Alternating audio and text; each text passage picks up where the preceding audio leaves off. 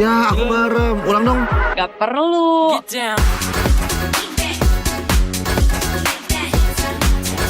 Guys, review.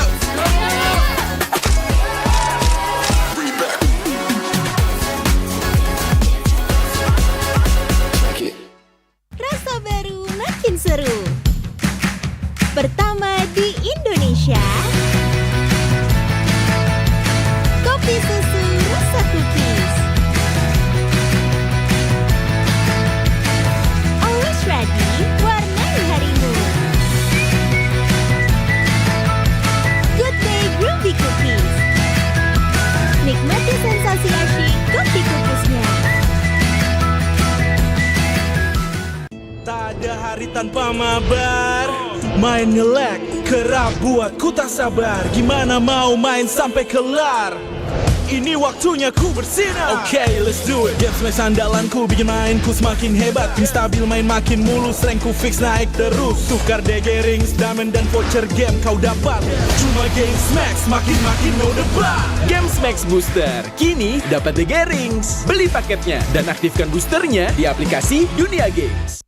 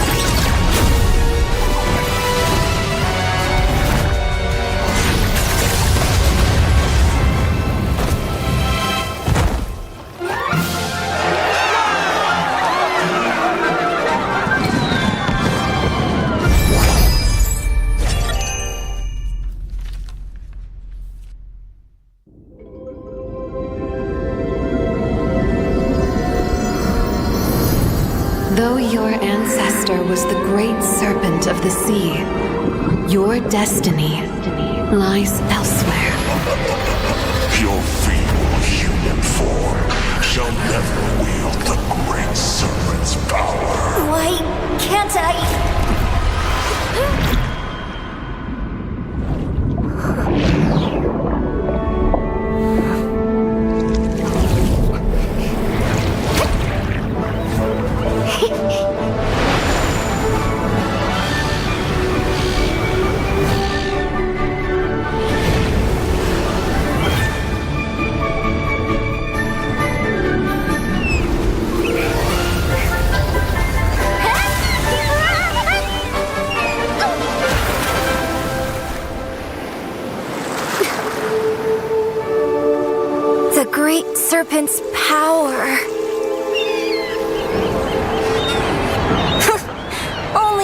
Earthlings live on land.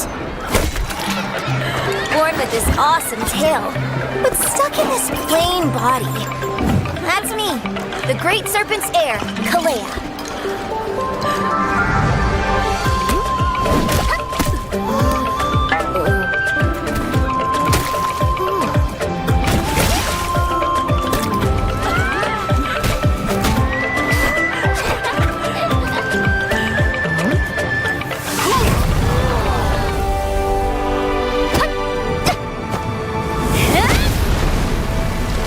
Figures.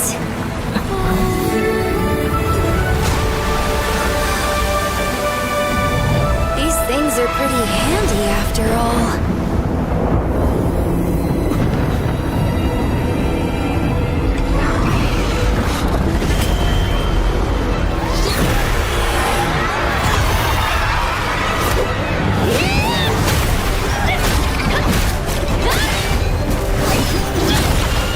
You messed with the wrong island.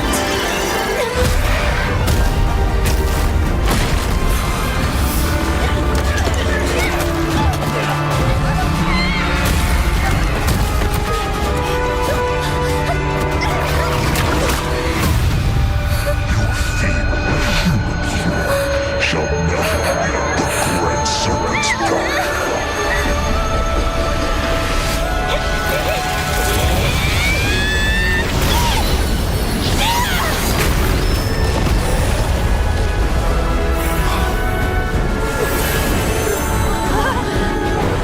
So this is the Great Serpents? No. My power.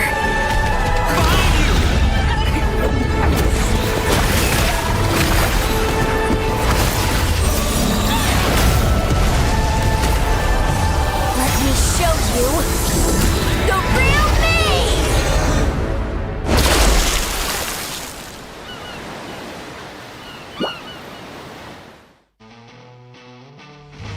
Selamat datang di MPL Indonesia Season 5.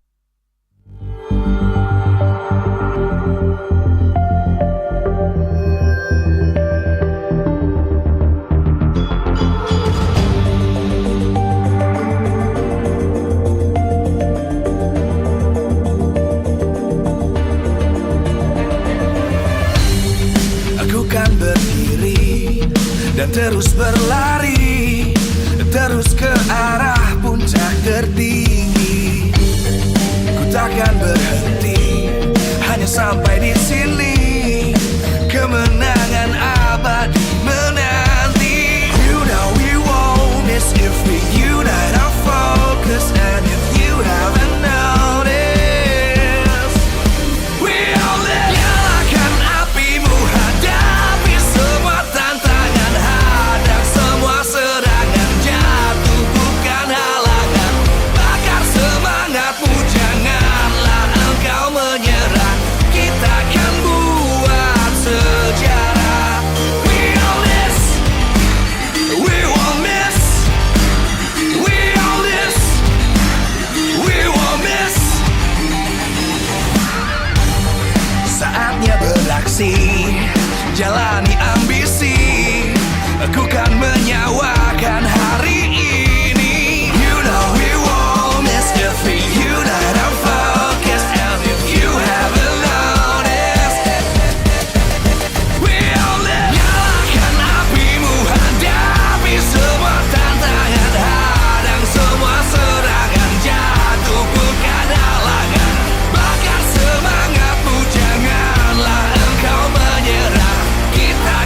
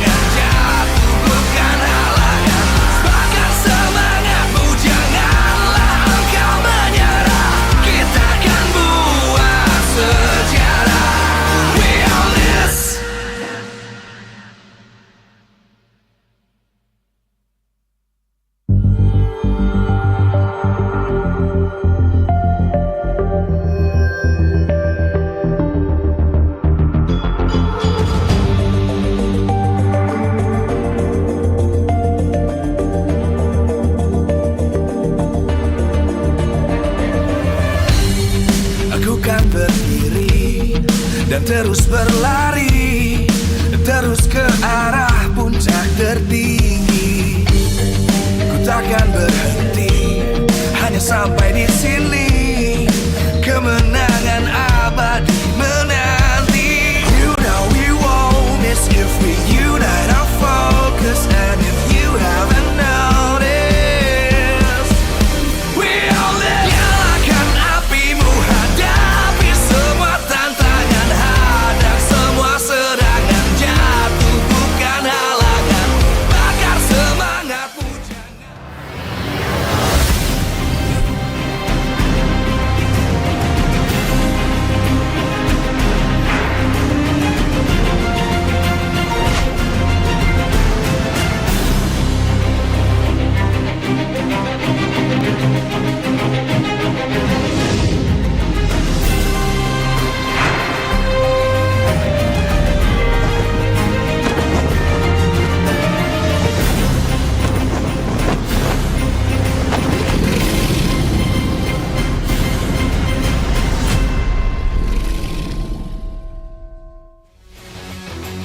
Live from MPL Arena, Jakarta, MPL Indonesia Season 15 is powered by Moonton.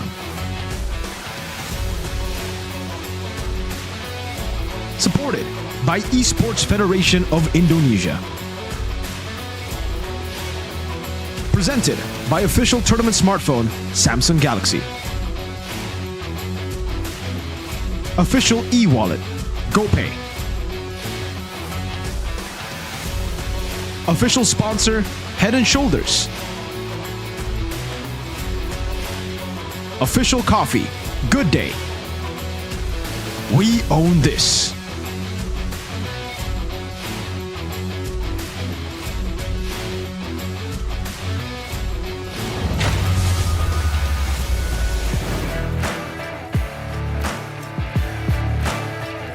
Malam minggu, hari yang kita tunggu, di mana akan ada 3 match yang akan menemani kita semua untuk menyaksikan bagaimana pertarungan akan berlangsung. Menjadi hari yang panjang, semua tim harus bersiap mengingat bagaimana mereka harus mencari poin demi bisa masuk ke babak playoff. Inilah dia hari yang kedua di minggu yang kedua di MPL Indonesia Season 15. Dan Bude senang banget di sini ngeliat para super fans yang antusias pastinya buat nonton, apalagi khususnya di sini Alter Champs. Mereka menyadari bahwa Alter Ego dengan kehadiran Rinaloi kemarin, mereka mendapatkan kemenangan pertama di season 15. Memang mengawali minggu dengan yang susah di minggu pertama, tapi setelah mereka mendapatkan 1 kemenangan, berarti bisa dibilang Alter Ego tidak separah itu. Mereka tidak berada di dasar klasemen. Mereka sedang meranjak naik perlahan, berada di tengah-tengah posisinya. Dan kalau mereka ingin posisi lebih aman, tentu kemenangan ini harus mereka dapatkan. Selain itu, kita juga punya Navi Nation yang lagi menantikan kemenangan yang ditunggu-tunggu. 3 match telah berlangsung secara beruntun. Navi gagal mendapatkan kemenangan. Dan dari perubahan-perubahan yang telah terjadi, kita penasaran bagaimana Coach Aldo akan meracik dari permainan para player. Dan sementara itu tentu saja super fans yang ada di seluruh dunia, seluruh Indonesia dan ada di MPL Arena, Bude mengucapkan terima kasih dan juga khususnya dengan dukungan yang tak henti-hentinya dari para sponsor dan partner. Karena MPL Indonesia Season 15 powered by Moonton, supported by PBSI, presented by official tournament smartphone Samsung Galaxy, official e-wallet GoPay, official sponsor Head & Shoulder, official coffee partner Good Day. Dan kita juga punya partner in esports, ada Telkomsel, Dunia Games, dan IndiHome. Tak lupa juga kita punya advertiser Kacang Sukro dan juga ada supplier RSV Helmet. Dan pembukaan hari Sabtu ini, di mana malam minggu, bagaimana tim-tim akan berjuang memberikan yang mereka miliki setelah hari demi hari, match demi match kita diberikan kejutan untuk Navi dan juga Alter Ego. Apa yang akan mereka berikan? Kemenangan harus diberikan, harus didapatkan demi mendapatkan kemenangan. Sepertinya panggung ini pun sudah siap. Para player juga sudah siap sepertinya. Tapi bagaimana halnya dengan para talent? Kira-kira bagaimana? Match ini akan berlangsung, jadi kita akan langsung lemparkan saja kepada para talent yang bertugas. Monggo talents.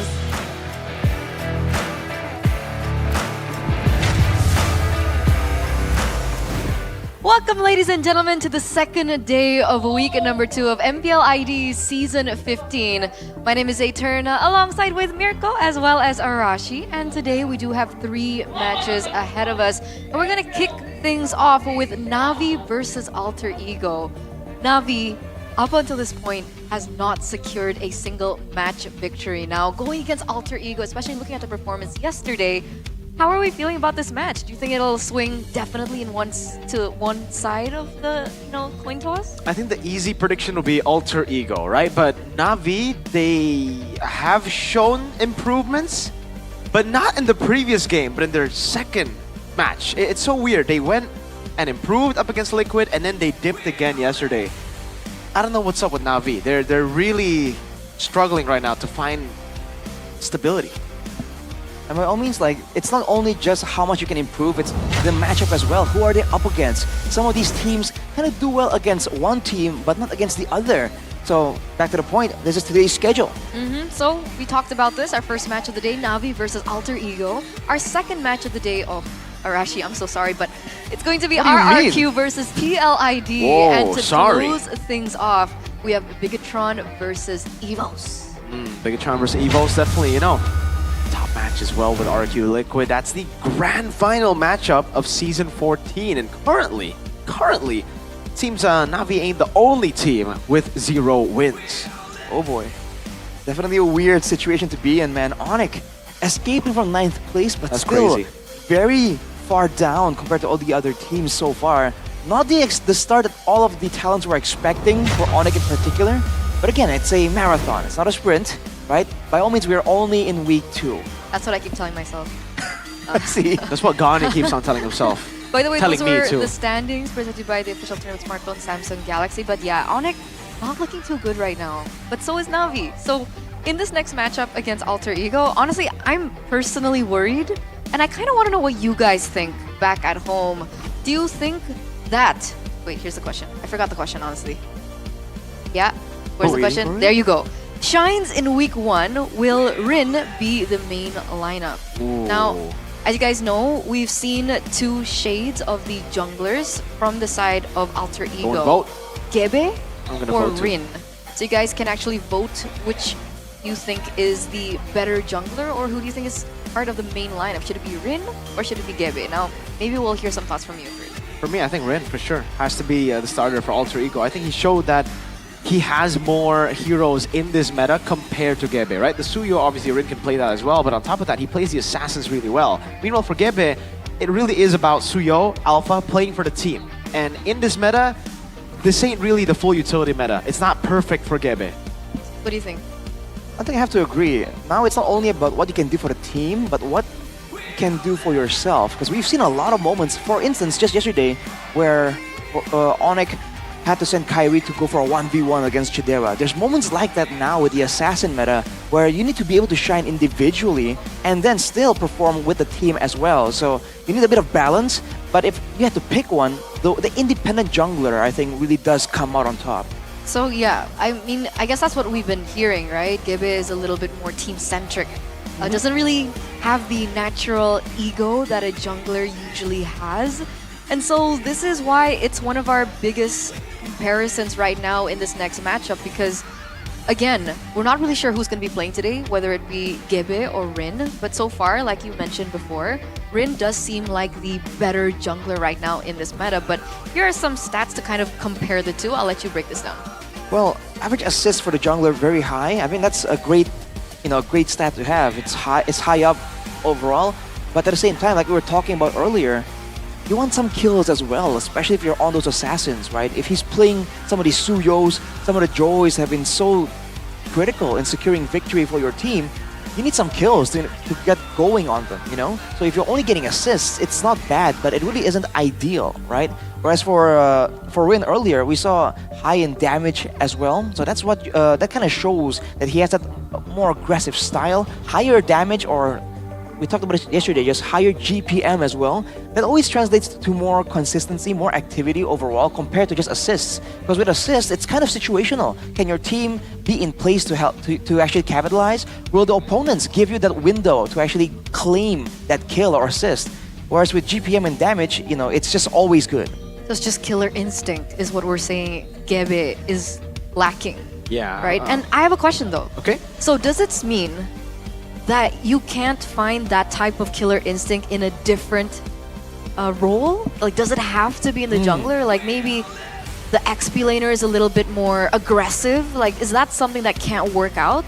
It can in the past in different metas, but in the current meta, the jungler is definitely the central point when it comes to carrying the game in the early game all the way to mid. Then as you get to mid game, you kind of give that killer instinct role, that egotistical role over to the gold lane, who will be the carry coming mid to late. But again, usually games don't go that long. We don't really see most of our games go 20 minutes plus. Mostly it's like 14 below, maybe 17 below 17. So below 17, I think early to mid, it's still very, very important. Whoever gets the turtle, which jungler does better, who's able to create the most impact in the team fights. So again, right, 2 shades for Alter Ego, but also 2 shades for Na'Vi.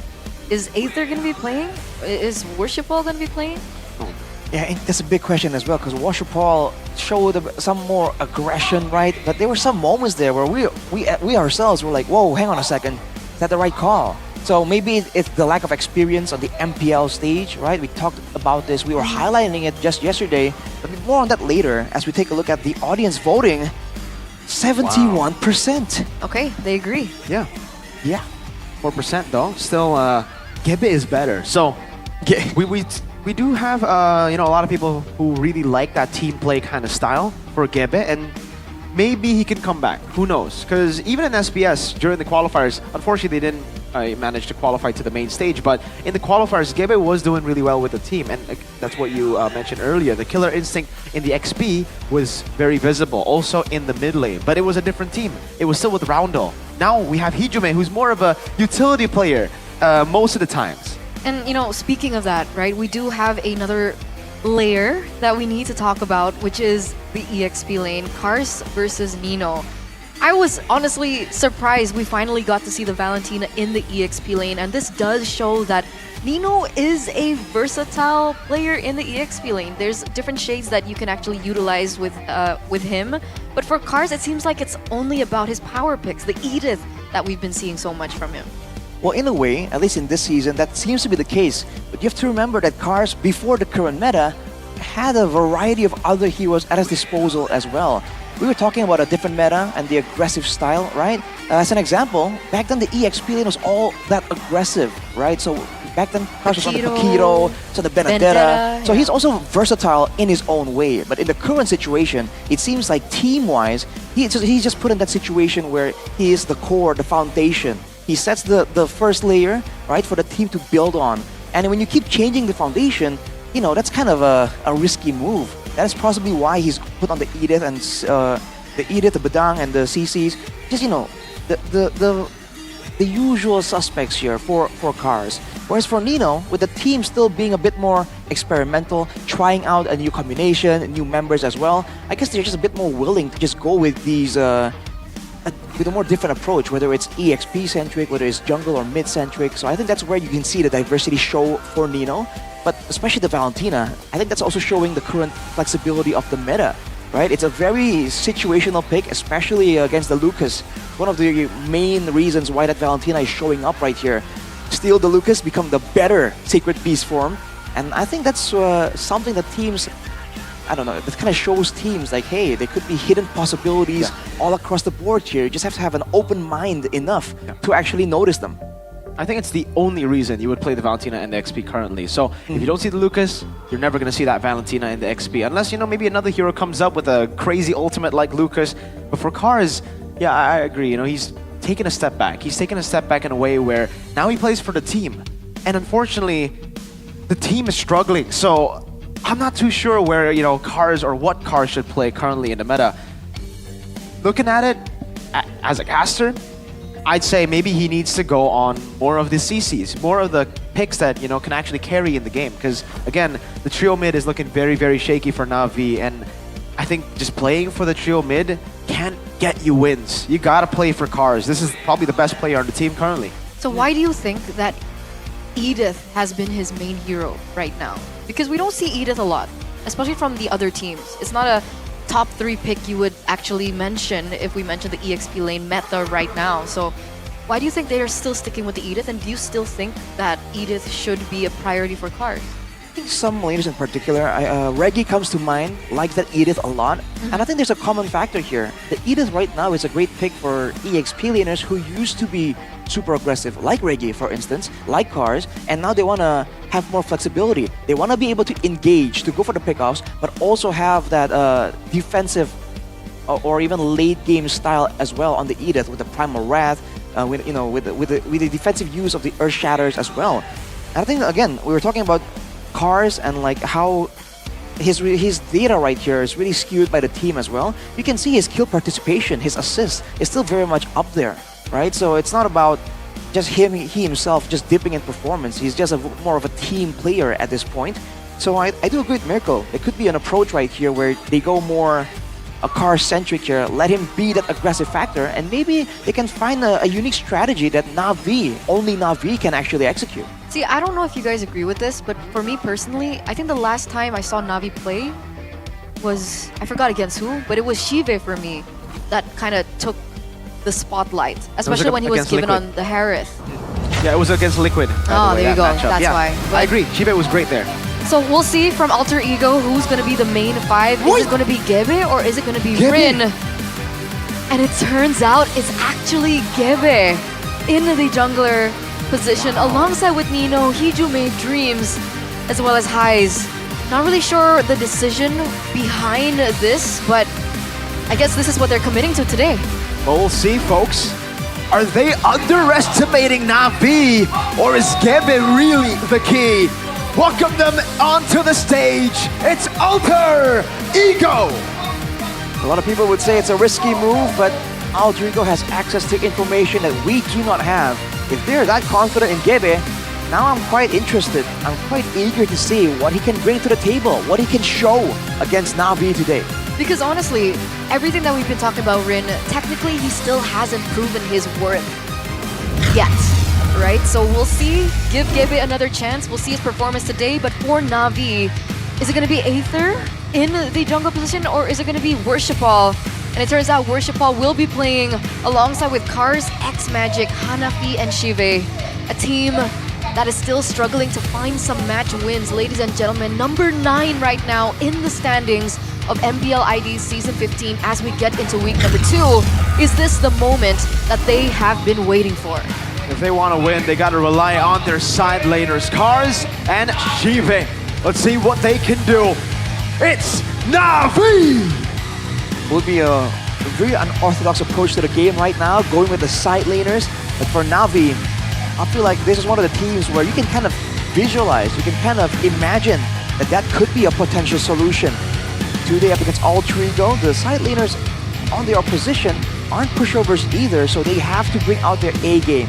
They have to make sure they clean up all of the mistakes that they were showing in the previous matches they've been in. I agree, but of course everything begins here, ladies and gentlemen. Once again, representing the coaching staff from Alter Ego, we have Coach Zephyr and NFR, and from the side of Na'Vi, Mr. Doe and Raiden. Just Doe. Just Doe. Hulking up dominantly. Let's see, man. Zephyr, a new contender here in the drafting game, up against Doe, and a very seasoned veteran at this point, the Architect.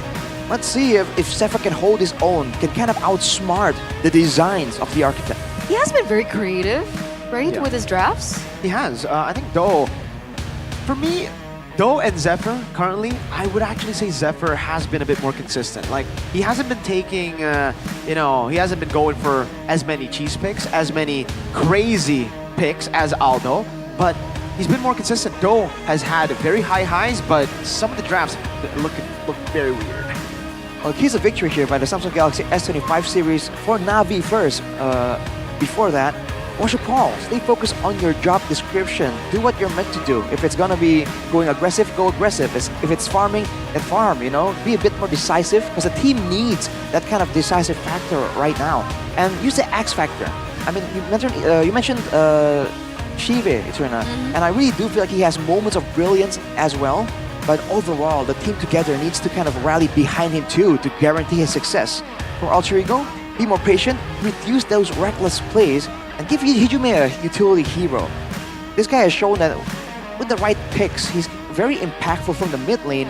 But overall, if he goes for utility, if the team becomes more patient and kind of make sure that they minimize their own mistakes, then maybe they can just have a game plan right now that can capitalize on Na'Vi and their inexperience, and the fact that Na'Vi themselves make a lot of reckless plays themselves. I actually find that quite interesting. Hijime on a utility hero. Hijime is the mid laner that keeps flickering forward. He's aggressive, is he not? That's more on Rins and Natko, I feel. Oh, Hijime has always Natko. kind of been the good old classic mid laner. He's like the guy who you would expect to just be in the back, dealing damage as well, but not really that crazy risk taker. Not a lot of times. Even back in EVOs, he was only taking risks with the Faramis because he could respawn instantly. But when he's given the Eve, the Vexana, he's always just been the old reliable play for the team kind of guy. All right. So you're hinting that Faramis might make an appearance today? Again? Like they showed last week. I think so, yeah. The Faramis was a way for them to actually deal with Onyx. They saw Onyx going for a very pick-off-centric, single-target damage composition. They went straight for the Faramis, and then Onyx were just bamboozled. That's the scary part, man. Zephyr definitely knows the idea, the formulas, right, for each hero and what that hero requires for success. That's why in the drafting phase, it's kind of scary, but it also means that Zephyr pays a lot of attention to what you already have. So there's a window here for Coach Do to actually show something and maybe throw him off because he's reading so far into it. Mr. Do, let's see, ladies and gentlemen. Drafting phase for game number 1 in this best of 3 series presented by the official tournament smartphone Samsung Galaxy S25 series. And it looks like the bans are actually already in. Lucas, Hanzo, Badang banned out by Alter Ego. Meanwhile, from the side of Na'Vi, we have the Jushin. We also have the Fanny banned out, which means there is still a possibility now for Na'Vi to get their hands on the Harrod. Matilda banned out. Alter Ego first pick. Alter Ego first pick right here. In theory, I still feel like the gold lane takes priority. So for Alter Ego, oh no, the Joy actually shows up. So now for Na'Vi, they can go for a gold laner. They can go for a Suyo as well to really balance out that jungle gameplay. Or they can get they can be a bit more creative and just delay the Suyo, right? There's no need to pick it up right now. No urgency. Harith is the choice, not the Granger. That's it, right? The better choice up against the Joy. The Harith will do better in the end. Knowing that, again, when Joy dives you, especially when you already have enough items for the instant dashes with your second skill, Harith will be able to outdamage and outsustain that Joy. Next, though, I wonder if they're going to still go for the Gatot. Whoa! They go for the Lo Yi instead. Okay. And not just that as well. I feel like the last time we saw Na'Vi play, when I mentioned Shive, the hero that came to mind for me was Harith. I think he's performed most consistently on the Harith, and they do understand that. They want to give him a hero that is a power pick for him, and Alter Ego, quick response here. Granger goes into the fray, as well as the Gatot Kacha. Now Na'Vi, how do they close this out? They close it out with the Suyo. Yeah, if they didn't pick up the Suyo right there, it most likely will be banned out. Then Na'Vi will be stuck without a really strong, solid jungler in the current meta. The fact that they went for the Lo Yi very early on, though, they better have a really good plan on what to do with this. By all means, usually we see the Granger, we see the Gatot Kacha being used to kind of box him in. Right now, Na'Vi has a chance to use the Lo Yi to do that themselves. So overall, it's still pretty balanced. It's a bit of a opposite situation for both teams, actually. Physical damage jungler, magical gold laner. And for Alter Ego, physical damage gold laner, magic jungler. So do Na'Vi want to go a lot more aggressive now? Do they want to pick up something like the Badang for the EXP lane? The Badang is banned out here. The Lucas too. So Edith for Cars? Yeah, probably. I'm thinking of the Edith as well. But I'm not too sure, right? Like the CC and the Phobius ban could be a setup for something like a Hylos too. It's not something that I want to see Cars on because it's obviously not a carry pick, but it is leading towards, just a beefy XP to set up for the team and the trio mid, which looks pretty strong with the Suyo and the Lo Yi.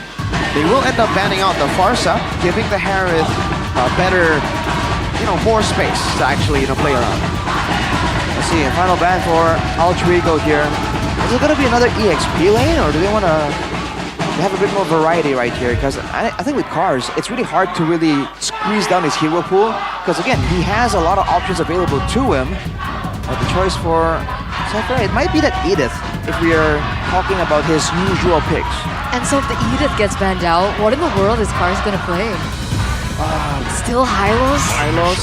Yeah. Oh, I was expecting the Hylos because they banned the CC. So now that it's taken out, we don't have Gatot, Badang, Lucas, Hylos. Those are the beefy boys. So do they want to go blue last pick? They don't pick it up here because if they do, then it's an easy Paramis.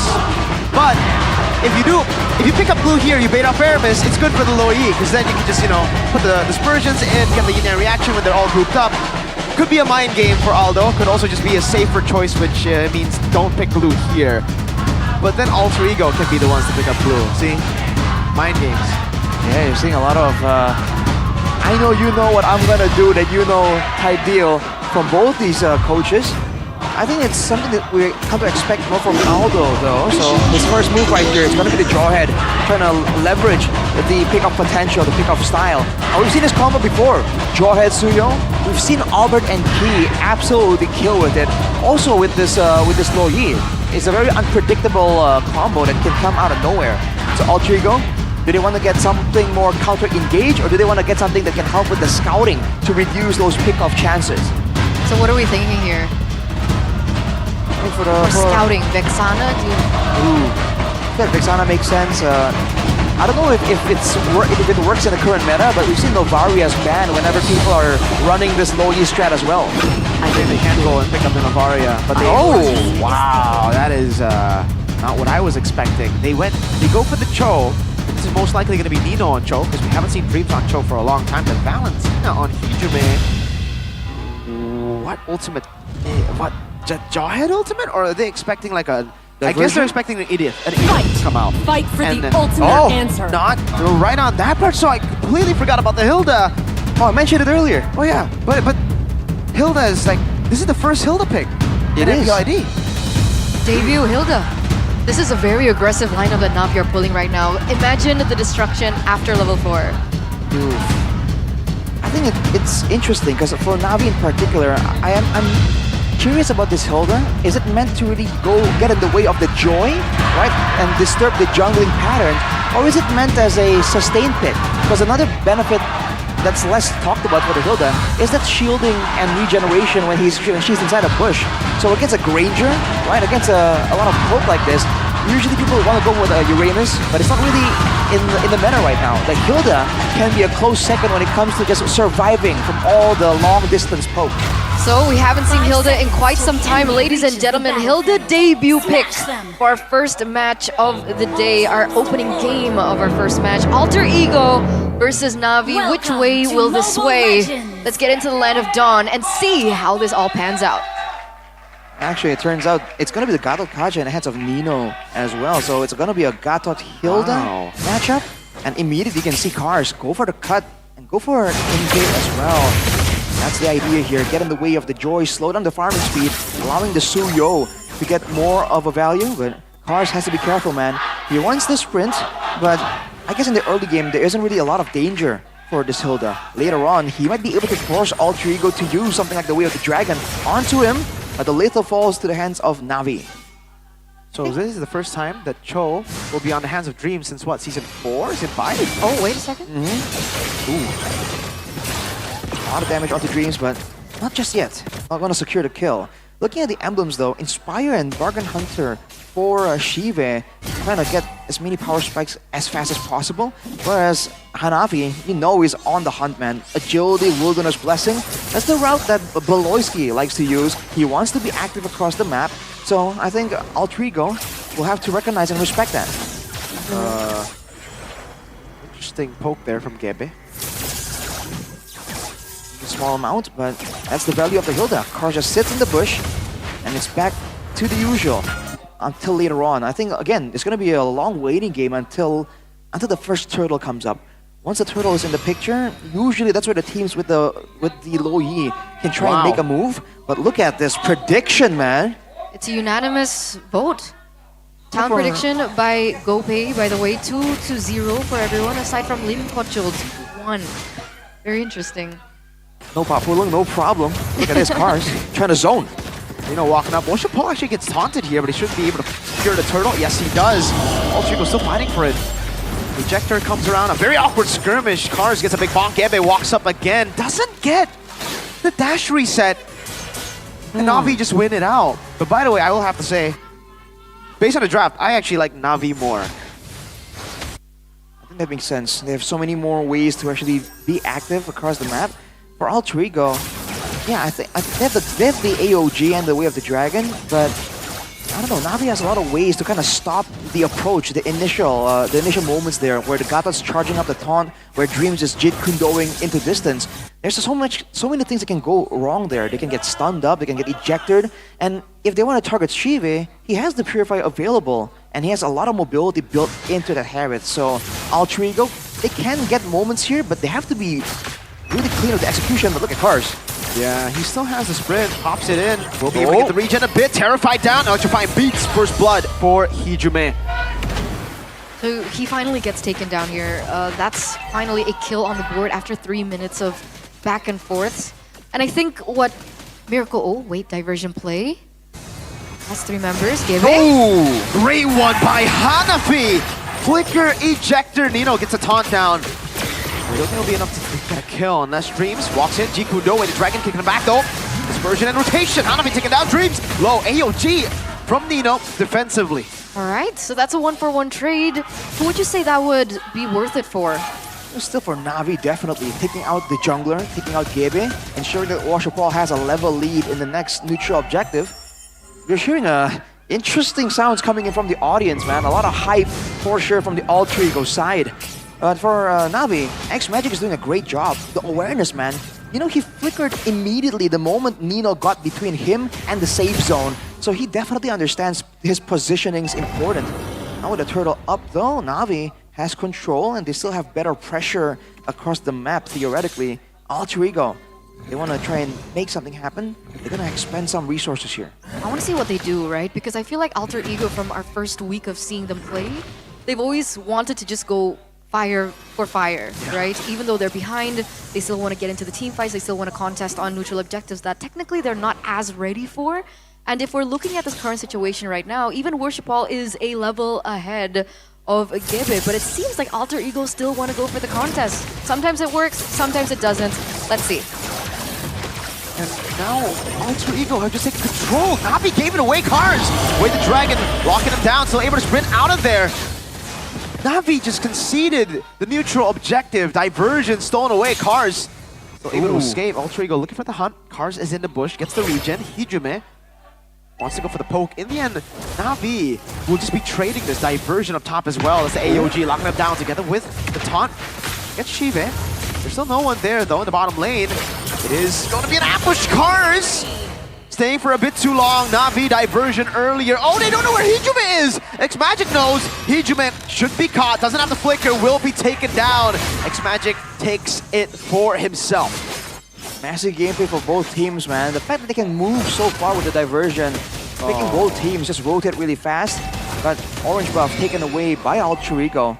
But actually, Shive, while that was all happening, gets the turret still. Purify, Zaman Force, now Shive, look at the resets, over the Dreams, one more shot should do it, Nino's coming in as well. Shive all alone, escaping through the wall. Meanwhile, Hanafi together with a diversion, Highs, can he escape? No, he cannot, unstoppable force, and the ejector from Hanafi. Nino caught against 3, a taunt to X-Magic, also a revitalized Gebe, looking to go for some damage, X-Magic breakers, that's Hanafi as well, and Gebe can't get a kill. Suyo on the other side, extending the goal and XP lead. These fights are very messy. But luckily, Hanafi came in last minute there. We saw it with X-Magic, and they were able to get a kill trade for that. And it seems like Na'Vi is ahead in terms of economy. But again, not just these team fights are messy, but also in terms of execution. What's going on with both of these teams? Shive just going in, diversion coming down as well. Dreams unable to get the kick. That was a 4-man gang, unstoppable force, and the blade surge. Washa Paul with a kill. Highs running all alone into enemy lines, and that's a double for Washa Paul. As Nino's looking for a kill in the mid lane, but Cars is just a bait. Gebe dash forward. Nope, has to go electrifying beats out of there. Like you mentioned, Eternal, it's a tough situation. Nino now. Uh-oh, AOG gets him out, but the turret won't be fortunate enough to escape. A lot of times that the AOG has been used defensively here. Alter Ego, they're getting their aggressive tools stifled down by the aggression of Na'Vi. But they are overextending as well, man. That fight on the bottom side really shouldn't have happened. But Cars now getting attacked yet again. He's doing a great job pulling away all the aggression of Alter Ego towards himself. But it's interesting that for both teams, it seems like every fight has two cycles, right? One on the upper side of the map, one on the bottom. There's always one event and then another following it up. So right now, when you're going for a fight, when you see an opportunity, it's almost like both teams have to consider a bit further than just the initial fight. And like what they should be trading the objective after that. Because, well, in terms of rotations, I feel like Alter Ego are a little bit more, clean.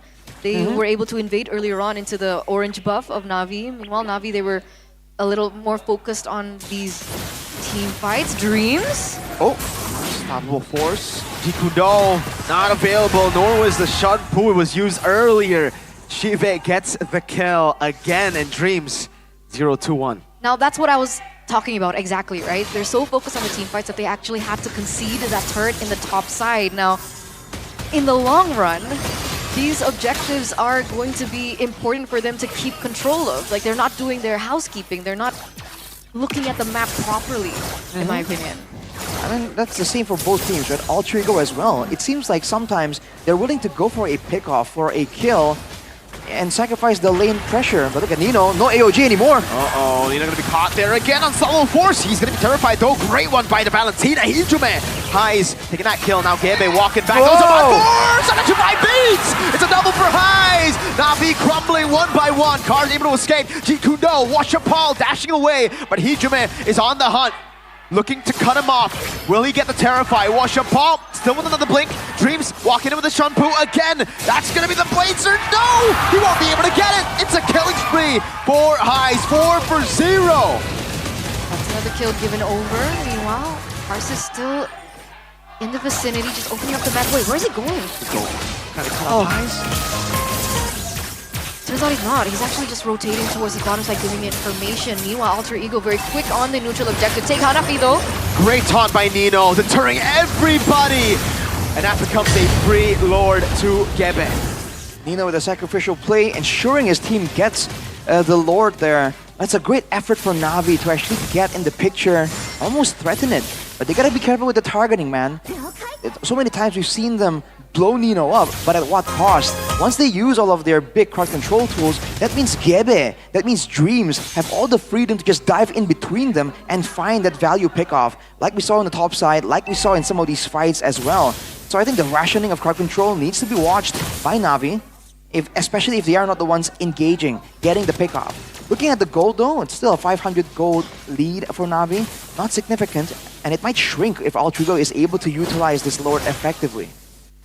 Dreams is looking for something right now, doesn't quite get it, but again, Na'Vi, they have to take control over the Lord in that top lane. In terms of the gold laners, are they ready yet for this Lord push, especially from the side of Alter Ego? I feel like Alter Ego, they can kind of set it up even better. The waves aren't really clashing at the same time. But if they really want to go for individual pickoffs first, that could be an option they can go for. Ooh, diversion though.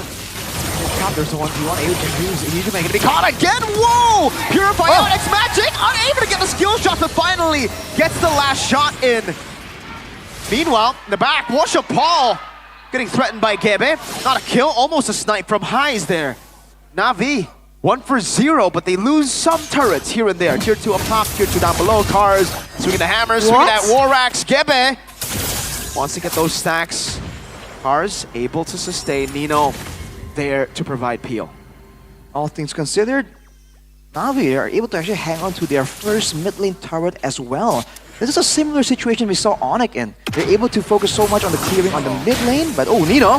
Yeah. Yes, the Revitalize will be able to sustain for a bit, but he's all alone. They committed quite a bit there for Nino though. And it seems like they're just going to use that pressure, that man advantage. Oh wait, diversion play? Oh, Recall cancel! Blade Surge! Washapal gets the stun! So that's actually a 2-for-0 trade, right? Na'Vi controlling the map, utilizing their utility. Cars opening up vision again, giving information as they go in for yet another push into the bottom lane. Na'Vi fighting back here in the 12th minute of the game. Altrigo definitely weren't respecting the potential there for Na'Vi. But you're seeing again that lockdown is just disgusting, man. The yin-yang effect, the ejector, and the one from Suyo as well. All that in combo, you just don't move at all. And Hanavi in particular has been very aggressive with the flicker, man. Every single time there is a target, it's flicker ejector almost immediately. That's been paying off well for Na'Vi. Altrigo might be able to capitalize on that if they're gonna be that trigger happy with their pick-off style and they go for Nino again and again. Again, if Altrigo are in position, they can probably punish that. Look at the scouting coming in from highs here. Cars, no chance to slip past them. Whoa! Over the Cars. You get the top two, but Cars is still able to survive. Ocean Paul walks in. That's the flag coming in. High's gonna be caught in the bad spot. Amon Force used up already. High's caught by the unstoppable Force, but no! Shibe walks out of the Amon Force there. Gebe able to get the assassination. It's magically driven out as Cars goes into the chase on the Hijume. Gebe gets the kill. Watch Paul against the world. Gebe hitting him away. Cars unable to get the kill on Hijume. And Alter Ego turned the fight around. 1-for-3 trade. This is not what they wanted, Na'Vi. That diversion play was already so brilliant, but why did they have to lose Shibe in the process?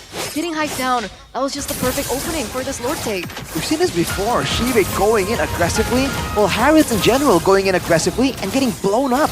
The fact that they were getting a flank there was a massive team fight, but oh, hang on a second, Cars trying to do something here. That was close. Hijume gets a big bonk, steals away the power of wellness. And Washa Paul can't do nothing about it. Alright, that's what we were saying earlier. Yeah, they can get a great flank, but if they trade their gold lane for highs on the Ranger, even if they want to go for a flank like that, I feel like they need some kind of front to back still, because X-Magic in particular there was trying his best to kind of do damage, to spam out the spells, but in the end, the Loyi is still a mage. So X-Magic was taken out very early on, and if he lived a bit longer, he could apply so much more damage, so much more crowd control, and get so much more shielding as well. So Na'Vi, they can, now they know that they can go for a decisive play like that, but how they do it needs to be cleaned up a bit more as well. Execution definitely is important, but also timing, because like you mentioned earlier, Na'Vi's composition is very depending on these resources that they have. So if they go in for a full pick-off like that, they need to be very aware of Alter Ego and how they are going to be using their resources in this next upcoming fight, especially now that the Lord is already marching there in the top lane. We do see that Highs should be able to get this turret, no problem. Ooh. Oh, look at Nino, very aggressive. Can they defend this? Nino's on them away. Shive passes Amon Force. There's the damage. This time playing with it, there's Amon Force. They clear the Lord. Still, a few waves coming down. The unfortunate thing is, for Na'Vi, is that they lost the tower in the top lane, but I don't think it's over just yet. 3 waves are still crashing in. Great, but you can go earlier. Nino still with a taunt. It's caught in the Yan reaction. Oh! Can't pop the AOG. Gets lifted by Hanafi. Na'Vi get one, but a base turret was cracked open up top. Still though. Not much to be done after that. Still a long time before the next Lord, but look at this diversion play. Very early on. Conceal as well. Ijume dashes away. No one caught. Oof. Bit of a tense situation right there. But yeah, with the base turret down, Alter Ego will have the wave pressure advantage. But Na'Vi has the diversion, right? Hijume can copy it as well, but for the most part, in theory, X-Magic should be the one with more diversions. So Na'Vi, if they can go for a very good flank, a very great pick-off off of the diversion, then the base turret doesn't really matter as much. They can even use it as to assist with the rotations to clean up the top side of the map right there. And looking at the stacks here from Highs, he definitely has a ton of damage. 21 stacks on the Sky Piercer. Winter Crown. Winter Crown as well. Just in case Na'Vi go for a big flank right there. Look at Cars. Late game Joy, remember, can do a ton of damage even to the strongest of front lines. So Na'Vi, they can go for a big flank, but they have to be careful with the targeting. And again, the usage of the crowd control. If they only get one person, I feel like it won't even help them. They need multiple members caught in their initial play in order to really get a full value game-ending play. By the way, going back to Hijume, he's not even holding onto the diversion right now. Hasn't really found a chance to actually pick it off just yet. And this is what Mirko was talking about earlier. Not a lot of good ultimates available to be utilized to its full potential. Alter Ego start the first move right here. They can burst this down. Trying to bank on a diversion. Dreams is able to spot it out though. It's 3 members. Comes in. Nino able to dash in. Zaman Force going to be used up as well. That's the ejector. Only on Dreams. Only the frontliners sweating now as Nino pops in, revitalized, walks over to X-Magic and bonks him in the head. Now with the help of Gebe. They got pulled by the in-end reaction as X-Magic flickers out with the AOGs right there. And Gebe picks up the kill. Now Nino trying to cut away. Wash up Paul the blade surge down. But he gets bonked by Hijume. Stolen ult of the Hilda. Na'Vi have to fall back. Zaman Force again from Shive. But it's as easy as dashing away for Alter Ego. So that's what it was for. Hijume able to use that bonk, like you mentioned, and that's a 2-4-0 trade in for the side of Alter Ego, and it looks like they still don't want to commit onto the Lord just yet. Hijume in the vicinity, opening up the map, giving vision, and there it is. That's a free Lord for Alter Ego now. Free Evolve Lord for Alter Ego. It's going to be massive in actually ending the game. Navi will have a chance to go for a Hail Mary play like right here. But like earlier, if they go in and they're seen initially, the diversion is seen, spotted by Dreams, and they can't really get to the value targets, it's so difficult because Alter Ego's positioning and their disengage, they have so many dashes available, and the truth of the matter is, Navi can only really get a huge value fight if Shive is allowed to fight within the Zaman Force. So if Alter Ego kite back out of it, Navi immediately lose one of their strongest cards in the game, in those team fights. And it looks like it's an interesting itemization there for the Suyo. The Endless Battle. Endless Battle for Washipal. Good chunk of extra sustain, get some true damage as well. Go help with the pick-up potential. And the Sea Halberd to deal with the regenerations. At this point, they need any kind of damage available because I think Shive is starting to struggle. It seems like in every team fight, Shive is the main target and everyone else gets somewhat ignored. Let's see Alter Ego, what's their attempt here? They go in, Jikudo. And the AOG to the back as well, zoning Hanafi, making him isolated. Shive with Zaman Force still dealing damage. Highs picking up the kill. Dreams very low. Still with the Jikudo, dashing away, back and forth. X-Magic gonna be caught in the damage of Gebe. Immortality pop though. Washipal still trying to survive. Winter Crown, Gebe buying enough time, but Highs has gone for the kills. Defeated, something cleared out. Highs caught in the bad spot again. Buys the Immortality. Can X-Magic deal with it? What? He's cutting away. Cars finally gets the bomb, but it's all just to deter them away from the base. Alter Ego, messy, but still 1-0. And at the end, he wasn't even taken down either. Being able to buy the Immortal just in time. A lot of time bought, by the way, for that wave to come crashing in the top lane into the turret. Interesting opening, I would say, to this match between Alter Ego and Navi. 1-0 now in this best of 3. It's a messy game so far, man. Back and forth again and again. Of course, the fact that there was a diversion in the picture doesn't really help how messy the game became. But man, it really felt like for both teams, there were moments where they can kind of take the game and run with the tempo, but they were unable to do so. They just kept brawling and brawling. And maybe this is just the Alter Ego style, but Navi obliging them in those scraps, that certainly is an interesting development. Do you think they played into the momentum of Alter Ego? Because, I mean, you mentioned earlier on as well, Mirko, you preferred Navi's composition. This was the winning moment earlier on, where Heiss was able to buy so much time. Where is he now? There you go. On the left. Goes for the execute, goes for Shiva, flickers into it, knows he has the Winter Crown, gets the kill while channeling the Rhapsody in the Winter Crown, goes for the Immortal, stays alive. That's some mechanics, man, from Donnie's GOAT, Heiss. Donnie's GOAT. Donnie's GOAT, Mr. Heiss. Yeah, man, I think for Navi, they lost sight of their win conditions as they got the 4K gold lead. Was it 4K gold lead? Was it 3K gold lead? In the mid-game, chasing after Alter Ego constantly where there's no real reason to. They can just control the neutral objectives, wait for Alter Ego to try, and then fight, right? Constantly, Shive was, after the diversion comes in, he went in with Zaman Force, and it was only dealing damage to Nino and Dreams. When you needed that against the Joy, you need to save the Zaman Force for when the Joy comes in so that you can sustain. Because without Zaman Force, Hereth's like a... It's a sitting duck? A shadow of his prime self. Short-ranged mage. Basically. Yeah, it's like Harith kind of useless without He ult. loses his sustain, his mobility, and His damage. a good chunk of the damage as well, because Yeah. you're proccing that Starlium again and again while you're just dashing around. So I feel like, yeah, that's definitely a bit of an oversight, a bit of a mistake, because it seems like they just started thinking like, okay, we have the advantage now. What do we have to do? We have to keep picking off Alter Ego, but that's just.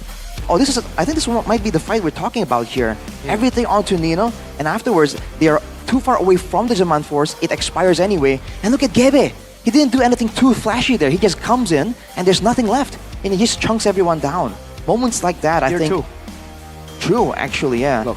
They traded. They were able to get highs. That's great. But afterwards, Shive immediately getting taken out. So a 1-for-1 trade after getting the jump on them with the diversion, right? That's definitely not ideal. And which is one of the reasons why their MVP or player of the game, presented to you by the official tournament smartphone Samsung Galaxy, in this series was Nino. Just walked up, and he kept walking up. Just kept on walking. Swap. Brother, just keep on walking. Christopher walking. I mean, Nino was doing a great job just being relevant for the most part. He's the main front line. The AOGs, you know, even when they don't really land, right? Sometimes it cuts off Na'Vi from their safe zone. Sometimes, funnily enough, it actually baits Na'Vi into some of these moments, right? So, is it actually a missed AOG or is it a bait AOG? Maybe now that's a Nino thing.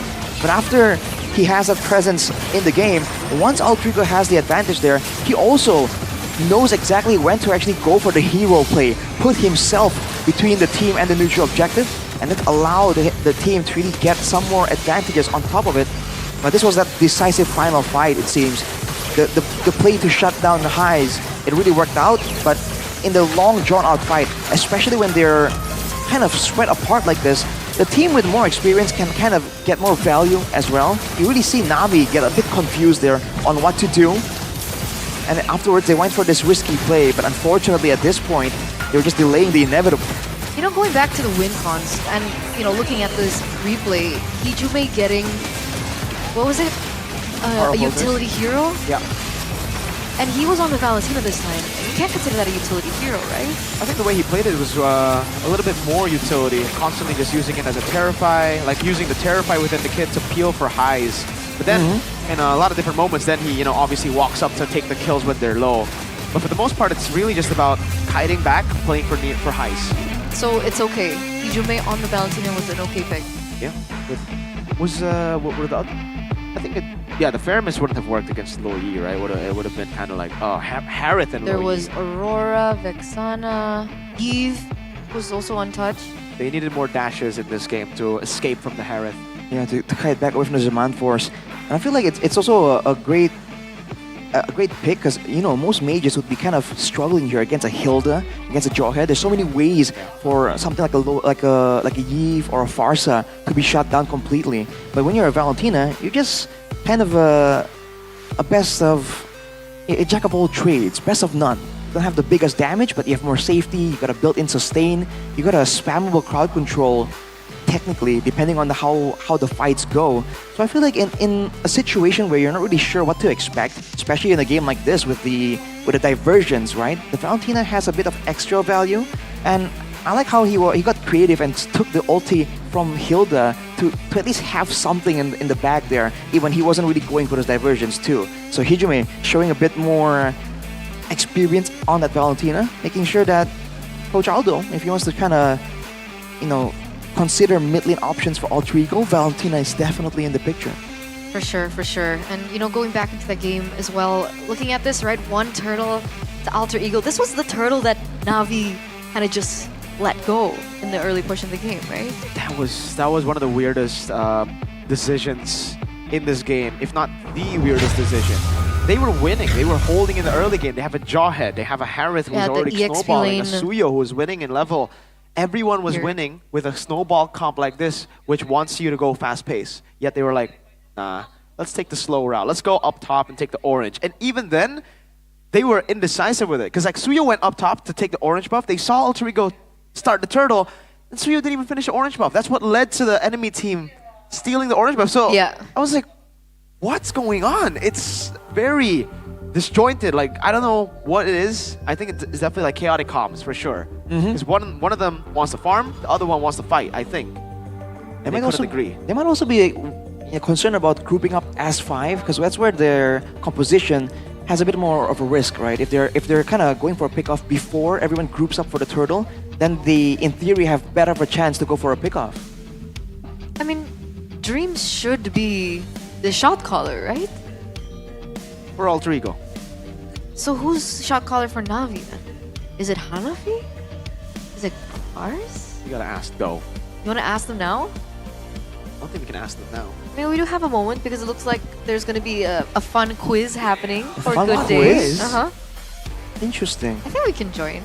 Do you What think we have quiz? time? It's the Good Day quiz. It's a good day quiz? So I think- You mean this good day? Yeah, this Good Day. This groovy cookie? Good This day good day? quiz? Yeah. So Eterna, what people are you? Because we're cookie people, apparently. Yeah. You're cookie people. Our people are Because Chef and we're was the cookie people. avocado people. Him and Realize, his people, avocado. That's actually a part of the quiz.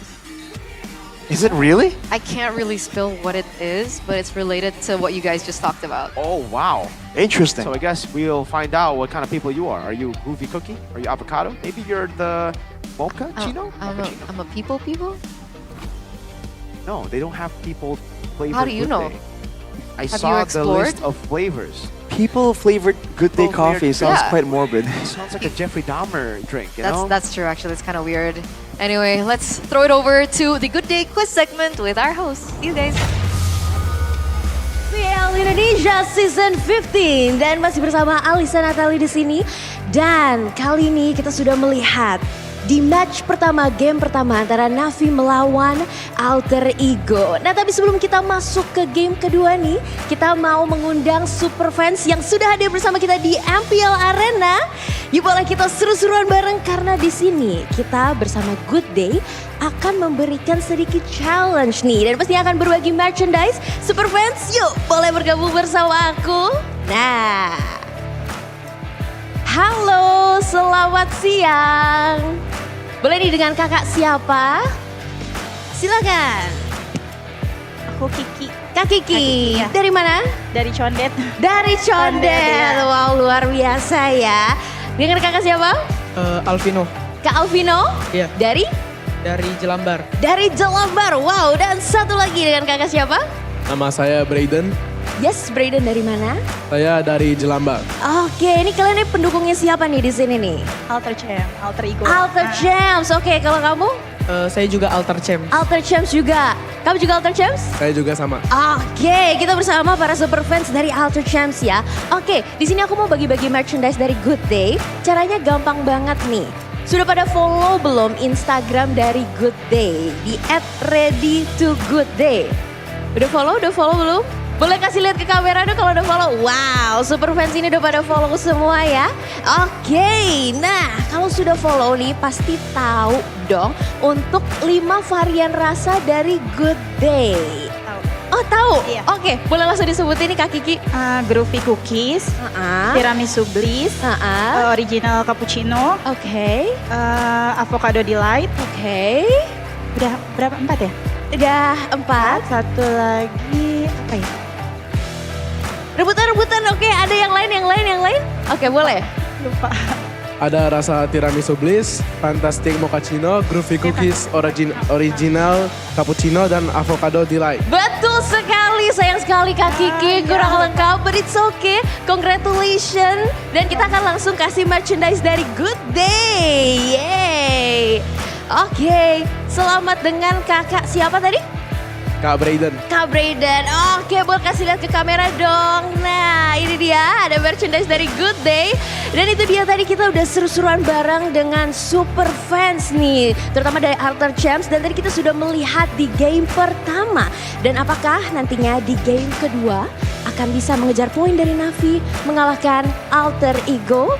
Dan kita akan langsung saja simak. Dan ini dia kita lempar ke caster, silakan.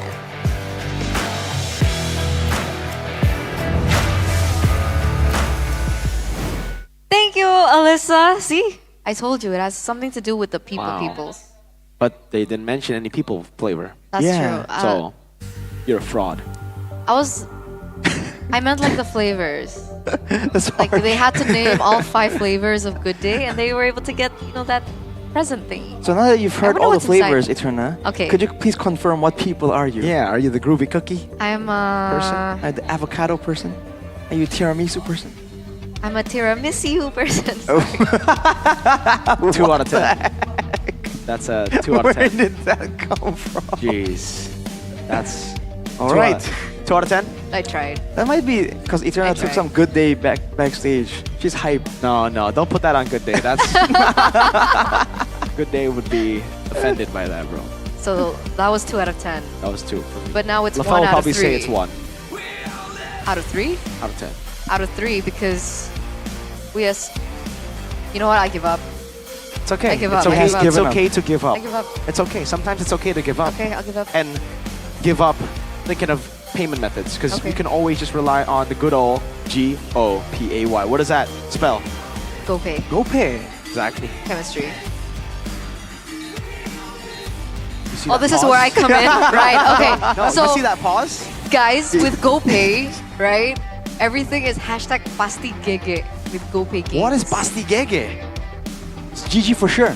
GG for sure, that's the What's translation. GG? Chemistry. GoPay games. No, it's good pay gaming. It's GoPay Alright, games, sure. right? That's So true. you Okay, guys sure. can actually get a free weekly Diamond Pass at GoPay Games, and here's how. All you guys need to do is purchase a WDP at gopay.co.id/games during the flash sale, which is between 3 p.m. to 6 p.m. So I think it should be right now, actually. Weekly Diamond Pass. Don't forget to use the promo code shown during the MPL ID Season 15 live stream, which is Right here. right over there. Below Brighton. Because you guys can actually get a bonus of 5 diamonds exclusively for the first time of the top-ups. And of course, topping up on GoPay is always very affordable and of course 100% secure.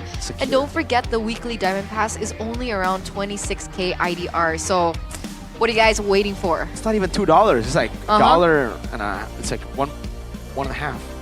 Now, with the money you save from that, you guys can actually use that to get your hands on Head and Shoulders. Do I get one? Arashi, here for you. I don't see one This on is the my end. special. This is the one you like, lemon. The lemon Yeah, you flavor? like lemon. That's what's up. Because you're an RQ fan, right? Mhm. So you like lemon. Yes, unlike someone you know. Unlike the person in the middle yesterday. He Yeah. thinks lemon is kind of overrated. Oh, it wasn't me, okay? He prefers mint. Yesterday, middle yesterday. Yeah. But you know, why Mr. don't Chef. you wipe out 100% of wet and itchy dandruff? Ladies and gentlemen, get the limited edition lemon with Mia. It's Mia, right? Yeah. Yes, it is. And Zilong Zilong. with menthol. Yeah. If you had a Zilong day, you can use the mint. That was so bad too. Right? Wasn't that bad? You know? That's not bad though. Put it in the comments. That's amazing hair, By guys. Head and Shoulders. What did you say? That's not bad? That's amazing. That's amazing. CITB. All right. CITB in the building. Sheffin would say that's amazing, amazing, amazing. bars. Oh my God. That's what Sheffin would say. With the accent and all. You know he's watching at home, like. He's glued to the screen. No, no longer. He's no longer glued to the screen. He's only glued to the screen for certain segments. It's either when Geek Fam plays or when Head and Shoulders hair cam comes around. For sure. Head and Shoulders, guys. Head and Shoulders. Don't forget. Why is it called Head and Shoulders? Head, shoulders, No. knees and toes, knees and toes. No, that's not head, why it's called Head and toes, Shoulders. knees and toes, Oh and my eyes. lord, that is... Ears and mouth. No, because usually dandruff falls on your, like from the head to the shoulders. So if you want And to keep your knees head and and shoulders toes. clean, no, it doesn't fall to your knee. What? It depends. That is some really strong dandruff, man. Depends, bro. It's snowing out here. Yeah, that's like, damn. I mean, damn. Well, we'll have to Depends. see if the coaches are running Head and Shoulders as well, though, because they need some cooling, man. You can bet that the coaches are having are running their brains on overtime here, overclocking it immediately. All right, Rashi, Eterna, there's a question here. Are Alter Ego blue side merchants? 75% on blue, 0. That's 0% on red. Interesting. Hey, is Navi also? No, they can't even be red side merchants. They're 14% on red. Rashi? So they just don't win They on both sides. Wow, I didn't want to go that far, but I mean, that's not entirely wrong, I didn't right? mean it that way though. You kinda I did. wasn't trying to be mean. You don't try. Well, for now though, for now, that is the case. For Alter Ego, I wonder if there's some picks that they really want to have. That's why they excel so much more on blue side. It's peculiar, but we'll have to see, man. Hey, Arashi! What's We up? found more of our people! They're Groovy Cookie people! Hey! Look, all of them! Oh, Alter Ego. I might have to swap over to Alter Ego now. They're Groovy Cookies. They got good taste. They do. So do we. No wonder they won game 1. What about Na'Vi? Oh, are Na'Vi Groovy Cookies as well? Where's the good day? Is it gone? Have you just finished drinking? maybe. Wow, they love it so much, they finished it. That must be it. This crazy. must be the drafting phase. Presented to you by the official tournament smartphone Samsung Galaxy S25 series. Alter Ego still on blue side. Yep. Is it a sign? Alright. Now looking at the bands though, the Lo Yi and the Harith. So the Hanzo and the Badang are left open here. Interesting. Already a difference. So we're not seeing doubling down maneuvers like we saw just yesterday. What's the last ban? I don't think they should ban Joy. If they ban Joy, then the Suyo comes up. But if they don't ban Joy, then the Joy gets first picked again, and then Alter Ego can replay what they just did in game 1. So yeah, they ended up banning out Yi. Now it's a trade. Suyo or Joy. Or they might just pick up Granger first here, and then go Suyo or Joy later for Alter Ego. Granger's still an option for sure. I mean, without the Harris, it's definitely a good lane for that gold lane. Right. I mean, a lot of teams have been using the Erythal as a response to that, so that is still available. But no, Joy first coming in from Alter Ego. Interesting. I mean, we did talk about Alter Ego and their jungler, right? It's open. Oh, you're right. Oh. Granger and Matilda. But back to Alter Ego, right? Joy. We were talking about Gebe and his, hero pool. Yeah. So maybe that's why they had to prioritize the Joy over with the Granger. Maybe, but I would think that they would go for the Mathilda, knowing that Gebe is more of a team player. Alpha and Suyo, he's really good on those 2 picks. But they decide to still stick to the Joy. Good Khalid to respond to the Mathilda. They should be going for an Erythal here. Or a Moskov, right? Yeah, Alright. So is there a chance that Alter Ego will be going for that macro-heavy style? They do have the maneuverability. They have the Khalid that just surfs around on the sand really fast. And they have the Moskov to play around with. We'll have to see. The fans, they seem to really like those picks, man. They're getting louder. Is this Alpha? Are they still going to stick to the Alpha? Because it'll be weird for a Mathilda Suyo. Does the Suyo not as good as an well with the Alpha? Matilda? It's still okay. But the Alpha does better with the Mathilda. Maybe they can leave that later. Oh, still the Alpha. Alright, so now we're on to the second phase. Seems like Mirko is in tune with Coach Doe. Big man Doe. But the CC gets banned away by Doe as well, so I think we saw that earlier too. They banned the CC and the Farsa in the second phase. So they might be looking for those beefy frontliners for cars yet again. Not the only one down. Phobius again gets banned. Is it going to be the same pattern? Technically, I mean, with Alpha, Granger, and the Matilda, if Na'Vi pick up something like the Farsa, what do you think about that? They go pick the Farsa. I think it's not a bad idea, but it depends as well. I don't like it at all. Mathilda, the reason Mathilda Alpha works so well is usually Alpha alone can't dive. But with the Mathilda, you're able to dive anywhere. That Mathilda can bring you with the Circling Eagle and the Guiding Wind anywhere. So that's why now they leave the Farsa open. They want to go up against Farsa if Alter Ego actually, do pick it up in the end. Well, they go for and ban the Vexana because that's more reliable lockdown compared to the Farsas, right? So being the more vulnerable hero there, they might be trying to bait Alter Ego into that pick indeed. But for the ultimate I don't know, I get the feeling Alter Ego might go for something else here. They do ban away the Hilda though, so it definitely was a bit of an issue, a bit of an annoyance that was in the picture just earlier on. That's the Badang picked up by Na'Vi. This is a very aggressive lineup from Na'Vi right now. Yeah. Alter Ego with the Badang now in the picture alongside with the Matilda. They need a hero in the mid lane that's a little bit more independent, don't you think? Something that can survive from all of this aggression. Something with crowd control too, to control the Badang and the Alpha. Which by all means, this is going to be a bit more front to back still. So they can still go for the Gatot, I feel like. That's not really a bad idea. It kind of falls to the true damage coming in from the Alpha though. But the AoE I think will be very valuable. And the slowdown too. Aurora? Aurora Gatot? Aurora can work too. But no, Valentina. They just prefer the tried and true method. They want the flexibility, the chance for Hejime to go aggressive after being defensive. Final pick now for Na'Vi though. Sicilian! Yeah, I had a feeling Sicilian was coming in, but I don't like it that much. You know, there's a lot of mobility on Alter Ego. It should be hard to land those bad impacts, but we'll see. They do have a lot of lockdown. They have the Alpha, the Badang as well to lock these down, but yeah, I was concerned with the mobility of Alter Ego. If I thought Na'Vi could just be the one to take the Valentina there, but yeah, it was a good read by Alter Ego to secure the Valentina, take it away from Na'Vi. And now we're seeing a Sicilian who kind of needs to scale. And also, again, yeah, very difficult to land the bad impact. Should be against the Blinks, movement of Joy as well. But I do still think, draft-wise, Na'Vi has a better draft.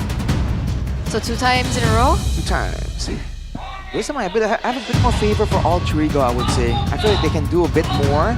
And Na'Vi, yes, of course they can do well here, but they're the ones who have to react to Alter Ego. And if they want any indication, I feel like the team that pulls the trigger first will have a bit more of an inherent advantage. So we'll have to see. It depends on whether or not Na'Vi can use this alpha early game power effectively with that Mathilda combo. All right, game number 2, ladies and gentlemen, in this best of 3 series. We're at match point. Alter Ego just need one more match game win in order to be able to win this match and prevent yet another victory from Na'Vi. Let's see how this all unravels as we enter the land of Dawn already. X-Magic already trading some damage. Oh, wait, what? Gotta be careful there. That move by Dreams and Hejime, literally standing behind the wave, just making sure that X-Magic has a tough time there. You're seeing that he understands how vulnerable he is, going for the tenacity as well. Cars as well, agility and tenacity. Possibly serving as the main front line because Mathilda is in the picture. Bargain Hunter though, for Hanafi. So he definitely wants to get some more items, get to the Flask of the Oasis as early as possible. And that could be the first starting point for them to start that late game maneuvers. For Alter Ego, they understand the urgency. Wilderness Blessing on the Valentina and the Khalid. So Dreams and Hejime are going to be trying to rotate as much as possible. Especially in these early levels before the ultimates, I feel like that Valentina Khalid can just do so much more damage. And now with Washapal level 4, they got to be a bit more careful and respect the damage potential. So far, it seems like they are looking for some moments to open up and opportunities to open up the map. We're taking a look at the gold lane now between Shive as well as Heiz, Moskov, as well as the Granger. It doesn't feel like Heiz is struggling too much just yet. And again, in the first 2 minutes of the game, they're going to start rotating around the first neutral objective. And so far, they're also holding their own, but X-Magic is not having the best of times right now with the dive coming in from Alter Ego, with the Valentina as well as the Joy. Gaby just going in for a bit of harassment there on the Joy. This is the scary part as well for Na'Vi. Later on, Cars, I guess, will be engaging, but then there won't be a lot of things left to kind of shut down Gebe, so that kind of allows him to be a bit more aggressive. And in the early game, Na'Vi respects the potential to just back away. Yep, X-Magic on level 4 earlier, so they couldn't have contested it. Even after looking for the trade, Washapal is not gonna path towards purple. He's just gonna let that get taken away. Instead, rotates towards the top side of the map. Spear of Alpha to utilize for the gold crab. What do you think here? Because if we took a look at the map earlier on, it feels like Dreams is doing a really good job at pressuring this Alpha, right? Washapal wasn't even level 5 earlier. And do you think that is one of the main reasons of the farming pattern that Washapal is taking right now? That aggression coming in from Dreams? Ooh, Washapal gets the lethal there against Gebe, but Yeah, I feel like it's the mid pressure, right? There's just so much more wave clear, especially in the early game, with the spammability of the Valentina and Khalid. So X Magic is just irrelevant at that point. So for Navi, they're playing as if they have no mid lane, just allowing Dreams to just go in deeply into the jungle there, get information, be a source of worry for Navi. So the ideal farming pattern for the Alpha really can be executed. So they're kind of slowing down the farming speed. So Gabe now is one level ahead of Worship Hall with all that transpiring. So does this mean that they're just gonna, give over these neutral objectives to Alter Ego, play for something a bit later on in the game? I feel like that should be the idea. That should be the safer bet. If they do find good opportunities, good moments to go for a pickoff like that or a gank, I feel like there's no reason not to go for it.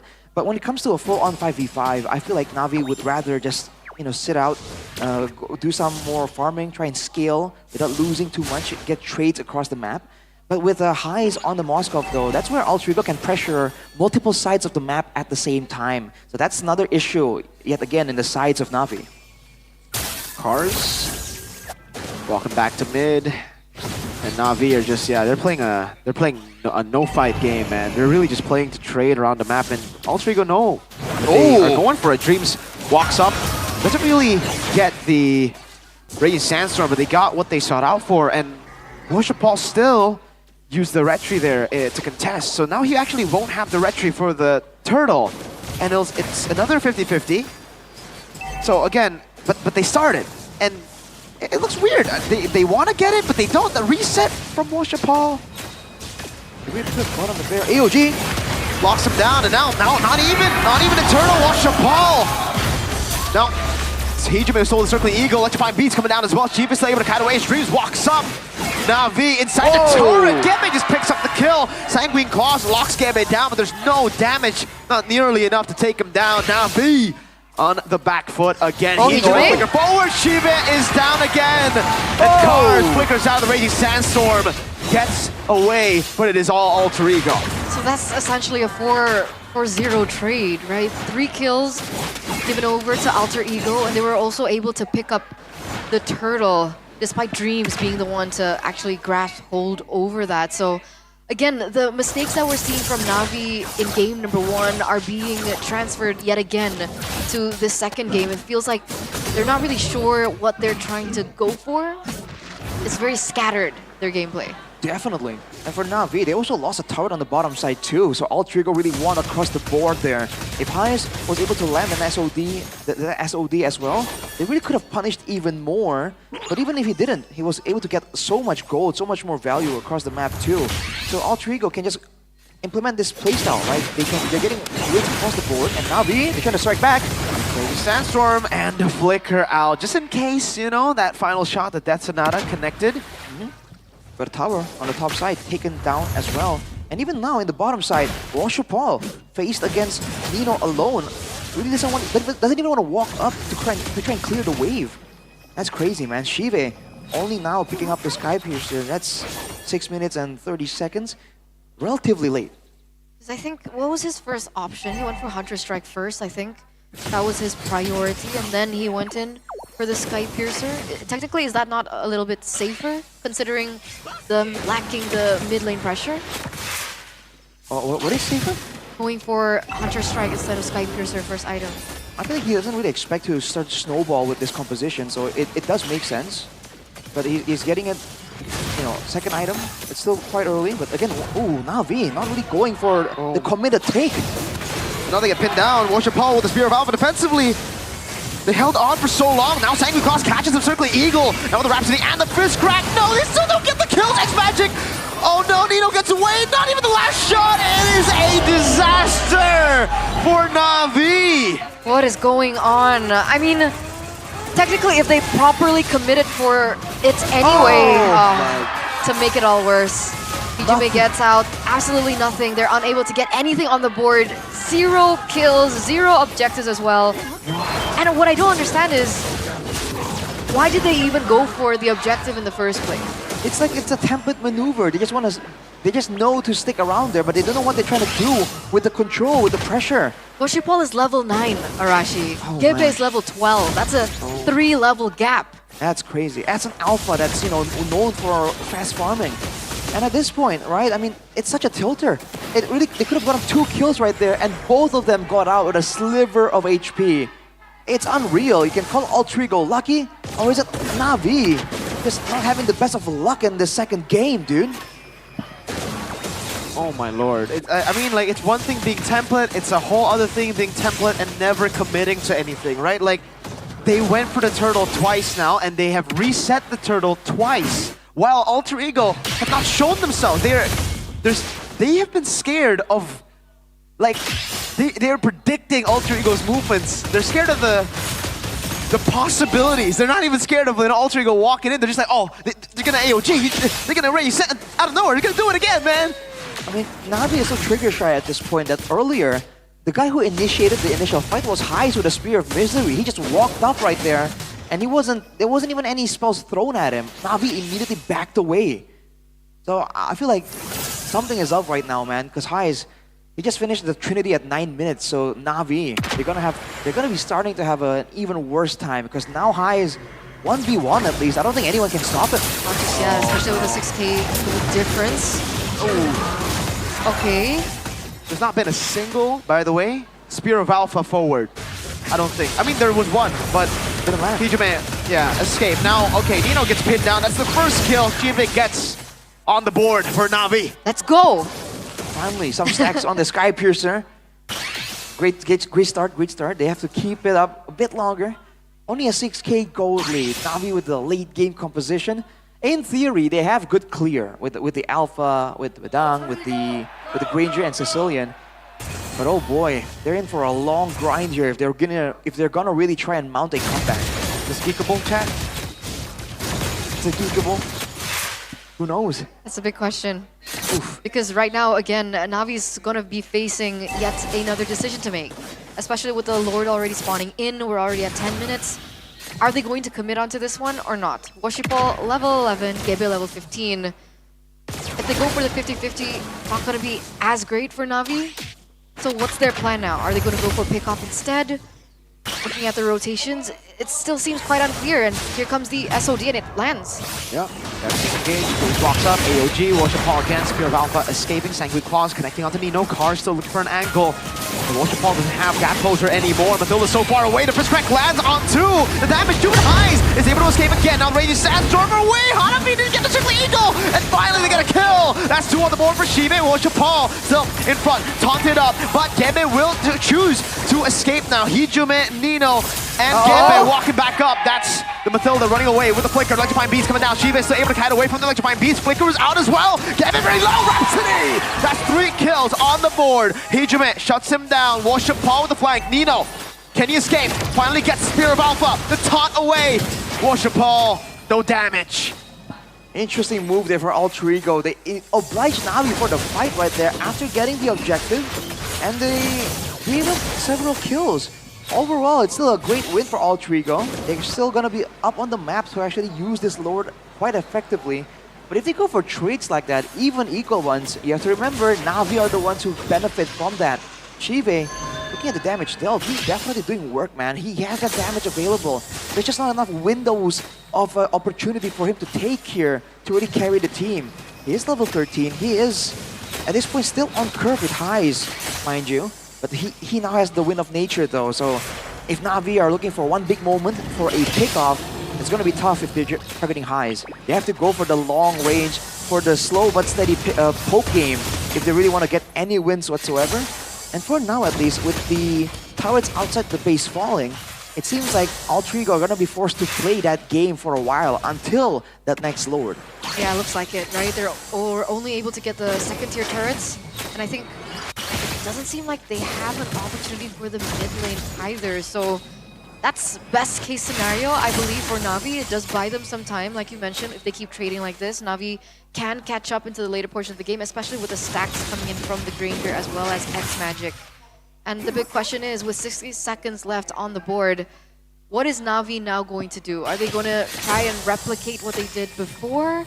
Are they going to look for a proper opportunity? But because again, back at that Lord fight, it felt like they were just playing into what Alter Ego was doing. They were setting up.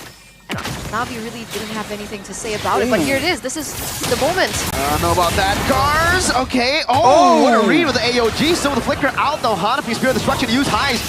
Unable to get the Spirit of Misery. Great Sanguine Claws to disrupt what Alter Ego had planned. You've seen the damage come through for X Magic though. Those bad impacts definitely are more relevant now. Alter Ego just earlier, we saw Gebe finish the Wishing Lantern, now the Blood Wings as well. But Alter Ego are, especially the carries, are rapidly approaching full build. So that's great for Alter Ego, but that also means that they can't really scale any longer as well. So Na'Vi, slowly but surely, are gonna start catching up. But look at the positioning here, Alter Ego, all the attention on the top side, because they know they have time to rotate. They have ways to stop Na'Vi from full committing. And even if they want to go for a 50-50, Washapal is not 15. Just commit, man. Take it, come on. They're up top, Moskov is clearing. Alter Ego are very, very slow on the movements. SOD will land. Oh! But Washapal gets it. Nice! Oh! AOG to the back. Shiva's able to cut away. X Magic will be targeted down. Raging Sandstorm on the 2. There, Shiva caught. Oh! Gets caught mid-air as he's brought in by the Guiding Wind. Washapal against 3 with the help of Cars. Nino very low. Washapal cutting down on trees. Finally, it's Cars with the kill. Nino. Washapal gets him. He's your man, Gebe stuck, and he gets punched into the wall. Wins the crowd. Washapal gets a double kill. Na'Vi have turned it around. That was another one as well. And it looks like they're not done here. Washapal's still going in. Washapal still able to farm away. Gebe with a shutdown and a double. Outplaying the likes of Washapal and Cars. But still, this is a big moment for Na'Vi. Not really sure what Alter Ego was trying to do before with Heize stepping in into what looked like a 1v4 situation. Got taken down first and eventually didn't have enough damage in the team fight that Na'Vi was able to kind of overtake into that. That was a 6k gold lead, shrunk to only 2k. They got a multitude of shutdowns. They got multiple turrets as well with the waves because the fight dragged on for so long. Alter Ego, there was definitely a mistake there. And even afterwards, fighting an alpha, right? Not a full build alpha. Let's take a look at the replay here, presented by the official tournament smartphone, the Samsung Galaxy S25 series. 3 members down, and they kept brawling right here. Washapal hasn't really had the greatest game so far, but right here, he was able to carry quite reliably. But then Gebe says, I can make plays too, man. But that alpha in that massive fight, that was so beneficial for Na'Vi because Washapal was regenning, was doing all that damage in the midst of the fight. Alter Ego cannot make the same mistake twice, man. That is dangerous. Now with the Lord already cleared, not in the hands of Alter Ego, Na'Vi equalizing in gold. Now they'll have the damage coming in from X Magic and Shive. So Alter Ego, they have the macro in their favor, but now they gotta be a lot more careful. See, I don't know about you, but it feels like underestimating from Alter Ego because they made the same mistake twice. Because before Heize went in for that 1v4 play, they also made a similar mistake around Lord in the top side. Yeah. Where Na'Vi was able to take control as well. So what's going on with Alter Ego, honestly, at this point? I think just have to clean up how they fight and who they're targeting, right, basically. And if they really want to go and rely on Heize as the damage dealer, which they should, by the way, then there's no need to put him in those dangerous circumstances. He can actually join the fight as well, the same way earlier, but maybe later, right? There was no need for him to jump in so early that allowed Na'Vi a small window of a couple of seconds to deal with him 5v1, basically. And now the Lord is in the picture yet again. Washapal holding on to it. Moskov has cleared out the bottom lane. They will decide to reset. All right, so again, Na'Vi playing it safely, but at this point, 17 minutes of the game, X Magic should be rolling in those, stacks. The bad impact stacks? Exactly. So this is something that Alter Ego now have a little bit more pressure around, I believe. Oh, Cars, that's a lot of damage. Oh my goodness, that is a lot. That's a forced recall. That is a forced recall for sure. No flicker too, so no instant engage for Cars. And they saw Shiva in the bottom lane as well. Washapal tries to do something right here, but he might be too late. They gotta go in right now. Spirit of Alpha will land there. Retribution used onto the Lord. Electrify. 6 Magic able to flicker out now. They gotta be careful. They got the Lord. They have to back away. Cars wants to go for the fight, but Na'Vi won't be able to gap close in time. Alter Ego disengage as they get the Lord. All right, that's what we were expecting, right? This time, Alter Ego, they don't oblige Na'Vi and their want for the war. And it looks like Alter Ego will be able to walk away this time. That's going to be a critical Lord for them as well. Dealing with this siege, the Lord is going to be so important in at least taking down a base turret. If they use the Lord though, it's going to be the base turret on the side of the Lord, so it's not as much value. But Alter Ego at this point got to take whatever they can get. You know, the game is approaching at the 20-minute mark. That's where these late game carries, like the Sicilian, like the Granger, just becomes, in general, just gets to their strongest point. So Na'Vi are going to try and defend, and I think they should be able to. Yep, they're defending mid-tier 2. Up top, they will lose a turret. Watch Apollo with the Spear of Destruction. Dreams caught, has to win a crown. Nino jumps in with the AOG. Now they're caught inside the base. You don't want to be front to back in against this kind of composition. Alter Ego! And they decide, okay, we don't want a front to back. Back away. Okay, they lose one member. They only lose Nino in that. But Na'Vi, they also are on just damage control, right? Luckily for them, they lost the inhibitor turret in the top side where the next Lord is going to be spawning. So it's not as bad for Na'Vi. But again, Gebe here trading in some damage. In these particular team fights, especially in the one before this, it felt like Alter Ego didn't have a source to kind of control X Magic and Shive in the back line, and that's how Na'Vi are able to come around in these particular team fights. What do you think should change? Is there more pressure on Dreams and Nino now?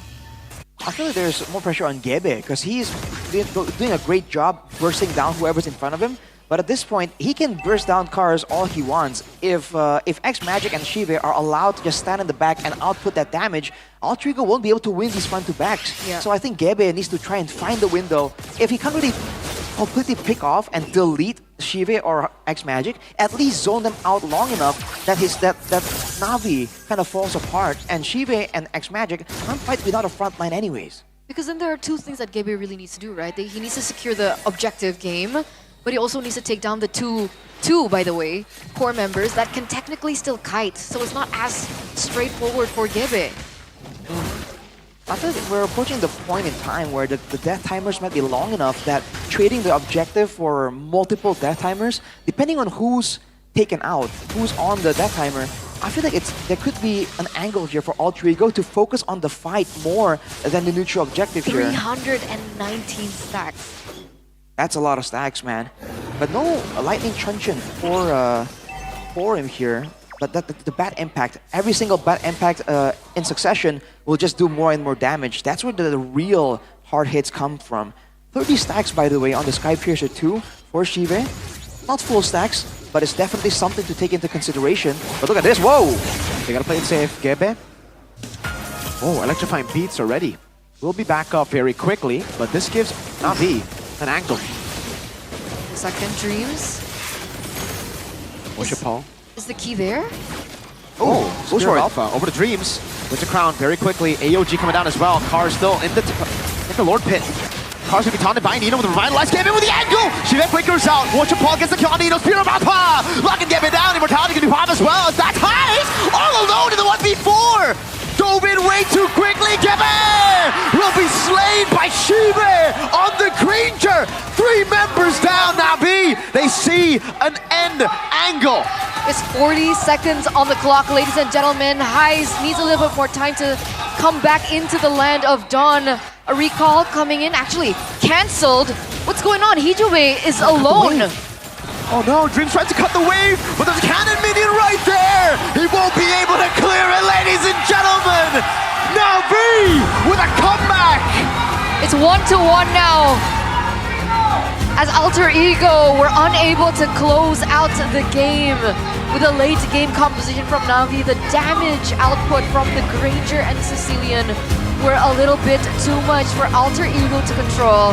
And we're back to a best of 1. Third game, let's go. An exciting equalizer right there. Na'Vi with the one straight push in the mid lane. Alter Ego, despite having such a great early game, such a great mid game as well, they faltered just a little bit in the end sequence.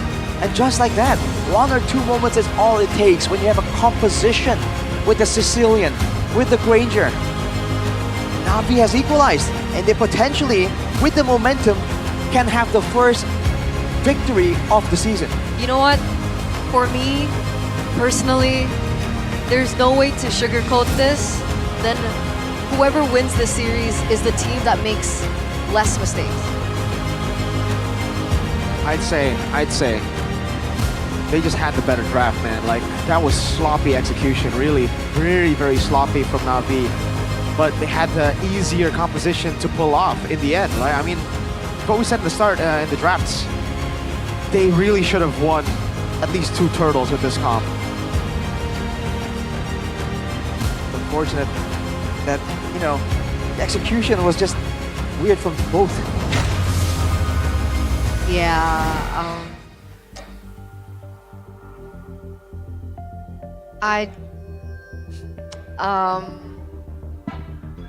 Game 3. That's Makes a game. for an entertaining match, though. It's a game. It is a game. It's a game. It is a game. Makes for a very entertaining match, though. I mean, holy moly, the comeback moments, Highs jumping onto 4 guys twice. That was pretty cool. Very. Is this the alter ego passive again, by the way? Is this like is it always alter ego who has a lead and they're like, yeah, surf's up, boy. Not sure. This was the a moment. A moment, yeah. This is where Na'Vi finally get the momentum in the fight. And we were just talking about how Washer Paul hasn't really been using that Spear of Alpha forward. That's one of the first ones where they were actually that far, you know, ahead in the fight to get something. And this was the final fight, and you can see, despite the best efforts of Alter Ego, the backline were just outputting damage again and again, dude. It just was too much for Alter Ego to handle. Too much. Absolutely too much, because, you know, they couldn't handle Shive, who was a player of the game presented by the official tournament smartphone Samsung Galaxy 25 series. And here's a little bit of highlights into what happened earlier on. And again, these objectives were quite interesting. Oh, they're pretty messy. And you can see that when there isn't enough damage, right? Alter Ego, they're just brute forcing their way through the whole formation of Na'Vi again and again, because they're not really punished as heavily. But as the game went on again and again, these punishes started getting worse and worse. And this was that one moment where it was close, but both members... Oh, actually, no, this was the moment where the fight actually went all the way. And Shive was actually able to get so many kills despite finally being shut down. But afterwards, with the gold gap slowly but surely getting smaller and smaller, Alter Ego just really should have respected here the catch potential, the damage potential of Na'Vi. Because at 14 minutes, even though the early game wasn't really ideal for Na'Vi, they at least have 2 or 3 items. That's more than enough. And there were cool moments like this, bit of a duel between the players from both teams. But at the end of the day, some of these moments really should not be happening, man. And when it's a pure front-to-back like this, when Gebe isn't able to actually get the job done, you can see that those bad impacts, those bad sonatas, just they do way too much.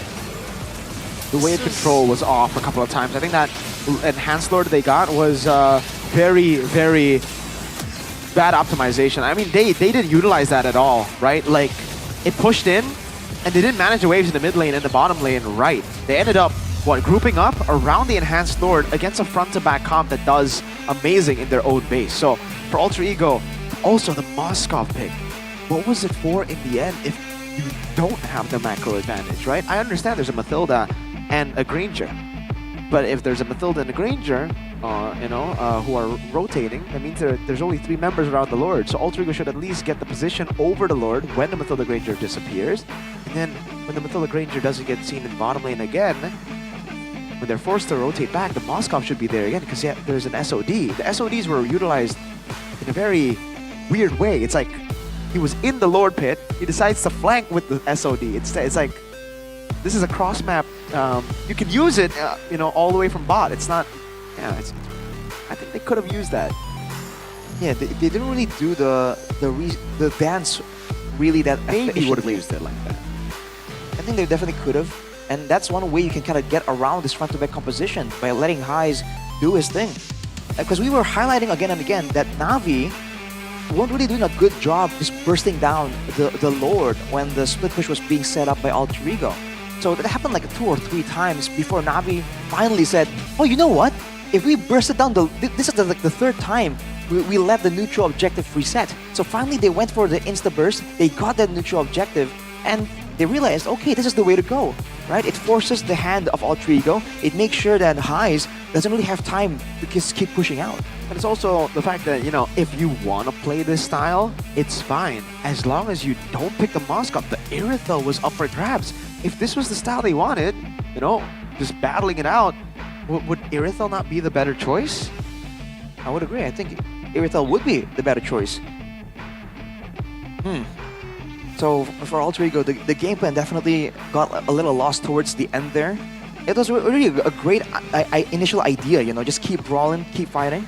And Na'Vi really didn't do a great job sustaining the game until the late game. That was Alter Ego making mistakes for Na'Vi to capitalize on.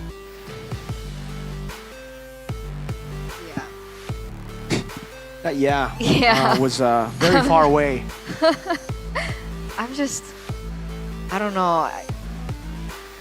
I'm a little disappointed with Alter Ego, man. I don't know. It's weird, right? The fact that they even won out Turtle 2-3 was weird to me. Turtle 1, sure, it's a Sicilian, right? That's why I actually was about to say for Turtle 1, like, why they banned the Vixana? They could have picked up the Vixana for themselves and then, played around the mid control 100% and then get Turtle 1, 2, 3. Snowball out of control. But they decided to play the safer game. They banned out the Vexana, took the Sicilian. Sure, Turtle 1 you give away, you don't have mid control. Turtle 2 onwards though you do. But Washipal's pathing has got to improve. Technically, if they didn't ban out the Vexana, Alter Ego could have picked it up for themselves, no? They could have, again. And I think it would have made it worse for Washipal on the Alpha. I think that's true too, but like, in the end, Turtle 2, Turtle 3. If we're looking at the drafts that they went for, Turtle 2, Turtle 3, Washipal was on it too, right? Like the pathing was just weird from Washipal. He'd go into purple, seeing the Joy retry, and then trying to out-retry the Joy. It's like, Turtle 2, Turtle, no? Which is why I asked the question. And they reset? Like, was the pathing because of Dreams' pressure, or was it just Washipal? I think it's a bit of both, I would say. Whoa. It's his pathing. Washipal. It's his pathing. He was playing it too safe. You can definitely see he's still like, it's jitters for sure. Because the Khalid can't bully the Alpha in the early game. It's Alpha who bullies the Khalid, especially with the Mathilda. Turtle 2 onwards.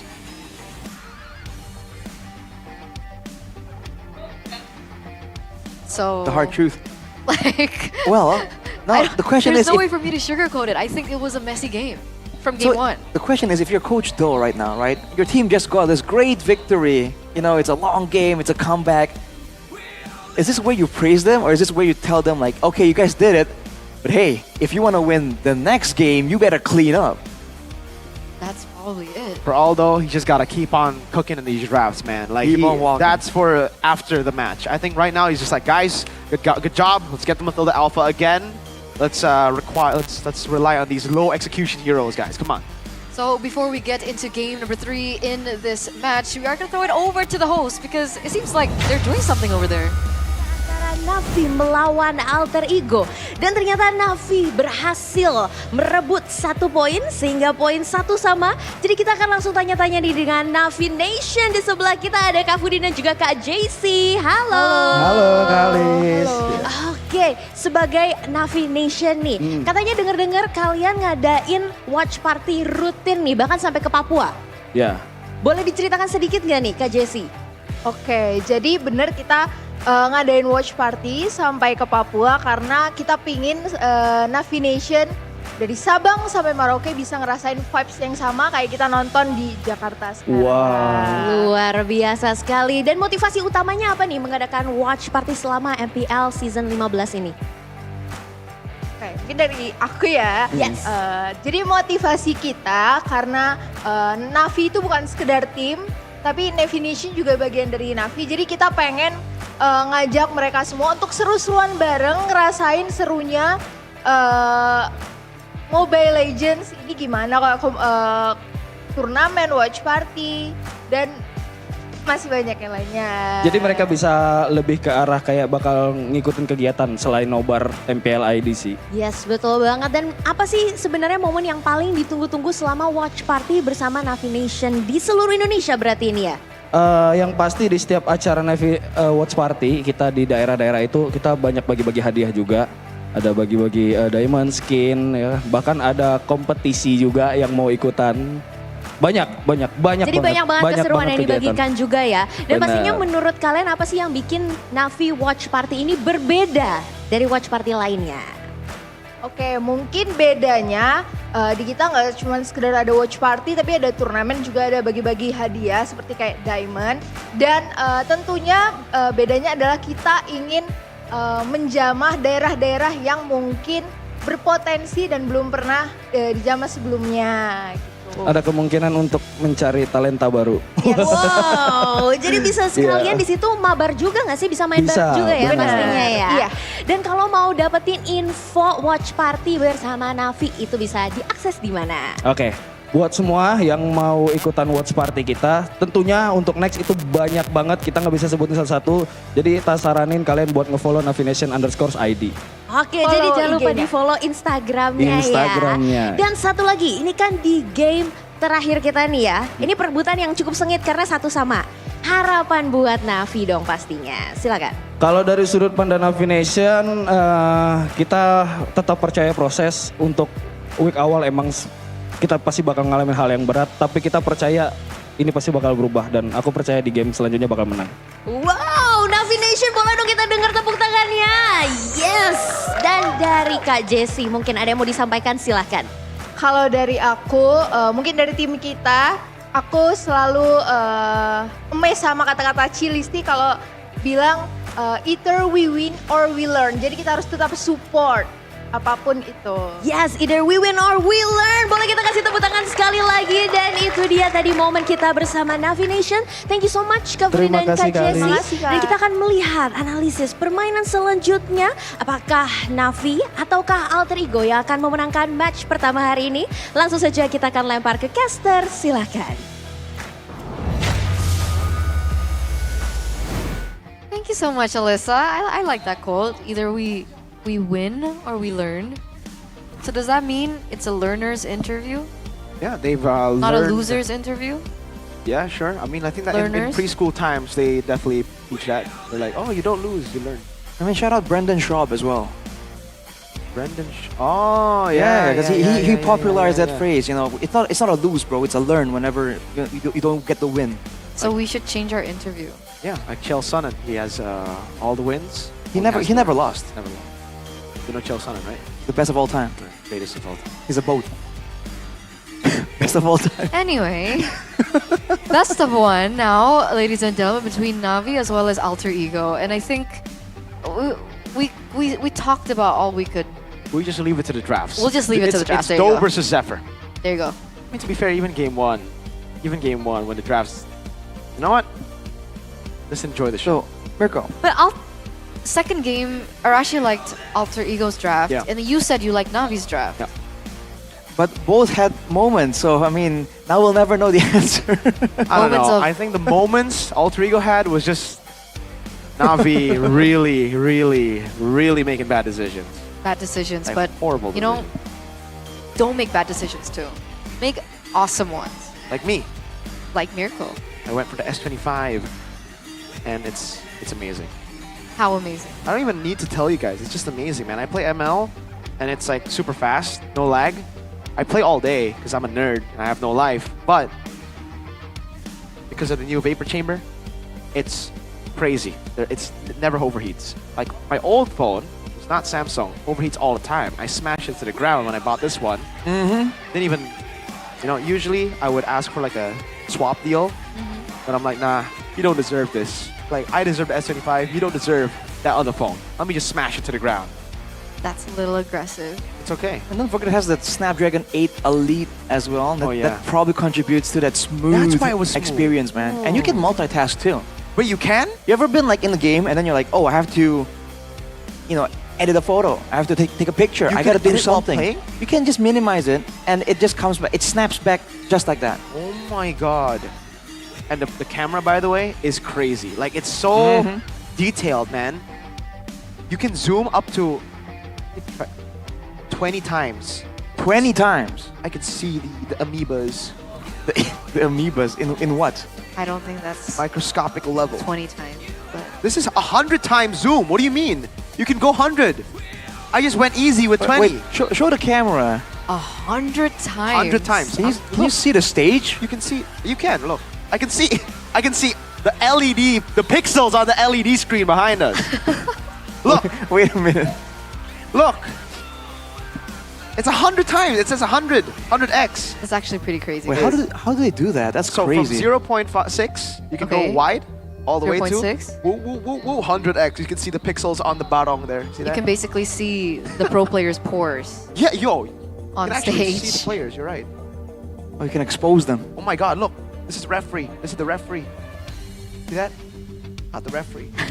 Oh my God, guys! This camera is amazing. Well, you know, you guys can actually buy it now and get a total bonus of up to 5 million IDR because this promo, you gotta hurry up because it only lasts till April 15, 2025. So don't forget to check that out. There's also a voucher code that you guys should check called S25 MPL, and it's an e-voucher worth of up to 500,000 IDR. And with that, you guys can actually sit in the Team Galaxy zone up front, right in front of the players, so you don't have to zoom 100 times to actually see the pro players' pores. But see, sometimes those tickets, the closer ones to the screen, are more expensive. Sometimes, not MPL, but let's say concerts. Okay, yeah, You you're can right. get the cheapest ticket and just be like, I got a Samsung S20. Let me just zoom and watch. That's the Galaxy weekend. zone. Yeah. That makes sense. Sense. That W makes sense. Samsung in the chat. W Samsung. You win outside of the game and inside of the game as well. And yeah, I mean, the promos are just great, man. I think Inside they out. did a great job making this phone accessible, that's for sure. Very There's some accessible. phones, you know, some phones you're trying to get, right? And then like, oh, sorry, it's not available here, or it's out of stock, or scalpers have gotten their hands on it. I feel like for Samsung, that's a non-issue. So, I mean, Nothing you know. is an issue with Samsung. I mean, Exactly. honestly, I've been using this for 2 weeks now. This is an honest testimony. It is the best phone I've ever used in my life. Only second to the S24. How? Actually, it's S24 second, I mean. Yeah. This is number one. Number one. This is number one. And then maybe the And- S23 comes in third. I see. How about the S22? Alright. I did not use it, unfortunately. I see. Whoa! They are angry. Dude, they That woke us gotta give us some warning, man. That woke us up. I jump every time those drums start banging. All right, it's no longer 14%. Yo. That's maths right there. 25% now? Yeah. Quick maths. Quick maths. Win and then plus. So are they the red side merchants? Not Michael? yet. They're still 25%. You can't call them merchants. If they're 25%, if they're, you know. Hold up, man. Be patient, you know. Give it Calm time. down. Give it time. Give it time. Now, is Hayes a Harith merchant? Right. That's a fair point. I mean, is he a Harith merchant, or does he just not really vibe well with the Moscow? Maybe just these team fighting heroes, yeah. Could be. Because I think on the Granger, he still does pretty okay, but on the Moscow, we're seeing a bit of a dip here, it seems like. But drafting phase for game number 3, the final game, the decider. Wow. Presented to you by the official tournament smartphone Samsung Galaxy S25 series. And before we got into this drafting phase, we did mention, ladies and gentlemen, that the drafts are going to be as important as ever because of the missed decisions that we've seen from game number 1 and game number 2. And just like that, the Moskov is actually banned out from Alter Ego, still opting to stay on the same side, by the way, with the Luo Yi ban as well, alongside with the Lucas. And now Navi is put into a position whether or not they want to ban out the Matilda or the Harith. And looks like Matilda is the answer. Alter Ego, do they still prioritize the Joy here? No. We were just talking about it earlier. The fact that they switched over the Harith ban they did in game number 2, sorry, into the Moskov, I think that was hinting that they wanted the Harith really, really bad. So they go for the Harith, they let go of the Joy, and the Badang actually gets picked up as well. So not even the okay. It's gonna be more of a straightforward approach right here for Navi. Because technically they can pick up the Granger later, Yes. right? So I think this is a good way to start this. Alter Ego though, with a question with Joy being one of the main factors, I believe, for Gebe. What hero is he going to pick up now? Suyo is the answer. And Gatot, is that the answer? Oh! They actually go for Hylo, so it's a completely different strategy now for Alter Ego. Yeah. Then they go for the Granger here. So it's a swap basically from game 1, right? It was Suyo Harith on Na'Vi and Granger Joy for Alter Ego. Now it's Suyo Harith for Alter Ego. Na'Vi get the Granger Joy. Badang versus Hylos though, and I wonder if Na'Vi, I still think they're going to be the ones to ban out the CC here, right? CC jaw headband and then pick up Gata? Oh no, they go Tigreal. Okay, yeah, I was thinking that maybe Alter Ego could benefit from a CC ban because they want to have a strong front line, and the CC can kind of help with the harassment as well, especially if they want to whittle down that high loss using the Granger along with that. So I feel like some of these disengaged card control heavy heroes, it makes sense to be banned away by Na'Vi, because for Alter Ego, the game plan for the most part is gonna be run in with the high loss with the Suyo, get their hands on that Granger, and make sure that Na'Vi sticks around for that fight. So it was a good idea coming in from Mirko earlier on. He did mention that it is the CC ban coming through for the side of Alter Ego, just to make sure that the Hylos has a better time in case they still want to try and flex this into the EXP lane or the roaming position. The fans in the building of MPL Arena, it's getting wild. What did you say, Marashi? So earlier, hello? Earlier, Alter Ego were being loud, but it seems like with that victory in game number 2, dude, the Na'Vi fans are going crazy right now. Yeah, everyone is showing up in the MPL Arena. The atmosphere is electric. The Jawhead, however, gets banned in by Na'Vi. So that's yet another playmaking hero that Dreams will not be able to get his hands on. I think they're concerned about lockdown heroes right here for both Washupal and Shive. You have to remember in game number 1 with that Jawhead Suyo combo, man, Shive was having an awful time getting tossed up with the ejector again and again. So Shive seems to have a good time kiting back around away from all the dangers, but when he gets hard lockdown, it's quite difficult. And that might be why the Jawhead and the Tigreal becomes the priority ban for Na'Vi. For Alter Ego though, that Hilda gets banned away, but the Valentina gets taken away from Hejime. Yeah, so they're not 100% sure that this Badang is going into the hands of Cars. They still think it can be flexed, right? That's why we do see the 2 bans coming through. Valentina, yet another pick in. What are they? What is this? Are they anticipating that Hejime may pick up something like the Faramis? I think overall, I feel like they feel like they have the advantage when it comes to the skirmishes. They're concerned for big game-changing spells. Maybe, for instance, like a Frigid Glacier, or like an Eternal Guard, like a real-world manipulation. So going for the Valentina kind of deters some of these picks. But along with that, that Phobius that has been banned away again and again by Alter Ego themselves finally falls into their own hands. Oh. And they top it off with a glue. Glue. What do you think about this glue pick? The glue. So Badang Rome. I ain't a big fan of Badang Rome, but I am a fan of glue. The glue against the Phobius. Interesting matchup, yeah. I think the glue should be good. I think for Cars as well. This is a pick that he can utilize to actually have even more impact in the fights. Especially in the earlier levels, the glue will definitely have a stronger impact in the lane. You have more sustain, you have more spammability due to the passive. You know, the blobs on the ground. The Phobius will have to wait for a bit longer to get the Demonic Pursuit to try and get more resetability. So especially for that first neutral objective, there's a chance that Cars can do something, can be a bit more active in the EXP lane.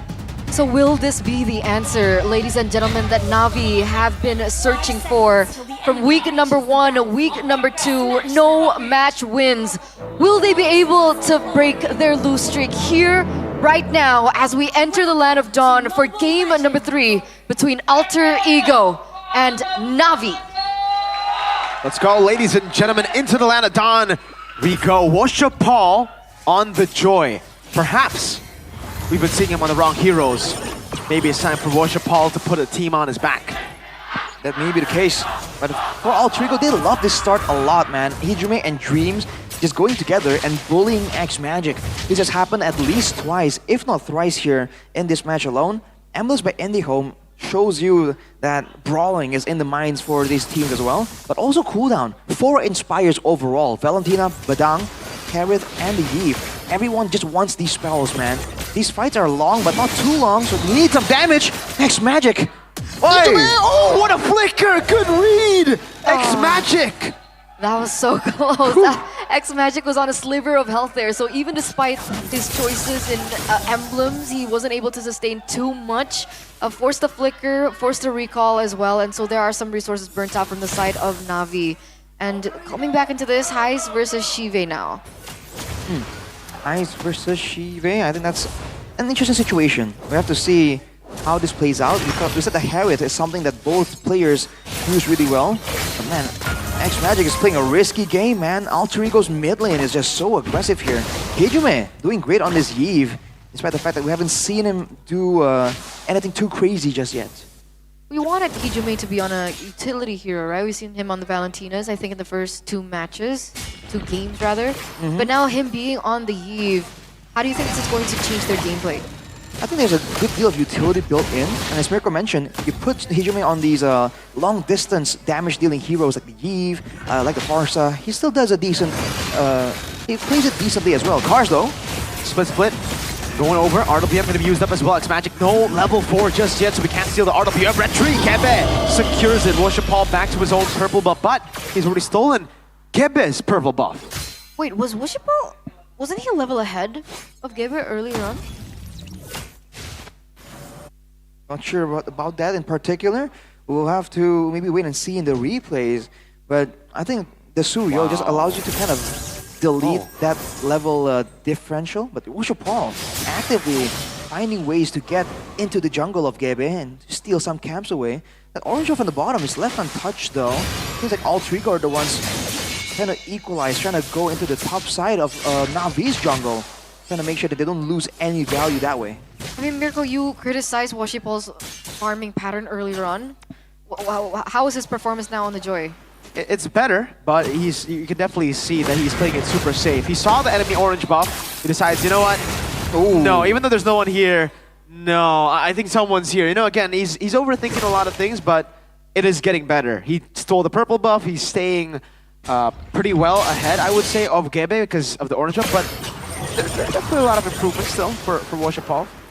And overall, you can see Alter Ego still getting the better of Na'Vi, due partially to that mutual objective.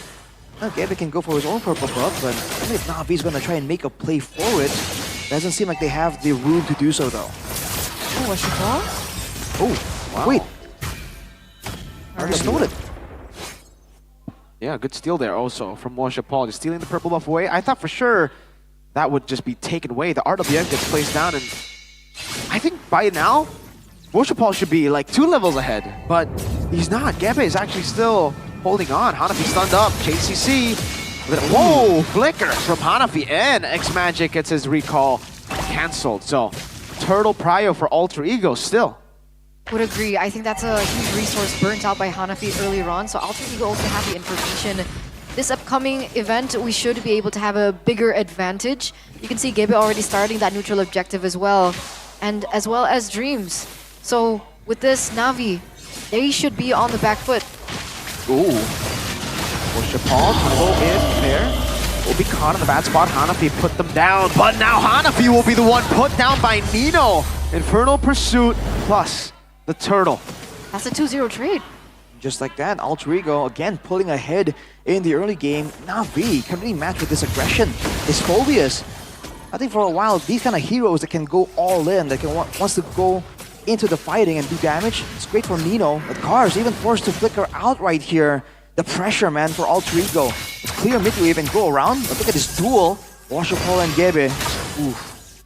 Yeah, that's not a fight that Washipol is going to be able to win right now. And it feels like this is a little bit more different than we saw in game number 1 and game number 2, right? Alter Ego, I feel like they're a little bit more cleaner in terms of that execution. What do you think here, Arashi? They really haven't been making a lot of weird mistakes. Everything they've done generally has a purpose so far. They can be cleaner when it comes to moving together, right? Setting up for a team together. Like here, Dreams ahead from everyone, but Washipol will be able to get away from it. The zoning, though, definitely is a big problem here. Nino is the one that gets that orange buff. But Gebe as well here. His entire jungle has not been touched for a while. It's an interesting move. I wonder why. Yeah, it seems like he's actually focusing more on going into the lanes here. He's been clearing lanes more than just the jungle, it seems like. You see a lot of his camps are actually left upstanding. Been up for a while. On as a contrast, you can see Washupal's jungle is relatively clean. So, wonder what's the idea there. If he's trying to set up for the timings of the buffs potentially, but leaving it up for that long, it's gonna allow Washupal to just get an advantage EXP-wise by default, even without any fancy moves. 8 seconds here before the next turtle spawns. Gabe will have his purple buff completed. But, Magic gets stunned. Down below, even Nino's winning out against Washupal here.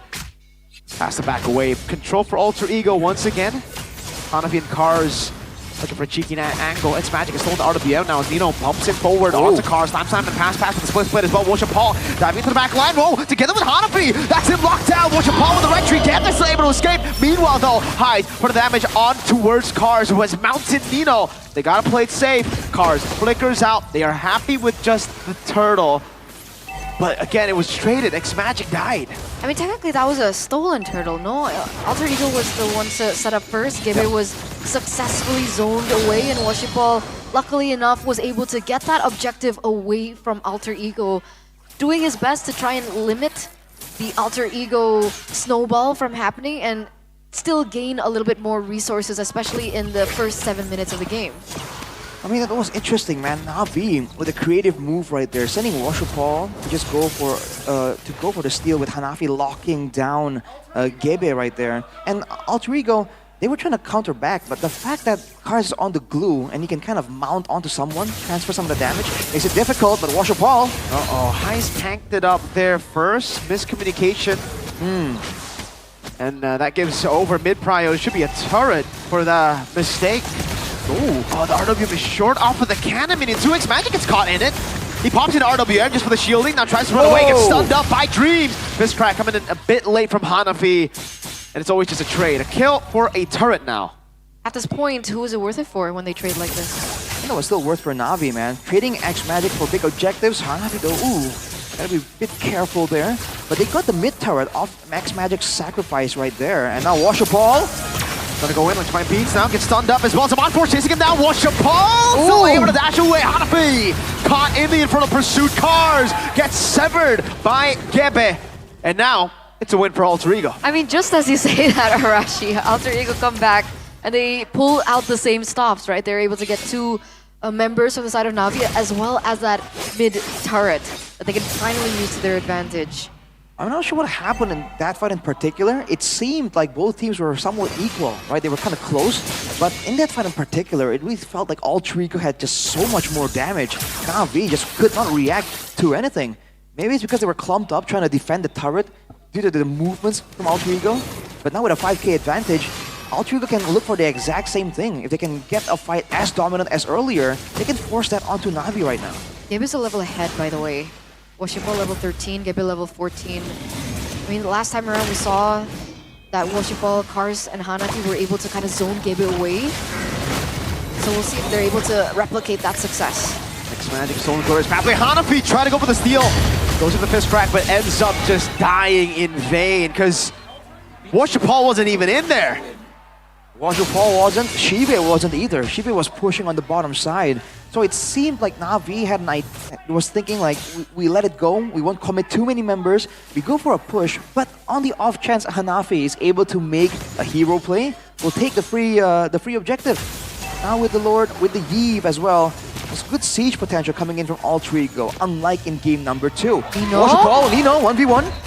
Okay, Washupal able to escape, but now, flicker burn from X-Magic.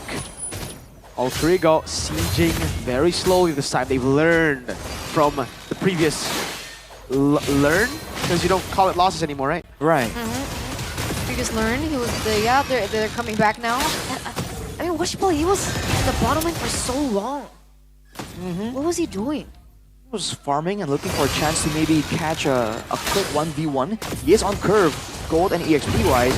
Look at this though. Ooh! Some damage. RWM, this time from X-Magic, stolen in the way. Hijume flickers out. And Navi, there's another good question here. Is it teakable? Is that just the term now? Yes, it is. Yeah. I mean, Teakable. who could have done that? Who could have done that to Onyx if not Teak? All right, makes sense. But again, I'll give you that. Cars walks up forward, split as well. Able to buy some time. Now is that. Oh, Hanabi almost taken down. Cars as well, despite the split.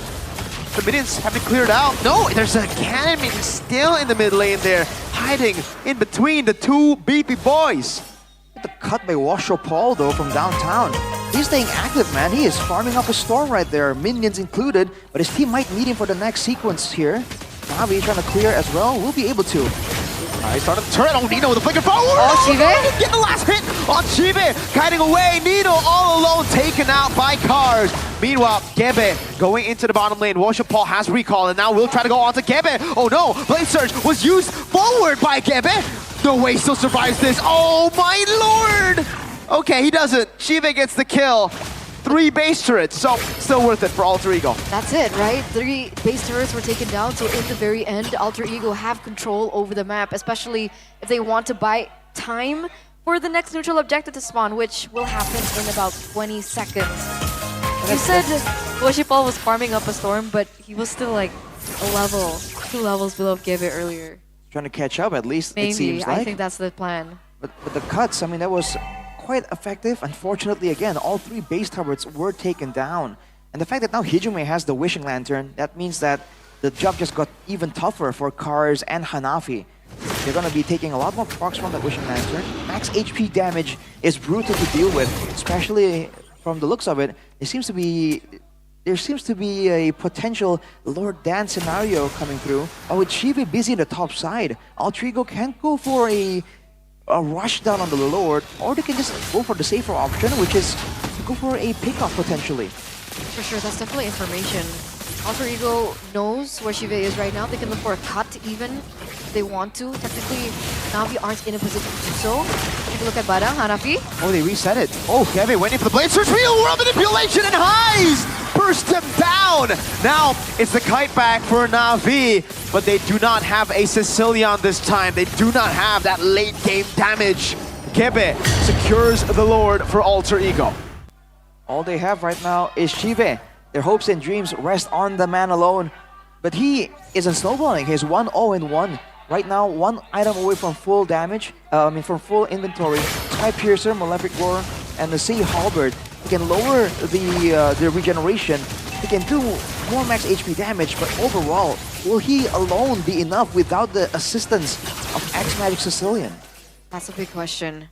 I mean, it's not looking good, honestly. Technically, Alter Ego, they have a lot of tools as well that they can utilize to their advantage. It looks like this might be yet another match loss for the 9th place team. As a stun, oh my lord, where did Cars go? Oh! Alter Ego with their magic tricks here. Game 3, 14 minutes, a stop by Alter Ego to get it done. That was a rough one for Navi. After a great comeback in game number 2, they tried to have the same kind of success, the same kind of fights that they had in game 2. But Alter Ego wisened up. They cleaned up their act, their fighting, their rotations.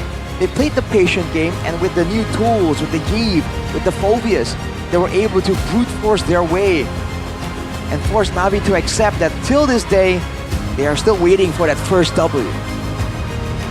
I mean, people keep saying that it's a marathon and not a sprint, but without too much of a visible progression from the side of Navi's gameplay, how long will it take for them to be like, hey, okay, this isn't working, something needs to change?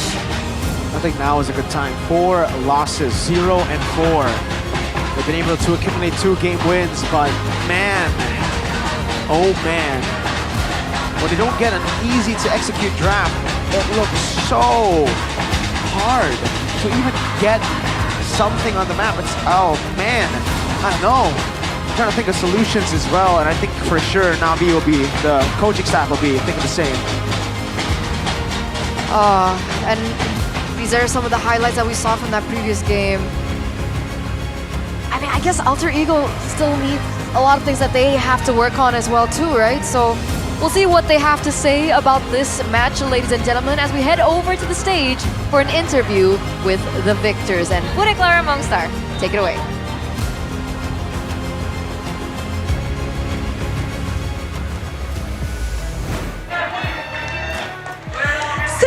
dari Arthur James menyingsing kemenangan lagi dari Alter Ego. Alhamdulillah Bude.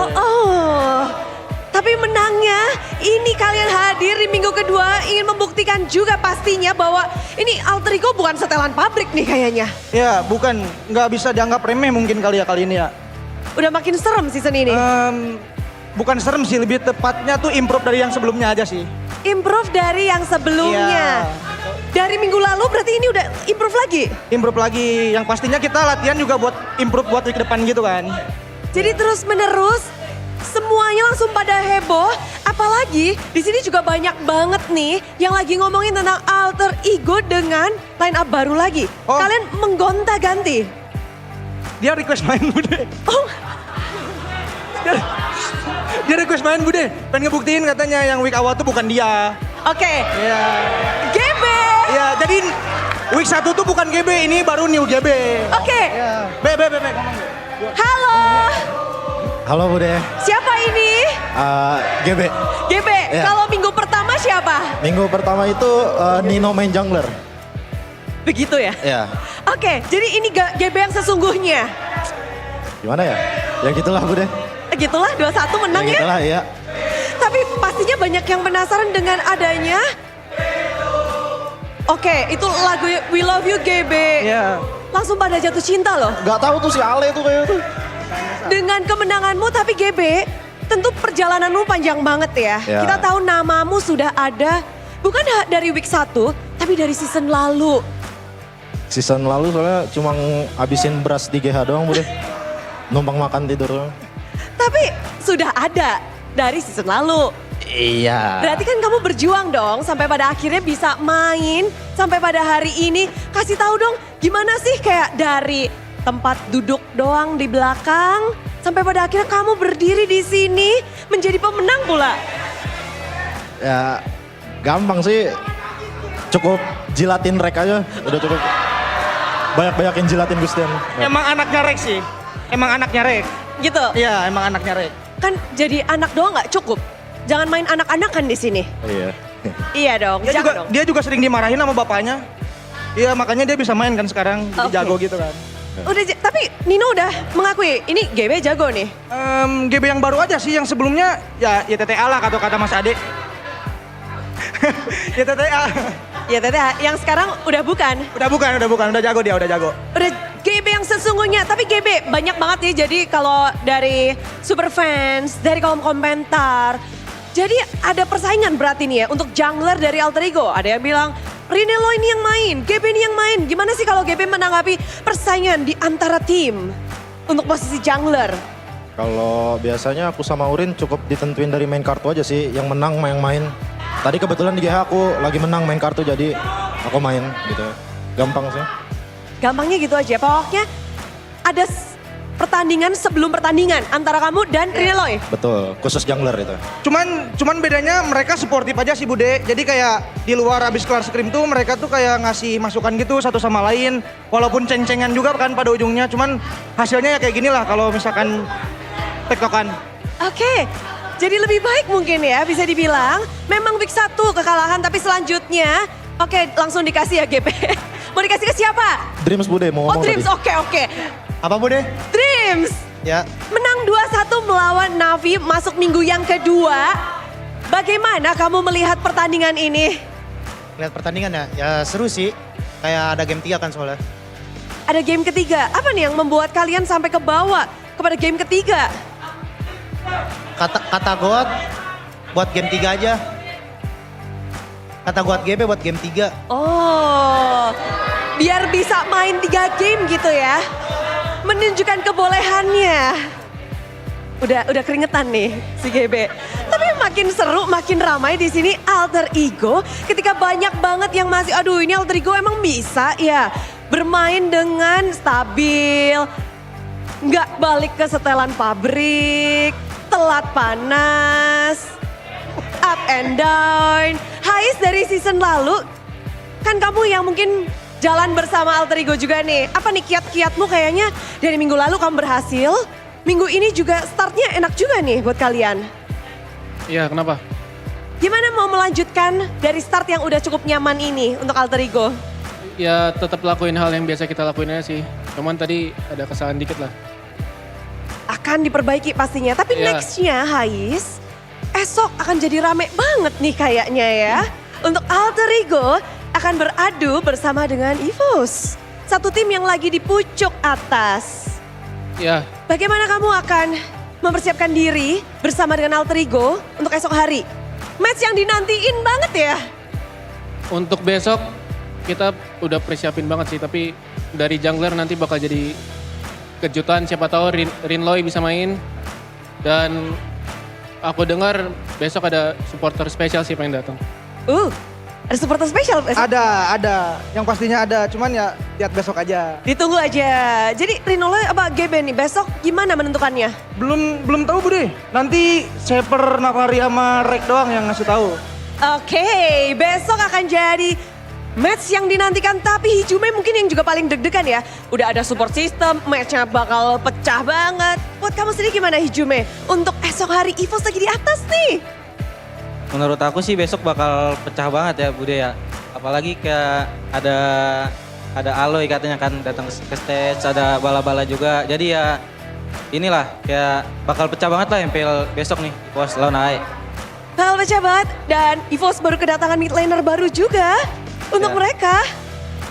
Kamu siap untuk esok hari? Kamu kira-kira siapa yang bakal menjadi lawanmu Hijume? Tetap dinosaurus sih Bude.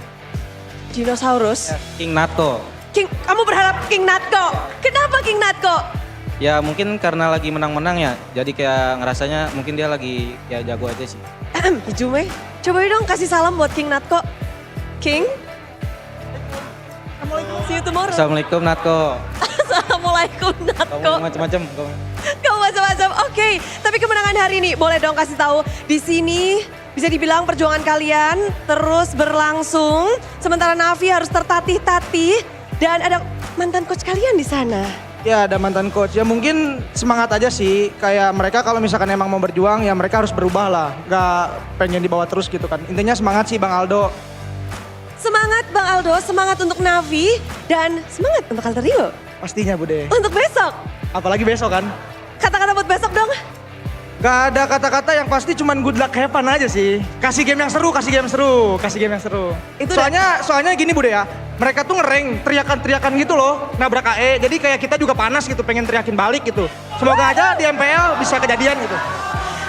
Mungkin mereka boleh teriak-teriak di rank, Iya. tapi Alter Ego ingin berteriak di panggung MPL. Ingin juga. Asik kalau gitu Alter Champs.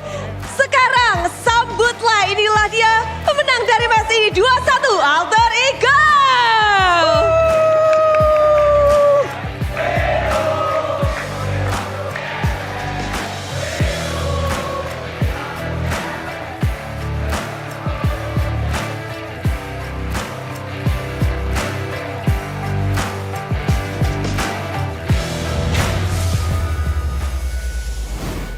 Alter Ego are looking very confident on the stage, especially in the interview earlier with Bude, Clara Mongstar, and it seems like they're in high anticipation of tomorrow's match against EVOS. Yeah. Apparently, there's going to be a lot of important people coming to the MPL arena to Special witness supporter.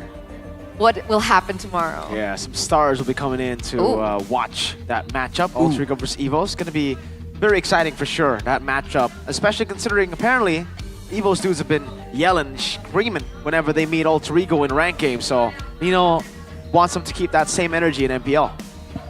He's hoping that he can kind of get back at EVO's live in the MPL arena. So you can look forward to that. If you thought the fans were crazy today, from the sound of it, tomorrow is going to be even crazier. Because remember, that's EVO's, man. Yeah. It's one of the biggest fan bases in Indo. And Alter Ego got to put in a lot of work. A lot of work from what we saw today if they want to even get a game up of EVO's.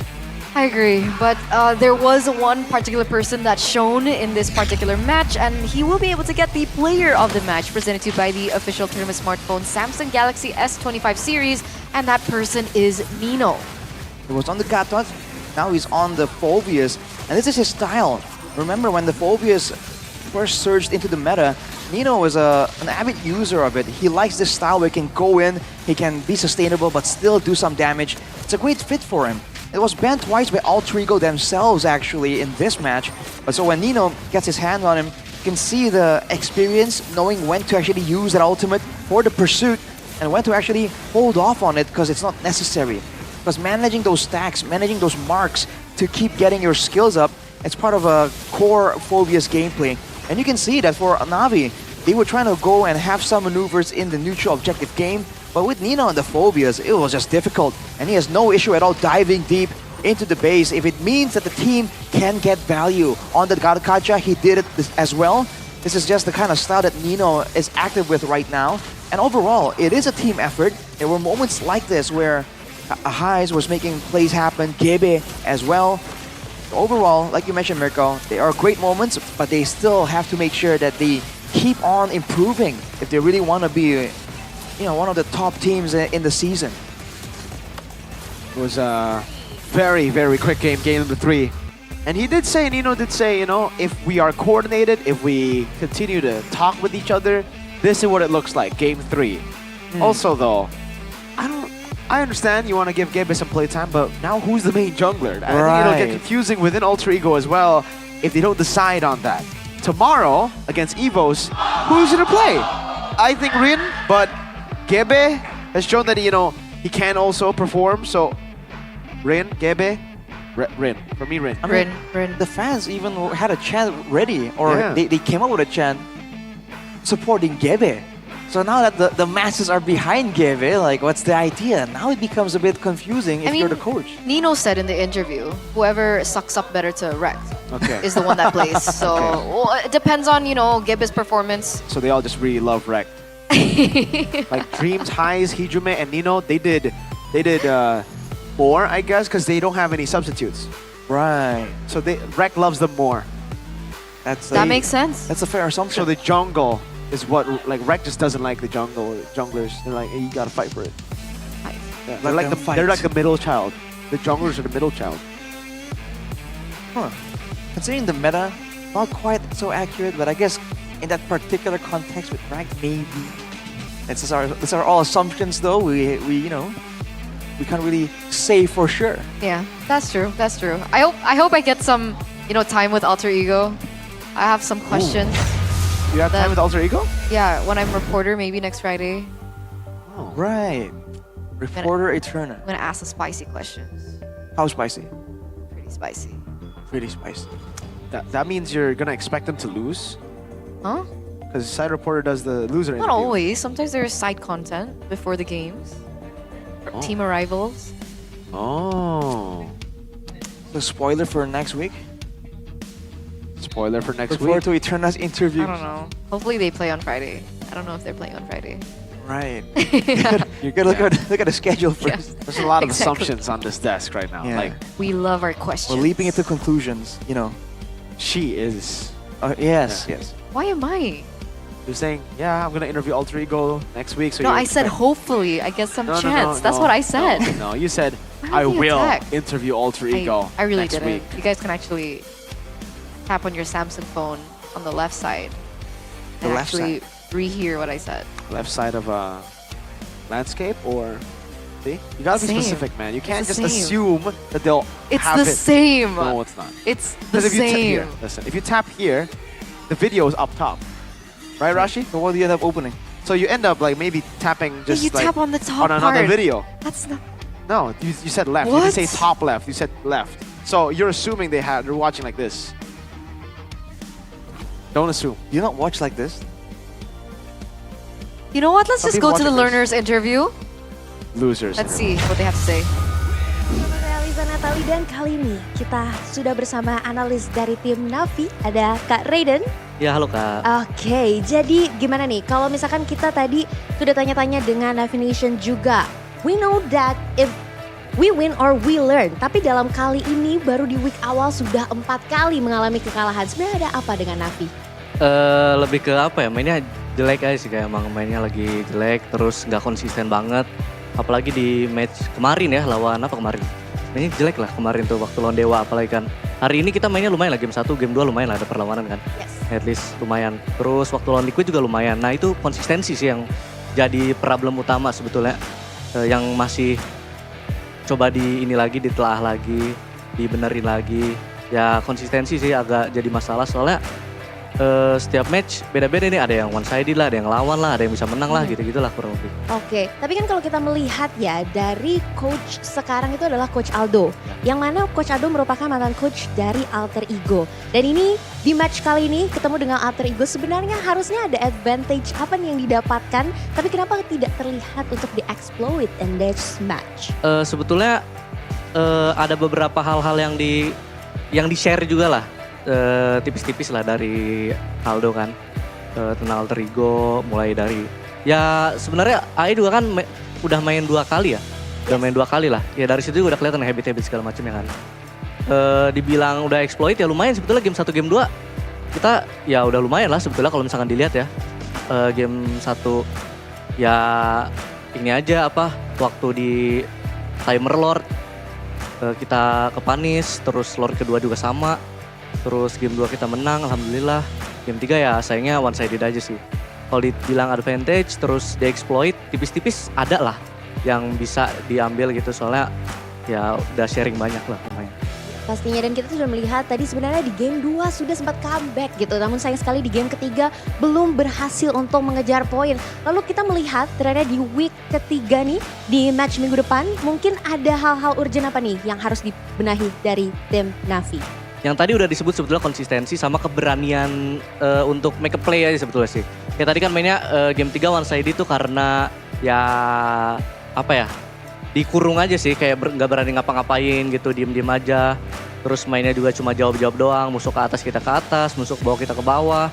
Di turtle juga sebetulnya udah ada plan tapi nggak dijalanin. Ya gitu-gitu lah, konsistensinya kurang banget, sama keberanian untuk make a play-nya aja sih yang mesti dibenahi lah. Oke, kita akan melihat apakah konsistensi dan keberanian dalam gameplay Navi akan bisa dibenahi di week ketiga. Amin, semoga bisa. Semoga bisa ya pastinya, dan kita akan melihat seperti apa kira-kira tanggapan dari para caster. Jadi good luck untuk Navi di week ketiga minggu depan, dan kita akan lempar ke caster. Silakan. Thank you so much, Alyssa, and as well as Coach Raiden. There you go. Coach Raiden. That's how you English, by the way. The learner's interview was something. Yep. I think what he mentioned in the interview was a lot of the similar things that you guys also kind of figured out. The fact that they were still kind of inconsistent. Very nervous. Very Don't wanna make nervous. plays. They don't want to make big plays, exactly. So that's something that even coach was like, yeah, that's the problem. There's something going on here. Because even around the turtles, I think there were a lot of moments around the objectives. Yes. It seems like they wanted to go for this, but they went for something else instead. They didn't fully commit. There was a lot of hastiness and even indecision around those objectives. Yeah. And there was a plan, but it just was not implemented properly. That's what Coach Raiden said. That's what he said. Now, what are you saying? What do you say? You think Navi can do it? You think they can improve? I don't know. But what you can do is join the MPL GG party by voting for your favorite team in every MPL ID S15 match at gopay.co.id/games. That's what you can do. And you win guaranteed rewards. Do you? The first Like vote, what? You definitely get 3 diamonds and 1 token. You get 3 diamonds and 1 token. So and you're like, whoa, what the heck is a token? They want more, right? But hey, that 1 token you can spin for prizes in the gift arena, where you Okay. can win GoPay coins, MLBB skins, smartphones, and even an electric bike, electric motorbike. An electric motorbike? Yes, because this is MPL ID Season 15. That's pretty cool. Season that keeps on giving. I want an electric bike. And how do you do that? Is it difficult? Get the token, you spin it. Okay, I in get a GoPay. token. Okay, Yeah, and so then? you go to gopay.co.id/games, right? You open the GoPay app, you GoPay select app. the top up game option. Where is Are you it? following through? Yeah. You Okay, click the trophy icon in the top right corner. Okay. Right? And then you click vote now to get a token. It tells you right there. It's there, it's there. Yeah, that one. Now you vote for your champion and enter the winning team. Big chunk. And the final match score. Oh, Now the that's- match prediction too. Big Yeah, chunk. exactly. Oh, this one. So you collect as many tokens as Evos possible by playing. 2-0. RQ versus TL. Right. There By, you go. by voting, you keep getting more Got tokens, it. and you keep spinning the wheels in the gift arena. Wait, so I get a token when they win? Yeah. Okay, I'll wait. And spin the wheels in the gift arena. I think voting also gives you tokens as well. Oh, I have to vote. Did you check? How many tokens you Where have? do I see the It's over there. Oh, I got it. I Right. got And it. then when you there you spin go. with the tokens, you can spin the wheel, bro, and you can get your dream prizes. Dude, I think that's super fun. It's A minigame. It's super fun. I love agree. mini games. And that actually reminds me of a game that I'm really into right now, which is MC. Magic Chess Go Go. It's Magic Go. Chess Go Go. And by the way, for the community, there are going to be tournaments held. They're called the MCCTT, Whoa. which is making its debut from March CT? 7 to 16. From March 14 to 16, the semifinals and the finals will also be broadcasted live on the Whoa. tournament's official website. Is this real? Yeah, it 81.6 is. mil IDR? That's it, right? You guys actually have a chance to get your hands on those prizes. Wow. So don't forget to check Crazy. that out. Follow them on the official Facebook page or visit mcggesports.ig. Who will rise to be Indonesia's champion? The first MCGG Indonesia champion. Who? Will it be you? No. Maybe, but no. See, I mean, this is important, man, because people always remember the first. The second and third people aren't really as inclined to remember. Yeah, you never forget your first. Exactly. So Eterna, who's the first man on the moon? Luminaire. What? Sorry, I was talking about M1. The moon. I was talking about M1, sorry. First person to the moon, do you know? Neil Armstrong. Right, who's the second person? Absolutely Exactly, no idea. that's what I'm saying, man. Exactly. The first one No matters. one cares about you, mister.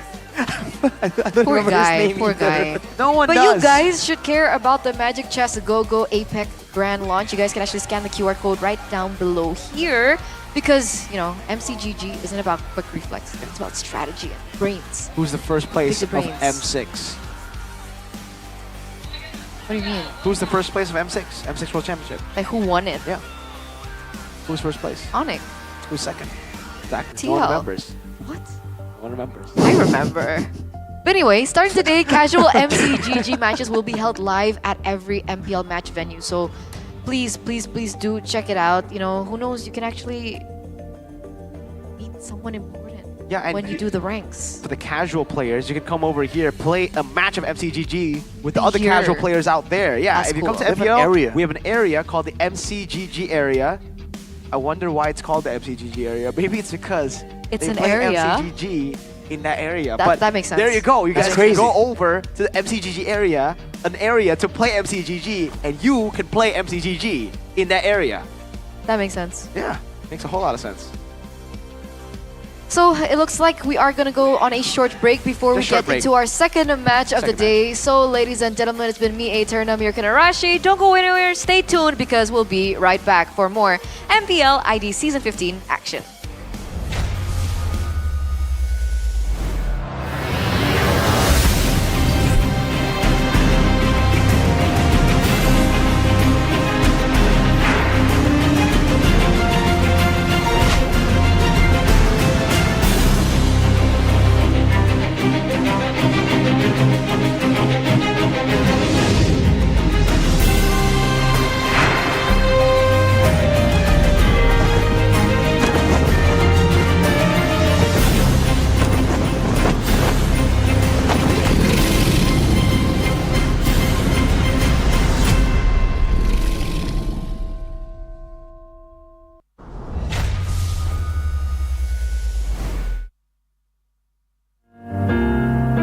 Cerita tentang apapun sampai hal-hal tak perlu. Kalau bisa jangan buru-buru. Kalau bisa jangan ada dulu. Berisik ganggu ya. Kalau bisa jangan ada dulu.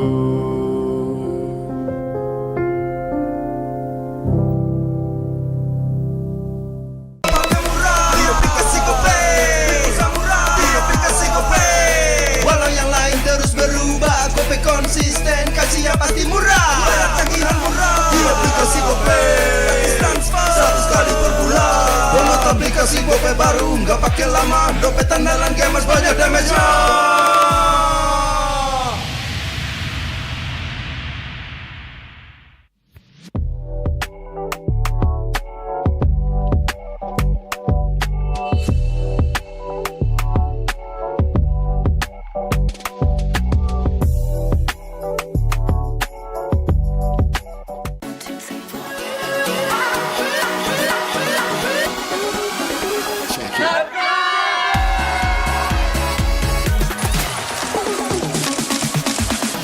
Ya, aku bareng. Ulang dong. Gak perlu.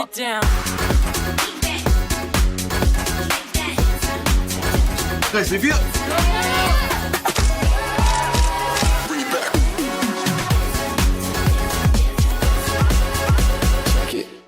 Rasa baru makin seru. Pertama di Indonesia. Kopi susu rasa cookies. Always ready, warnai harimu. Good day groovy cookies. Nikmati sensasi asyik kopi cookiesnya. Tak ada hari tanpa mabar. Main ngelek, kerap buat ku tak sabar. Gimana mau main sampai kelar? Ini waktunya ku bersinar. Okay, let's do it. Game smash andalanku bikin mainku semakin hebat. Tim stabil main makin mulus, rankku fix naik terus. Tukar DG rings, diamond dan voucher game kau dapat. Cuma Game Max makin no debat. Game Max Booster, kini dapat DG Rings. Beli paketnya dan aktifkan boosternya di aplikasi Dunia Games.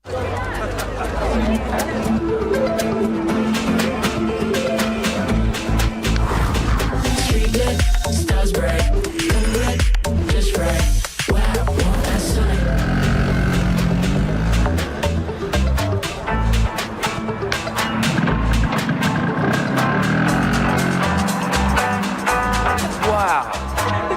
Cool.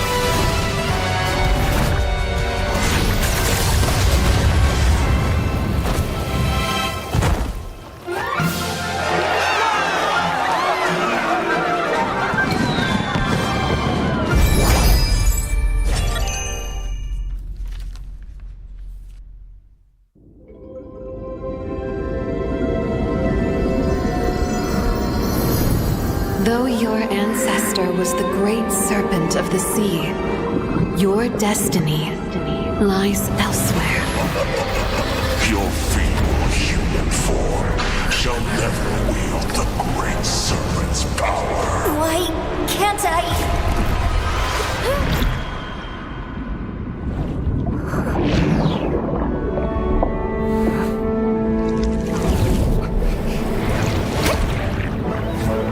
The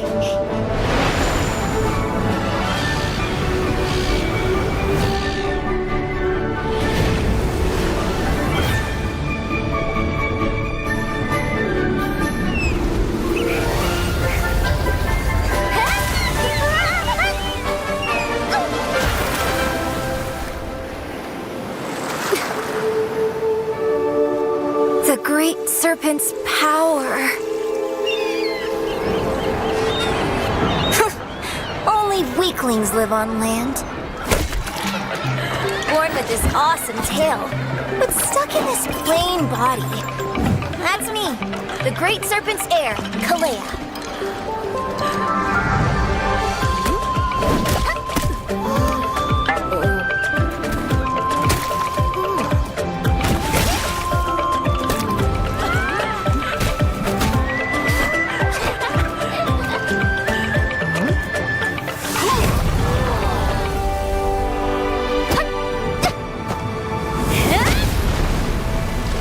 Figures.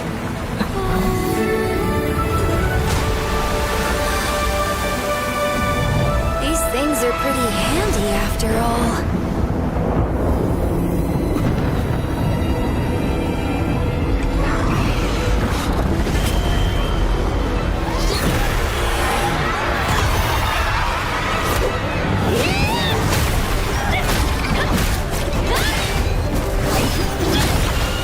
You messed with the wrong island.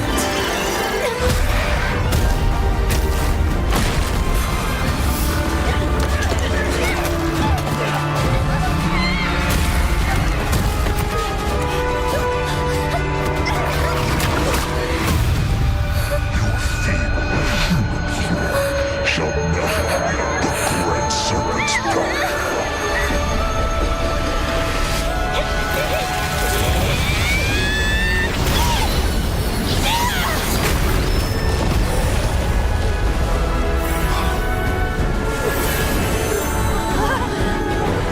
So this is the Great Serpent's? No. My power.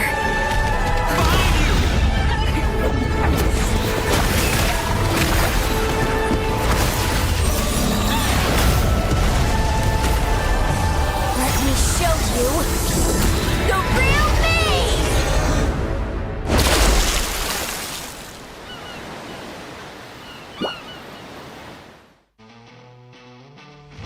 Selamat datang di MPL Indonesia Season 15.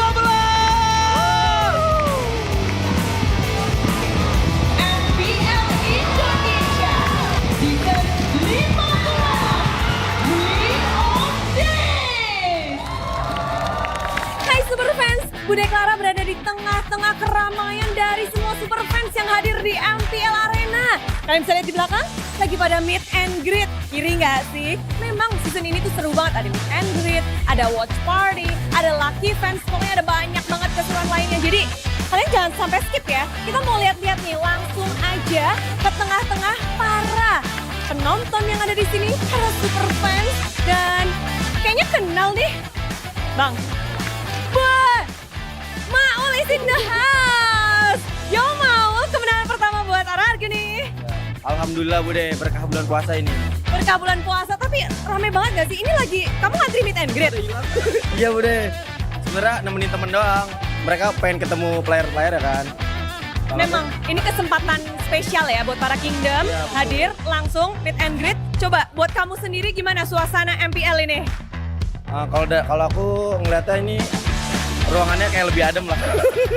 Di luarnya lebih adem, lebih enak, lebih nyaman lah kita buat datang ke sini, nggak rugi juga sih. Kalau kalian mau seru-seruan bareng kita, datang aja ke MPL Arena. Jangan lupa beli tiketnya. Jangan lupa beli tiketnya buat Kingdom dan semua juga, semua Super Fans, yuk lah dan seru-seruan bareng. Thank you Mamu. MPL Indonesia. We are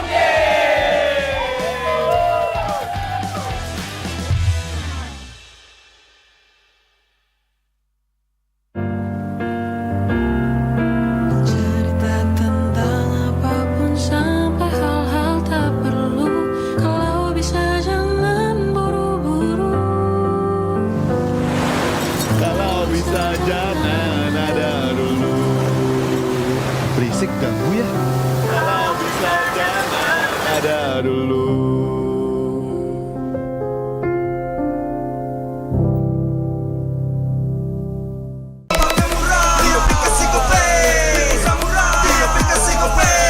Walau yang lain terus berubah, Gope konsisten, kasih yang pasti murah. Bayar tagihan murah di aplikasi Gope, gratis transfer 100 kali per bulan. Download aplikasi Gope baru, nggak pakai lama. Dompet andalan gamers banyak damage-nya.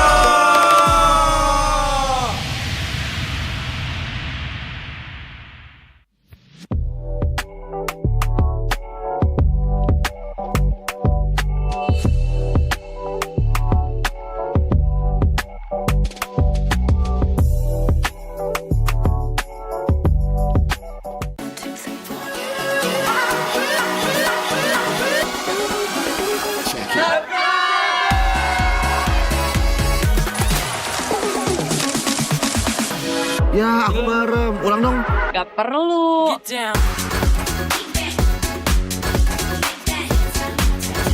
Guys, review.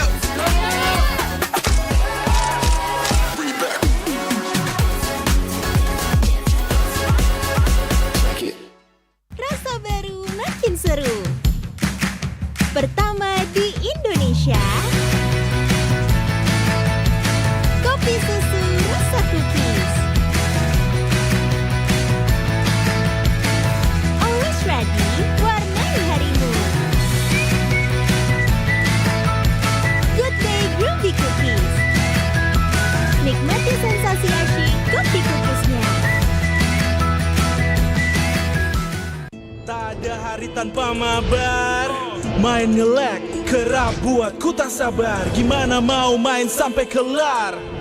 Ini waktunya ku bersinar. Okay, let's do it. Games main sandalanku bikin mainku semakin hebat. Pin stabil main makin mulus, rankku fix naik terus. Tukar DG rings, diamond dan voucher game kau dapat.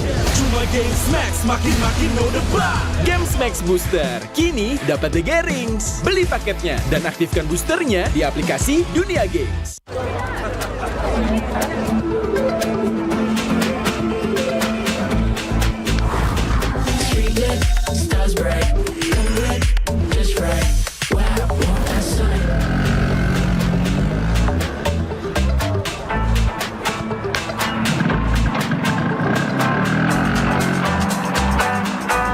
Wow. Cool.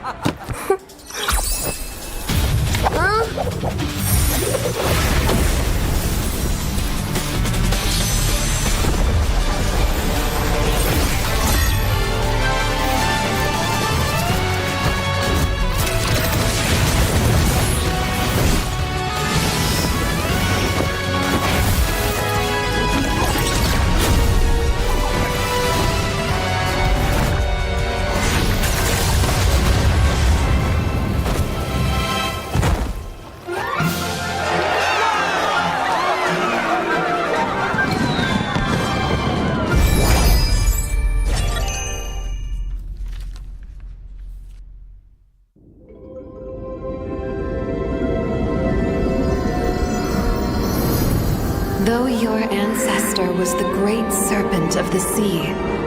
Your destiny lies elsewhere. Your feeble human form shall never wield the great serpent's power. Why can't I?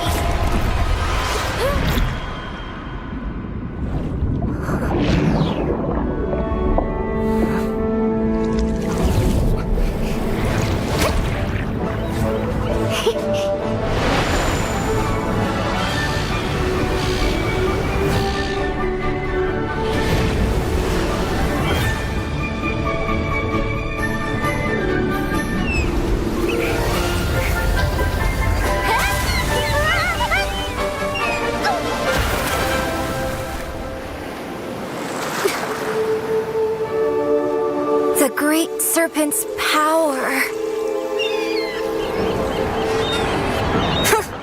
Only weaklings live on land. Born with this awesome tail, but stuck in this plain body. That's me, the great serpent's heir, Kalea.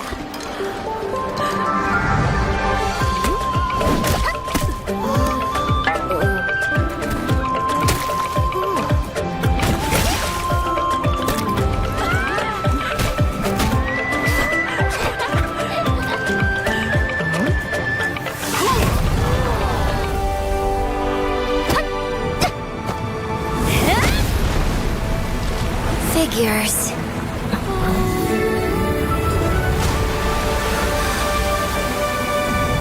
These things are pretty handy after all.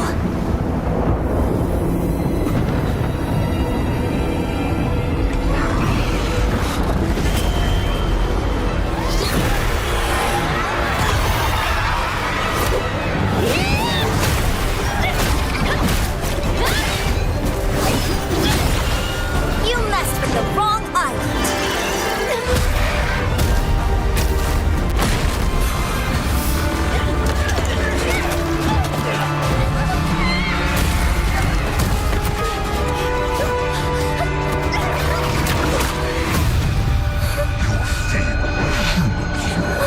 Shall never wield the great serpent's power.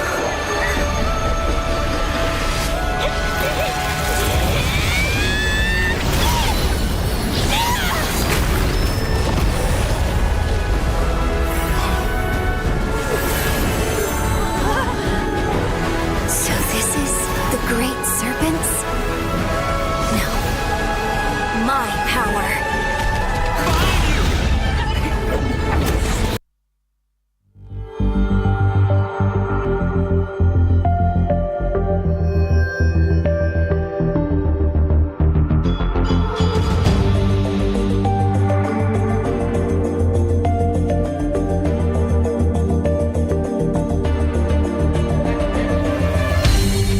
Aku kan berdiri dan terus berlari, terus ke arah puncak tertinggi.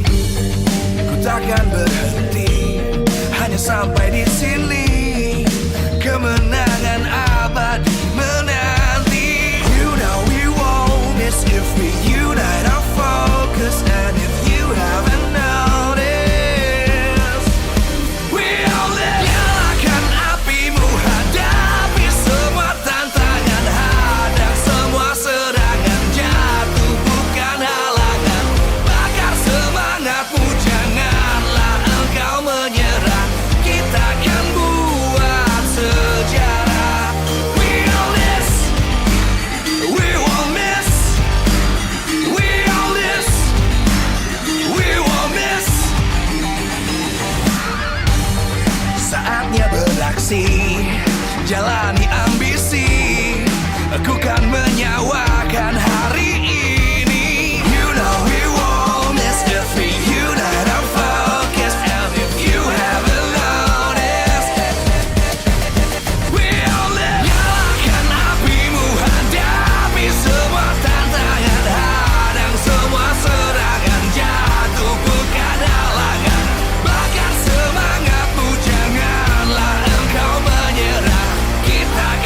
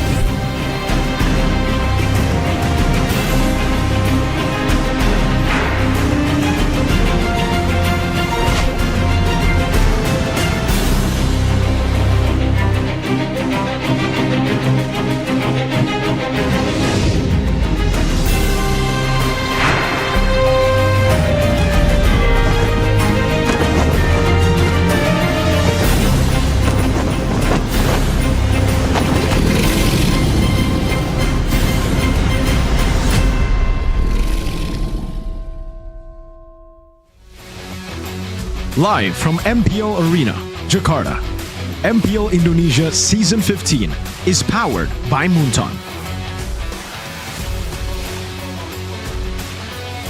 Supported by Esports Federation of Indonesia. Presented by official tournament smartphone Samsung Galaxy. Official e-wallet GoPay. Official sponsor Head & Shoulders. Official coffee Good Day. We own this.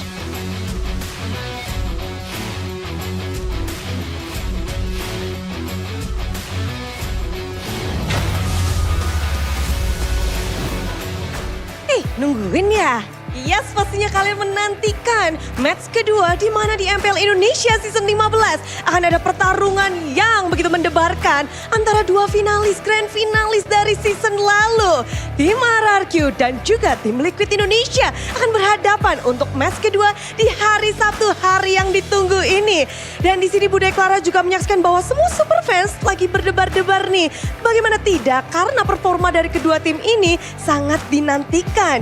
Dan sebelum kita melihat bagaimana jalannya pertarungan, izinkan Bude mengucapkan terima kasih kepada kalian semua karena support dan dukungan kalian yang terus mengalir, dan juga tentunya pada para sponsor dan partner. Karena MPL Indonesia Season 15 powered by Moonton, supported by PPSI, presented by official tournament smartphone Samsung Galaxy, official e-wallet GoPay, official sponsor Head & Shoulder, official coffee partner Good Day. Dan tak lupa juga kita punya partner in esports, ada Dunia Games, Telkomsel, dan IndiHome, beserta dengan advertiser Kacang Sukro dan juga suppliers kita RSV Helmet.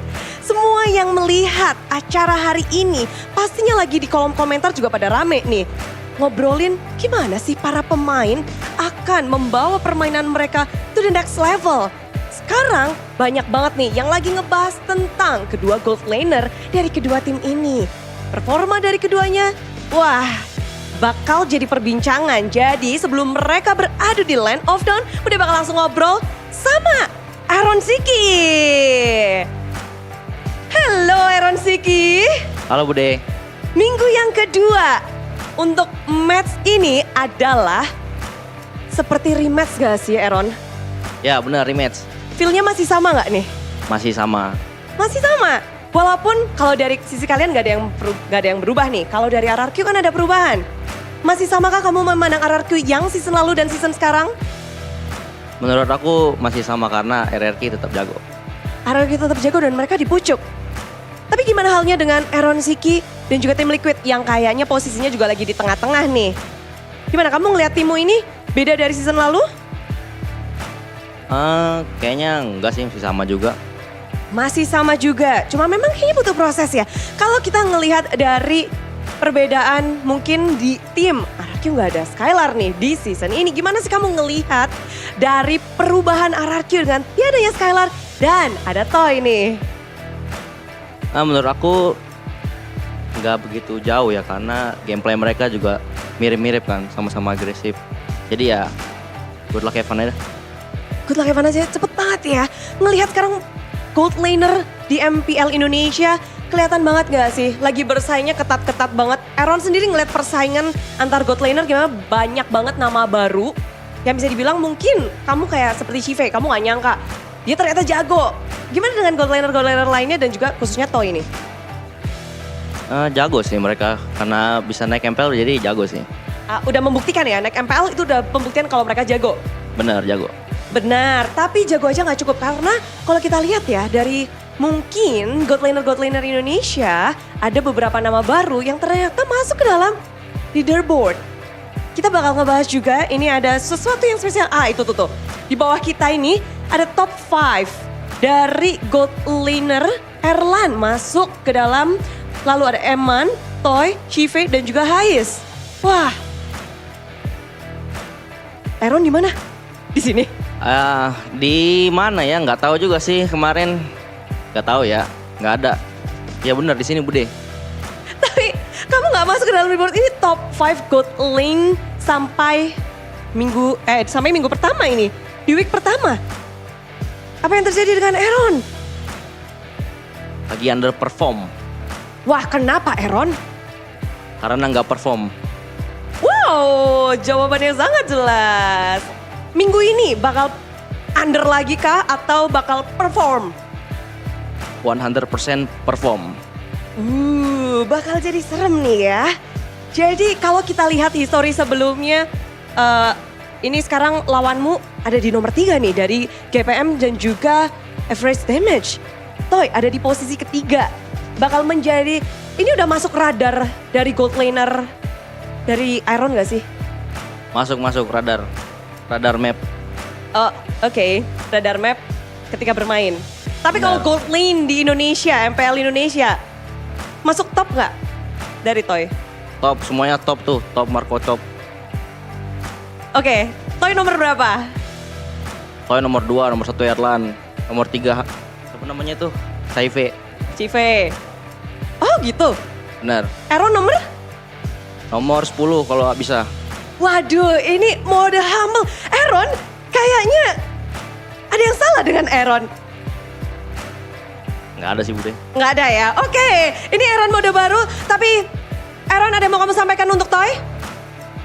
Nggak untuk Toy sih, untuk kemarin anak ya. Untuk besok lah, match besok langsung aja. Oh langsung aja? Buat maybe siapin aja dah strategi dan performa terbaik. Ternyata dia udah bahkan sampai besok udah siap. Hari ini lebih siap lagi. Jadi kalau di sini Aaron udah siap, bagaimana dengan yang ada di sana? Ada Toy, monggo aja Alisa. Terima kasih Bude dan sekarang sudah bersama tim dari RRQ dan di sebelah saya sudah ada Toy. Halo Toy.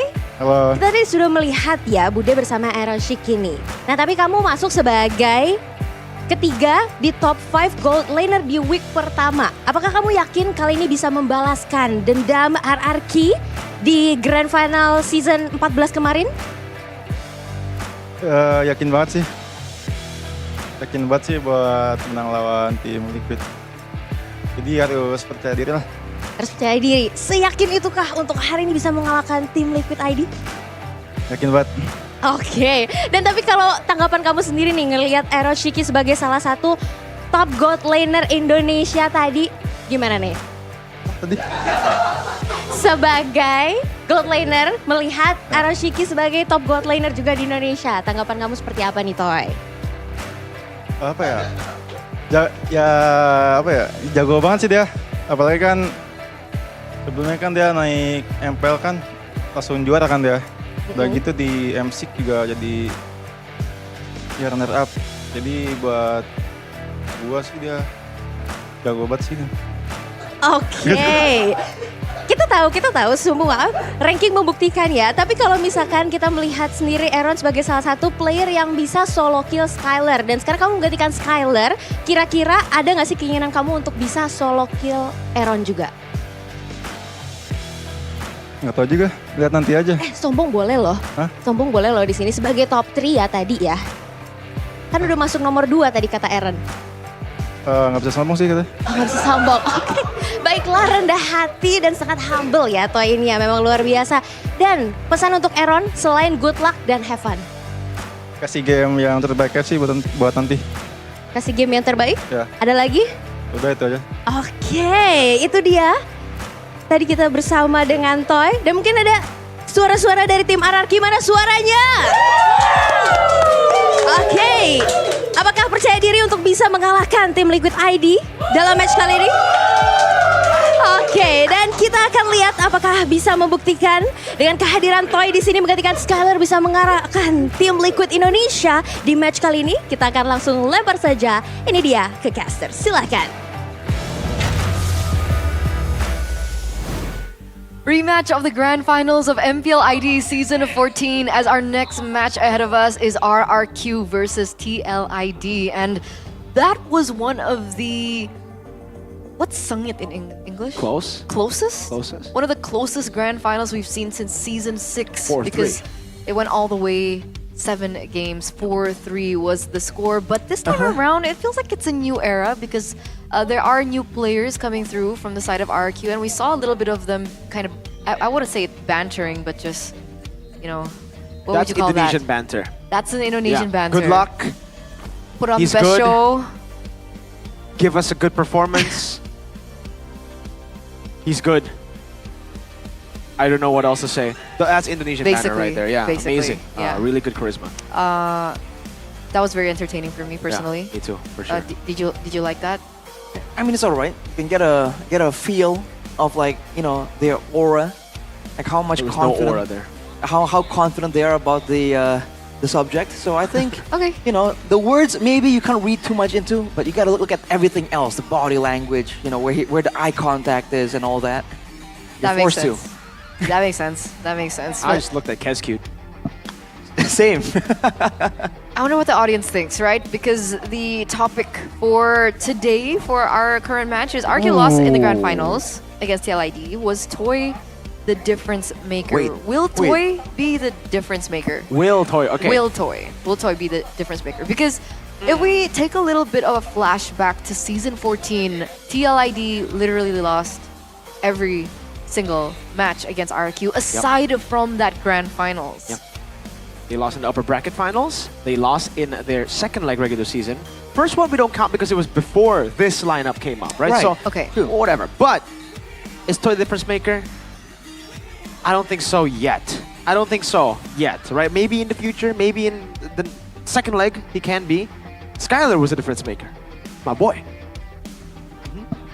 I mean, I think that's really fair to see because, you know, Skylar has proven himself against all the doubters more than once, right? For Toy, he's doing pretty good so far, but we need to see more. But this is what we were talking about earlier.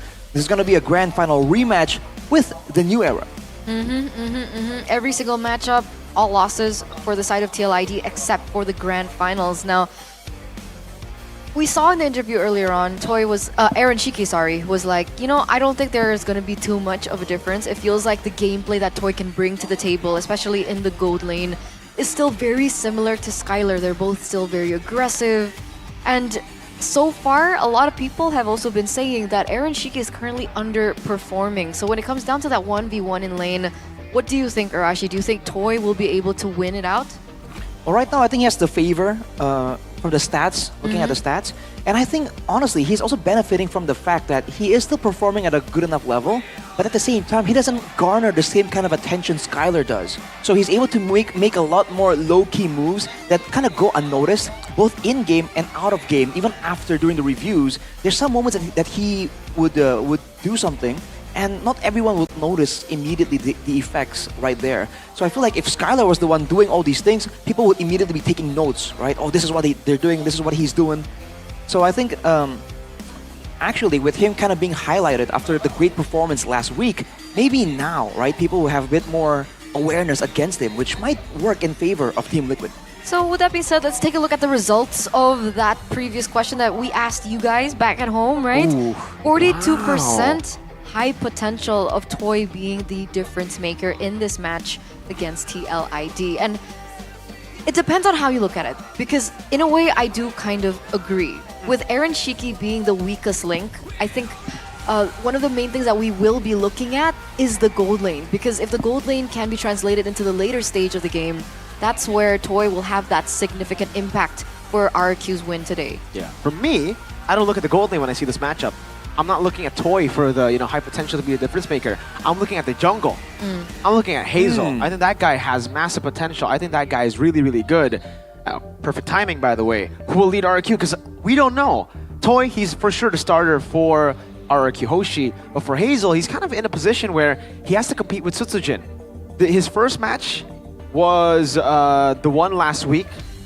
I forgot who they went up. Was it RQ? Was it Onyx? Yeah, it was Onyx. RQ Hazel decided to deploy Hazel against Onyx, and he performed really well. So I'm all on board for Hazel's ship or Hazel Cruise.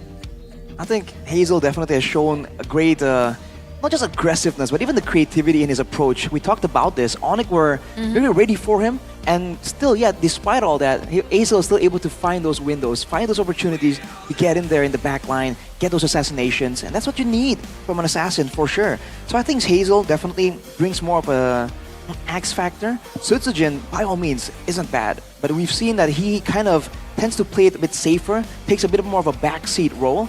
Now again, with the addition of Toy, with the departure of Skylar, there's an argument to be made for both types of junglers. Do they still want to maybe put Toy as more in the spotlight and then let Sutsujin take the more chill approach, or do they want to get Hazel as another point of focus for all of the other teams going up against RRQ? So the big question remains, who's going to be playing today?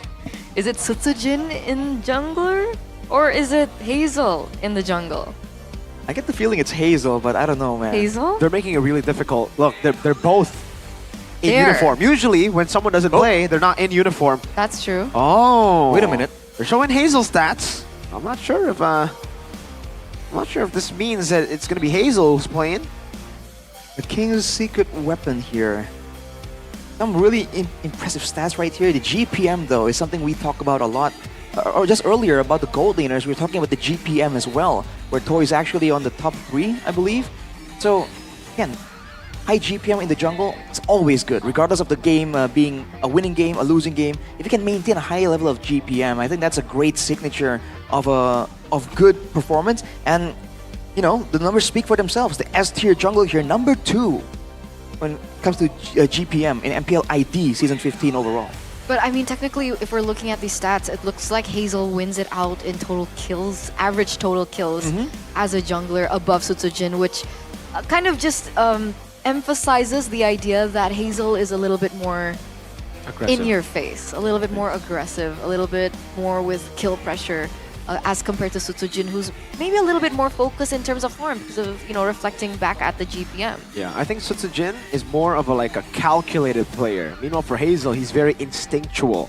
He goes, if he feels it's right, he will go in. And I think for Toy, I haven't really, I haven't been able to identify what Toy is like. Is he more calculative? Is he more instinctual? Because I've seen both. And if he continues to improve in that way, if he does, both instinctual and calculated gameplay really well, we could be looking at someone real special.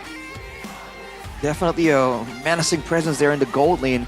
And I agree with you, Mirko. He's been playing safe, kiting back, and then out of nowhere, there was that Assassin Irithel approach. So he can really do it both. Looking at the player ranking though, wow. Compare him to Shive right there. Shive number 1. 0-4, by the way. Navi is currently 0-4. That's impressive. Wow, Shive. XBTR, by the way.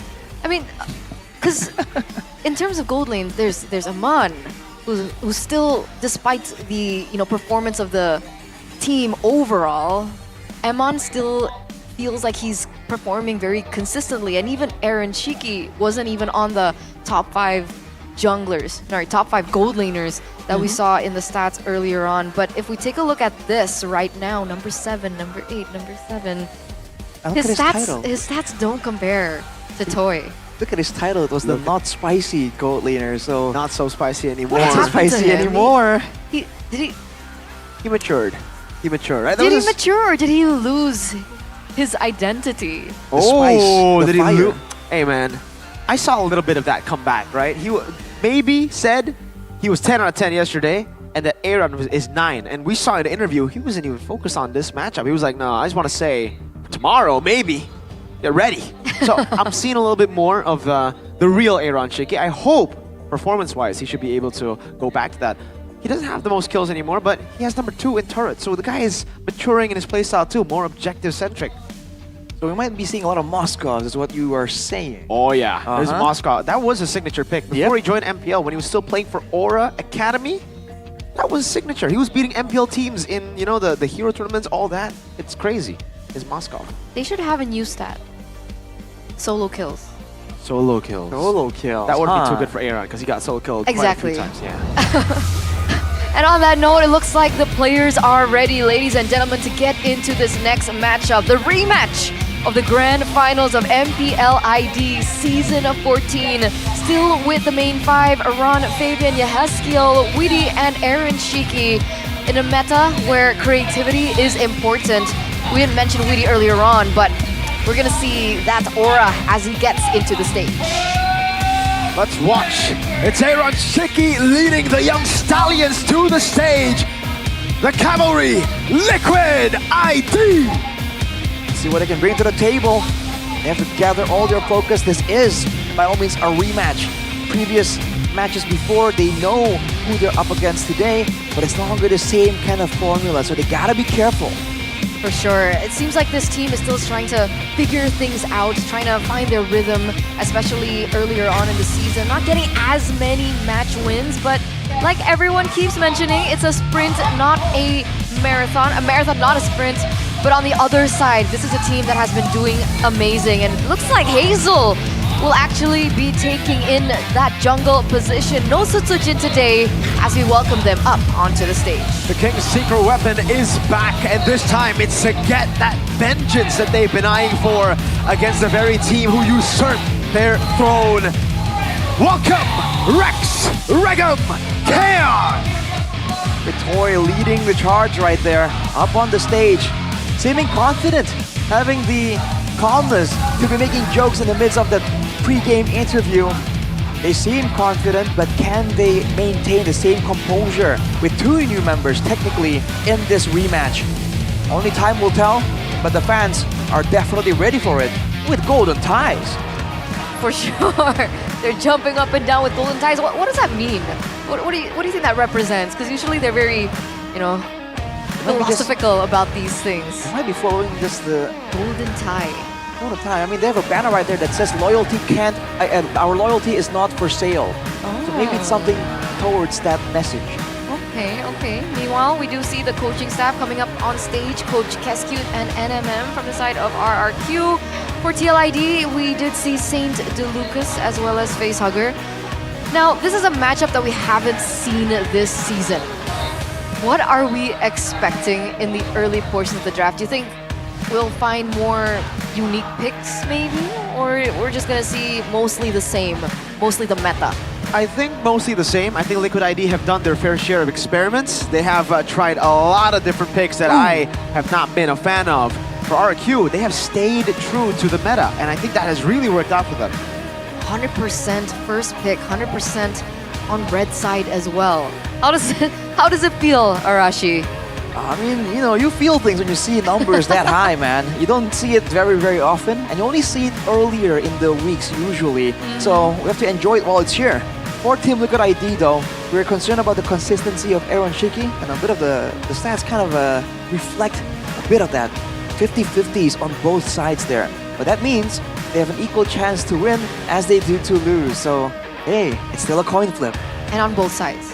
It's a two-sided coin flip, whatever that means. It's okay, it's fine. Cavalry, it's fine. I'm done. Are you telling yourself? Yeah, a little.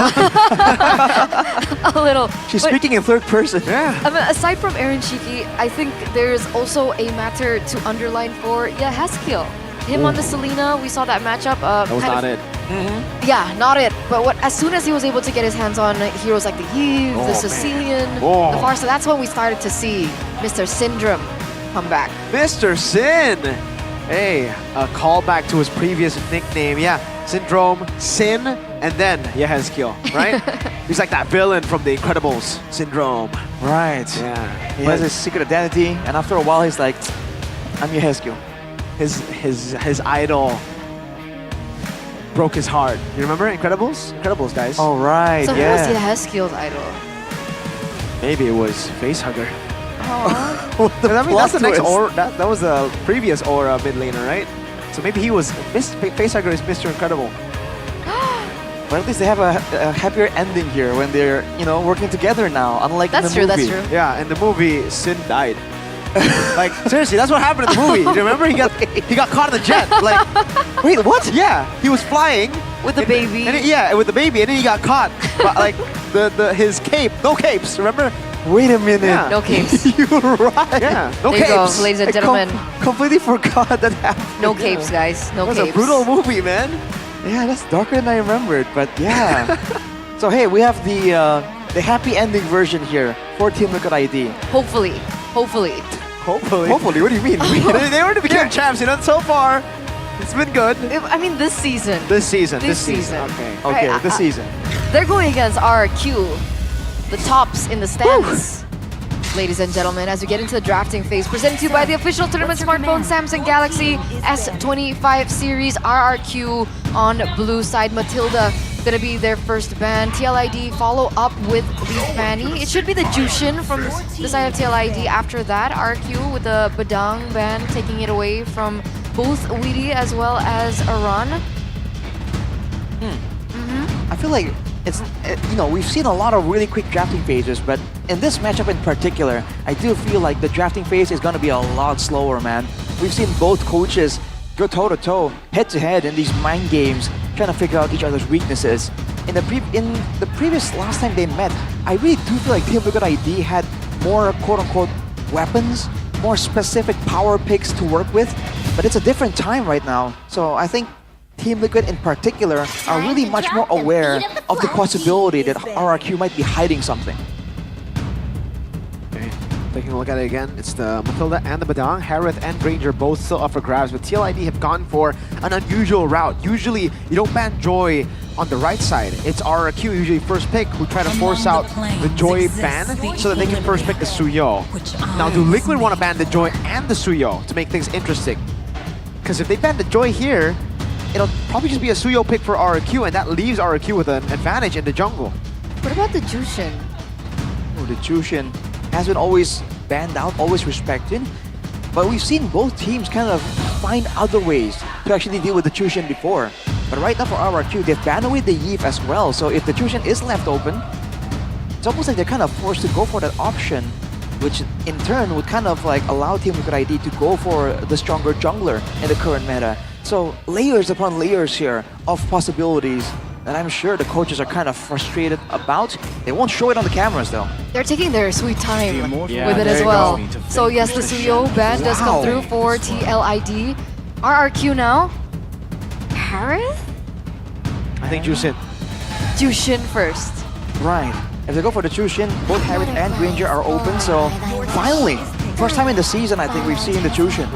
Ooh, and it's for Rins. The guy you would want on the Jushin. Yep. This is Mr. Flicker Forward. Very aggressive. His gameplay is very, very aggressive, and like you mentioned with the Eve not there, how are they going to be able to kind of level the mid lane out?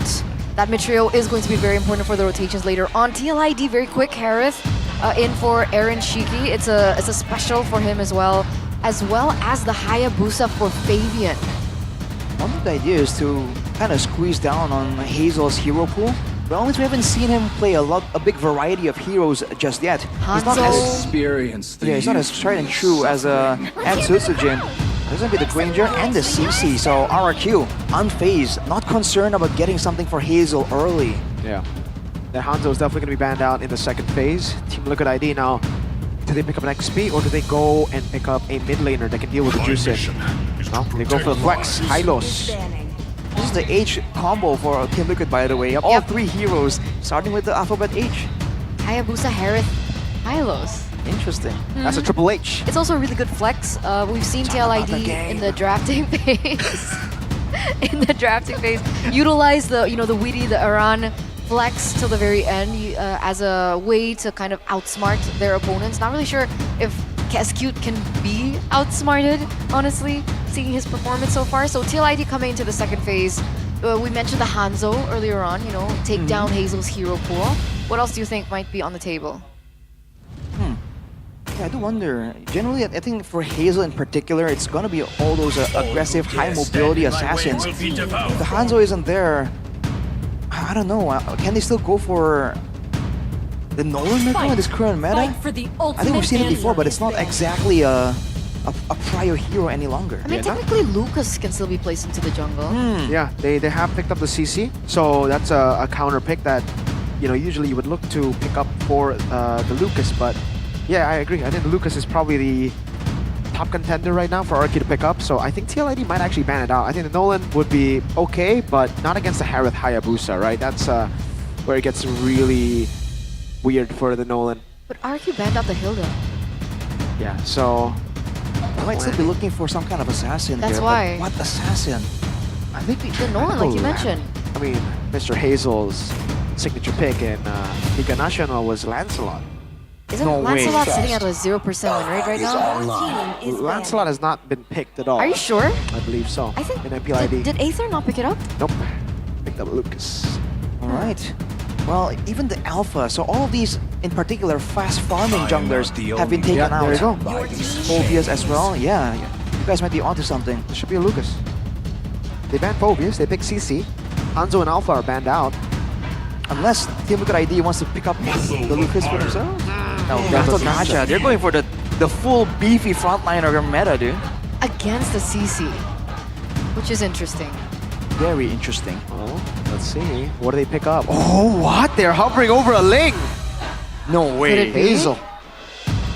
Wait a second. 5 jungle bans. I just want to say how much prio Liquid have on Hazel. 5 jungle bans. Fanny, Joy, Suyo, Hanzo, and Yamaha. Definitely interesting. This used to be something that would happen against Fabian, not Hazel. Now with 2 picks to go right here. Oh, Tigreal. And it's a Ling! Wow. Just, wow. Hazel, you mad lad. Kescute, you mad lad. I mean, this was a pick that TLID were the ones to bring out for Fabian. 0% win rate. We saw the WR earlier on before with the Tigreal now being picked up. How do you think TLID will respond to this? Technically, they just need a hero for Yehezkiel. Something with that's a bit safe, I think, will be good because there's so many threats here from the side of RRQ. Some mobility would be nice. Crowd control would be cool as well. I mean, if they want to go with just the good old Vexana for control, right? To use this aggressive style, to use these front lines to kind of bully RRQ, they can do that as well. But if we're talking safe, Aurora. Sicilian is also very, very safe. They play with this range, but against the Ling. I just want to say this is a very, very greedy lineup. They have a Ling, CC, and a Granger. All of them really need farm. At least they don't have another, like, they don't have a Sicilian. If they had a Sicilian too, then that would be a problem. So they're still gonna have to balance the farm between these 3. I think Dyron's gonna be the one that takes the hit. Might be the case for sure.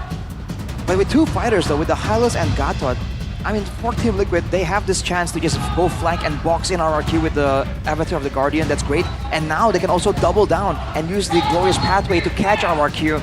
So if RRQ can't really bring the fight towards Team Liquid, that's going to be a difficult situation to be in. So I think they're going to be forced to play a certain way right here to try and use that mid lane dominance to try and do something. So will RRQ be able to do it? Ladies and gentlemen, our opening game in the rematch of the grand finals between the Kings of Kings and the Cavalry. RRQ TLID Game 1. Let's get into the Land of Dawn. Immediately you can hear "Let's go Liquid" chanted right behind us right here. But all across for RRQ as well. Yeah, the fan base have been crazy this season. But in the early game, watch for the mid lane though. Aggression coming in from both teams. Yeah, but Ritz is the one that's taking a lot of damage. Like does! Yehezkiel, first blood. Very nice opening. It'll help Yehezkiel with the stacks as well. Understandably so, Sicilian does dearly need it. Did you think the emblems played a part in that aggression? Well, for the most part, just tenacities, right? Even Rins, knowing he's on the Tushin, goes for the tenacity with the agility to try and help with the chase potential as well.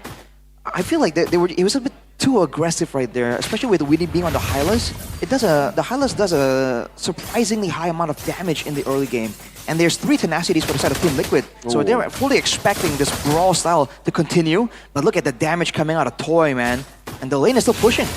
Okay, meanwhile for the talent predictions, it looks like it's... Is this a fair split?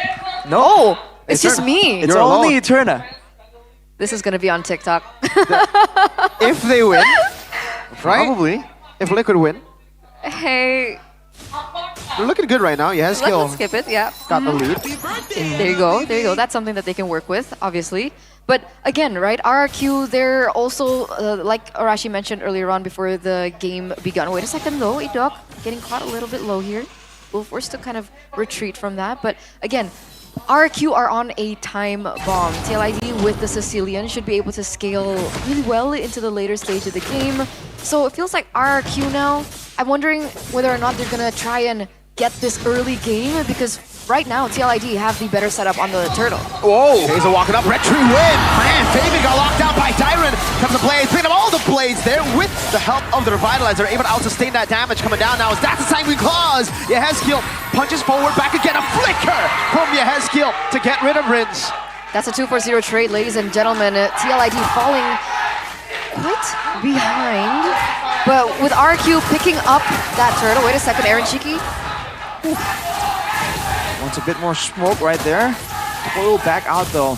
It's a great start for RRQ to initiate that fight, get the pick off. But afterwards, I feel like they were putting their attention onto the Witty and Iran. And again, especially in this early game, those two are not the targets, man. With 2 revitalizers, they're gonna sustain for way too long, way too much. So I think RRQ are stuck in a weird spot where they have to dive. They have to go for the other members in the back. Because if they use all their resources on the front, I feel like Team Liquid ID have what it takes to at least control the early game. The mid game, who knows? It'll depend on the gold laner.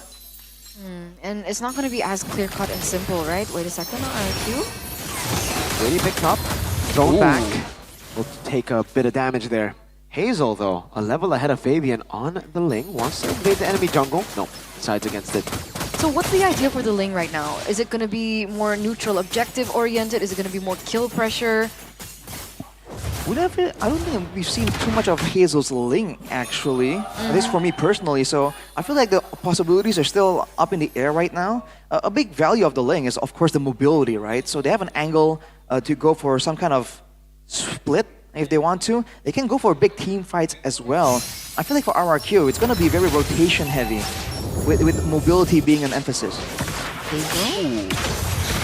Okay. Very aggressive invade there from Hazel. And he gets out without being punished at all. Here, was that Yezkiel took it? We don't really make it out properly. But yeah, you can see that even though in theory, the Ling is supposed to shine later on in the game, with that mid lane pressure, with Edok being so aggressive, they're actually getting a lot of chances to invade right here. And now RRQ are the first to the turtle pit. Can they do something though? Can they make their move before Team Liquid ID gets in position? I mean, essentially, if Fabian doesn't get caught out earlier on, like Turtle number 1, they should have a fighting chance. Fabian is level 7 too, so that 50-50 retry battle, wait a second, Hazel just secured another level. So it looks like it might be better set up for RRQ right now.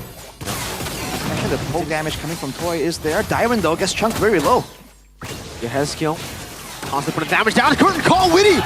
Burst it down, melted. Even with the tanky HP, Rins though will fall as well. Edok jumps in, able to go with the shove now. Oh, flickers out to safety. Aaron Shiki jumping in. Hazel wins out the retreat. Oh, time to play, jumping in. Aaron very low. Hazel walks away, gets taunted on the wall. Aran takes him out. That was a perfect taunt. That was a perfect taunt. That's a 2-0 trade. Technically 2-for-1 trade as RQ was able to secure the neutral objective. Again, a very similar story to Turtle number 1. That's concerning right there. RRQ always kind of falling short in the pickoff game, even though in theory they do have a lot of damage at their disposal still. But for Hazel, I felt like there was a weird moment right there where with the Tempest of Blades where he finished the initial animation and he kind of stood still for a while. But RRQ already active trying to get a run. Great implosion with a shove too. Now the pickup as Toy gets the kill. Skypiercer, first stack of the game. Up top, TLID with the response. A turret as well, but no kills.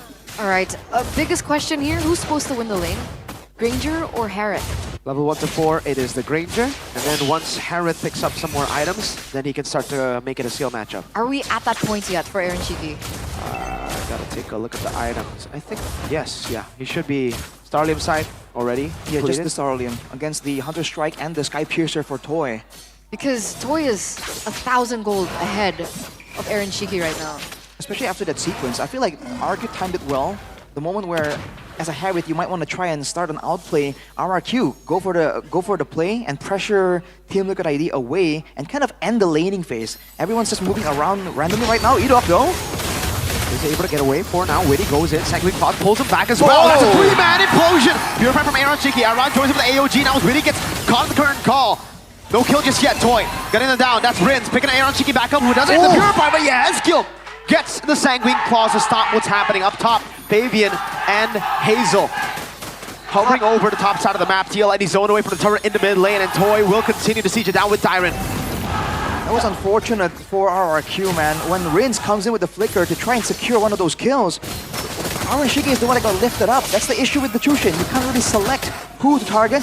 But with that sequence though, RRQ, they get the turtle, and they get a sizable gold advantage out of nowhere. 2.5k, more or less. Absolutely, absolutely. They're playing the map really well. I mean, one of the main things that the Link can do is the global pressure, and we see the turret actually fall in the top lane, and it didn't seem like Fabian wanted to go in for that 1v1 either. right? It feels like Fabian actually retreated from that area. As we do have a game fact by GoPay. This marks Jushin's debut in MPL ID Season 15 after previously having a 100% ban rate. We actually talked about this a little bit in the drafting phase earlier on, but back into the game, 3.5k gold lead now for RQ, and it looks like they're continuously pressuring here. Oh no, bad position. Rin's able to get out. Implosion! Edog finds a crazy 7 somehow. Aaron stays alive there, finally gets assassinated by Diamond Baby Low. Hazel finds him in the back and assassinates him too. And the Kingdom goes wild in the MPL arena. 4-for-1 trade, a tower in the top lane. This is looking like a disaster for the Cavalry. He's gonna pop the protection on the top side. They won't be able to get the turret, but what was that? It was looking so even until Edok just exploded with that implosion. There was 4 members immediately caught in a combo, and RQ did not waste that opportunity, man. Team Liquid ID now very clearly on the back foot.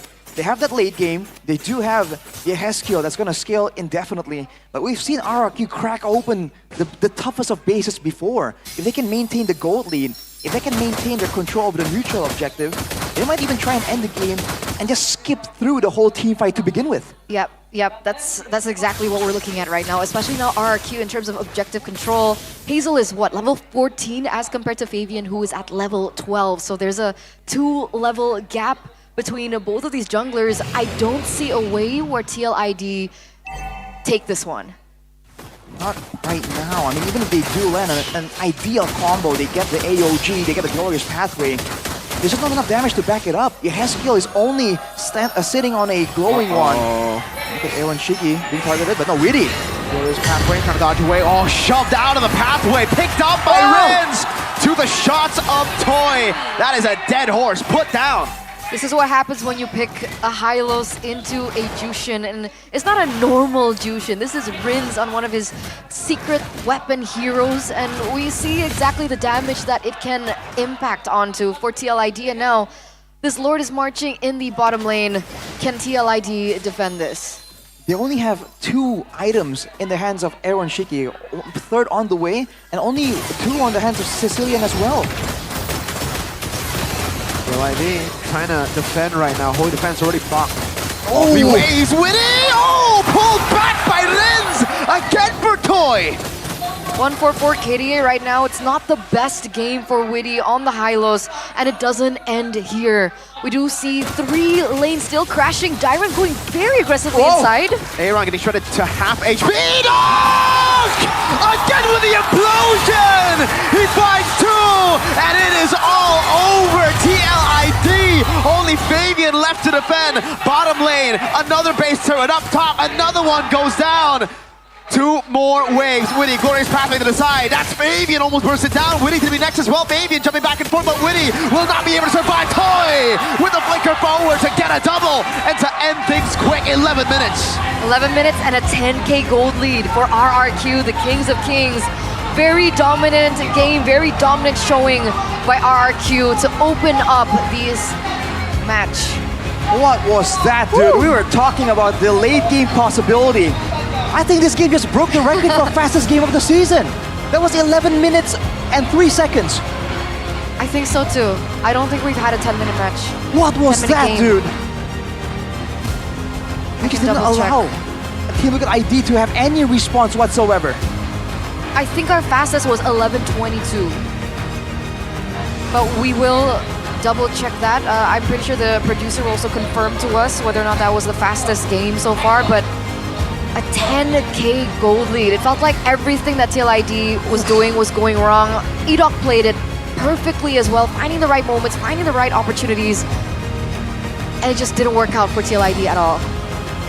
That's insane. I think that in the final moments there, the gold differential was 11,000 gold difference too.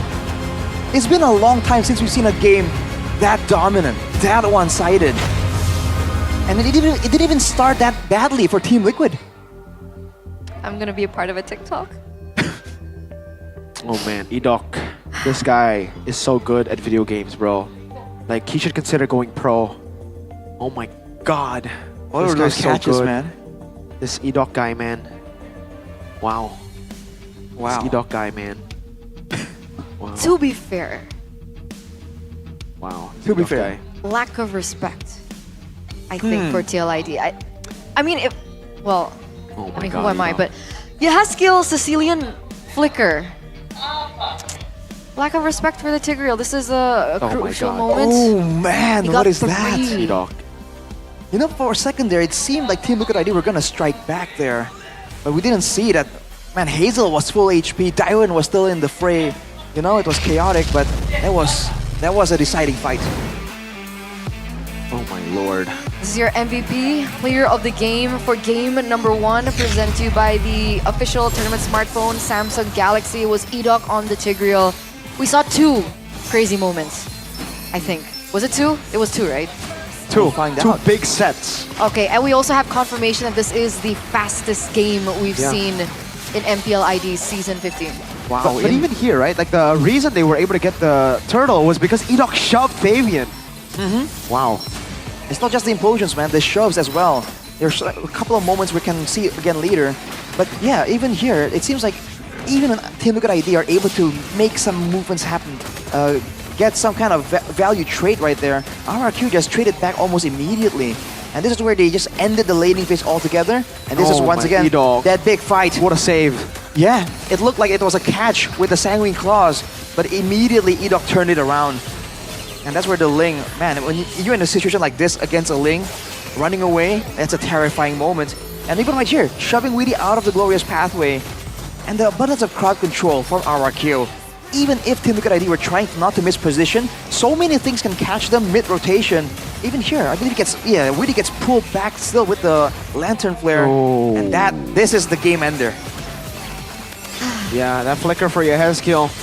He wanted to go flicker because he knows there's going to be a Ling.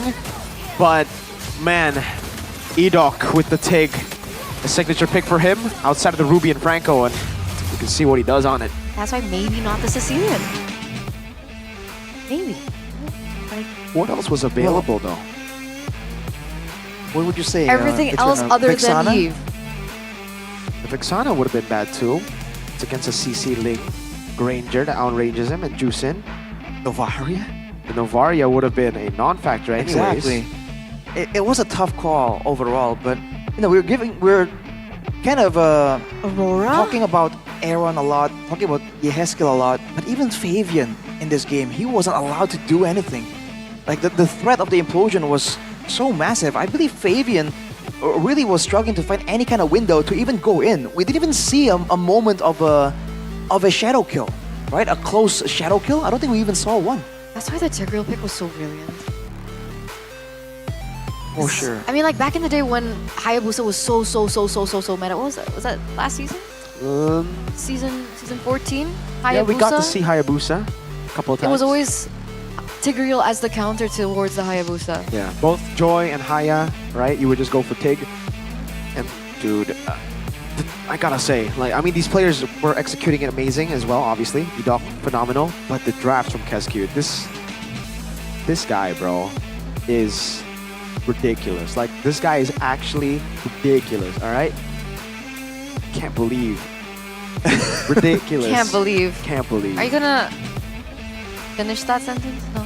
Can't believe. Just can't believe. He It's laughed. okay too. I mean, definitely insane how the team. The fact that the team, again, we just said that this team had 2 quote-unquote newer members, but the synergy, stressed. dude, the combos, the comms, the coordination of the rotations, man, it seems so polished. I feel so stressed right now. It's like we're playing with a lag or something. I don't understand. Lag? Lag? What do you Felt mean? like they were playing without. Oh, Yeah. it's because they were using Telkomsel. Yeah, they were using IndyHome, you know? Like the G21 package. That's true. Very that's fast true. speed, very consistent, 100 Mbps, and they only have to pay 375,000 IDR. That is so affordable. Very affordable. Super. So if you guys want to check that out, you guys Super. can actually check it out on the website tcell.id/nacional, or you can download the app on Google Play as well as the App Store. Right, the My Telkomsel app.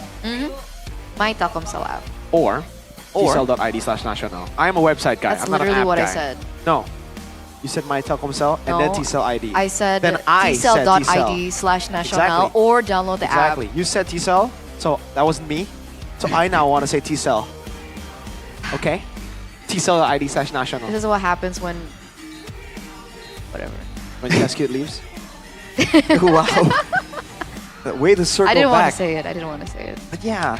So for Team Liquid ID, do you think there was any issues with the execution as well? Because I mean, overall, for me, it felt like they were finding good moments. It just wasn't allowed to, gain any steam at all. They gave more value to the picks that were already shown by RRQ. CC, first phase, they're like, you know what? Let's give him Gatakacha. On top of the high-lows. And they picked the high-lows to Into the CC. the CC. So it's like, we saw that CC. Give him the HP. Well, if you're going to try out how that would go in your own games, make sure you participate in the Ramadan login campaign as well. Because you can join the Dazzling Golden Spin to get a time-limited Ruby new skin. It's a new skin, and it's free. Right? So, and every night, by the way, from 9 p.m. to 2 a.m., 1 minute, 1 HP, which in this case stands for handphone, will be given away in the game. So don't miss out. This is the time to be active on Mobile Legends, man. Oh, I thought this whole time it was health points. 1 health point? I thought it's what the heck is a 1 health point in real life? I have absolutely no idea. Okay, I thought that maybe it accumulated or something into something. Liquid also thought picking Gata and Hylos to a CC was a good idea. They thought it was going to accumulate with the They thought it was gonna revitalize and accumulate. all that, Exactly. but it didn't work They out also like look that. for HP. Look how that turned out. Dyron ate him up. I guess not very good. Yeah. They weren't very lucky.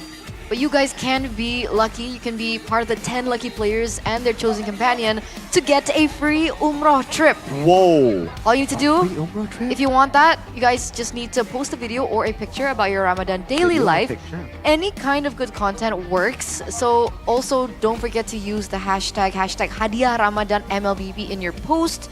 And if you are chosen, you have a chance to win a free trip to Makkah. Is this a good enough picture for the post? I mean, it's exclusive. I mean, it's your daily Ramadan life. Not everyone This is my daily Ramadan Exactly. life. Exactly. So I'm just gonna post it and then use the hashtag That's valid. Hadiah Ramadan MLBB. HADIAHRAMADANMLBB. Alright. Alright. I'm going to Umrah. You have to be chosen first. Oh, only 10? Only 10 plus companion. See, 10 plus, so more than 10. But Potentially. 0 diamonds. You can get something really cool for 0 diamonds. For 0 Is it the diamonds? new bat? I For mean, free? the new Hero. Kiro? Yeah. Yeah. Yeah. It's Kalea. Kalea. Kalea? So don't forget to Oh, unlock the pass Kalea. with diamonds plus with battle points. It's a 21-day Certainly. login kind Oh. of thing, and you guys can also log in every day to get more rewards and actually some diamond refunds. So don't forget to log in every day from now. Kalea is a pretty cool character, honestly. Like, Yeah. I don't really like her design. She's cool. I agree.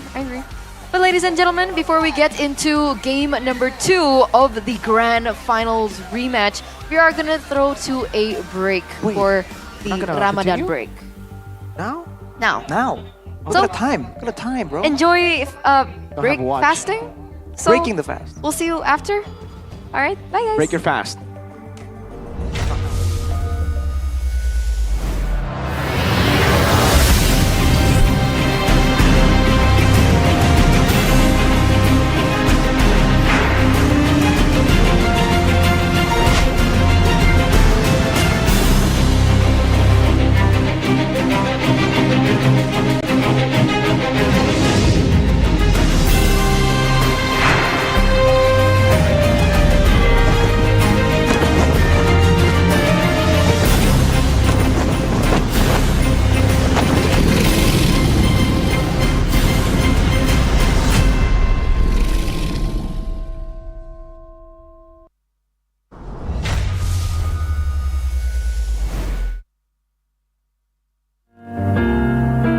Cerita tentang apapun sampai hal-hal tak perlu.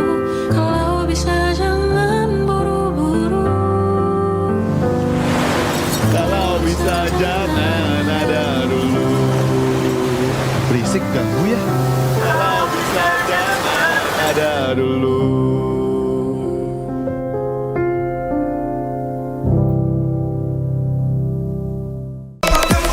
Io pica sigo play. Io pica sigo play.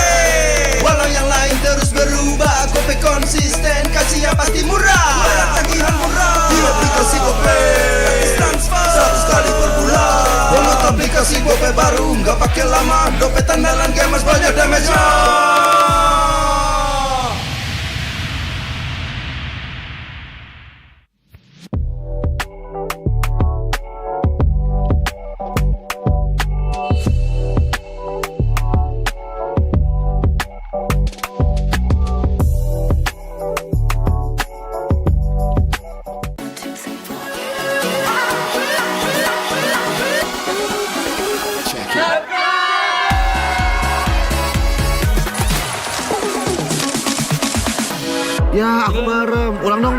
Gak perlu.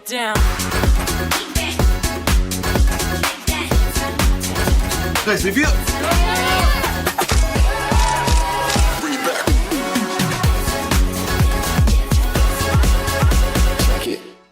Rasa baru makin seru. Pertama di Indonesia. Kopi susu rasa cookies. Always ready, warnai harimu. Good day Groovy Cookies. Nikmati sensasi asyik kopi cookiesnya. Tak ada hari tanpa mabar. Main nge-lag, kerap buatku tak sabar. Gimana mau main sampai kelar? Ini waktunya ku bersinar. Okay, let's do it. Games main sandalanku bikin mainku semakin hebat. Ping stabil main makin mulus, rankku fix naik terus. Tukar DG rings, diamond dan voucher game kau dapat. Cuma Games Max, makin no debat. Games Max Booster, kini dapat DG Rings. Beli paketnya dan aktifkan boosternya di aplikasi Dunia Games.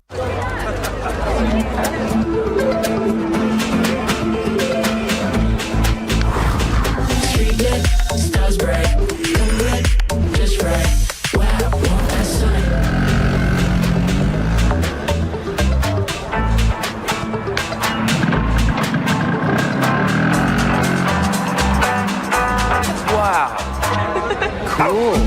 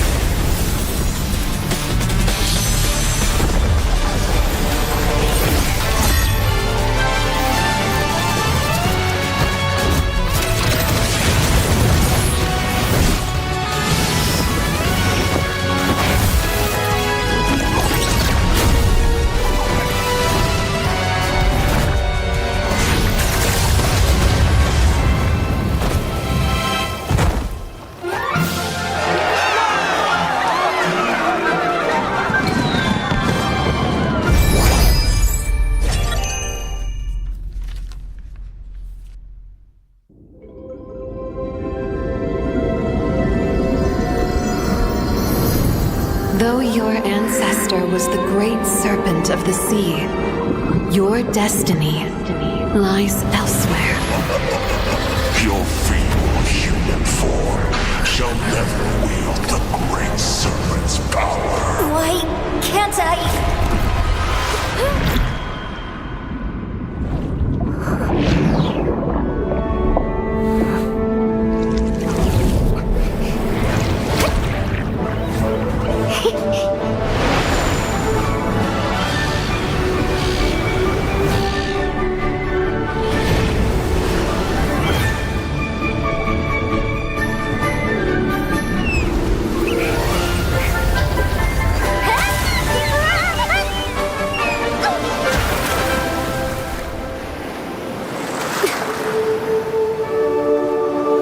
great serpent's power.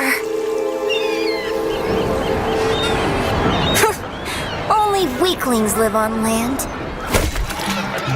Born with this awesome tail, but stuck in this plain body. That's me, the great serpent's heir, Kalea.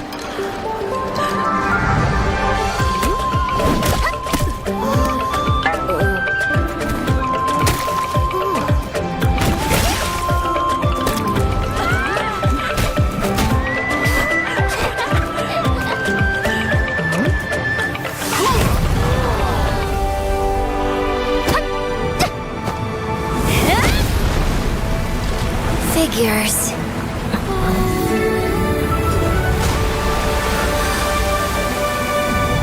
These things are pretty handy after all.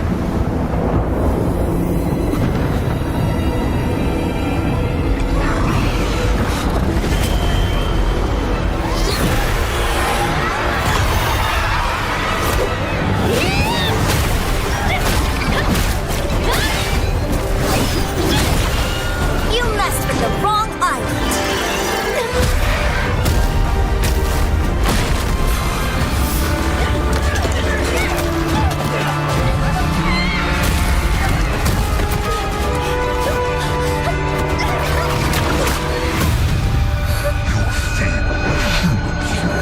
Shall never the great serpent's power.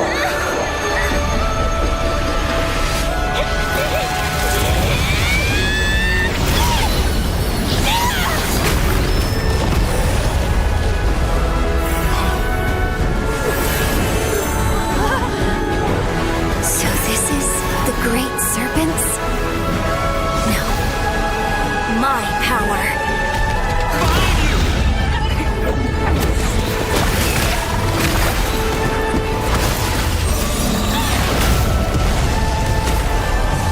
Let me show you the real me!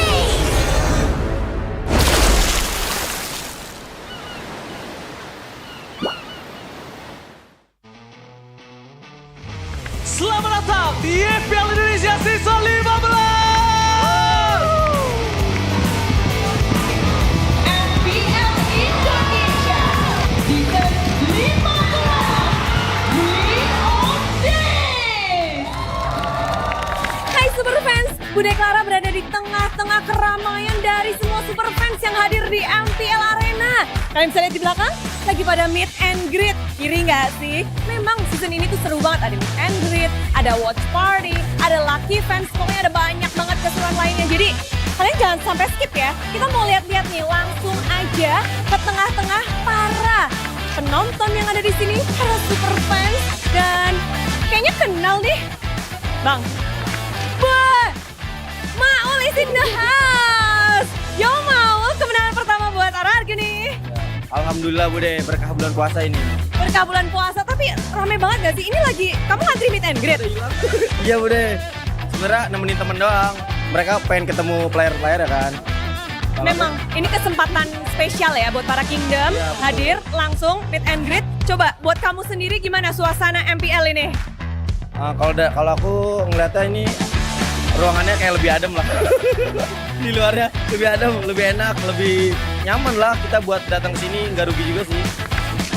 Kalau kalian mau seru-seruan bareng kita, datang aja ke MPL Arena.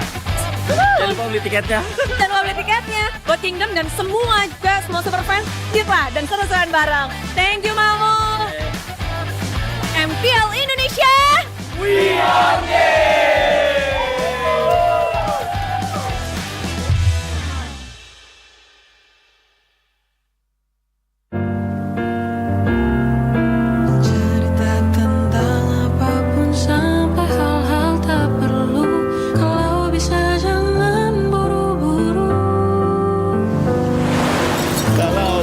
Jangan ada dulu. Berisik ganggu ya. Kalau bisa jangan ada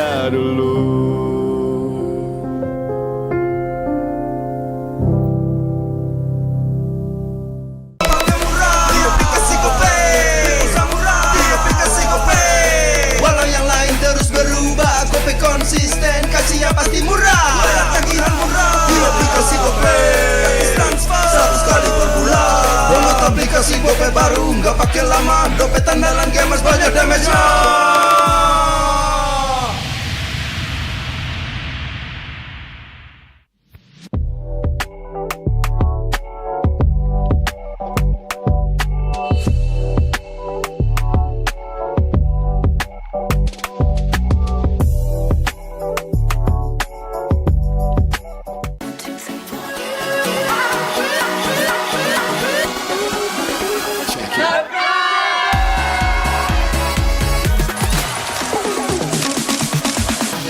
Ya, aku bareng. Ulang dong. Gak perlu.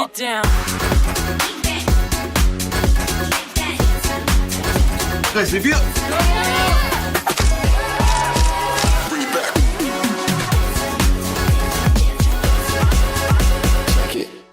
Rasa baru makin seru. Pertama di Indonesia. Kopi susu rasa cookies.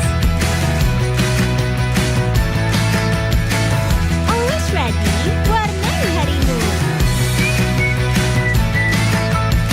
Good day Groovy Cookies.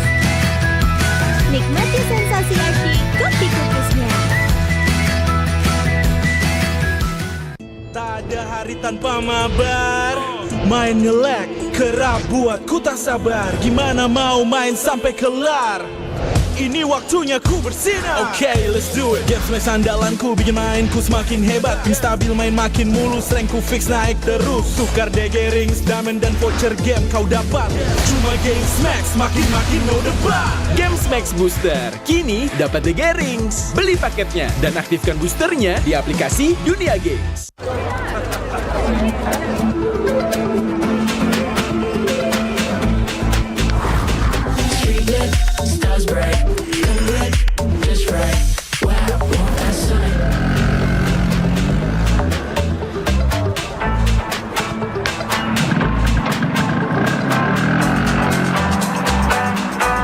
Wow.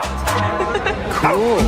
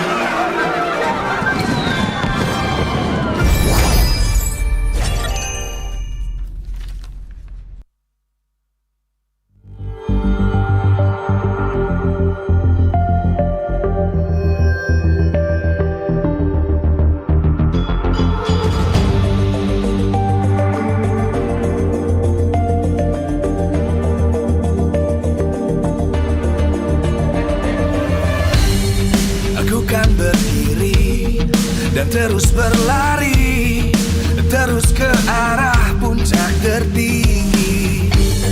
Ku takkan berhenti, hanya sampai di sini.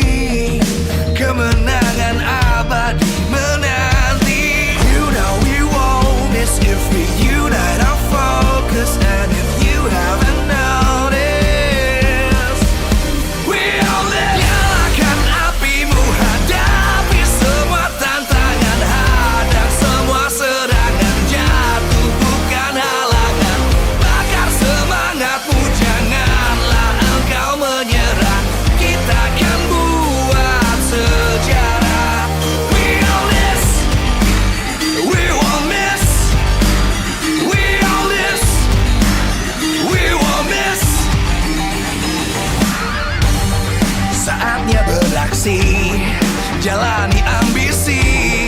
Aku kan menyawakan hari ini. You know we won't miss if we unite our focus. And if you haven't noticed, we all live. Nyalakan apimu, hadapi semua tantangan, hadang semua serangan, jatuh bukan halangan.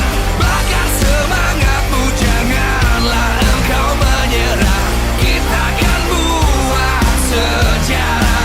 We all this, we won't miss. We all this, we won't miss. We all this.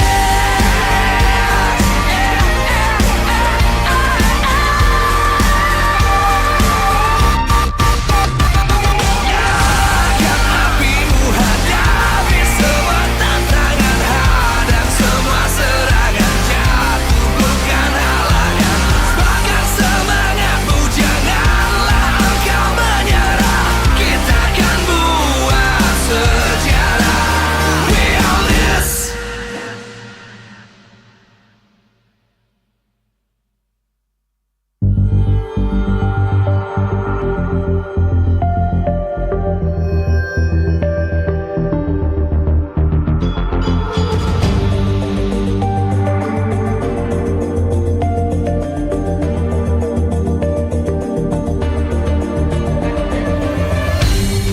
Aku kan berdiri dan terus berlari, terus ke arah puncak tertinggi.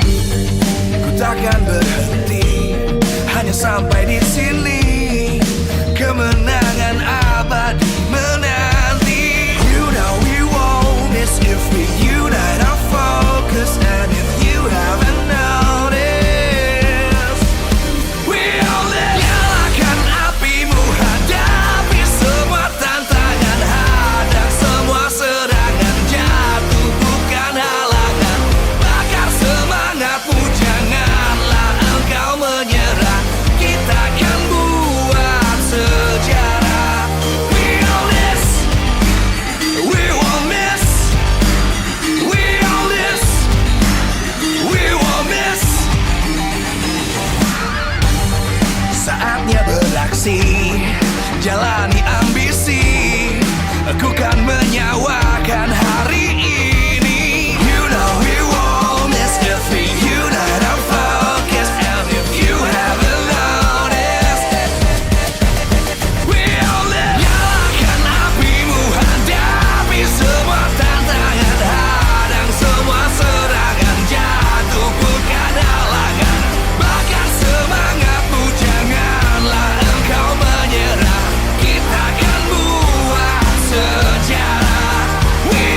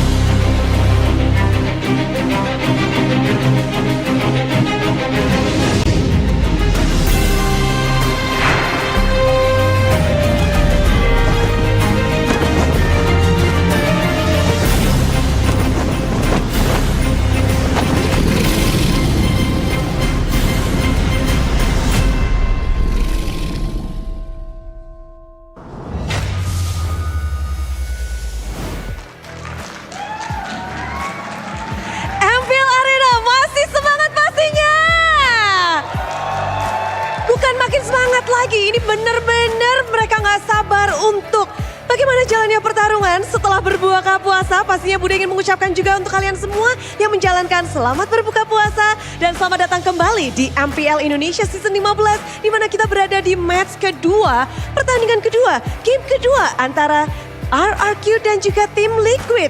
Di mana kita melihat sudah ada 1-0 sebelum tadi, tapi sekarang sebelum memasuki game kedua, di tengah-tengah kita semua ada yang spesial. Ada salah satu tokoh yang tentunya bisa kita ajak bincang-bincang nih buat ngobrol-ngobrol. Pasti banyak yang penasaran. Telah hadir Mbak Irene Umar selaku Wakil Menteri Kementerian Ekonomi Kreatif Indonesia. Boleh kasih tepuk tangan dan kita undang bersama Bude di atas panggung. Wah seru nih bisa ngobrol-ngobrol. Hello, how are you? I'm good. Amazing. Gimana Mbak Irene lihat suasana tadi game 1 hari ini? Luar biasa banget, kira-kira ini 2-0 atau 2-1 atau 2-2 nih? Waduh, 2-2 gak mungkin ya? 2-0? Apa 1 sama? Nah. Ketat banget dan rame banget ya pastinya. Banget, rame banget, mungkin harus ditambah nantinya. Iya dong, harus semangat semuanya ya. Tapi kalau kita ngeliat Mbak Irene, MPL kan emang sudah ramai seperti ini. Tapi kita juga penasaran nih, menurut Mbak Irene dan juga Kemenparekraf, gimana sih perkembangan e-sports mungkin khususnya melalui MLBB dan juga MPL Indonesia? Gimana tuh pendapatnya? Sebelum ada Mobile Legends, itu orang-orang mungkin tidak mengenal e-sports. Waktu itu 10 tahun yang lalu aku mencoba untuk kasih tahu ke orang kan, hey guys, we need to look into e-sports. Itu susahnya luar biasa. Tapi dengan MPL, semua orang mengenal e-sports dan semua orang pengen menjadi seorang e-sports players, benar kan?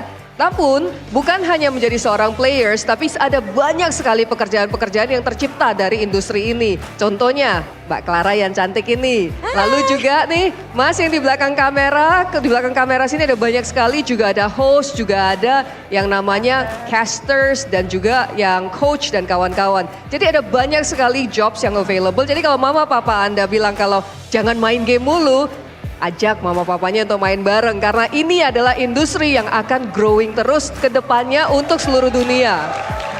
Berarti melalui MPL Indonesia dan juga liga-liga yang ada, ini membuka peluang dan menjadi jalan bagi profesi-profesi yang ada ya? Betul sekali, dan apalagi untuk MPL, Indonesia adalah salah satu top 3. Harapan saya ke depannya Indonesia tetap akan menjadi nomor 1 lewat latihan-latihan seperti ini nih. Betul, di sini Bude juga setuju banget. Bahkan benar ada yang depan layar, ada yang di belakang layar. Seperti yang Mbak Irene tadi udah bilang ke kita semua. Dan ngelihat itu ketika menjadi sebuah potensi yang besar. Bagaimana nih? Mungkin kita harus bersikap untuk melihat ini. Harus konsisten. Tadi saya baru dikomplain sama MPL bahwa banyak nih teman-teman di Indonesia yang nggak konsisten nih jadi casternya, jadi playersnya, latihannya. Kalau kita mau menjadi the best of the best, yang harus kita lakukan adalah konsistensi. Dengan konsistensi baru kita bisa mencapai to the top. Saya yakin Clara juga pasti tahu kan. Dan Clara juga salah satu yang konsisten, makanya sukses banget gitu loh. Aduh, jadi malu ya, jadi pengen terbang nih, Ibu Irene bisa aja. Tapi memang begitu konsisten hampir 1 dekade MPL berlangsung, 15 season beruntun-runtun. Dan mungkin kita nggak melihat hanya ada di MPL aja, nggak cuma Indonesia aja. Bahkan MLBB menjadi salah satu yang ikut nih dalam banyak sekali Asian Games, ada SEA Games, kancah internasional. Dan Indonesia akan menjadi tuan rumah. Nantinya untuk kejuaraan prestigious, MLBB akan menjadi tuan rumah bagi M7. Jadi buat yang kehabisan tiket di rumah nih, yang di sini happy banget karena dari awal udah beli tiketnya. Jadi kalau yang belum beli tiket, itu lihat-lihat aja sih, M7 itu bakal pecah banget. Iya, dan bagaimana sih di sini untuk mungkin Kemenparekraf melihat Indonesia jadi tuan rumah lagi nih, karena kan berarti dari seluruh penjuru dunia akan hadir ke Indonesia. Bagaimana melihat hal ini Mbak Irene? Saya pribadi sih sangat happy karena merupakan salah satu pejuang e-sports yang udah berjuang dari 10 tahun yang lalu. Jadi buat saya ini sebuah pencapaian, berarti Indonesia adalah tuan rumah ya buat untuk M7 dan harapan saya ke depannya akan lebih banyak lagi. Kenapa ini penting? Dengan adanya M7 akan lebih banyak lagi orang datang ke Indonesia, mengenal Indonesia, mengunjungi Indonesia. Jadi kita sebagai host, sebagai tuan rumah harus menjadi tuan rumah yang ramah. Jadi kalau pas datang dibawalah jalan-jalan, jangan cuma main games. Main games itu bisa di mana saja loh. Dan M7 kali ini sepertinya ada surprise tapi nanti baru kita share ya. Oh, harus kita pantengin nih berarti ya. Ada yang spesial, jadi ingat ya. Kita harus menjadi tuan rumah yang ramah dan pastinya memperkenalkan budaya-budaya Indonesia kepada kawan-kawan kita yang dari luar negeri sana yang hadir ke Indonesia. 10 tahun penantian dan pastinya nggak nyangka akan sebesar ini Mbak Irin. Happy banget, saya duduk di sana kan, jadi kementerian tidak boleh berpihak ke tim manapun ya. Jadi dua-duanya ada yang ya it's good. Nggak tahu mau yang kesini atau yang kesini. Tim RRQ mana supporternya? Kingdom! Tim Liquid? Cavalry! Luar biasa, inilah energi esports Indonesia yang banyak orang tidak tahu dan saya berharap semua orang tahu. Kalau mama papa tidak tahu, ingat ajak mereka supaya mereka juga bisa merasakan. Emang cuma nonton bola yang energinya bisa kayak gitu, ya kan? Yes, dan kita di sini menyalurkan energi bersama-sama berarti Mbak Irin ini udah siap nih untuk game ketiga. Udah siap banget, pengen nonton nih. Oke, karena di sini kita nggak sabar langsung aja para talent bersiaplah untuk game yang kedua. RRQ dan juga tim Liquid ID. Thank you Mbak Irin. Kasih tepuk tangan.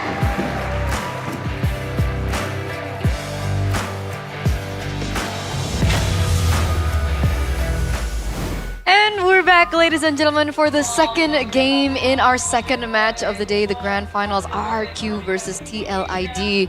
For those of you guys who just tuned in, it's already a 1-0 in favor of RRQ with an extremely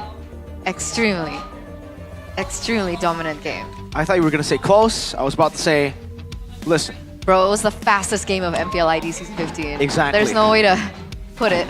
11:03. Liquid are a team known to adapt though, right? They're known to lose game 1 and then somehow, game 2 they adapt. Will they adapt or will RRQ just crush them here in match number 2 of the day, which is day number 2 of week number 2. A lot of 2s. Today is, okay, that's where the 2 stop. It's 15th of March. So, but 5 + 1 is 6, -4 is 2. Where did you get -4? Wait a minute. Big brain. How did you get a 2? How did you even get 5 + 1? Anyway. No, you can't. Okay. So, anyway. TLID. Coming back. Yes, Continue. ID. A lot of, I don't know man, this is one of those weird games where it really didn't feel like Team Liquid ID made a lot of blunders. It just seems like they were doing what a team usually does and RRQ just had more moments, right? There wasn't a moment that we're like, oh man, Team Liquid ID messed up there. You know? So unless you count that big, 4-man implosion, but that's more of EDUP just being crazy. If it's not execution, is it drafts? Interesting question right there. I feel like drafts will have an impact on it, but I feel like there's definitely going to be adjustments on the drafts. If it's not to fix the mistakes of the first game, it's at least to show a different side of Team Liquid. At least a set that can potentially do better against RRQ. Do you have a different opinion? I think the drafts have been questionable, but these have been, this has been the route that Liquid takes every single time. Every single time they would always go for their own version of the meta of their draft, right? So last season, Hylos was just emerging. They were the ones to abuse it most of the times. Now it has fallen out, especially up against CC, but they still stick with it. But they also did last season. So it's a Liquid thing. They have their own vision. Xavier Granger, Novaria Granger. No one has used that here in MPL, but they have. It's their vision of MLBB. That I will not give credit for. Throw that away. Throw it in a trash bin. Get it out of here. Far away. Burn it. Throw the ashes far away. Let Selena die. Whoa. I do not like Selena. That's a little Every time aggressive. I tell my friends, yo, you should go Farsa here. They're like, I want to play Selena. And we end up losing the game. This based on real experience, every Selena on your team is bad. It's not it. It's not it. It's always bad. All right, so no Selena for sure. So How do you think? What do you guys think about the approach to really just hardcore tunnel on shutting down the jungler? Because remember, there were like 5 jungle bans. Yep. Overall, it's all aimed at Hazel, and he comes up with the Ling. And not to mention, well, how about that Ling, huh? The last time we saw the Ling, it didn't do so well in MPL ID. It was on Fabian. So we were thinking like, okay, I guess the time for Ling is over. But maybe it isn't in certain scenarios. See, I don't know how. How was it that Hazel was able to make the Ling work? Because when Fabian used it, he was behind on farm. Do we need to like rewatch that game to be able to, or do you have like an idea of why the Ling worked this time? Well, they have all of the winning lanes set up for them. They got the CC, and it was up against it was up against a Gatot and a Hylo. So in the XP lane matchup, it was CC winning out 100%. So that means there's no pressure to move forward. The Juicin in the mid lane together with the Tigreal, it's again a Hylos or a Gatot Kacha in the rope together with a Sicilian. So they don't have the mid pressure to really pressure Ling. Ling ends up free farming, and that's all you need, especially considering there's no Suyo, there's no Joy, there's no Hanzo, there's no Alpha, there are no junglers who clear fast enough to actually also invade. Hayabusa and Ling, I'd say they're in a similar, wave clear. And I think I would actually give Ling a bit of an edge, just pathing in the jungle. I heard 20% of what Mirko said earlier. Oh man, they're not done yet. I thought they were done. Nah, they're going all in here. The Liquid fans, the Cavalry, The end of the team needs their support. They're going crazy. But we're getting some of that energy as well. Of course. So here is the drafting phase, ladies and gentlemen, possibly the final game to the series, presented to you by the official tournament smartphone Samsung Galaxy S25 series. TLID this time on blue side, RRQ on red. And there are big changes with TLID on blue side. They've banned out the Gatot Kacha, the Granger, and they've also taken away the CC. So maybe this could be the key for the old TLID composition to finally work with heroes like the Gatot Kacha and the Hylos as well. I really hope I really wonder what the angle is going to be for RRQ. They ban the Mathilda, do they leave it open, right? Because if they do leave it open, then they can actually try to like trade heroes. I think if they ban Joy here, they could pick up the Harith. It will be a Mathilda. Oh, they banned Suyo, so they want TLID to go for the Joy, to go for the Harith even maybe, and then they'll go for the Mathilda and the Alpha. But remember, Witty, his favorite hero is Mathilda, so could just be first pick. Yeah, first pick Mathilda. It's kind of a bold move though. We haven't seen a lot of teams really favor the Mathilda that heavily, but in this particular matchup, that seems to be a very real possibility. So either that or it's going to be, again, a golden angle right here.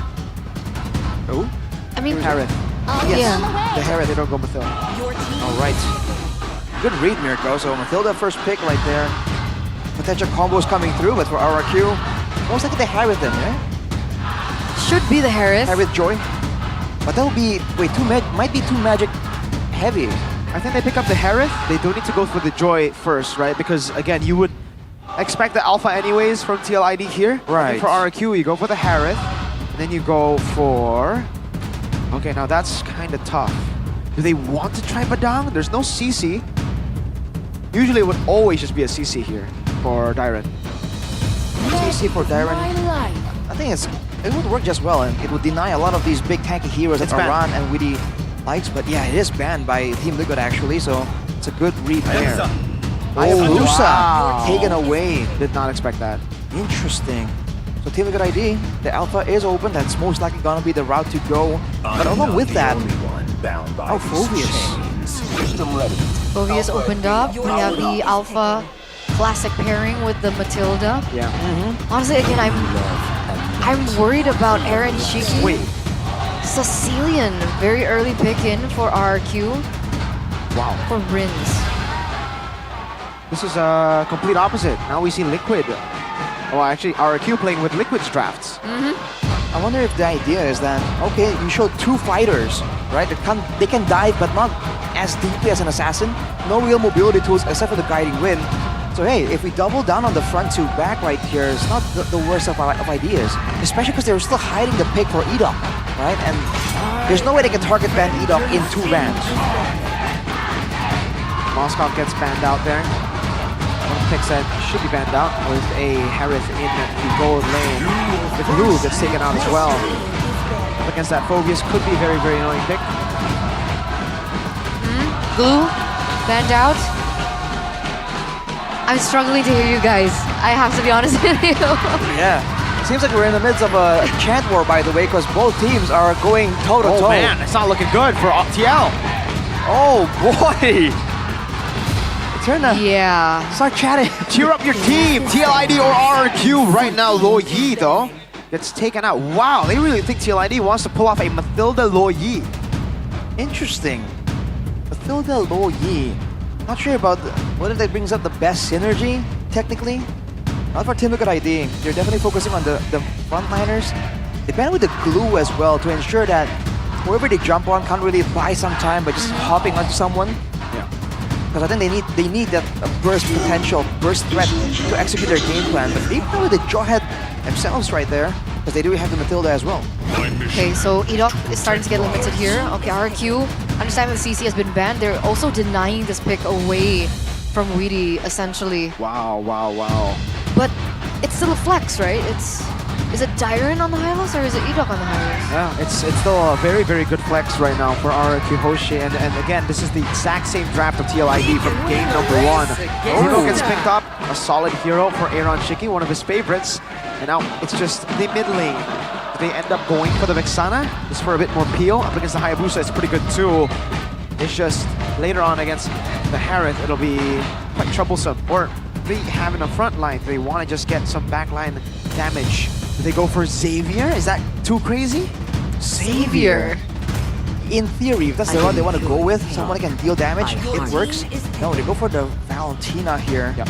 And they can go for the Glorious Pathway and secure a great red carpet for the Alpha and the Phobias to just go wild in these team fights. So now for RRQ, I feel like crowd control, as always. Something to stop the initial rush, or at least threaten it so they can't do it as impudently, you know, as they would want. I think would be a great option. And there's so many of them. Continuously. Oh my signature Edok. Franco? Out of nowhere. Synergizing with what? Yeah, that is the question. Usually you would see a carry. Harith, maybe? No, you don't In the late game? In the late game with the Zaman Force, maybe? That's like super late though. Super late. And even then, it's not a one-shot. And even with Sicilian. No. It's a lot of damage, but it's not a guarantee. Unless, I mean, if positioned well, it could be hook into the Sanguine Claws. That is a long shot, It is. It's tricky. It's not as clear-cut as the winning conditions of RRQ in the first game. There's a lot of like signature picks, something that looks strong in RRQ, but overall, synergy-wise, it just feels like Team Liquid has the edge here. Synergy-wise. It's a power pick for a reason. It's a signature pick for a reason. And whether or not it works out, only time will tell. Ladies and gentlemen, as we get into the Land of Dawn for game number 2, match point for RRQ if they want to go a full 2-0 clean sweep against the Cavalry. All right, all begins here with the junglers. Hazel on the Hayabusa, we've seen him perform on it before, but this is Fabian on the Alpha as well, and Willie on the Mathilda. In theory, this is one of the strongest combos that Team Liquid have at their disposal. And Enoch starting off already in the gold lane instead of in the mid lane as the games have been going these few couple of games. It seems like Woody is also very quick to respond as well, going and centering around the bottom side of the map as we take a look into the emblems. Or wait a second, that's a flicker. This time it's Rins with first blood. That's revenge for game 1. Late game hero, by the way, gets first blood in 2 games in a row. That's a Sicilian, man. You don't really expect all that damage earlier in the game, but level 1, level 2, he actually has a lot more damage due to the mechanics of that bad impact. You know, the amplification after each cast. That's really a great start from RRQ, but Team Liquid ID, they certainly have things to do right here, especially with Fabian on this Alpha. Audience Hazel prediction? gets that buff, though. Audience prediction, 87% for RQ. Once again, heavily favoring the Kingdom right now. Again, oh! That's the combo. Sanguine calls it Iron Hook means 2 early deaths for Yehezkiel. The duo, Edok Rins. It was possible, it was a long shot, but you know, synergy speaks for itself, right? It was Sanguine Claws into the hook instead, and it worked out perfectly. RQ actually starting this game 2 minutes in with a 1k gold lead. It's like a new, improved, like Franco combo there. Because usually we've seen a couple of other heroes synergize like this. Get a mini stun, get an immobilize into the hook. Oh, Edok, man. Whoa! Wow, he hates Yazkiel. He might just be falling again. Oh! It's Rins with his third kill. Hazel, watch out, Winnie's gonna be slain. Rins! That's a double. Will he get a triple? Rins, one last shot. That's a triple for Rins. On the Sicilian as well in the first 2 minutes of the game. Ladies and gentlemen, this is not something that you see every day, and yet RRQ are pulling it off. That's a free turtle. Free 5 kills for RRQ right now. It's looking bleak. Wow! Oh, Edok. another hook! When Edok gets the Franco, you kneel! Edok gets another! This is ridiculous, man. It's like he knows exactly when it's gonna land. It's not even odds anymore at this point. It's a guaranteed targeted skill. Man, RRQ. It's an insane strong early game start right there. And even with the Alpha Mathilda, Team Liquid ID are struggling to really keep up with the pace. And that mid lane that we thought would maybe start slower for Rins, now RRQ has the same combo. They have the same mid lane powered for the jungle to kind of play around. Signature heroes, you know, sometimes we don't see this coming, right? Because technically on paper with the Valentina, you should be able to maneuver in and out of these situations. But look at Yehezkiel right now. He's sitting at a 0-3-0 KDA. No matter what happens in the next few minutes, this is already a huge mental blow for TLID. Ooh, circling Eagle. Sanguine Claws coming down as well. Edok able to flicker out. Yehezkiel assassinated. Hazel, shadow kill. Winnie's next. Rins. 6 kill this game. Fabian with a Spear of Alpha defensively, but Toy jumping back and forth. Rins again. 7-0 on a Sicilian. Aaron, how are you going to get out of this one? Edok going in, trying to hook. Aaron's dodging everything, and he will still stay alive. What is Rins on, man? He's monopolizing all the kills. 7-0 on the Sicilian. And Daiwan on top. Ooh. Duking it out. Not great. Bloody Hunt. Oh, my damage. Wow. Oh, TLID. Hazel wants it. Hazel's gonna get it. No. Oh, no. Shadow in. It's another for Hazel. And Aaron Shiki gets hooked into Rins one more time. It is an 11-0 lead to the Kings. They're losing every single lane right now. TLID, nothing on the board. No resources, no turrets, no kills, no nothing. A 5k gold lead for RRQ with Rin sitting at 8-0-2. We've seen 11 kill leads in MPL ID before, but 11 kill lead at 4.5 minutes? Dude, RRQ are relentless right now, and Team Liquid ID, without a solid front line, someone to really take the hook and survive it, it's looking bleak, man. At this point, anyone who gets hooked at least is out of the fight already. What's TLID gonna do? It looks like they're rotating towards this top side. Who are they gonna target? Are they gonna try and take down Dyron? I mean, 4 members have already been committed. Meanwhile, you can see Toy already dishing out damage onto the turret in the bottom lane. Sanguine Claws. Aran pulled back all the way. Mini wave there, gonna be cleared out as well. Oh! Aran's still there, but look at Rins's damage! Over to Aaron, over to Aran! They gotta run away right now in the mid lane. It's Hazel versus Fabian. It's going to be a solo kill for Hazel! So wins across the board, and look at the continuation of the maneuvers. Daiwan escorting them out of their own jungle with Edok and Tao. Nowhere is safe when RRQ is this far ahead, and Team Liquid are just corralled, ushered away from their top side. This is insane. This is uncanny. This is unbelievable. Another turret falls for the side of RQ. That's Sicilian with a 2,600 gold lead, and Harith with a 1,400 gold lead. Aaron Shiki is falling so far behind, and the problem is he's also on a Bruno that naturally would need that early game pressure. I mean, everyone from the side of Team Liquid ID is falling behind. Aaron, Yehezkiel even. I mean, Yehezkiel in particular, I think at this point he's shut down. He has to play as a secondary utility almost, because he just took way too many deaths there due to Edok. Same thing for Hazel, but look at this, whoa! Spear of Alpha onto two, Sanguine Claws coming down as well. That's gonna be Edok. Winter crowning, still the damage coming from Rins. He's doing so much! Everybody's evaporating in Liquid. Aran cannot run. Toy this time is the one who claims all the kills. And Hazel to end them all. A wipeout in the 7th minute moment of the game. How fast is this game going to end? Because it's looking from bad to worse for TLID continuously.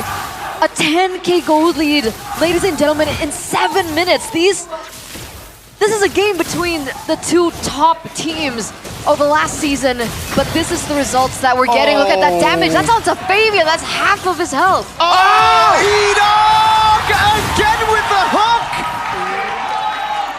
How is this possible? How is this allowed? I mean, the fans would call it mancing mania, the fishing mania for Edok. You're seeing why this pick just has to be respected. Oh! Why is it? Why is it? Someone has to study RRQ and how they always have Franco gods in their team. Vin, who's watching in front of the stage, Naomi, and now Edok.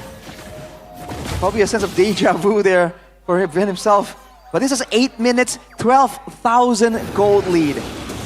Have you seen that before? At 8 minutes. It is insane. And Team Liquid ID are running out of options. They have nothing. No frontline to take the damage. No damage to start off a pickoff.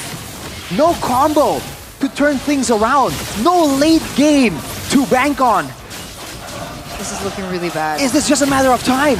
It should be, right? I mean, Hazel, even in terms of retribution power, he's level 13 compared to Fabian at level 9. That's a four level difference between them. 8 minutes. 146 stacks. I mean, this guy is just spamming it out at this point. Immediately to the Divine Glaive as well. Wow. Even if you're a tanky member, he's doing true damage. Yeah, he's doing absolutely true damage. And he's knocking for about 1,000 something, 1,400 damage a pop. It's some ridiculous damage from a late game hero, by the way. RRQ are making it work this early on. Yeah, all three lanes are pushing now in favor of RRQ. You can see Edok looking for his moment. Just him standing there is already a mental blow, a huge mental blow to TLID. The Sanguine Claws can come at any time as well, and now they're knocking on the base with the Lord in tow. Hazel still has the quad shadow. Yehezkiel's playing around him with a Bloody Hunt. Sanguine Claw, not connecting to bad impact though. Did land, that's a second one to hit Yehezkiel, Fabian's low! Another shot might have killed him. Hazel going into Bloody Hunt with the crowd, and the shadow kill is on point. There you go, Winnie running for the hills. Yehezkiel there, Fabian gets a miraculous Spear of Alpha, but not even a miracle could save them here. 21-1, raise your banners, the Kings are back. If you thought 11 minutes and 3 seconds was the fastest game of MPL ID Season 14, RRQ say, hang on, wait up, hold up. Let's finish this in 9 minutes and 43 seconds. Ladies and gentlemen, the fastest game of MPL ID. And this was the grand finals of MPL ID Season 14. We thought it was gonna be closer. We thought that game 1 was only a bit of a fluke. But they said, you haven't seen anything yet. Below 10 minutes, they have completely decimated Team Liquid ID. They let go of all the signature picks that Team Liquid ID would want, and it doesn't even matter. They got completely outclassed, completely demolished. There's no two ways around it.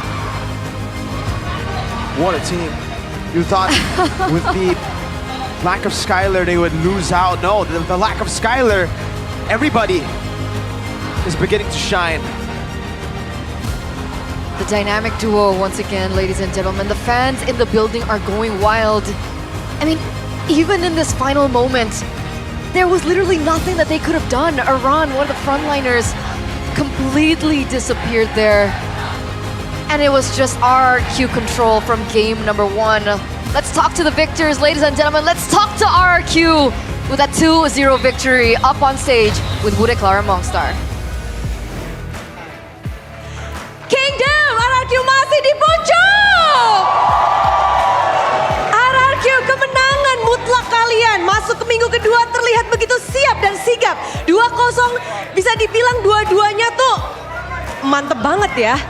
Hazel, ini hanya apa hari ini? Hayabusa mungkin Bude. Hayabusa. Hari ini begitu memukau, tentu saja. Kamu bagaimana akhirnya nih bisa ada di match melawan tim Liquid ID. Satu tim yang bisa dibilang rival yang bikin sakit hati RRQ di season lalu gak sih? Kata abang, Hazel kamu main. Oke bang. Oh oke bang, lawannya juara season lalu loh Hazel. Ya nggak apa-apa main aja. Aku kan juga jago soalnya. Woohoo! Dan terbukti tadi ya.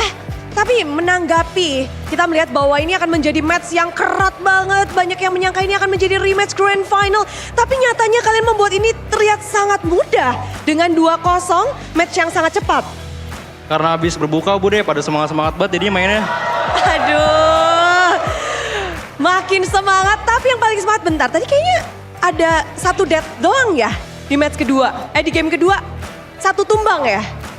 1 poin. Ya. Siapa tuh? Nggak tahu coba tuh. Oh siapa ya? Siapa yang paling heboh Bude yang paling heboh? Itu tuh yang tengah ya. Apa responnya ketika kamu doang yang tumbang? Emang tugasnya mati aja.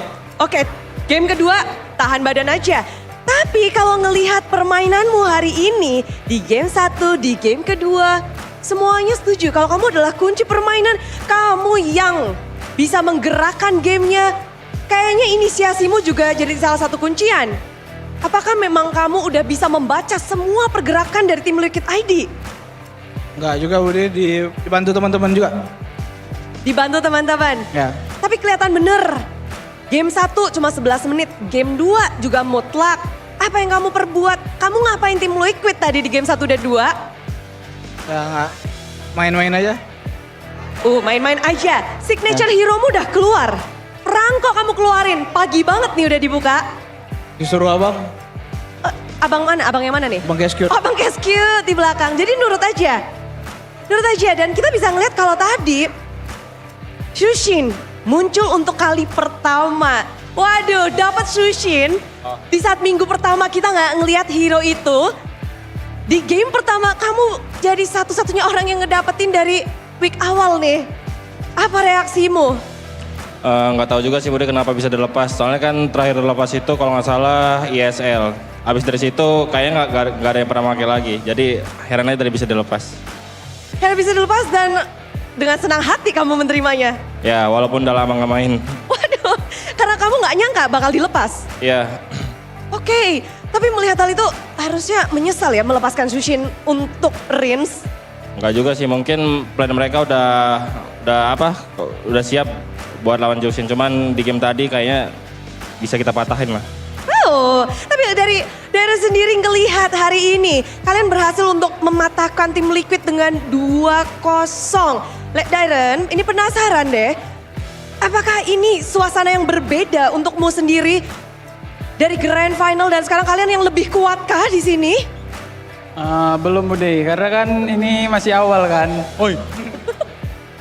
Masih awal buatmu? Iya, maksudnya masih week awal. Jadi kita harus tetap rendah hati, nggak boleh sombong. Masih panjang perjalanan. Ya buat Kingdom juga ya. Oh iya, harus tetap di bawah, tetap santai gitu. Ya, walaupun santai. posisi di pucuk? Ya kalem aja, kalem elek. Kalem aja. Dan kelihatan mungkin tadi banyak sekali yang ingin tahu. Tadi kita sempat interview 2 gold laner dari kedua tim. Kalau Iron bilangnya dia lagi underperform dan melihat Toy itu jago.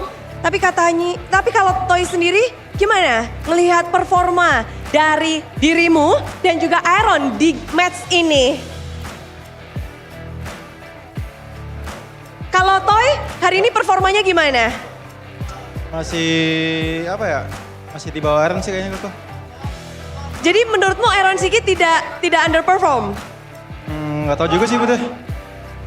Dari kelihatannya gimana sih harus berhadapan dengan Iron tadi di laning? Nggak tahu sih. Kalau aku sih main aja Bude tadi. Nggak mikirin ke sana. Kamu harus menghadapi Iron loh. Apa yang mungkin kamu tanamkan dalam dirimu ketika harus melawan gold laner yang menjuarai MPL season lalu? Mungkin gara-gara di MDL udah sering lawan dia sih Bude, jadi biasa aja. Oh iya benar juga ya. Gimana pas di MDL dan di panggung MPL ada bedanya nggak? Beda jauh. Apa tuh bedanya? Apa Toy? Toy, kasih tahu dong. Apanya beda? Kan dia yang tahu ya. Apa bedanya yang pada saat di MDL dan MPL? Dan si Aaron apa gimana tuh? Kayak lebih improve aja sih kalau sekarang. Lebih improve. Ya, Kalau Toy sendiri gimana? gak tahu. Gak tahu. Biarlah kita semua yang menilai Toy ya. Kalau kamu bisa melihat performa Toy tadi, kamu nilai berapa Toy? Kalau aku 1, Aaron 10. Wah, walaupun kamu menang. Ya, Ini suka gini ya, 1 loh, dia menilai dirinya 1. Kamu 1 dan Aaron 10. ya soalnya aku kan cuma nge-push doang tuh tadi. Jadi kunci kemenangan hari ini untuk tim RRQ melawan tim Liquid adalah? Ido. Ido. Kalau dari Ido, kunci kemenanganmu hari ini kalian cuma sekali doang loh. Jadi yuk, kasih tahu dong kunci kemenangan kalian di minggu ini. Hazel. Hazel, oh, Hazel apa Zel? Kasih tahu dong, Budi penasaran nih. Apa yang kamu bawa nih di panggung ini? Kemenangan. Kemenangan. Kemenangan ini dari mana datangnya? Dari teammate. Dari teammate. Jadi makin kuat sepertinya untuk RRQ udah di pucuk, tapi kalau bisa dibilang kan kalau di pucuk tuh mempertahankan tugas kalian. Kalau kata orang sih lebih susah karena semua tim akan melihat, memandang tim RRQ mulai sekarang. Gimana kalian menghadapi hal ini? Satu-satu. Tiga-tiganya, lima-limanya boleh? Ya mungkin latihan lebih tryhard lagi. Lebih tryhard lagi? Gak boleh lengah. Gak boleh lengah, serius mode on. Ya. Bisa dikasih tahu apa nih tambahan-tambahan yang kalian lakukan? Mungkin setiap minggunya atau setiap harinya? Nah, rahasia. Weh, suaranya siapa tuh? Suaranya siapa? Tapi ini adalah minggu yang baik untuk kalian. Kalian berada di pucuk. Banyak sekali tim-tim yang berusaha untuk mengejar kalian. Ada nggak yang kalian paling waspadai dari tim-tim 8 tim lainnya? Yang mungkin performanya di luar BMKG nih. Mungkin kalau sekarang EVOS. EVOS menjadi satu tim yang di luar radar kalian tapi sekarang masuk. Ya. Yes, kita bisa melihat bahwa EVOS juga merajak. Berarti nanti Derby Classic bakal dinantikan banget nih ya. Berarti kalian juga menantikan Derby Classic. Pasti. Pasti. Dan kayaknya Kingdom di sini juga udah pada rame banget. Mereka kepengen mendengar sesuatu ya. Dari siapa nih?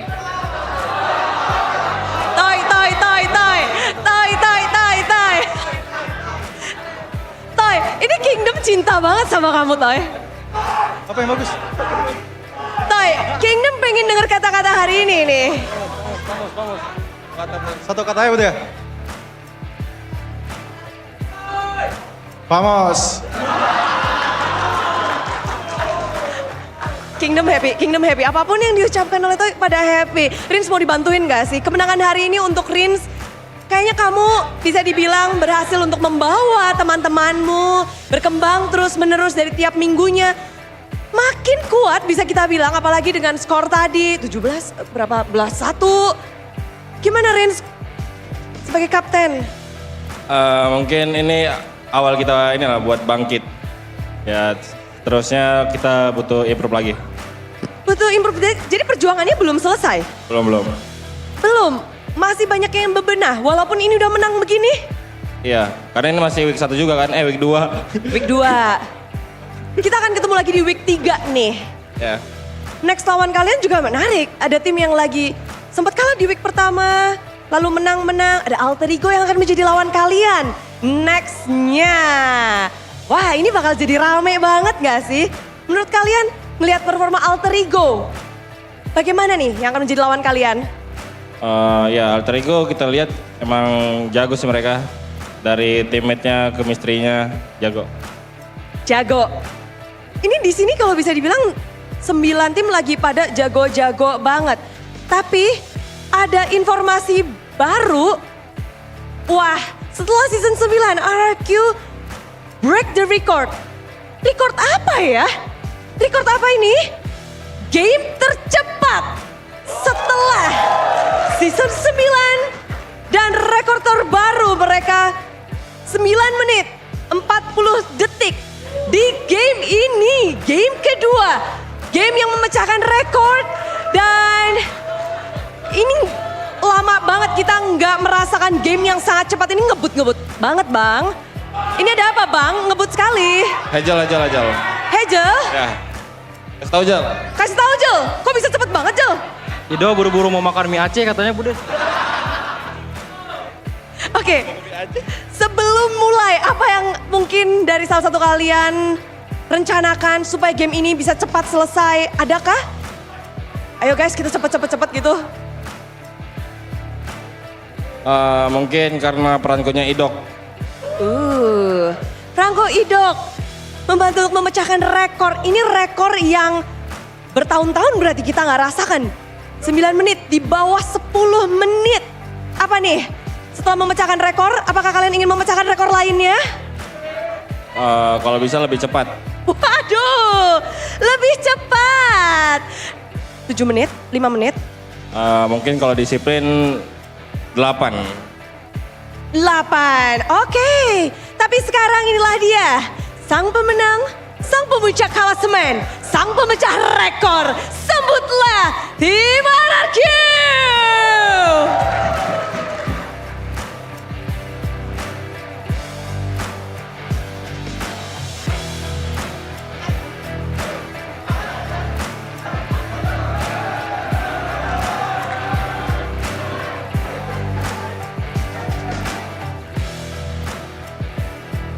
Asik, udah pada lagi rame-rame nih. Kingdom lagi berpesta, lagi pada seru-seruan bareng. Tapi ternyata mereka gak cuma seru-seruan di sini di MPL Arena.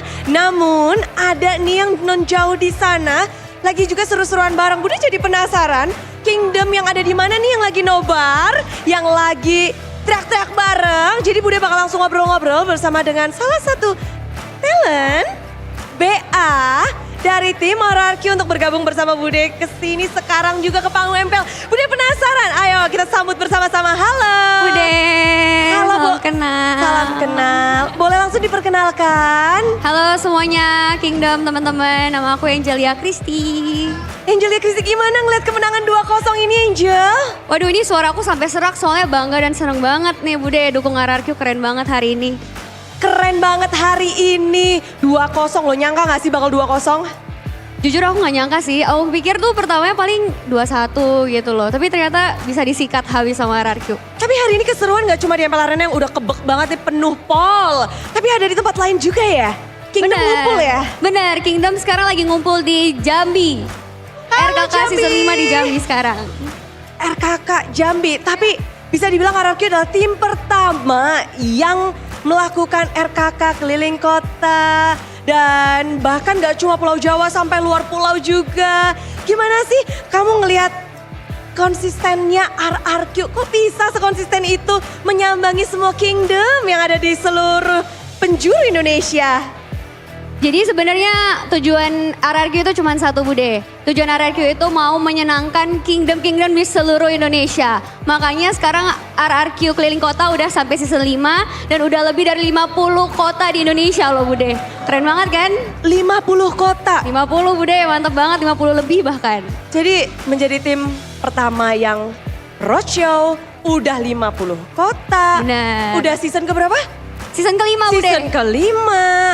Jadi komplit banget ya di sini. Tapi jadi penasaran sebenarnya ada apa sih? Bude kan nggak pernah ikutan nih RKK karena selalu di sini ya. Nemenin Kingdom di MPL Arena. Ada apa aja sih kalau RKK? Jadi kalau di RKK itu kita bisa meet and greet sama Pak Ape, sama brand ambassador dan juga talent-talent dari RRQ. Terus juga bisa nonton bareng MPL, terus juga bisa mabar bareng. Pokoknya seru-seruan bareng semuanya di RKK season 5 ini. Tapi season ini ada yang spesial. Ya. Bude denger nih ya. Daripada Kingdom pada bilang, ada yang baru Bude di season ini. Special access? Benar Bude, special Apa itu? access. Jadi special access itu akses yang bisa didapetin nih sama kingdom-kingdom di RKK. Dimana kalian bisa dapat prioritas antrian. Jadi kalau misalnya ada antrian apa-apa kalian bisa dapat duluan. Terus bisa dapat fansign, dapat tanda tangan dan foto satu persatu sama BA, talent ataupun Pak Ape. Terus juga dapat snack premium, terus juga banyak lagi deh pokoknya hadiah-hadiah menarik buat special access-nya RRQ. Aduh, mau dong jadi special access? Gimana caranya? Caranya gampang banget, kalian tinggal aja daftar di websitenya RRQ keliling kota atau enggak di aplikasi RRQ Plus. Atau buat informasi lebih lanjut kalian bisa cek Instagramnya tim RRQ dan juga RRQ Kingdom. Semua informasi sudah didapatkan. Dan buat kalian yang kepengen special access langsung aja turutin semua yang tadi udah dikasih tahu. Dan thank you banget udah bergabung di sini kasih kita informasi. Selanjutnya kita kepengen tahu nih informasi. Tau gak RRQ 2-0 tadi?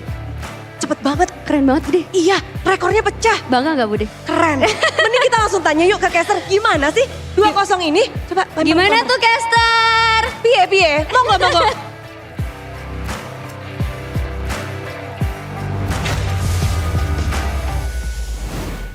That's a good question. That was posed. How was RQ able to get that 2-0 victory over TLID? 9 minutes and 40 seconds, bro. So that's Okay. the fastest since season 9. Season 10. Season 10? So it's not season 10. 9? It was season 10. That's unfortunate. If it was season 9, then we could talk about how in that season it was also Mr. Vin on Franco most of the times. Right. Well, it's not him this time, but it's still every bit as efficient. Man, this whole sequence though, by the way, heck, man? the way they were able to just chase down and then translate the initial fight towards the bottom lane dive, and this was it. This was where we thought, okay, this might be the chance for Team Liquid to kind of get something, to turn it around. But they forgot that the guy that's been snowballing with 7 kills before that fight was untouched all the way in the back. And everyone, I think every single member from that team had a highlight moment of themselves, which is kind of crazy. What do you do when the Sicilian has 5 kills in Turtle 1? Like, it's over. Well, you don't run away from it. That's for sure. But that's what Fabian did. And again, the success was amazing. Edok again, first game, Edok on the Tigreal, and then in the second game on the Franco. What hurts most was this was nearly the exact same draft that TLID picked up in the first game, aside from Edok on the Franco. Dude, and they did it so much better, so much cleaner up against Yeah. the Mathilda Alpha, by the way, that we were hyping up to be, a favorite. TLID are gonna do well on it, but then, triple, then this happens. It's just so dominant, man. And Edok wasn't really running any tanky build. He was going with the full utility, the fleeting time, along with the rapid boots. All he cares about, and then with the crown even, all he cares about is getting those hooks. And because they have the frontliner advantage, because of how tanky Taiwan is naturally as the Hylos, and also because Rins is just snowballing so hard. So whenever there's gonna be a moment like this where it's a bit of a time-sensitive thing to decide who actually comes out on top, RRQ just keeps winning and winning. And let's take a look at this fight again, dude. Even with the Revitalize, it doesn't even matter. Oh my goodness. What is that damage, my guy? And the fact that it's AoE damage does not help Team Liquid in any shape or form at all. They were fighting in a tight choke point right there, and RRQ identified that is a very winnable situation. And Fabian here, pulled away from safety. I mean, at that point, TLID rolled over and just submit to RRQ. Even Hazel had amazing moments as well on the Hayabusa. And It was a stomp. I mean, it was 9 minutes and 40 seconds, guys. 43 seconds. Did we even get a 9 minute 40 second? Did we get a 9 minute game It's even last faster. season? It's 9 oh, minutes it's 9. and 38 seconds. Wow. Feels bad. Wow. Yeah, last season, I don't think we had a game quite that fast. The meta was slowly shifting more towards the longer, drawn-out games. Remember with the utility meta? Because I think our record for last season was 9 minutes and 40-something seconds. Was it? Yes. Last season? Last season. Was it Onyx RBL? I'd have to check I think it might be Onyx specifically. RBL. But there was Onyx in that match. Yeah, because I remember Onyx, then I remember RBL. I remember those two teams, but I don't know if, by the end of the season, someone took the record over them. 938, though, is a ridiculous... I mean, like, holy moly, 938. We were talking about, sometimes games are low on kills and all that. But, dude, 22 kills. Discrepancy, the 20 kill discrepancy. Usually, if you see one team have one kill, Yeah. the other team has like 8, has like 12. 21, dude. take the MVP away from Edok, by the way. He gave the only kill away, so clearly, yeah, he's the problem with the What team. is he doing? Woody confronted him What is he doing? on the stage there. Called him out. You're the only guy who got taken out. What's wrong with you? What's wrong with you? She didn't quite say it like I that. don't think she said that.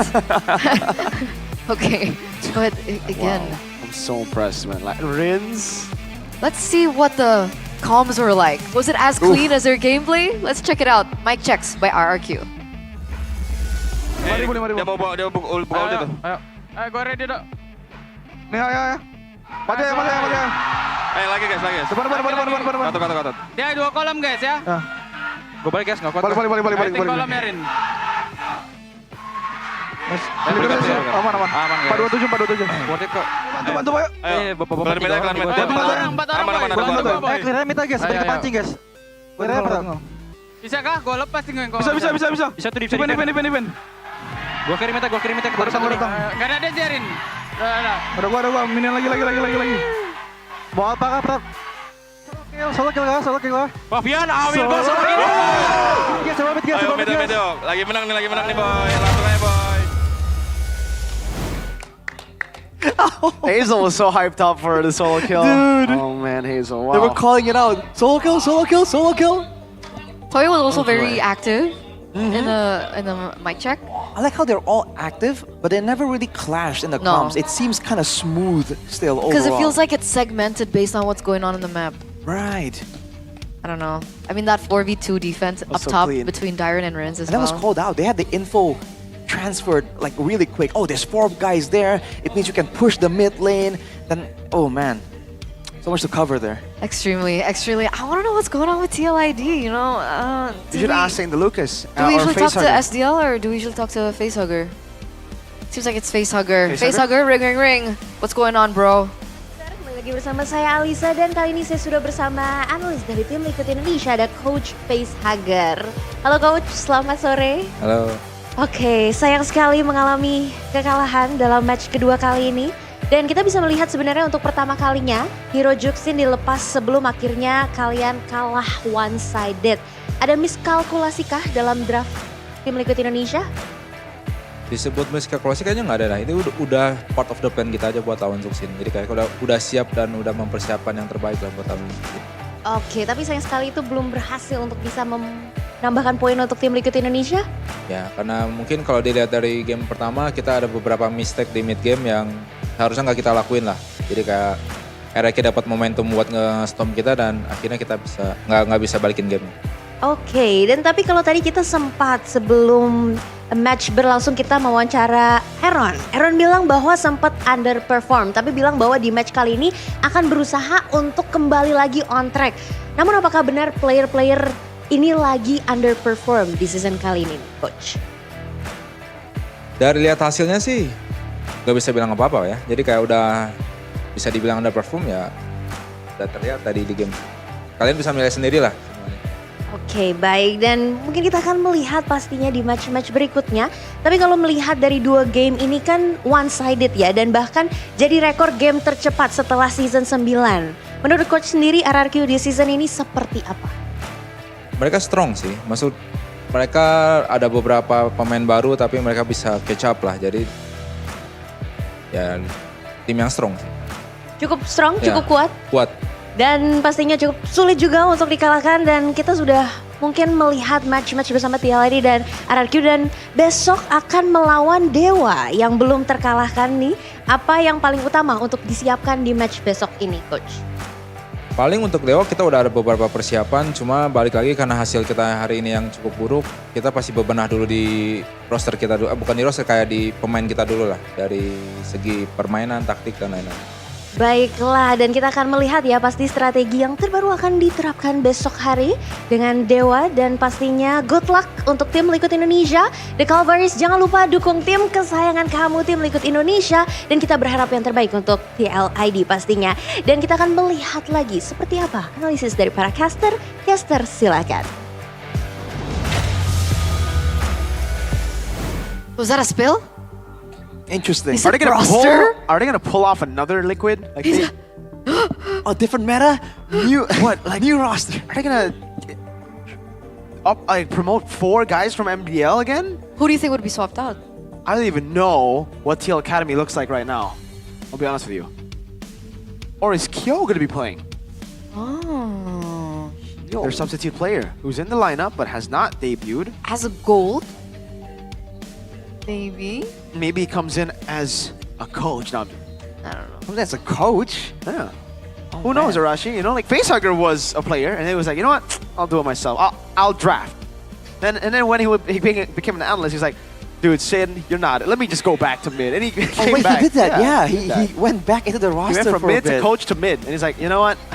Maybe my time has come. Maybe Sin has improved. You know, he changed his name, so now he has skill. He's pretty good at the game. Is that the idea? You change your name back to your, your original name, and has then you just aura. immediately do better. I mean, he got solo killed Reggie twice. did it too. But Fluffy. MU's Erlang. Snapdragon Erlang. Pro Series, guys, Snapdragon is up and coming, Yep. and I'm super excited for it personally. What month is it? June? It'll be May? in April. April. 7th. That's to next 14th. month. Yes, 7th to the. It's very right close. here, by the way. You could have just read it. Hey, It's fine. closer than you would expect, I would say, because it feels like it's okay. It's It's far not even a away. whole month. We're It's like- mid-season, Yeah. right? Few days. It's upcoming. It's 3 days. Few weeks. 3 more days. What? 3 more days. Oh, Look at power ranking. Power ranking by whoa. KB, What's going though. on here? Not an easy server. Onyx PH. Along with the Southeast Asia favorites, RRQ, Team Liquid ID, Falcons PH, Bigatron though, and Onyx. Best team in the world. And then, there's a couple of new faces here, basically. YBG though, I think it's a team that we would definitely have to keep our eyes on. Oh, wow. Right? Yeah. Aurora Turkey. Mm-hmm. Huh? That's Incendio Supremacy. Oh. That is the boys, you know? Also, same roster but different same org. roster. Oh, cool. I mean, it is very interesting. Again, it's always great to see what has happened, from these other regions. That's the Arashi, most exciting part. The big question is, do you agree with this? As an analyst. Clearly you don't, right, Arashi? You disagree? Especially after RQ1? Yeah, I don't know if I would agree with this, man. You want to tell KB to shut up and you show us your power rankings? I mean, I wouldn't go that far, but I do believe I was asked for my own rankings. There you go, Rash. And there you go. Read it out, Rash. So on top is the Kings of Kings, RRQ. And then there's the former champ that you have to respect. They're still a very real contender. Hey, TL are a former They're champ. still a very real contender? Interesting wording there. Wait, TL ID are former champs. Well, are they not in the former champ category? Wait, That's actually a good point. wait a minute. Hang on a second. Well, we move on from that. We move on from that. Did you forget that they won last season? Nothing in particular there. Is that personal because they beat RQ? No, nothing personal like that. Feels personal. What could that I would never. What about BTR? They've won. That's true. Like, what about BTR? Piala They Presiden. got runner-ups. I said, that's what, What did I say? Why is this the reaction? Are they not former champions? But they're runner of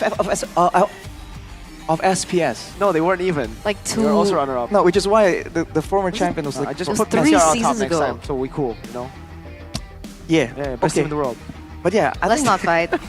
Let's not fight. I think what's important is the watch list category there. I think because those teams we really have no idea about. Because it's easy to say, of the teams we've seen before, but some of these teams I think are going to be surprising. But looking at the vote here. Which region will be the champion of Snapdragon Pro Series 2025? 79% for Southeast Asia. I mean, technically the past 2 seasons were PH dominated.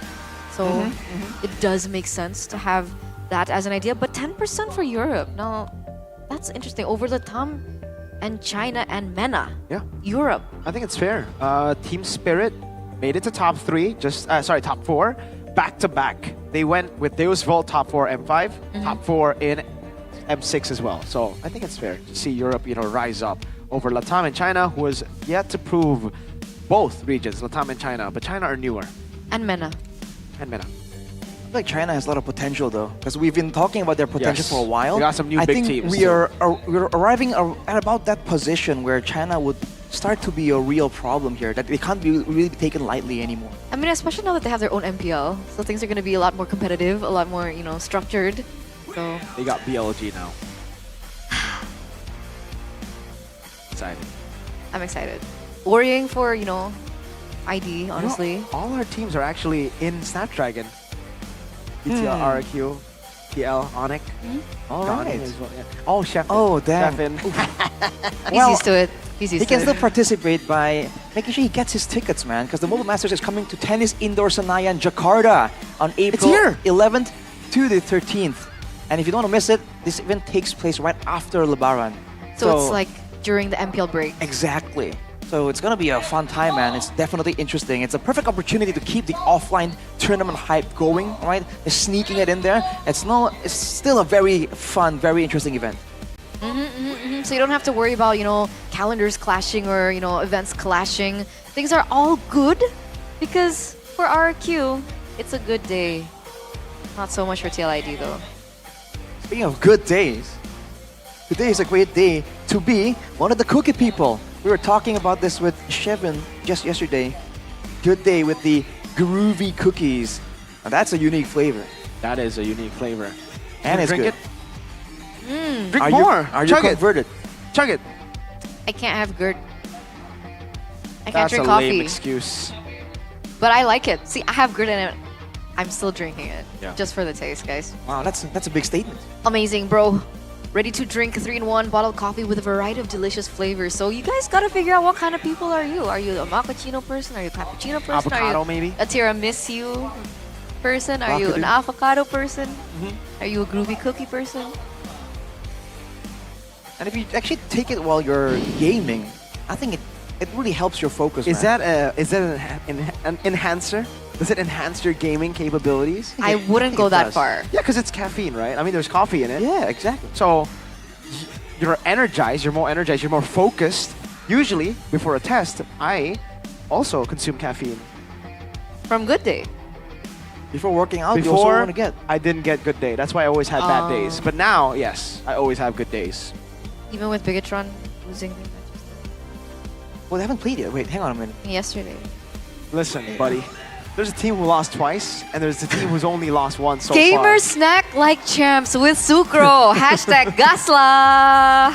Look at Sucro Man right there, Eterna. Sucro Man! Sucro Man. So I found out that he is Kribo flavor. Oh, so he is a He is part of Kribo. it. I actually made this up.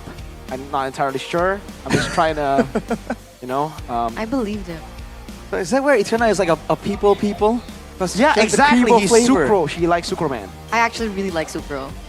Yeah, me too. I I like love Sucro it. too. Who doesn't? I love it on rice. Who doesn't I like love it Sucro? on noodles. Wait, you like it with I love it on rice? pasta. You never tried Sucro on rice? No. Oh, I'm bro, just like, you're you missing know, out. You're missing out. You're missing I've been a out. vanilla guy, and I just eat the It Sucro. was super good. Everything is Maybe I'll good with try Sucro. Everything is a good day with Sucro. Would you mix? Now Why not that hybrid? is an odd one. I don't know about that. We should try it during the break. Because we are about to get We're to gonna one. go. Ladies and gentlemen, don't go anywhere. Stay tuned. We'll be right back for match number 3 of day number 2 of week number 2. Goodbye, guys.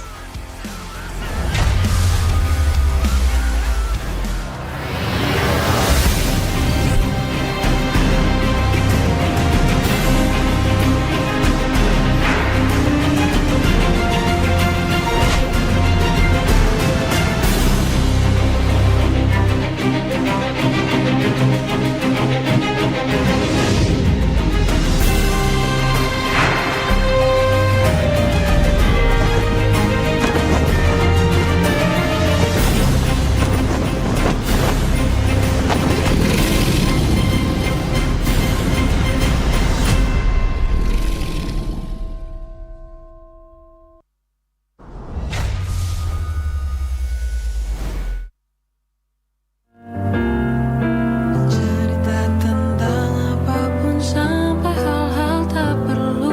Kalau bisa jangan buru-buru. Kalau bisa jangan ada dulu. Berisik ganggu ya. Kalau bisa jangan ada dulu.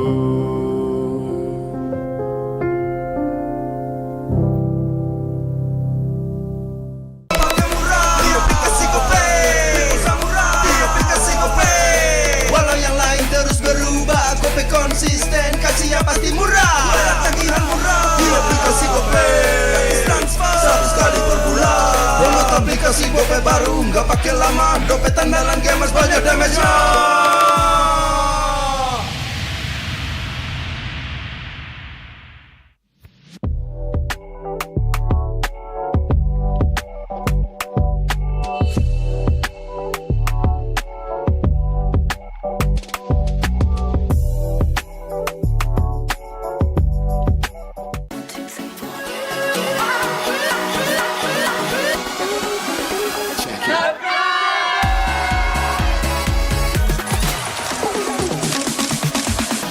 Ya, aku merem. Ulang dong. Gak perlu.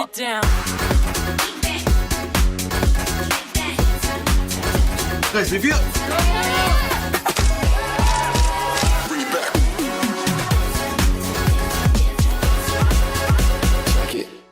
Rasa baru makin seru. Pertama di Indonesia. Kopi susu rasa cookies. Always ready, warnai harimu. Good day groovy cookies.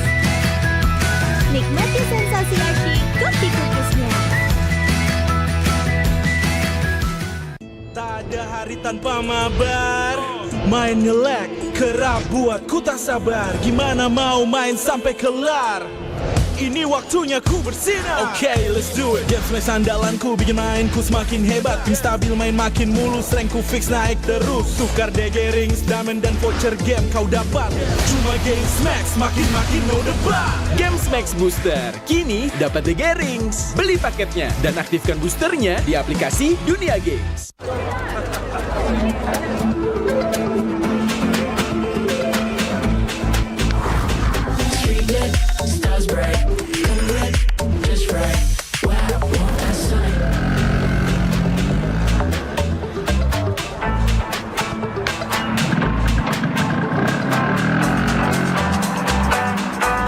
Wow. Cool.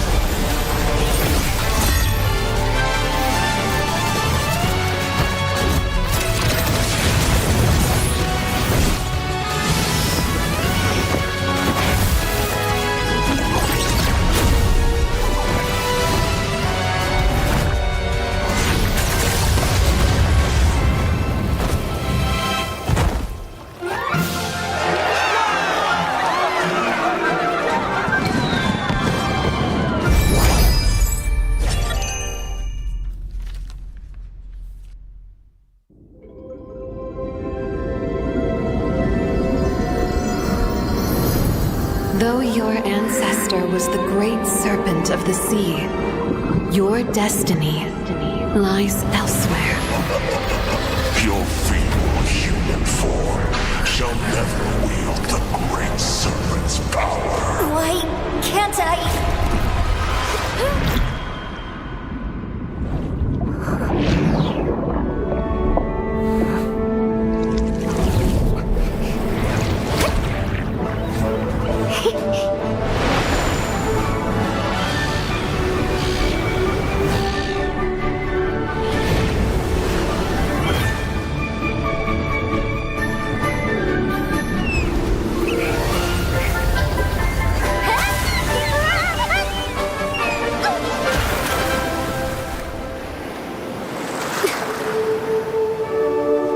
The great serpent's power.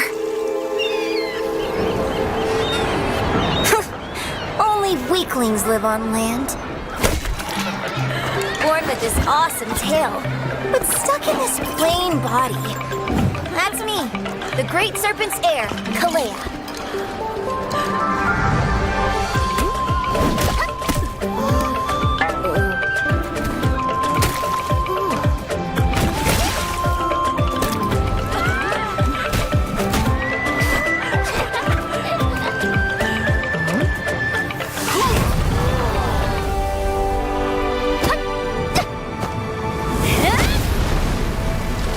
Figures.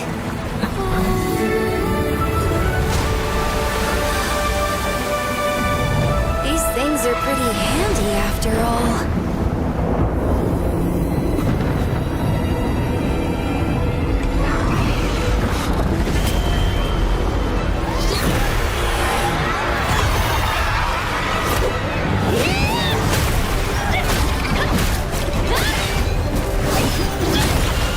You messed with the wrong island.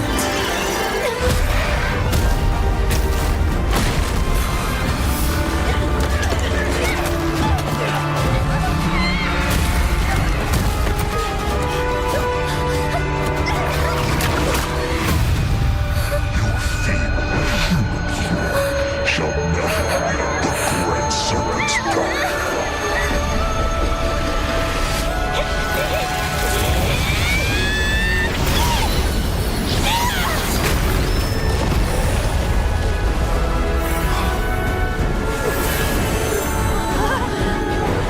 So this is the great serpents? No. My power.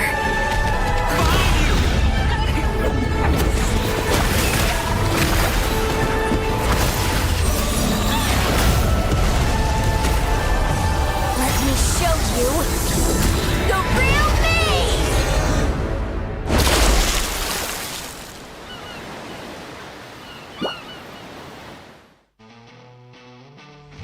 Selamat datang di MPL Indonesia Season 15. MPL Indonesia Season 15 Queen of Days. Hai Super Fans, Bude Clara berada di tengah-tengah keramaian dari semua Super Fans yang hadir di MPL Arena. Kalian bisa lihat di belakang, lagi pada meet and greet. Iri nggak sih? Memang season ini tuh seru banget. Ada meet and greet, ada watch party, ada lucky fans. Pokoknya ada banyak banget keseruan lainnya. Jadi kalian jangan sampai skip ya. Kita mau lihat-lihat nih, langsung aja ke tengah-tengah para penonton yang ada di sini. Para Super Fans. Dan kayaknya kenal nih. Bang, Wah, Maul is in the house. Yo Maul, kemenangan pertama buat RRQ nih. Alhamdulillah Bude, berkah bulan puasa ini. Berkah bulan puasa, tapi rame banget gak sih? Ini lagi, kamu ngantri meet and greet? Iya Bude, sebenarnya nemenin temen doang. Mereka pengen ketemu player-player ya kan. Memang, ini kesempatan spesial ya buat para Kingdom. Hadir langsung meet and greet. Coba buat kamu sendiri gimana suasana MPL ini? Kalau aku ngeliatnya ini ruangannya kayak lebih adem lah. Di luarnya lebih adem, lebih enak, lebih nyaman lah. Kita buat datang sini nggak rugi juga sih. Kalau kalian mau seru-seruan bareng kita, datang aja ke MPL Arena. Jangan lupa beli tiketnya. Jangan lupa beli tiketnya buat Kingdom dan semua juga, semua super fans, kita dan seru-seruan bareng. Thank you Mamu. MP MPL Indonesia. We are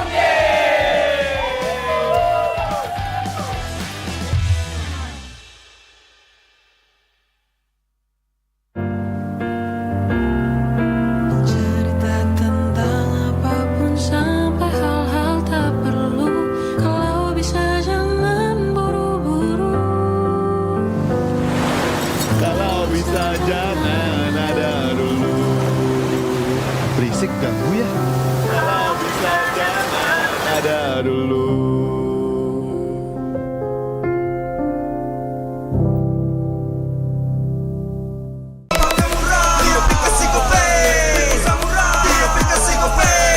Walau yang lain terus berubah, Gope konsisten, kasih yang pasti murah. Bayar tagihan murah di aplikasi Gope. Gratis transfer 100 kali per bulan. Download aplikasi Gope baru, nggak pakai lama. Dompet andalan gamers banyak damage-nya.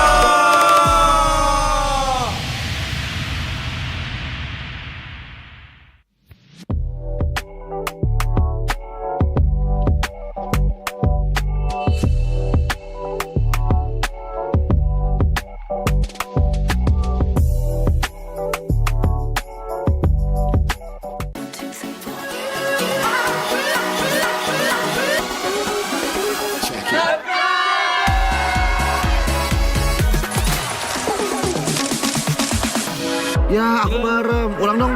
Gak perlu.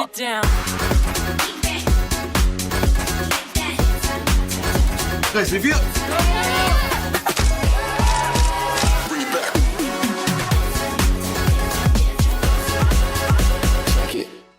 Rasa baru makin seru. Pertama di Indonesia. Kopi susu rasa cookies. Always ready, warnai harimu. Good day Groovy Cookies. Nikmati sensasi asyik kopi cookiesnya. Tak ada hari tanpa mabar. Main nge-lag, kerap buat ku tak sabar. Gimana mau main sampai kelar? Ini waktunya ku bersinar. Okay, let's do it. Game smash andalanku bikin mainku semakin hebat. Ping stabil main makin mulus, rankku fix naik terus. Tukar DG rings, diamond dan voucher game kau dapat. Cuma Game Max makin no debat. Game Max Booster kini dapat DG rings. Beli paketnya dan aktifkan boosternya di aplikasi Dunia Games.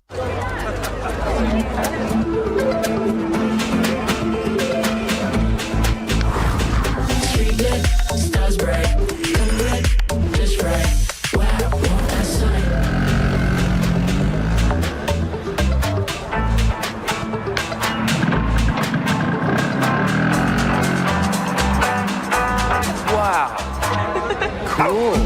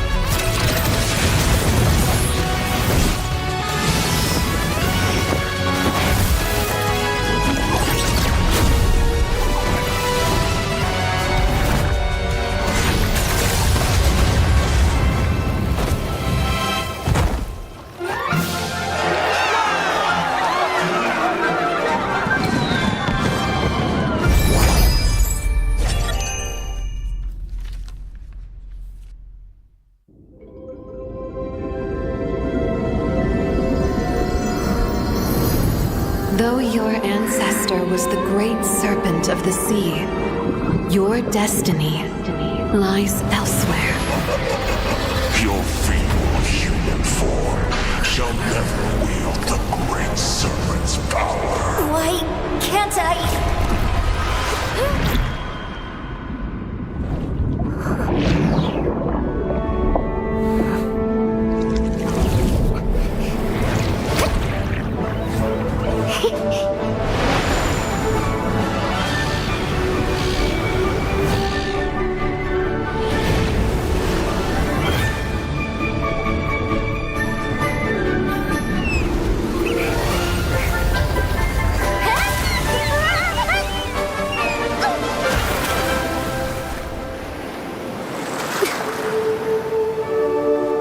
The great serpent's power.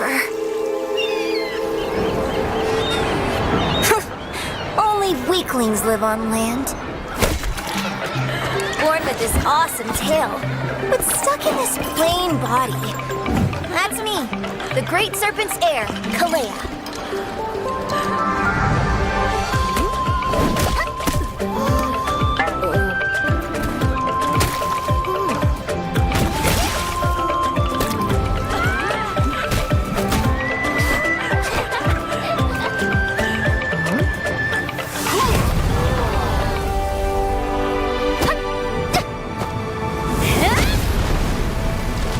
Figures.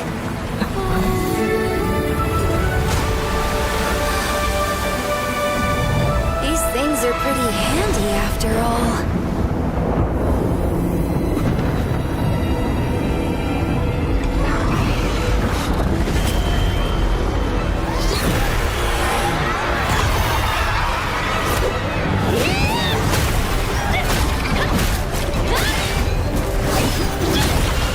You messed with the wrong island.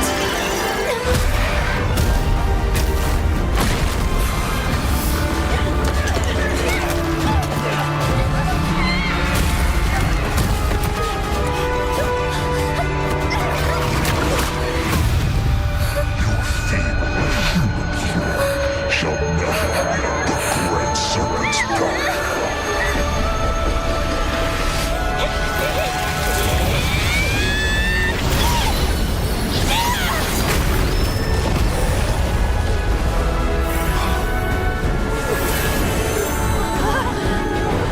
So this is the great serpents? No. My power.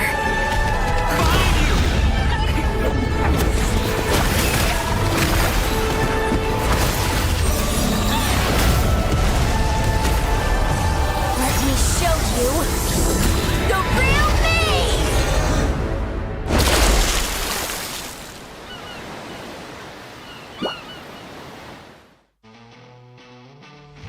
Selamat datang di MPL Indonesia Season 15.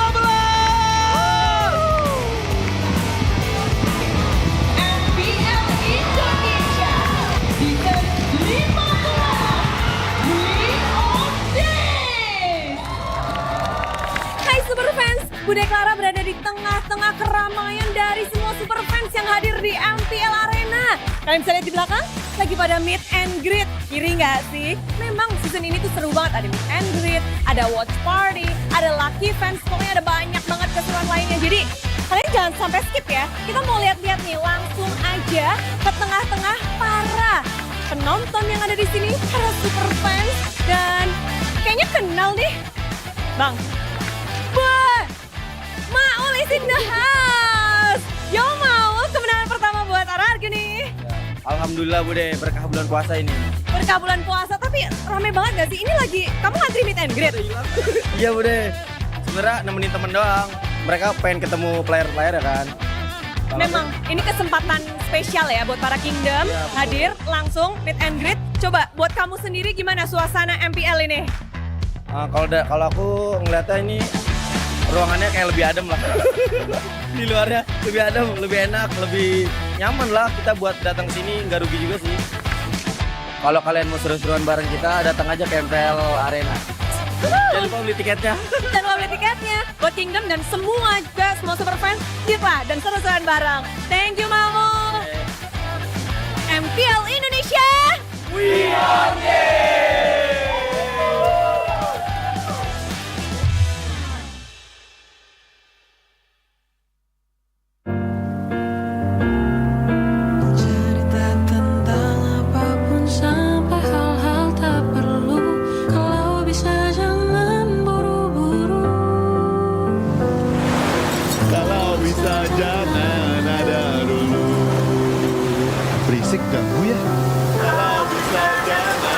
ada dulu.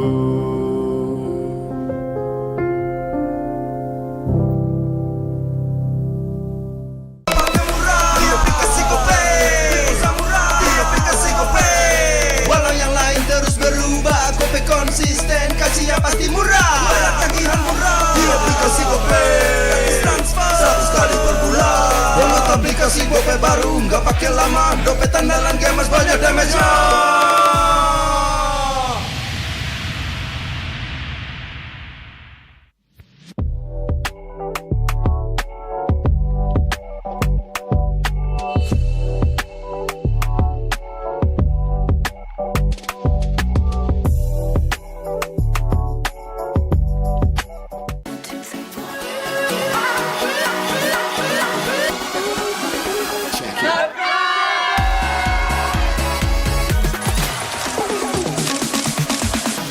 Ya, aku merem. Ulang dong.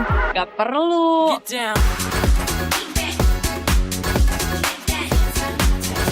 Guys, review.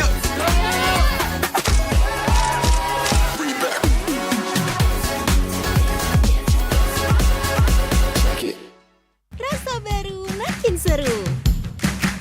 Pertama di Indonesia. Kopi susu rasa cookies. Always ready, warnai harimu. Good day groovy cookies. Nikmati sensasi asyik kopi cookiesnya. Tak ada hari tanpa mabar. Main nge-lag, kerap buat ku tak sabar. Gimana mau main sampai kelar? Ini waktunya ku bersinar. Okay, let's do it. Games match andalanku bikin mainku semakin hebat. Tim stabil main makin mulus, rankku fix naik terus. Tukar DG rings, diamond dan voucher game kau dapat. Cuma Games Max, makin no debat. Games Max Booster, kini dapat DG rings. Beli paketnya dan aktifkan boosternya di aplikasi Dunia Games.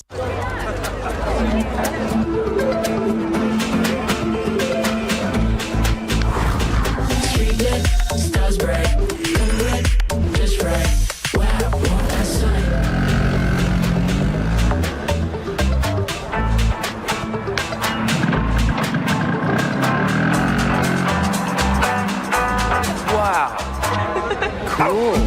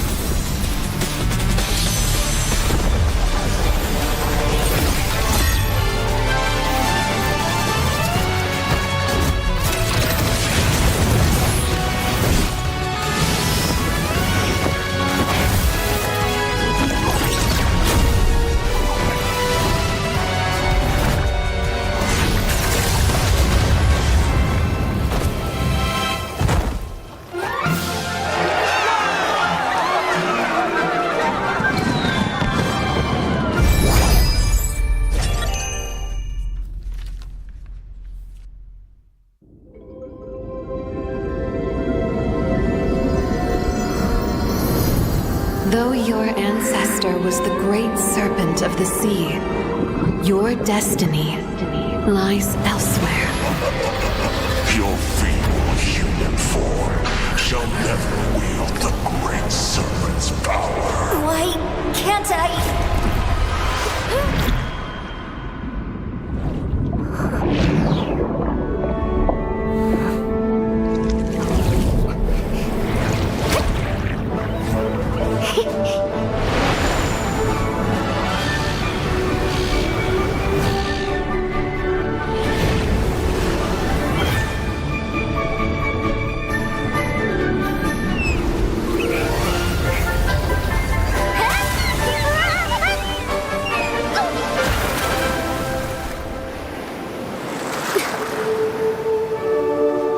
The great serpent's power. Only weaklings live on land. Born with this awesome tail, but stuck in this plain body. That's me, the great serpent's heir, Kalea.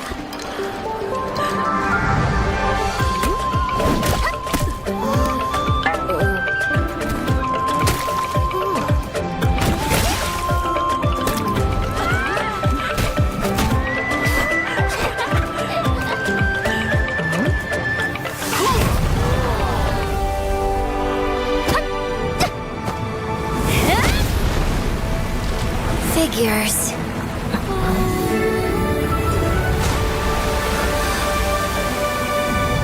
These things are pretty handy after all.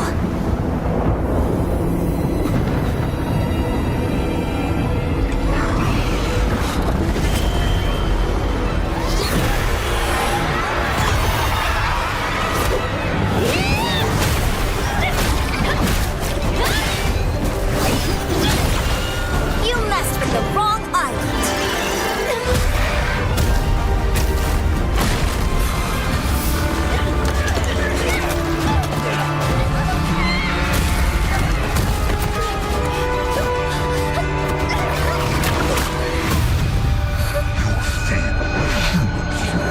Shall never wield the great serpent's power.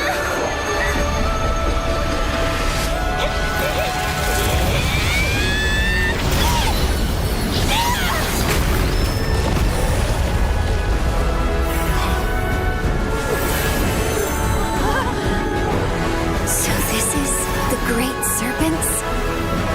No. My power.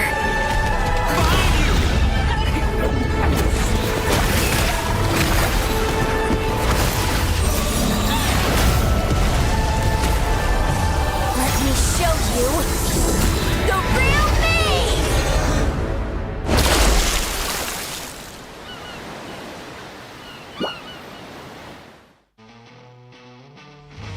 Selamat datang di MPL Indonesia Season 15.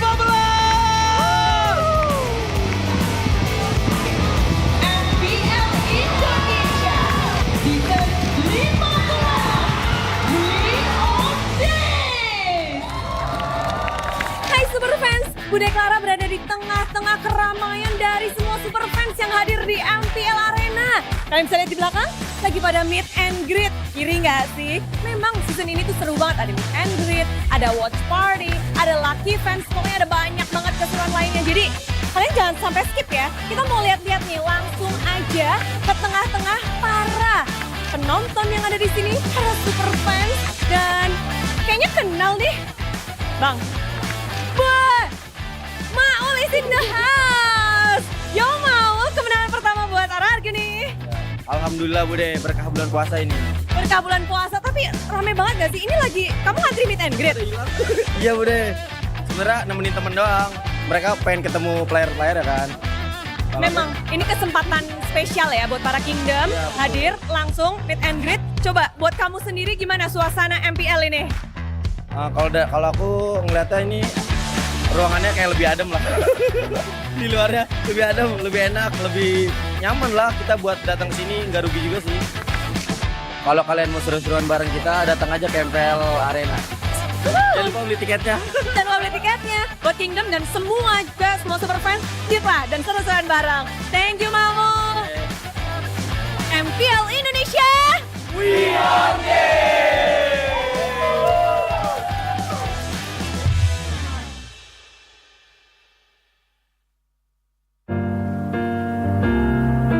Cerita tentang apapun sampai hal-hal tak perlu. Kalau bisa jangan buru-buru. Kalau bisa jangan ada dulu. Berisik ganggu ya. Kalau bisa jangan ada dulu.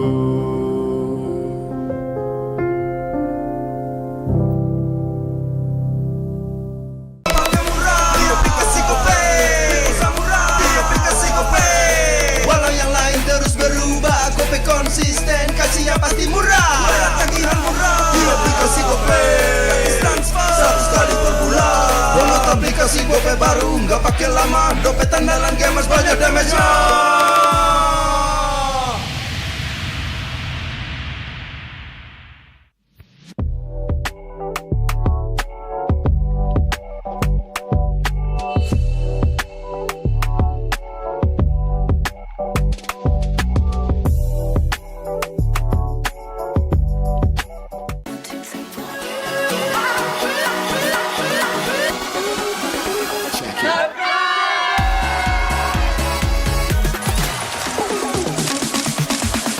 Ya, aku merem. Ulang dong. Gak perlu.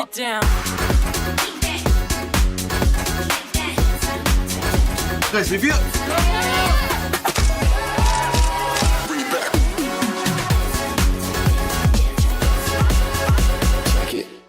Rasa baru makin seru. Pertama di Indonesia. Kopi susu rasa cookies. Always ready, warnai harimu. Good day groovy cookies. Nikmati sensasi asyik kopi cookiesnya. Tak ada hari tanpa mabar. Main nge-lag, kerap buat ku tak sabar. Gimana mau main sampai kelar? Ini waktunya ku bersinar. Okay, let's do it. Games main sandalanku bikin mainku semakin hebat. Pin stabil main makin mulus, rankku fix naik terus. Tukar DG rings, diamond dan voucher game kau dapat. Cuma Games Max, makin-makin no debat. Games Max Booster, kini dapat DG Rings. Beli paketnya dan aktifkan boosternya di aplikasi Dunia Games.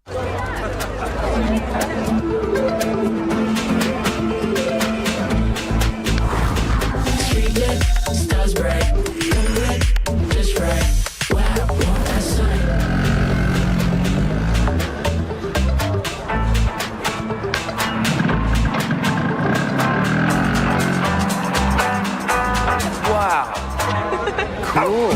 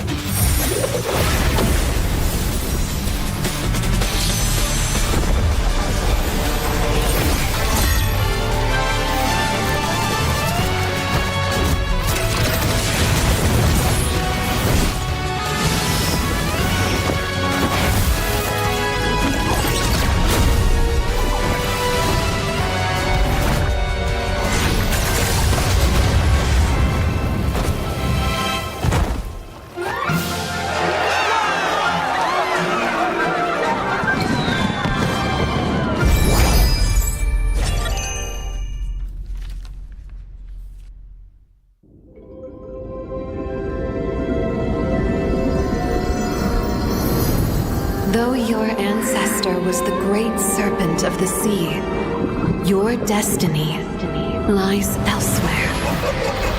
Your feeble human form shall never wield the great serpent's power. Why can't I?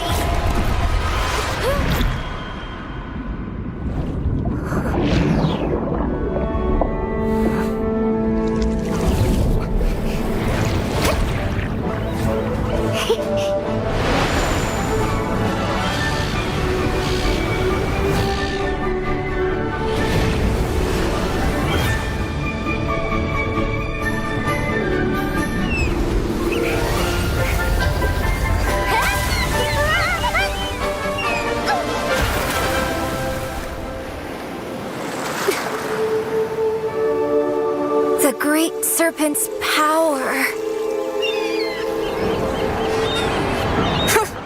Only weaklings live on land. Born with this awesome tail, but stuck in this plain body. That's me, the great serpent's heir, Kalea.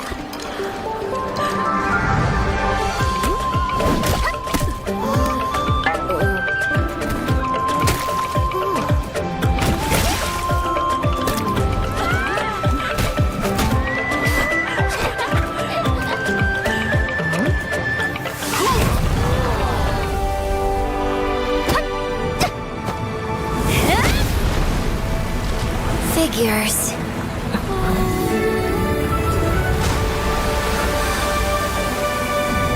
These things are pretty handy after all.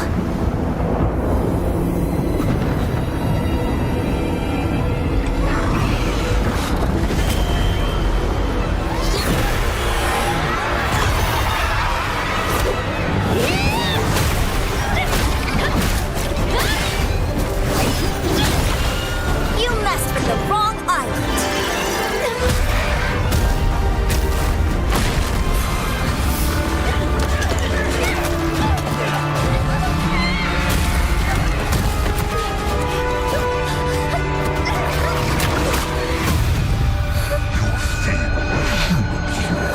Shall never wield the great serpent's power.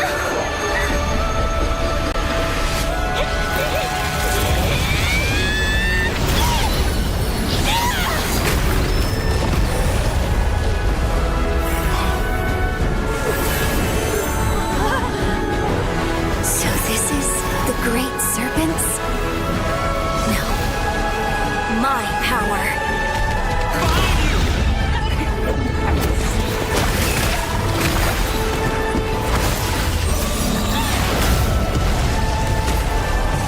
Let me show you the real me!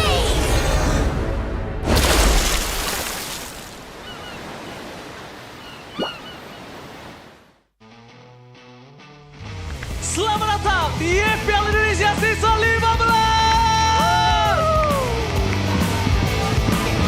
MPL Indonesia Season 15 Win or Days. Hai Super Fans, Bude Clara berada di tengah-tengah keramaian dari semua Super Fans yang hadir di MPL Arena. Kalian bisa lihat di belakang, lagi pada meet and greet. Kiri nggak sih? Memang season ini tuh seru banget. Ada meet and greet, ada watch party, ada lucky fans. Pokoknya ada banyak banget keseruan lainnya. Jadi kalian jangan sampai skip ya. Kita mau lihat-lihat nih, langsung aja ke tengah-tengah para penonton yang ada di sini, para Super Fans. Dan kayaknya kenal nih. Bang,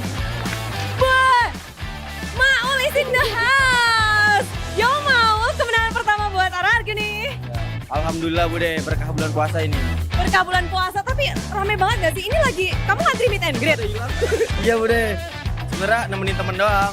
Mereka pengen ketemu player-player ya kan.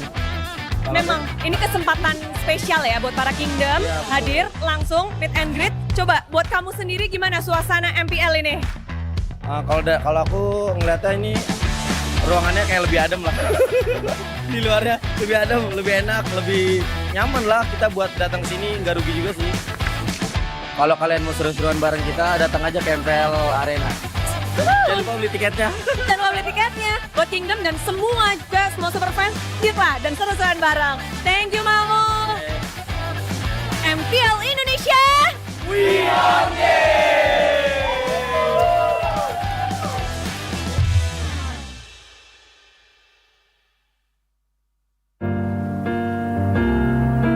Cerita tentang apapun sampai hal-hal tak perlu. Kalau bisa jangan buru-buru. Kalau bisa jangan ada dulu. Berisik ganggu ya. Kalau bisa jangan ada dulu.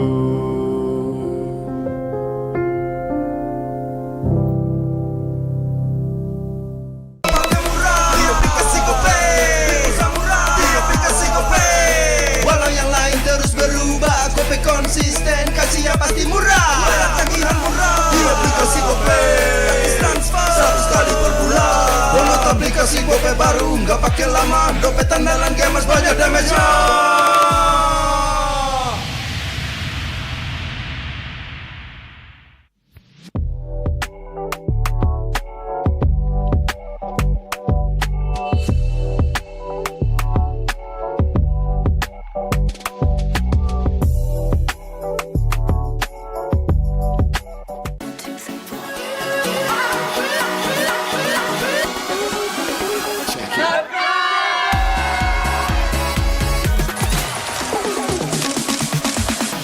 Ya, aku merem. Ulang dong.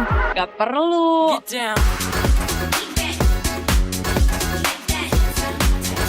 Guys, review.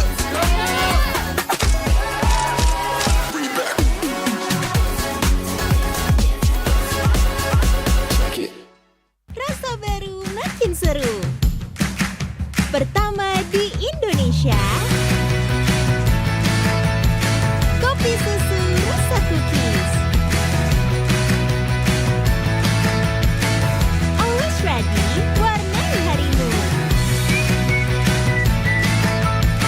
Good day groovy cookies. Nikmati sensasi asyik kopi cookiesnya. Tak ada hari tanpa mabar.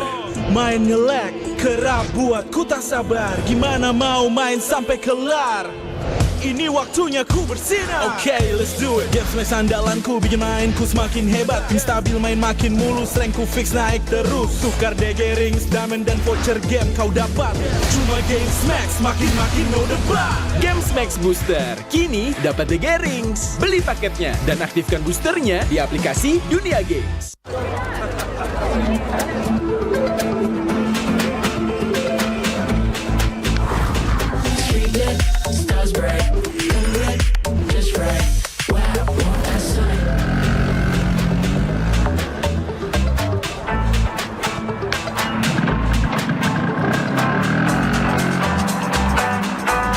Wow. Cool.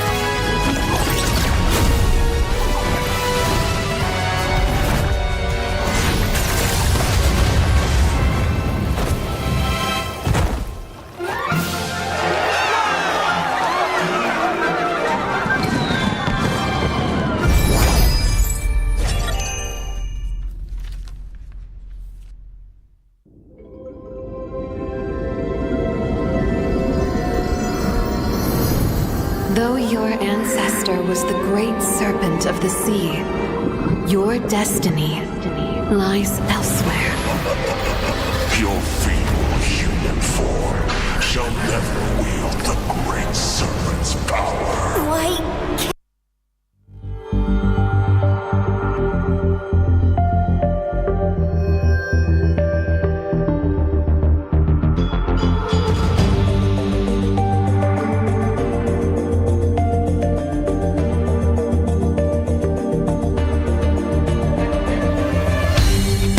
Aku kan berdiri dan terus berlari, terus ke arah puncak tertinggi. Ku takkan berhenti, hanya sampai di sini. Kemenangan abadi menanti. You know we won't miss if we unite our focus. And if you haven't noticed, we all live. Nyalakan apimu, hadapi semua tantangan, hadang semua serangan, jatuh bukan halangan. Bakar semangatmu, janganlah engkau menyerah. Kita akan buat sejarah. We all this, we won't miss. We all this, we won't miss. Saatnya beraksi, jalani ambisi. Aku kan menyawakan hari ini. You know we won't miss if we unite our focus. And if you haven't noticed, we all live. Nyalakan apimu, hadapi semua tantangan, hadang semua serangan, jatuh bukan halangan. Bakar semangatmu, janganlah engkau menyerah. Kita akan buat sejarah. We all this, we won't miss. We all this, we won't miss. We all this.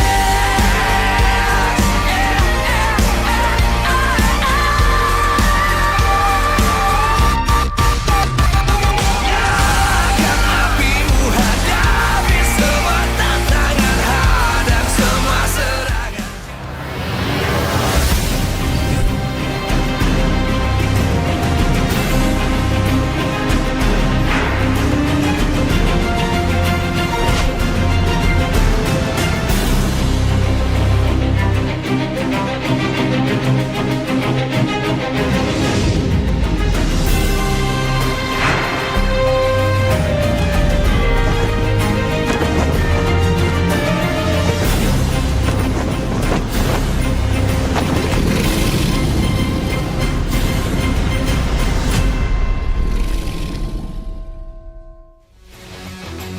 Live from MPL Arena, Jakarta, MPL Indonesia Season 15 is powered by Moonton.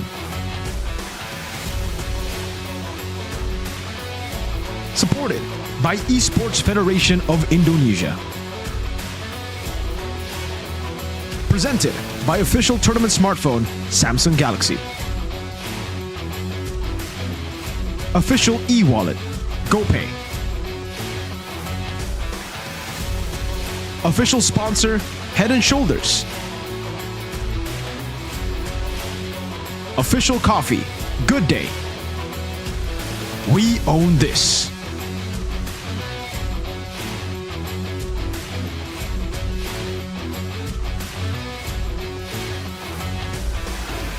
Selamat datang di match ketiga, week kedua, hari kedua, dan masih bersama Alisa di sini. Dan kali ini kita akan menyaksikan pertandingan antara Bigetron dan juga EVOS. Tapi di sini Alisa nggak sendiri karena Alisa ditemani oleh Natko. Halo. Halo, gimana hari ini kabarnya?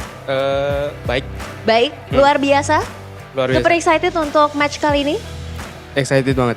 Oke, dan pastinya Natko ini lagi banyak dilirik banget sama netizen nih. Dan di sini aku mau ngajak Natko lihat-lihat komentar para netizen. Udah siap untuk react netizen Ya, komentarnya? Oke, silakan nih kita akan lihat komentar yang pertama nih untuk Natko. Oke, Natko, berdasarkan cerita urban legend masyarakat sekitar, konon katanya di sebuah bukit kegelapan terdapat sebuah goa kesucian di mana ada sesosok manusia gajaib dalam keadaan tersegel. Dan suatu hari karena ada yang salah di ekosistem bumi, beliau bangkit dan turun gunung untuk memperbaiki keseimbangan alam. Dan ya benar sekali, dia adalah Sang King Natko. Gimana nih tanggapan kamu soal komentar ini? Ini serem sih ini komennya. Serem Iya, ya? serem, tapi Agak horor ya? Ya agak horor, jadi tapi agak lebay dikit. Jadi 8/10 lah. 8/10. Iya. Oke, boleh. Untuk Jepri, kamu dapat 8/10 ya dari Natko. Serem Iya. soalnya. Tapi urban legend benar nggak nih tanggapan kamu sebagai King Natko? Mungkin. Mungkin, Iya. bisa jadi. Kita akan jadi. membuktikan juga di match ini. Oke, lanjut. Kita masih punya yang kedua nih, silakan. King Natko sengaja melakukan nerf dirinya sendiri dengan bermain mid lane di mana kekuatannya cuma 0,02% dari kekuatan aslinya. Dan ada juga nih komentar jika lawan Tony harus pindah tim untuk menunjukkan skill aslinya. Begitu juga dengan King of King Maharaja Elsun Lero Natko. Beliau harus pindah role untuk menunjukkan skillnya yang sesungguhnya nih. Tanggapan kamu gimana nih? Karena seperti yang kita tahu kamu juga udah pindah-pindah role nih. Ya. Yang pertama oke lah. Yang pertama oke lah, yang kedua relate sih benar. Kedua Ikutin relate? Anthony, ya God Anthony. Oke, kalau yang ketiga gimana tuh? Terkait MMR di MMR Vexana. Oh yang Vexana ya? Yes. Bisa jadi push MMR atau emang cuma bisa Vexana. Oh, karena kan kalau baru pindah mid banyak yang bilang kamu tuh pushnya MMR Vexana. Benar. Dan hanya saja yang mau aku tanya sebenarnya emang hero kamu masih terbatas atau sebenarnya kamu banyak hero lainnya sih Natko? Belum keluar aja hero-nya. Belum keluar aja, jadi kita tunggu aja ya untuk para netizen nih. Dan selanjutnya kita akan langsung masuk ke poster yang ketiga, silahkan. Nah, ada lagi nih, telat melihat dinosaurus, terlalu cepat melihat mobil terbang. Tetapi ini waktu yang tepat untuk melihat King Natko banjir piala. Siap Natko untuk memboyong piala MPL? Amin. Amin, pastinya ya. Untuk perform dulu per minggunya ya pasti untuk Iya. jadi top player di minggu ini. Dan bagaimana sih Natko melihat banyaknya yang bilang kamu mid laner paling jago season ini? Bener atau enggak? Belum lah. Kan belum tahu juga ke depan main mid lane atau enggak. Oh, oke. Kalau menurut kamu top 3 mid laner yang saat ini menjadi rival terberatmu mungkin? Rival? Belum ada rival sih, cuma yang paling jago aja lah ya. Ya, boleh. Yang pertama ada Sans, terus Rins, Yeskia lah. Oke, Sunscreen sama Yeskia. Baik, oke. Dan kita bisa lihat lagi di komentar selanjutnya nih, dibilang kamu bisa bawa EVO Tsunami Trophy. Kamu pede nggak nih sama pendapat netizen nih untuk Tsunami Trophy? Amin lah, semoga aja. Amin ya, semoga ya. Dan harapannya di match kali ini berapa nih poinnya? Semoga bisa 2-0. 2-0 ya, langsung kita akan buktikan di match kali ini bersama King Natko dan pastinya komentar dari para netizen. Dan kita juga akan melihat apakah kira-kira EVOS bisa membawa poin 2-0 melawan Bigetron Alpha. Dan kalau menurut Natko sendiri nih, dari Bigetron Alpha mungkin dari pengalaman-pengalaman yang pernah di match-match sebelumnya, apa saja sih strategi yang harus dikuatkan? Buat lawan BTR, Yes. ini harus disiplin aja. Bahkan BTR kita tahu high ground-nya kuat. Jadi harus lebih disiplin sama sebisa mungkin end cepet lah. Yang cepat, oke. Dan itu dia tadi kita bersama King Natko. Kita akan melihat apakah perkataan dari King Natko terbukti di match kali ini. Dan langsung saja kita akan lempar ke Bude Clara. Silakan Bude.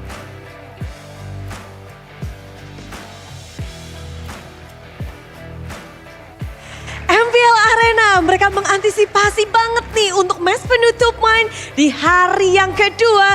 Match ketiga antara Bigetron dan juga EVOS. Dua tim yang sedang mencari poin, mereka memang berada di posisi tengah-tengah. Namun Natko dia harus bersiap karena lawannya adalah tim Bigetron yang terkenal dengan mereka selalu stabil dari setiap seasonnya, ditambah menjadi tim yang cukup kuat ketika kita melihat adanya kedatangan impor-impor, ada Eman, lalu sekarang ditambah itu Max dan juga Light. Namun dari Bigetron pun mereka harus waspada karena dari EVOS mereka diperkuat oleh Ki, mantan dari tim Bigetron. Dua prot-prot bersiap untuk melawan Raja dari Merah di sini dan juga Raja Hutan.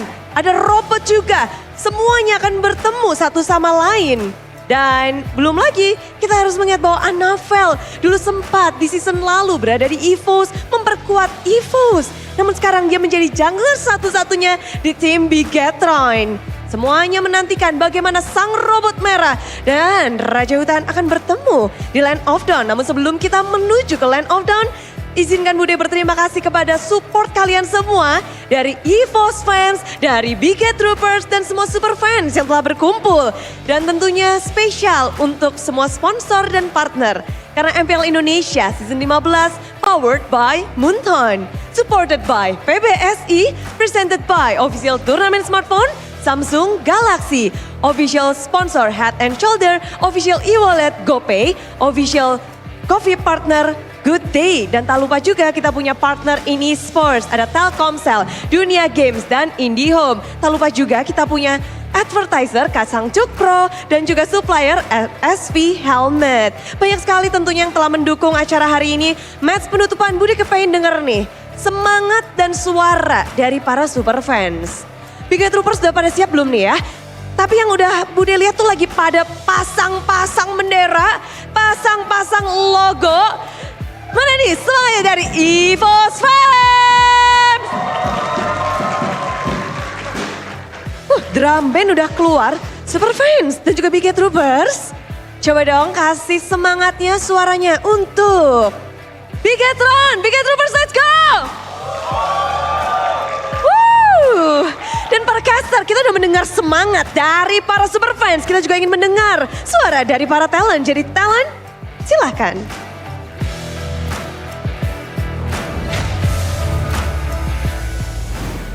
Welcome back, ladies and gentlemen, to our final match of the day, Bigetron versus EVOS. Now, this is a showdown that is actually quite interesting because we do see a few players actually swapping sides and we finally get to see them head-to-head. Key, formerly in Bigetron Alpha, moved into EVOS, and Anavel from EVOS is now on the side of the enemy team. What was that? What was it? I'm locked in. You're locked in. I'm locked in for this matchup. Okay. Yeah. No, super sad for Key, you know. Actually, it was here that we did the farewell for Key. Oh. And it was actually very sad because he actually cried on stage because, you know, this has been his home, his second home for the longest time, BTR. But now that he's in EVOS, he's doing a really good job with Albert, his prot duo. And Anavel, I don't think Anavel has adjusted quite as well as Key has adjusted to EVOS, but I think we're getting there. Unfortunately, Anavel didn't get to play with BTR in SPS, so they needed more time to adjust. Well, speaking of Anavel, the question is, facing this Anavel, will Albert continue EVOS's win streak? Now, you guys, once again, can always participate in the audience topic voting. It's always pinned in the live chat, so go ahead. Do you think it's definitely? Do you think it needs proof? Vote as well. Or do you think Anavel is better? Go ahead and put your votes in because it's on the live chat, so don't forget to check that out. Did you? Yeah. You know what I voted for. What? You'll know? We'll know? You'll know. Okay. Well, I get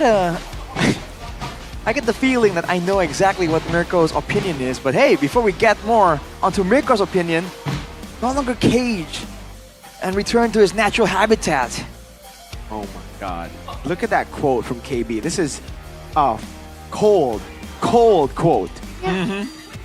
Albert's true place is in the MVP of the week, not on the bench. I wonder what he's referring to here. Definitely not his time in Onyx as a bench warmer. Nope. Definitely not. He's the MVP leaderboard as well, and look at those stats, man. Absolutely stellar. Albert, you know, it almost feels like he never left. I agree. Never left our queue? It's interesting because he's transitioned to gold lane and then he's now back into the jungle. But yeah, like you mentioned, it feels like he never left. He was not only on top of the leaderboards in terms of MVP, but he was also considered the MVP of the week. So he's doing really well in EVOS right now. And honestly, we got to kind of talk about the synergy that he has with Key, with the duo prot. The prot duo.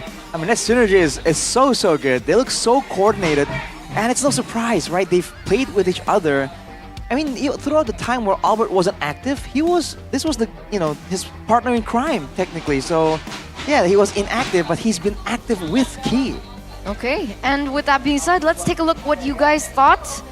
58% for definitely, 22% needs proof, and 20% believes that Annabelle is better than Albert. Now, what was your vote earlier on? What? What was your vote? What do you think my vote was? Oh no, Mirko, how could this happen? Hey, The thing about Mirko is that he's extremes on two different sides. He can be just ultra, Positive? No, not ultra positive. Ultra what? Ultra on point in terms of facts, or just ultra biased to Bigatron. So I don't really. I think the word you're looking for is delusional. Delusional. So you All think right. you think BTR are not the best team in the world? No. I mean, that's a tough preposition, Mirko. But delusional. Are Evos the best team in the world? No, too. I don't think Are they the they're- closer one to being the best team in the world? RQ seems to be. They're closer than BTR. Yes. Okay, then they have an ex-BTR player. Look at this. This is Key. This is built by robots. That's what he was Shines getting in at? Evos through the prot duel. That's my boy, Mr. Key. He was the key to BTR for a while, and now he's the key for Evos. But you know what? I've gotten used to our players getting to be the key for the enemy team. Brands did the same thing. Dreams was there too. Yeah, we saw how Brands turned out. Now it's Shive for Navi. Washapal. What do you mean? Brands is an ISF champion. Okay. I mean, fair points here from both of you, but Mirko, I mean, I would think you were a mage player, man, with that kind of reach. Listen, Granger has more reach. Novaria, actually, you're right. You know what? Technically. What's the Xavier. longest range? Oh, Moskov is Moskov. also. So, range-wise, I think it fits MM if I wanted to reach too. Let's go back. Let's go back. So you're not disagreeing that you're reaching really far? No, there's no reach. It's a slam dunk. Can we reach back into the chemistry that Albert and Key has? Prot duo? Prot duo? I mean, it's always been highlighted all the way since their first appearance. And the I don't think anyone still is doubting. I don't think there's a grumpy old guy out there going like, Albert and Key, I don't think those guys can work together. Wait, who said that? I don't think there's anyone. Oh. There's no old grumpy people going like, no way. I think the doubters are silenced at this point. I mean, maybe there were doubts in the beginning of the season, Really? right? They doubted Key and Albert?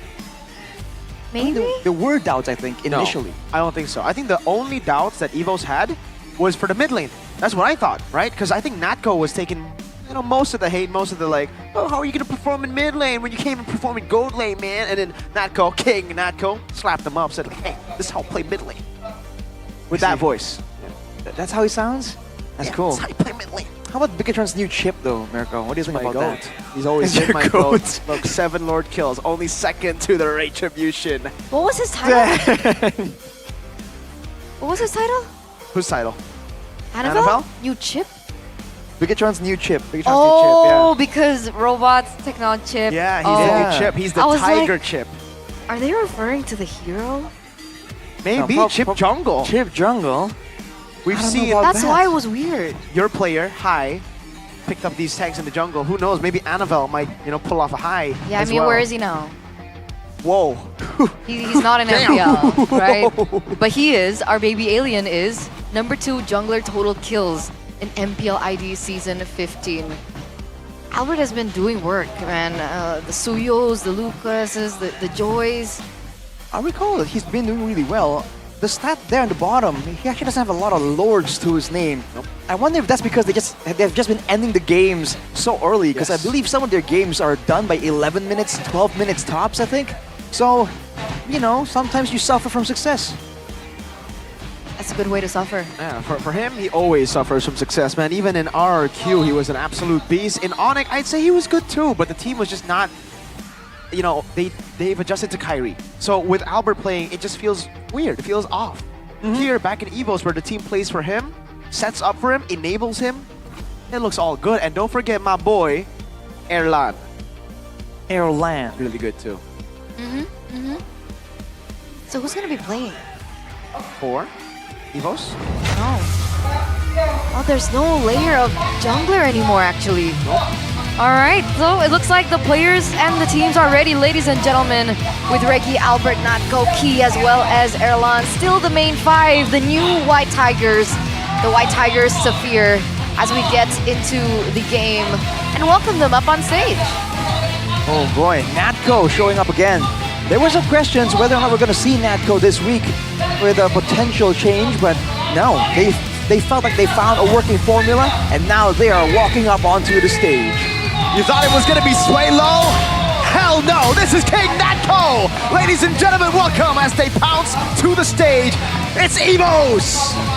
EVOS right now, a huge name to fear at the moment. Again, with the way that EVOS works on certain seasons, it feels like once again this might be the season where we see EVOS climb to the top from the regular season, up into the playoffs as well, and maybe get a chance, another chance on the international stage. But they do have to take these robots down first. Bigatron with the main five here. Luke, Annabelle, Moreno, Light, as well as Iman. Allegedly, one of the best teams in the world right now, according to a particular caster. They've had a great run so far, but let's see, can they continue it up against their rivals today? Hear the beeps, hear the boops. They're the red robots. Standing tall on the stage to face off against their bitter rivals. It's Bigatron Esports. See, man, they certainly seem confident. They've always been confident. They're a team that has so many things going on for them. A great lineup, great chemistry. So far, we've seen so many great things, but they've always seemed just a little bit off the mark. Maybe they can show us that has changed today, and all begins here with the coaching staff, ushered by our Marshal Gary. Right now, Gary is infamous, by the way. Yeah. Getting even more so infamous. Which side is he on? That's the big question. It seems like whoever side he's on when it comes down to the marshalling, that team usually loses. So let's see what happens today. But again, yes, the coaching staff is on the stage at the moment. Coach Itumax, Theo Nile versus Avil, as well as Coach Caleb. Coach Caleb. It's so weird to see. Still, it's so weird to see Annabelle in red, Key in blue. Not used to it yet. I'm not used to it yet. Weird times we're living in right now. Albert in blue? That's this is weird. an Arky jungler. I know. That's weird. It certainly is a foreign sight for sure. But hey, we gotta get used to it, man, because the teams are definitely getting used to it as well. Exactly. You know, we've been talking about the chemistry between Albert and Key, and I don't think we can do it justice. So we're just gonna throw it over to a video. Ladies and gentlemen, enjoy. Gue lihat yang mereka berdua ini ya veteran yang masih panas lah, yang masih haus juara. And the hell no, Albert sama Hengki bagus. Emang kekuatan circle ini nggak salah ya? Bagus deh. Chemistry-nya dapat gitu ya. Paling berteman sama skill lah, digabung. Jadi ya begitu. The band alien is back, bangkit dari kubur.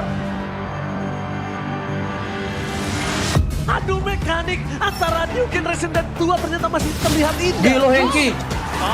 Hengki plus Albert, bro. Dua front kembali yang mengguncang lane of down. Dengan datangnya Hengki sama Albert jadi power banget sih. Kekuatan circle itu menurut gue emang ada. Maksudnya chemistry-nya pasti nyatu banget.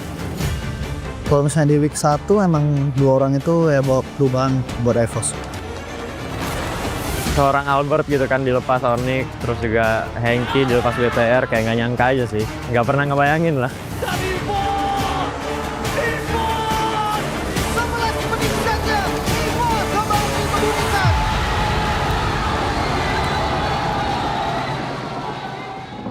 Debut dari dua front membuktikan mereka mampu untuk GG.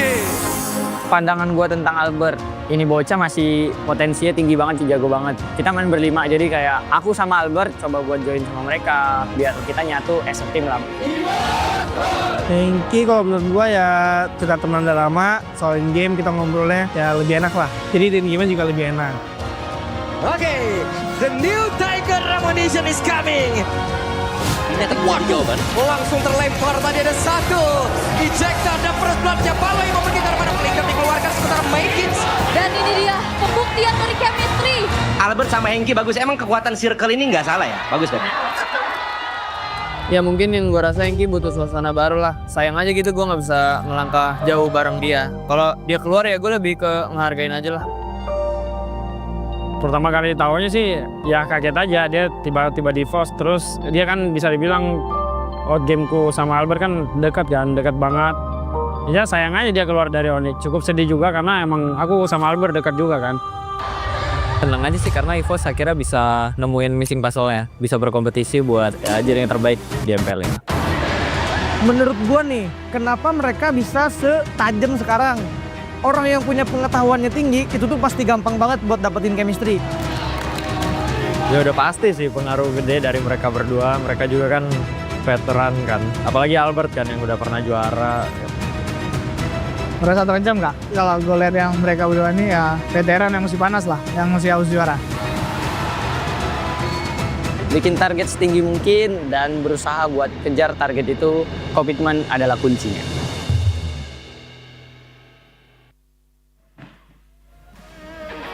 And there it is, ladies and gentlemen, a testament to the chemistry between Albert as well as Key, and players across all teams, and even some analysts and some streamers out there have also been very impressed with their performance and their chemistry, because naturally these two, they were friends even before they joined EVO. So I guess that type of experience, that type of chemistry is something that you can't really deny. Yeah, with Cedar Pie, don't forget Mr. Pie. It was supposed to be a trio, Prot Prot, now it's a duo Prot Prot. Maybe King Nat Goat can join that.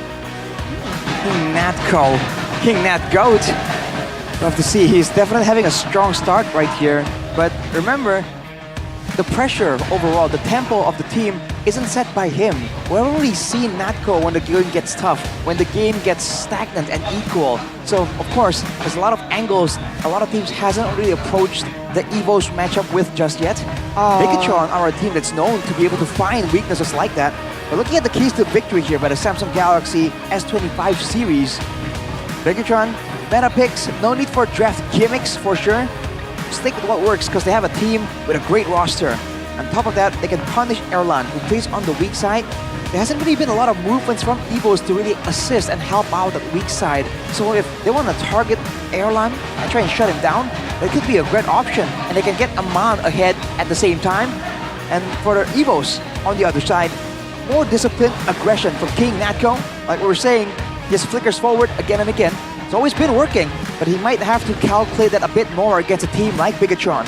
And if he can shut down or mirror Luke's playmaking heroes, considering that Luke now serves as one of the main, if not the main, engagers on the team, they can really shut down the chances for Bigatron to get a good team fight or a pick-off, doing so from the EXP lane. So the side lanes gets called into the question right here. But Eterna, I heard a reaction there. Is it because? Yes, I'm sorry, Mr. Miracle Man. It looks like Gary Man is on Bigatron's side. Hey, it's okay. We're gonna break the curses. Best team in the world. Our first pick selection for the whole team. 50% win rate. Ooh, 50% and 66% on the red side. What do you think, Mirko? As a Bigatron savant, connoisseur yourself, which side do you really think they're gonna excel with? Whatever side they choose as first pick right now, brother. And also, to be fair, EVOs have lost on red side, so maybe they're trying to exploit that, right? Against EVOs, that's the only side that they've lost in. Look at this guy. This is Eman. Great player. E-Man. Emaniac. Maniac? He's a maniac. Are you trying to say that he's gonna get a maniac against EVOs? Maybe. He did it last time against the third best team in the world. What? SRG in SVS. I see. That's a fair point, Mirko. That match. That's a fair point, Mirko. But we're gonna go straight into the drafting phase. Let's go, ladies and gentlemen, presented to you by the official tournament smartphone Samsung Galaxy S25 series. Bigatron now on blue side instead, EVOs on red. Matilda, Gatot, Luoyi banned out by the red robots. Meanwhile, the White Tigers with very familiar picks on red side. We have the Fanny banned out, the Jushin banned out, and what would be their last ban here? So it seems like for both teams, the junglers and the gold laners are going to be left open. They're allowing Bigatron to make the first move to have their pick from the litter. I'm thinking it might be a gold lane first here, considering the impact that Eman can get with the right pick. But no, what? Yeah. First pick, Badang. Yeah, this is I believe it was in the keys to victory as well, right? For EVOs, they need to try to match and deny some of the initiators from BTR, especially for the XP. Luke has been phenomenal on Badang, and I think he still has a 100% win rate on the Badang pick. Yeah, I think it's a wise decision right now. Technically, EVOs, who do you think has the strongest pillar formation? Do you think it's the mid trio or do you think it's the side lanes? I think for EVOs, it has to be the mid trio, man. I think it's always been, for the most part, their winning condition seems to be the synergy between Key and Albert. So that's where that's where I would bet they're gonna be playing around with. But Suyo Ranger picked up for EVOs, so the Joy is still left open. Yeah. Wait, so technically Erlan should have winning lane unless they go for Harith. Okay, so the Harith gets picked up here for Eman. Quite dangerous. A losing lane, as well as the Joy now for Bigatron. Stacking up on the magical damage, no problem at all. Especially if Bigatron wants to play that high tempo game plan, it doesn't matter if they don't get to that late game where they can stack all those resistances. So we've seen teams pull it off before, but for EVOs, they can still go for some utility hero. We've seen just earlier the impact that I was thinking Tigreal has against heroes like the Joy, right? And it's a signature pick for Key as well, but the Phoveus comes through first. Is this the first time that Fluffy's picked up the Phoveus? This season, yeah. But before he has, he's been known for the Phoveus for a while. I think it was right after the revamp and also before the revamp when he was still in Aura. Phoveus was one of his top picks. Okay, let's see if he can smooth it back into his lineup right now with him picking it up for our first game, our opening game. The CC gets banned out here though. Jawhead also eliminated by Bigatron. I feel like there's a lot of emphasis now into, you know, the roam situation because technically Light and Key, that's a matchup that we have not seen.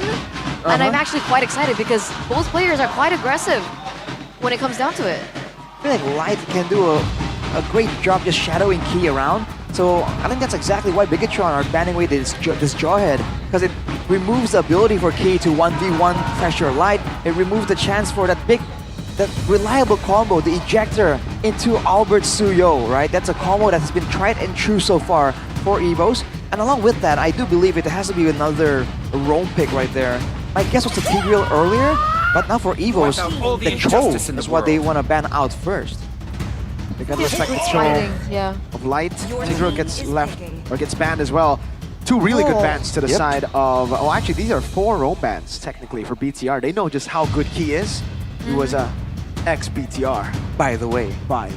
So with Gatwat also off the board, what is Key gonna be playing? Hilda? I think Hylos is still a pretty good option to go for right now that the Jawhead is gone. Key? Yeah, for Key. It doesn't sound like, you know, the key is picked, but it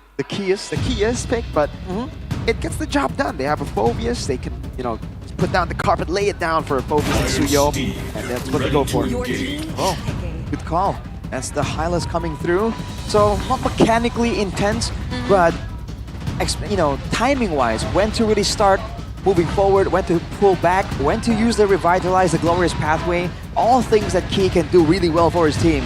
Now for Bigatron though, seeing the chance to be chased down by the Phoveus with the Glorious Pathway, a lot of catch potential. Do they want to double down on having some more utility? Do they want to get something a bit more mobile to get out of those dangerous situations? That's a big question, right? Because if we're thinking about Light as well, what hero is still open for the roam? Do they want to flex the Badang? And the Paramis! Interesting. Is to trick. This can be a Farsa. They have in a front line, I think, to pull off the Farsa Granger combination. They have Hylos, Phoveus, Suyo. Sicilian? I think the Sicilian would be too vulnerable. Technically, they can go Valentina. They can go Valentina to steal it as well, yes. Okay. Turn with the predictions right here.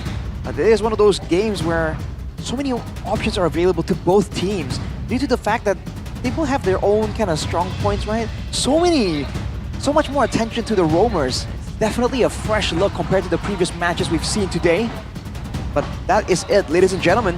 We're gonna see a lot of new heroes showing up right now.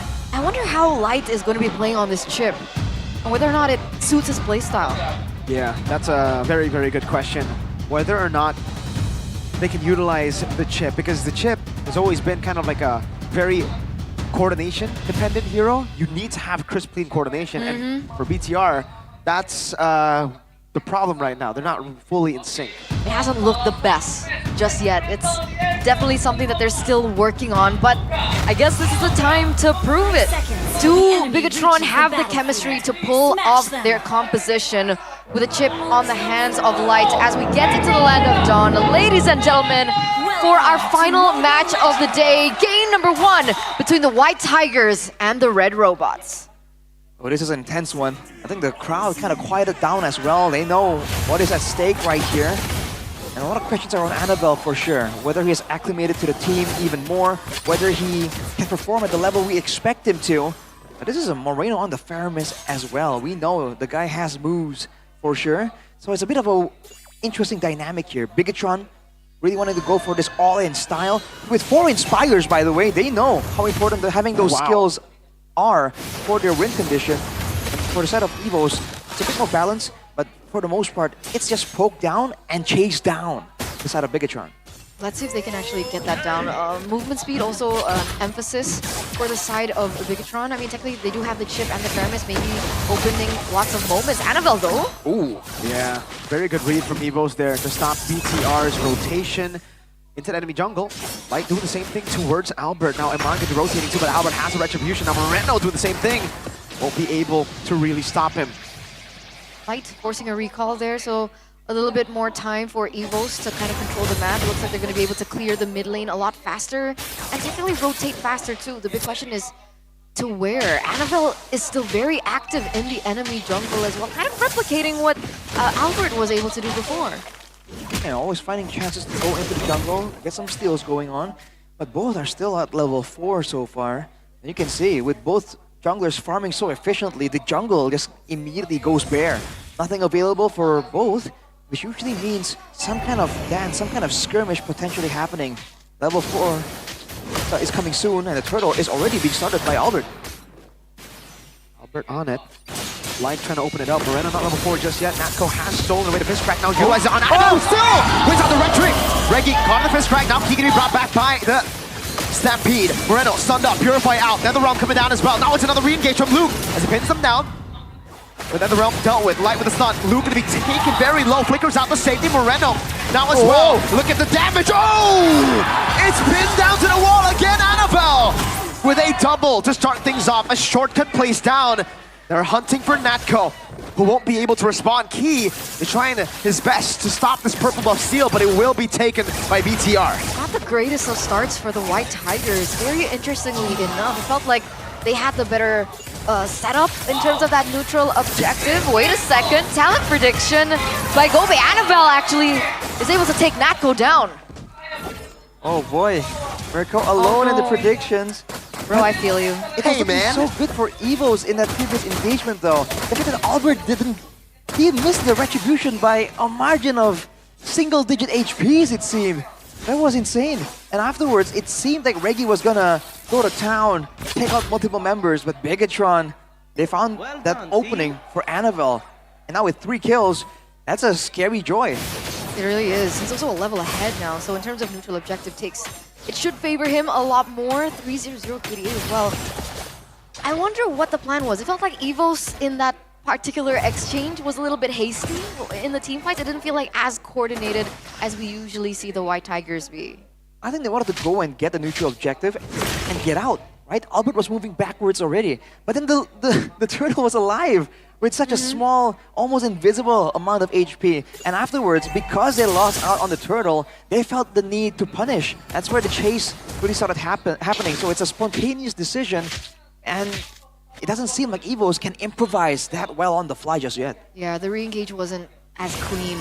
But now we see that Natco goes for a different ultimate. Well, last time around he had Luke's ultimate. Now he's actually picked up a Moreno, so maybe that could change the tides a little bit more when it comes down to the team fights, because we did see Moreno being a huge factor as to why Bigatron was able to re-engage a lot better than Evos before. The good old Valentina into Faramis game plan, that was the meta for the longest time back then, a couple of seasons back. And now with the turtle up, We might really see one of those big fights happen yet again, but Bigatron have the control here. Crash Course coming down. Key as well going to be able to get the stun down now with the Glorious Pathway used up. That's another round. Retribution from Albert. Zaman Force placed down. Reggie gonna be stunned. Oh, that's a chain CC onto 3. Luke still able to dish out some damage. Now the Purify not ready for Moreno. Albert gets a 3-man stun, and Natco picks up the double. Now it's equal on the board almost. See, a different take, right? It feels like when Evos have this better setup, they're able to extract out of the most from the team fight as well. Especially when it's not just improvised in the middle of the engagement. There was certainly a plan there on how they wanted to collide and match Bigatron's aggression. But that re-engage though, the play by Reggie to get that multiple man knockup, and Albert's follow-up to get the stun too. It was looking amazing though, but in the end it was just 1 or 2 kills. Not really enough to turn everything in favor for them just yet. Look at Key. Matching light as much as possible. We haven't seen a lot of shortcuts so far from Bigatron. That might change soon. Yeah, not just yet. I don't know why. Are they afraid that it could cause different factors? Are they just not ready to utilize it just yet? I wonder what the plan is. I think they wanted to wait for a bit more power spikes, I think, so they can guarantee that a shortcut play can result in a quick and clean pickoff. Because if they get delayed, this roster, this lineup from Evos, they do a great job in a long, prolonged fight with the Phobias and the Valentina. Right? I think Bigatron are the ones who want to get it done cleanly compared to Evos. It's been super slow outside of the neutral objectives, and for both, I think they like it that way. Great steal from Reggie down below. BTR, Natco. When he gets another realm, it'll be much more of a problem for BTR. Crash Course, the down Key. There it is. Be caught in the bad spot. That's all 5 of BTR's members. Down the realm! Natco comes in at the end. Another realm from Moreno as well. Now Zaman tries to deal damage out the Key, gets stunned up. In the midst of it all, Albert wins out the fight. Key still stays alive! And on this place, it's a flicker forward from Reggie. Trying to get some more, but in the end, it ends up just being 1-0. How does he do that? I feel like season after season, he is the 1 HP specialist. Is always able to get out on a sliver of health, not taken down, not giving Bigatron the better trade, and Evos are very quick to the neutral objective, and there it is! Look at Luke, smashed down to the ground, Annabelle. Electrifying beats, onto 2, still not enough damage to take them down. Oh my god, Reggie! Gets 3 on the board, and Evos clean him up! Light still trying to tank up damage. Holy moly! That's a 2-for-0 trade alongside the neutral objective take. Evos are picking up the scraps left and right, and they should put a bit more pressure now into the mid lane, as Light will be the one to take it down. Now, Iman, we haven't really seen much of Iman in this particular game. It seems like he kind of lost lane. The turret was taken down earlier on by Erlan. So if we're talking about power spikes, is Iman still far off, especially with that 1 death? Iman right now is sitting on the Starlium. I believe he requires at least 1 more item to actually be a relevant threat. Compare that to Erlan, already with the Hunter Strike and the Sky Piercer.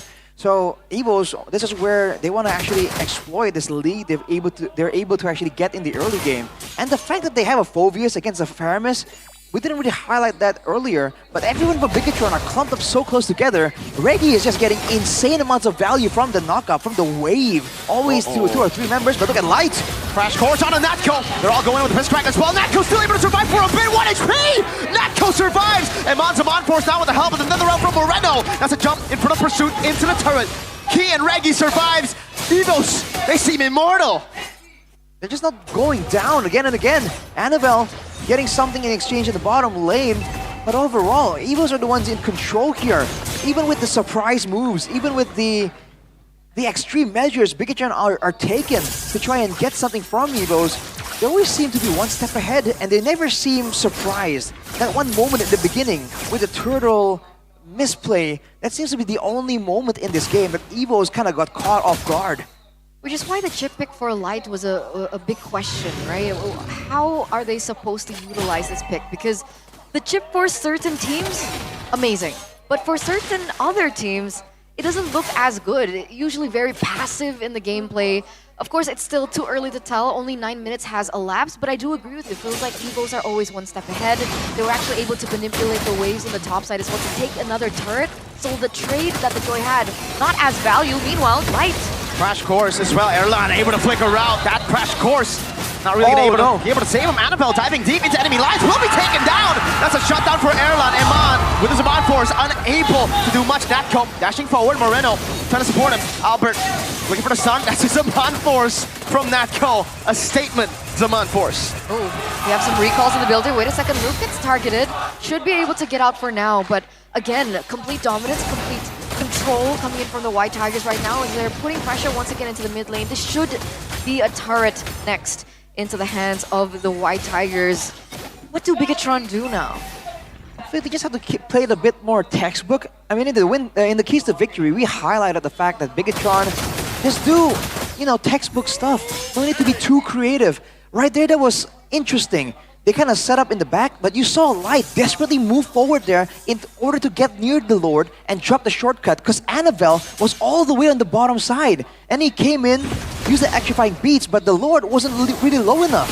So it was an interesting strategy by Bigatron to get pressure across the map, but considering how far behind they were, EVOS just completely dismantles it, and now they're even further behind. 5,000 gold. By all means, the members of Bigatron still have damage, but I feel like right now they really have to stall and buy some more time, because otherwise EVOS would want to get some more fights here, get some more value out of Bigatron. That's exactly what Annabelle's trying to do, right? Trying to put some pressure in the bottom lane. Oh, come on, stunned up! Oh my goodness, the Queller from Albert was almost enough to take Eman down. 3 levels down on Erlan, by the way. Albert recalling, or falling back rather. That's a Lord. First Lord of the game. That just took a base turret. And it's still more minions actually munching down into the mid lane. Moreno taking a lot of damage there. Light looking for the crash course. Luke, fist crack in desperation. 1 HP. Another round comes in just in time to save him. And Mama Zaman Force, not enough damage just yet there. EVOS are just soaking in everything BTR are throwing at him. Not finding the right moment just yet. And it looks like they're taking control of the jungle as well. So all these buffs, all these objectives taken by EVOS, and call it luck or call it skill, but the tower, the inhibitor turret that actually fell for EVOS is the tower that is going to be on the opposite side of the Lord. So that's another advantage that the White Tigers have. Another attempt at the base. Erlan, 1 shot away. That's Sonata twice on Light. Eman, Zaman Force, Glorious Pathway placed down as well to slow him down now as they look to go for the siege in the bottom lane. Even with the splash of damage, the Ghost Bursters, it wasn't enough. The Cannon Minion was still there, and they got another 2 base turrets now. There's just too much damage and too much tankiness, man. He just stands there menacingly, and the whole roster of Bigatron are forced to respect it and back away. Annabelle was able to go for some steals right there, but his team definitely paid the price. 8,000 gold lead now for EVOS. And Annabelle has 3 kills. He has the Wishing Lantern complete as well. But at this point, even if he has damage, can he survive long enough in the face of a snowballing Granger, Valentina, and Suyo? I mean, the bare minimum that he was able to achieve there was get the same level as Albert, right? So he's now level 15. They didn't really go for the contest. That was just information given. Light not in the perfect position, though. How are they going to escape from this one? I don't think you can. Light is going to be chased down.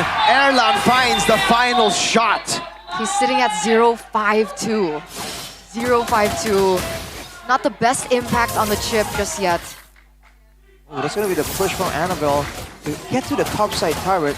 But now, the whole team has to kind of defend against this Lord without Light for 10 more seconds. EVOS might go for the win here. They even fight? Lord enhanced in the mid lane, no way for BTR.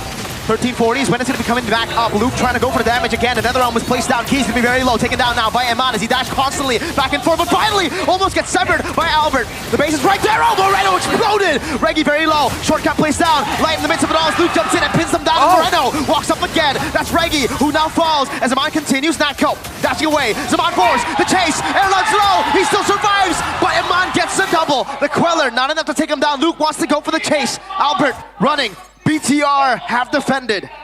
That was a risky move there for EVOS, immediately crashing down. Not setting up for the waves, trying to go for the instant quick clear there. But Bigatron has done it. Despite the fact that Moreno's Netherrealm lasted barely for 1 or 2 seconds, it got immediately deleted by EVOS. But they were still able to clear the Lord and threaten the members of EVOS enough, taking out multiple members, shrinking down that gold lead to only 6k. It was a great defense by Bigatron, but now there's the test of the second next Lord. But let's take a look at it yet again. It was Light going towards the back, jumping onto Erlan. That kind of pushed him away from the midst of the action. But Eman definitely has some damage to be said here. And that re-engagement with the Zaman Force really allowed them to pick up some more value there.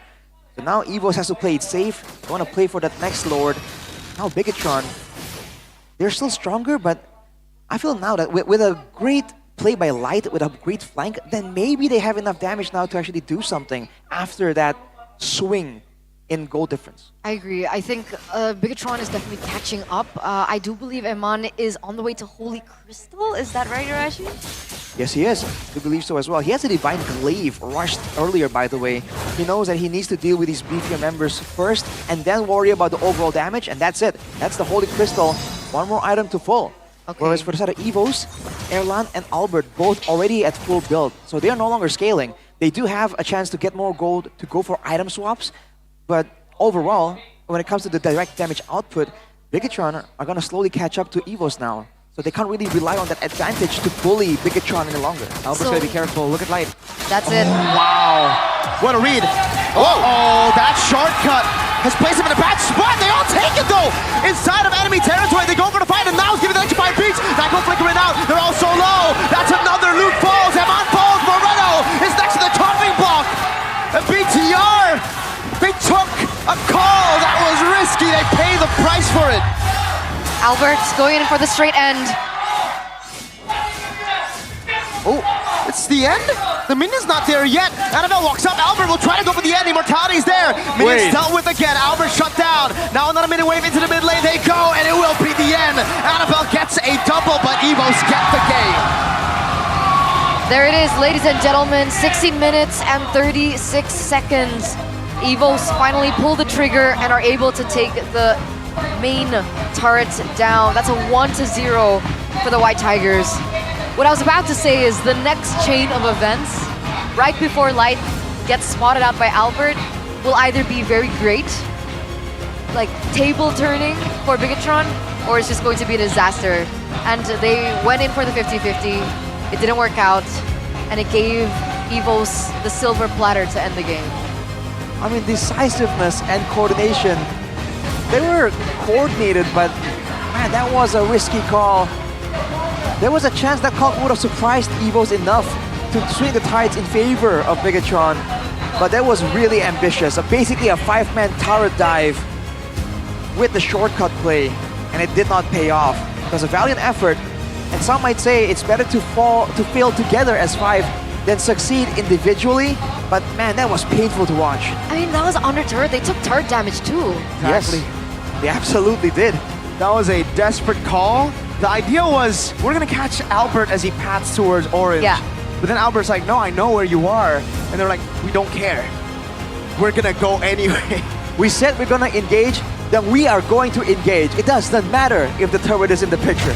Hey, I mean, if there's anything we learned from Bigatron is that they commit and they trust Light. I mean, they follow the light. Yeah, they committed. They follow the light. They follow right? the light. So, what's it? The best light? Maybe not. Usually when you hear the phrase follow the light in different contexts, usually that means, follow. But in this context, it was true. It was like follow the light to the better place. They most of them went to a better place. Moreno came back. And then he delayed his better place. I mean, hey, the plays were able to allow Bigatron to at least get one more kill onto Albert. Right? Gotcha, With Albert. the end sequence. We gotcha. Yeah. They got him. Gotcha. And at the end of the day, I think the way Bigatron kind of went into the drafts kind of bit them back in the butt. The behind. Yeah, Matilda got thought banned away. They also banned out the Jawhead and the Tigreal, so there was a total of 5 bans, plus Key took the high-lows away from Light, and maybe he was forced on something that maybe he is comfortable on the hero, but maybe as a whole, as a team, not as comfortable. So that is something that we should keep an eye out when we get into the drafts for game number 2.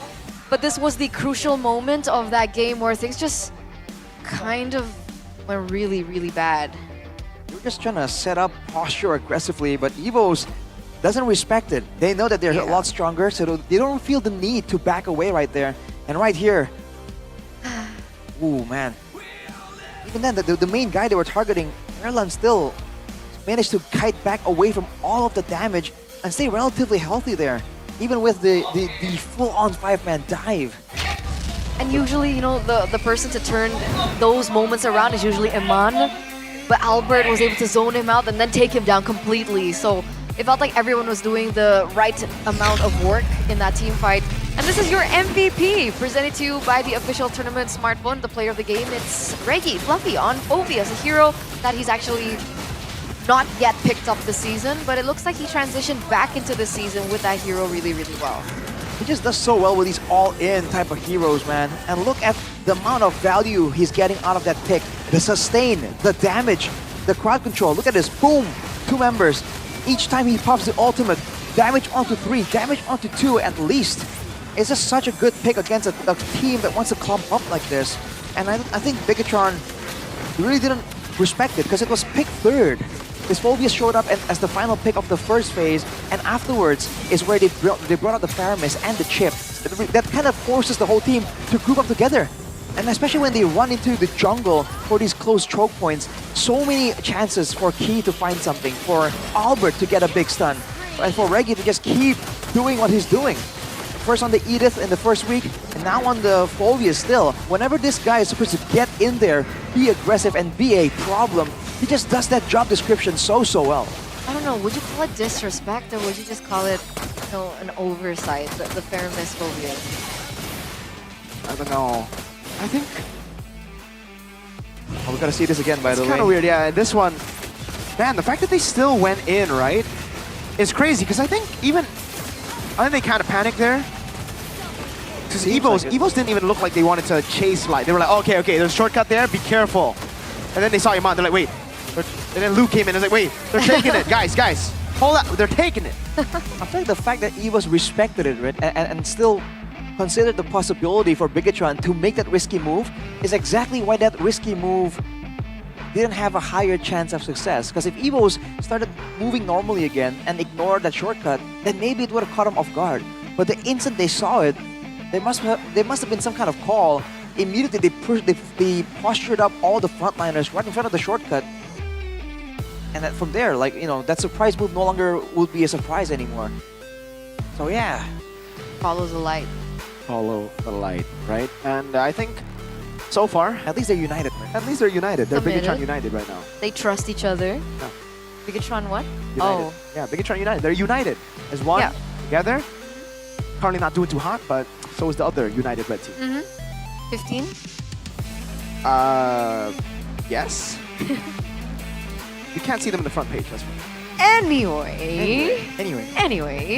I do wonder. Help. No, I really do wonder, right? Looking at the emblems as well, we talked about this earlier. The amount of inspires they had. I wonder if the idea is to start snowballing and then just overwhelm Evos with sheer numbers. Numbers of Nether Realms, the sheer numbers of fist cracks and shortcuts. I wonder if that was the plan, right? Which would be an interesting approach to the game. Unfortunately, it also means that whenever they're in a big fight, right, and whenever they're in a rotation battle, you can see that Evos actually gets to places a bit faster. They're able to survive with a sliver of HP, survive just that much longer in those fights. And, you know, the emblems are a very small detail, but they do make a difference over the course of a 16-minute game. So that might be one more aspect to take a look at if they want to review their gameplay. Another thing is the adaptations that Evos can actually make in-game too. Because in the first turtle, they lost the turtle to Bigatron, right? And then they went in for a weird re-engage that was kind of messy. So they tried to redo, but better, in the second turtle, and then they succeeded. So in the span of between Turtle 1 and Turtle 2, they're like, okay, let's do that again. Let's not do this, let's not do this, let's do this. And then they're able to re-perfect their attempt at that first turtle. I feel like that, if anything, highlights their calmness. How they don't really get thrown into this array by one mistake. Because I think the second turtle take was exactly what they wanted to do. It should have looked a lot more like that. but the first one was the mistake. But despite the first one going so horribly, they recovered, they stayed calm, and they're able to execute their intended game plan in a deficit, by the way, at the second turtle take. So I think that's where we should that's what it means. That's how we can read into it. Turtle 1 mistake was Natco picking up Fist Crack, not Netherrealm. I think if it was the Netherrealm, it would have been sort of the same as Turtle 2, right? That's when he got the Netherrealm, he got the double kill, and they got the Turtle. The Turtle steal was, I think, unplanned. Like, Albert just won that out. Like, it was a pure 50-50. But the fight, that's how they wanted to play, yeah. Well, of course, I mean, if you don't hide the differences in the first Turtle, Albert also didn't really get the right red tree as well. So that was what started the whole sequence, right? That's why they were also unprepared. They didn't take the right ultimates because they weren't really thinking about getting, a full-on 5v5 brawl. There is. Brawl, sir. Enough for Bigatron though, Mirko. What's the idea? Is there something they can exploit here to go up against Evos? I think they cut themselves off. What? Yeah, they cut themselves off. In the draft, they cut themselves out. Like you mentioned, Mathilda got that Lohi, Jawhead, Tigreal, right? Even though they also don't have a roamer yet. So, and Evos have first pick on red side. That means they can pick a roamer first. They pick up the Hylos, and then they're like, oh, damn. wait. Maybe we shouldn't have done that. Yeah. Do you think the idea was to use the Badang as a roamer initially? Oh, hell no. Okay, relax, dude. I hate Badang roam, man. All my homies hate Badang roam. All right. Did Badang roam lose earlier? I think TLID. Did TLID play Badang roam? There was a team that played Badang roam today. Was it Navi? Check my notes. You're asking me. I have such bad memory. Check on the notes as well. I believe it was TLID with Badang roam, no? No. Badang. No. Navi game 2. Yeah. There you go. Badang, I hate Badang roam. All my homies hate Badang roam. But they won. We love Badang XP. Yeah, they won on one of those games, I think. They won on Badang. That was when Alter Ego, Rome. that's when Alter Ego. Ladies and gentlemen, before we get into game number 2, we're gonna throw it over to the host. It looks like something's planned over there with Bude Clara Mongstar. So, Bude,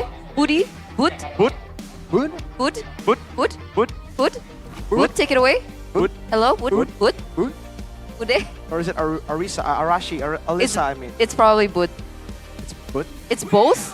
Hello? Guys, you there? Thank you caster, kembali lagi bersama saya Alisa. Dan di match ketiga ini game pertama dimenangkan oleh EVOS. Namun saya di sini sudah bersama cewek-cewek cantik dari Bigetron Alpha. Boleh dong disapa-sapa dulu. Hai. Oke, boleh kenalan dulu kali ada siapa di sini? Dari Maiden. Aku Regi. Hai, aku Nadine. Oke, ada Charmaine dan juga Gwen juga di sini bersama kita. Tapi tidak lupa menyapa Biget Troopers, mana suaranya?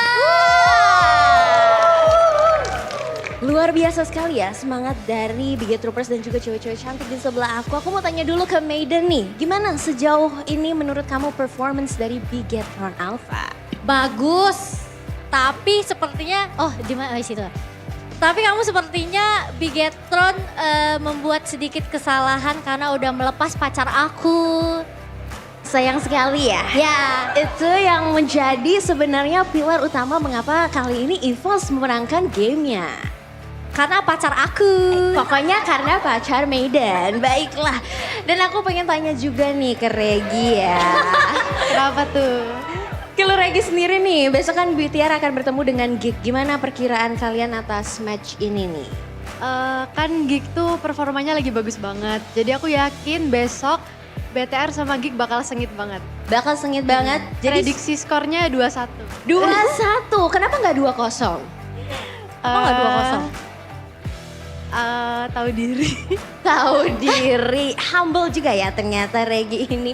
Oke, baiklah, kita berharap yang terbaik untuk match besok pastinya. Terus nggak lupa buat kalian yang beli tiket buat match besok tentunya bakal dapat skin gratis.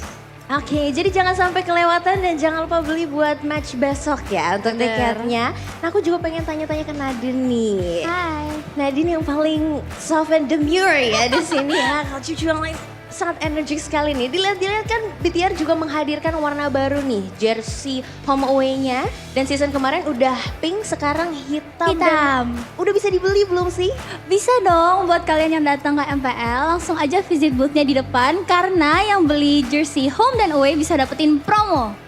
Apa aja tuh promonya, boleh gak sih di-spill sedikit? Promonya banyak banget, kalian langsung aja cek ke Instagramnya @BTRgear.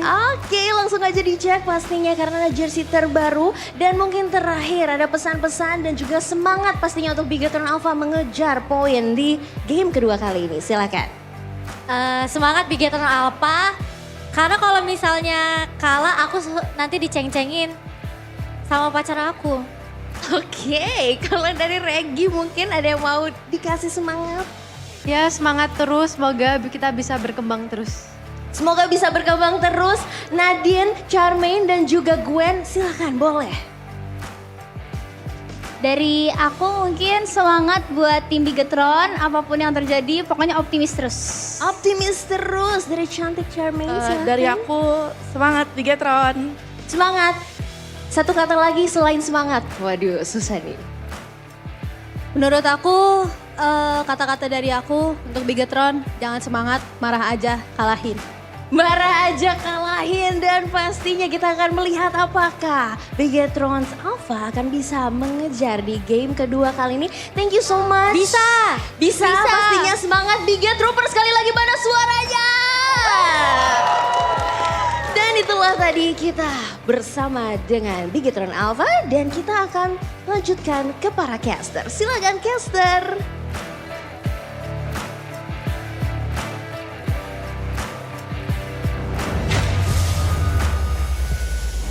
So it wasn't the boots. The what? It wasn't boots. It wasn't. It was Boot. Alyssa. Oh, it's Boot, not Boots. Boots. Boots is the Onyx player. Yeah. No boots. Boots. With a D. Boots? Boots. Boots? Like Boots? Samsung Boots? Yeah, but Samsung boots, earpiece? not buds. Ah. Boots. Boots. It wasn't Boots, it was Alyssa. Thank you, Alyssa, for that interview. It looks like Bigatron Alpha's, talents and, BAs, they're still in top shape to support their team. Oh, okay. I mean, that final I thought message you just though. said they're in top shape. How do you know? To support their team. To support the team. Spoke too soon. That was a cool words from that last message though. That was, yeah? There's no need to be semangat. There's no need to be enthusiastic about it. Just get pissed off and beat them up. Yeah. Yeah. Coming up from like a really nice looking girl. Well, looks very can be soft deceiving. looking. Looks can be deceiving, Shout out Gwen. Like you have to, I know. You have to see my girlfriend, right? Like she's super cute and all, but when she gets mad, oh jeez. Different beast. It's like Lucas. Yeah, exactly. It's like, yeah, that's exactly, yes. Yeah. Very scary, one-shots you and you're... Well, for this next game though, Mirko, a second pick the way to go here for Bigatron. Seems like their win rate is better on that red side anyhow. What was it? 66%? 66 on red compared side? to the 30-something percent. 33%, I think. So they went red side now?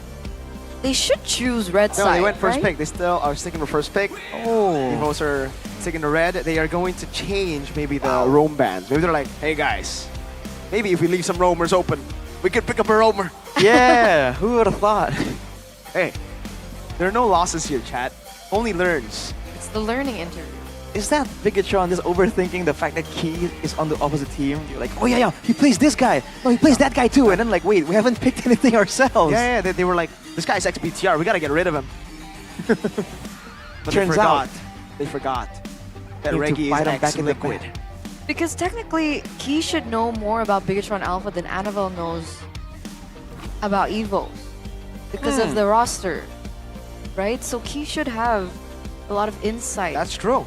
Regarding the team. But he doesn't know Light and Annabelle, right? Like, but that's playstyle-wise. Yeah. I That's don't know. true. The shot caller was, I believe right now I think it's Luke. I don't know if it's Luke. I think it might be Light as well. Until they fix that communication issue, I think we're gonna see a very risky Bigatron. Like they want to take these risks. They always just want to be like, hey, let's go in, let's commit, you know? You think there's something of like a language barrier between? I don't think I so. don't think Not so. yet. Not anymore. Eman is fluent in Indo now. Yeah. Light can speak Indo he's too. pulling a Yaoi. He's pulling a very quick learning Indo kind of deal. It's just the connection is not there. the chemistry. Yeah, because They need the circle synergy, listen bro. listen to the Bochiltron cope. Okay. See, Mr. This is Maiden, by the way, Key's girlfriend. She also said in the interview that BTR's got to win, because if not, then Key's gonna smack fun of talk her. me hard. But anyways, here, Light joined. They were still playing with Super Ken in SPS. Okay. They were still trying to like figure out, okay, how does Light play? How do we play with Light? Yeah. Then as they get that, Annabelle comes in, and now Annabelle is the main part of the jungle. So what they adapted earlier, they gotta readapt to give them time. That's a cope. That's cope. That's pure. No, actually, that's facts. That's factual cope. It's factual. Yes. Well, I'm also curious to talk about Annabelle. There were so many moments there. You know, we had this convo about Annabelle being such a team. Did we talk about that? Annabelle being kind of team-minded, not really taking too many solo plays, aggressive plays. Isn't that Gebe? I think it's Gebe. Gebe? It's always been the opposite for Annabelle. Because I feel like Annabelle usually still plays with the team. There's so many moments there where he was off on his own, trying to split push, trying to solo invade. I found that a bit interesting. I think he was just trying to catch up. Yeah, and by the way, I don't think so. I think Annabelle has always been that type of player. Even in Evos, the whole team would be fighting. He was on the Ling, waiting, just farming on the other side, waiting for the power spike, and then joining after that. That feels like that's his pattern. But anyway, ladies and gentlemen, we highlighted the emphasis on the drafting phase for game number 1. Let's see if there are going to be changes to game number 2, because for the most part, things are looking quite similar, aside from the Phoveus now banned out by Bigatron instead of the Luo Yi. So I'm wondering whether or not the Luo Yis are going to be left open, and the answer is yes, but Dung gets banned out by Evo. So Bigatron are put into a position. Who are they going to pick up first? Do they just pick up the Granger first pick? I feel like that would be a solid plan right there. We know that Eman performs really well on that Granger. I mean, obscenely well. But right now, there's no... Luo Yi. Right. Luo Yi. We've seen teams find ways to counter the Luo Yi through drafting as well. And I don't know if Evos themselves would want to first pick the Luo Yi either, you know? So, I don't know. But a team that has full chemistry and full synergy, don't you think they would benefit from the Luo Yi? No, it doesn't matter. Turns out it's Hammett. It's not even the Granger. But the Luo Yi. I'm thinking it might come through in the third pick here. I don't think it's possible to pick that early, but the CC actually rises up in priority. Interesting. The Harith over the Granger. I think in MPL ID, it's been very Granger-sided. Like, Granger has just been winning most of these duels against the Harith, even after you get to a certain point. We've seen Harith win, but it's less. So I wonder why they are still picking up the Harith, knowing, for me, Eman is much better on the marksman, not on the mages. Agreed. Especially with the distance management, it's a factor that Eman does so well. And it's always more relevant when you're playing the Granger, right? The kiting, the kite back away from danger. With the Harith, you kind of do that, but it's also very Zaman Force reliant. For the most part, you're forced to move forward as well with the shorter range. But no, not even the Granger there. Okay, Granger for the side of Evo still. Because the maniacs that Aman was able to get was on the Granger, right? Yes. Huh, interesting. You would think it would be a bit of a prio pick, a power pick for that of Bigatron. But they have different ideas. Now they got this combination. This seems reminiscent of the previous meta, you know, when we had like a Harith in the gold lane and then always some kind of physical damage assassin, where the Nolan becomes such a prio. The Nolan Harith becomes such a prio combination. Yeah. How we would fare today, though.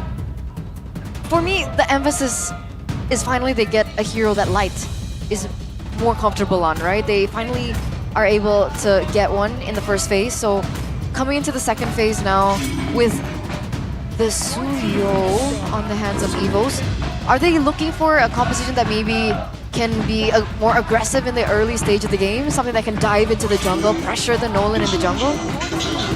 I guess, yeah, the Hilda would be a pretty good choice, I think, for Evos now if they want to pick it in Rome. But yeah, actually, never mind. The CC's already picked up, so yeah, it'll be a Rome Hilda if they actually do want to play it, which isn't the best. I think Hilda has fallen off quite a bit in Rome. Especially for Key, I think it's technically it works. We've seen Key work with even like a Hylos, but is not as playmaking, especially with CC as their EXP laner. So what do you think should be the angle here for Key? For Key, I think at this point, any kind of beefy front line that can stop dives would be great. Something that can kind of stop the Nolan and the Cho from just engaging without getting punished. So, for some reason, something like an Edith comes to mind. I don't know if exactly the Edith, but Tigreal is still fine, I think, for Key as well. I think Bigatron needs to get rid of the Hylos. I think the Hylos will give them a lot of problems. Again, it's Cho, Nolan, and Harith. All of them are burst. They don't have consistent damage. They don't have a CC either to deal with the Hylos, but they ban out the Tigreal. So, I think if it ain't broke, don't fix it. It didn't really, you know, BTR didn't do well in game 1, and at least there they had more DPS with the Joy. It was an instant burst. Here now it's instant burst, so it gives a better, it gives Evos a better route to go Hylos. This is a better Hylos game. Better Hylos game, and Bigatron, from the looks of it, are running out of options on how to deal with these beefier members, because even the CC is already picked away by Evos. They're gonna be forced to really deal with the Hylos face first here, unless they want to try and find a way to just play a dive game and skip the Hylos completely. That's the only option that can somewhat make sense. But then again, a lot of the heroes in the meta don't really support that kind of playstyle right now. They want to go for the low Yi and just go for the big flanks, right? Negate the front and back altogether. Take the Luo Yi, play early with a Nolan. Then XP, what would you go for XP then? Light. Go for the low Yi. Hilda. So this is a brawl composition from Bigatron Alpha, our esports. Very aggressive. Interesting. I got stats. Harith versus Granger head to head. 12 games played. 25% win rate for Harith, 75% Granger. Interesting. Is this MPL ID? This is MPL ID. Just updated live stats. Okay. I think it's the fact that the Granger can be used in so many more different ways. You can use it as a burst tool, as a harassment tool, as a power farmer, as a lane bully. That's the problem with the Granger right now. It just does too many things too well. Even now, it still looks fine against this composition. But the final pick is going to be Novaria. Help with that scouting. But man, that also means that if Natco mispositions, we talked about Natco being aggressive, flickering forwards.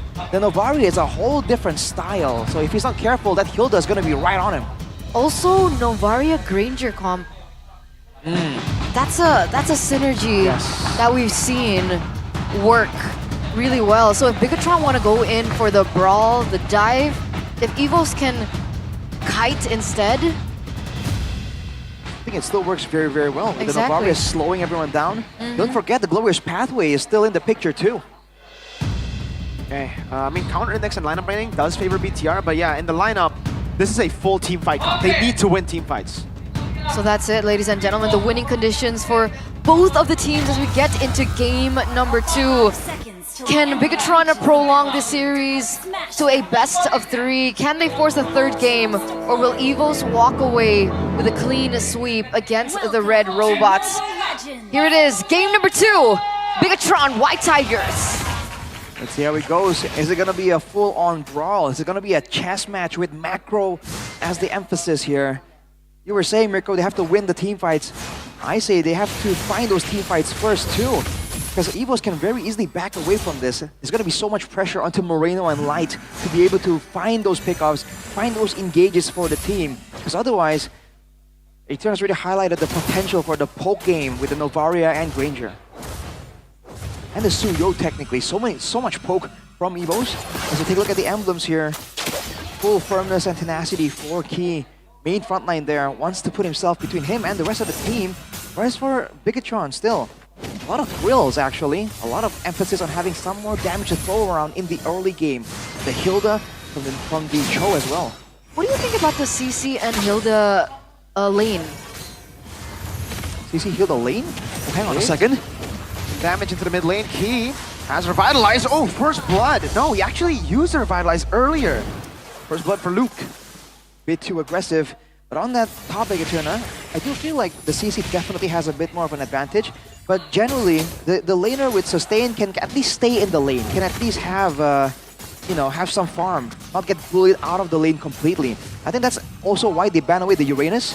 with the changes to the CC, you can't really win the lane as a Uranus, but you can at least stick around and stay relevant. So does Luke clear faster in the lane? Is that why he's always rotating quicker, or is that just not part of the gameplay a CC has? I feel like for the early game, the Hilda will be able to clear faster due to the spammable nature of the spells and the AoE nature of her skills as well. But as the game goes on, the base damage is going to fall off, and that's where Reggie, in theory, should be able to clear faster. Okay, we're actually seeing that kind of represent into what we're seeing right now. Both teams are starting to posture for the first neutral objective of the game. Annabelle is actually level 6 right now, and he seems to be the first one onto the turtle. Great kick! And a follow-up instantly from Bigatron Esports. Red Tree on the turtle.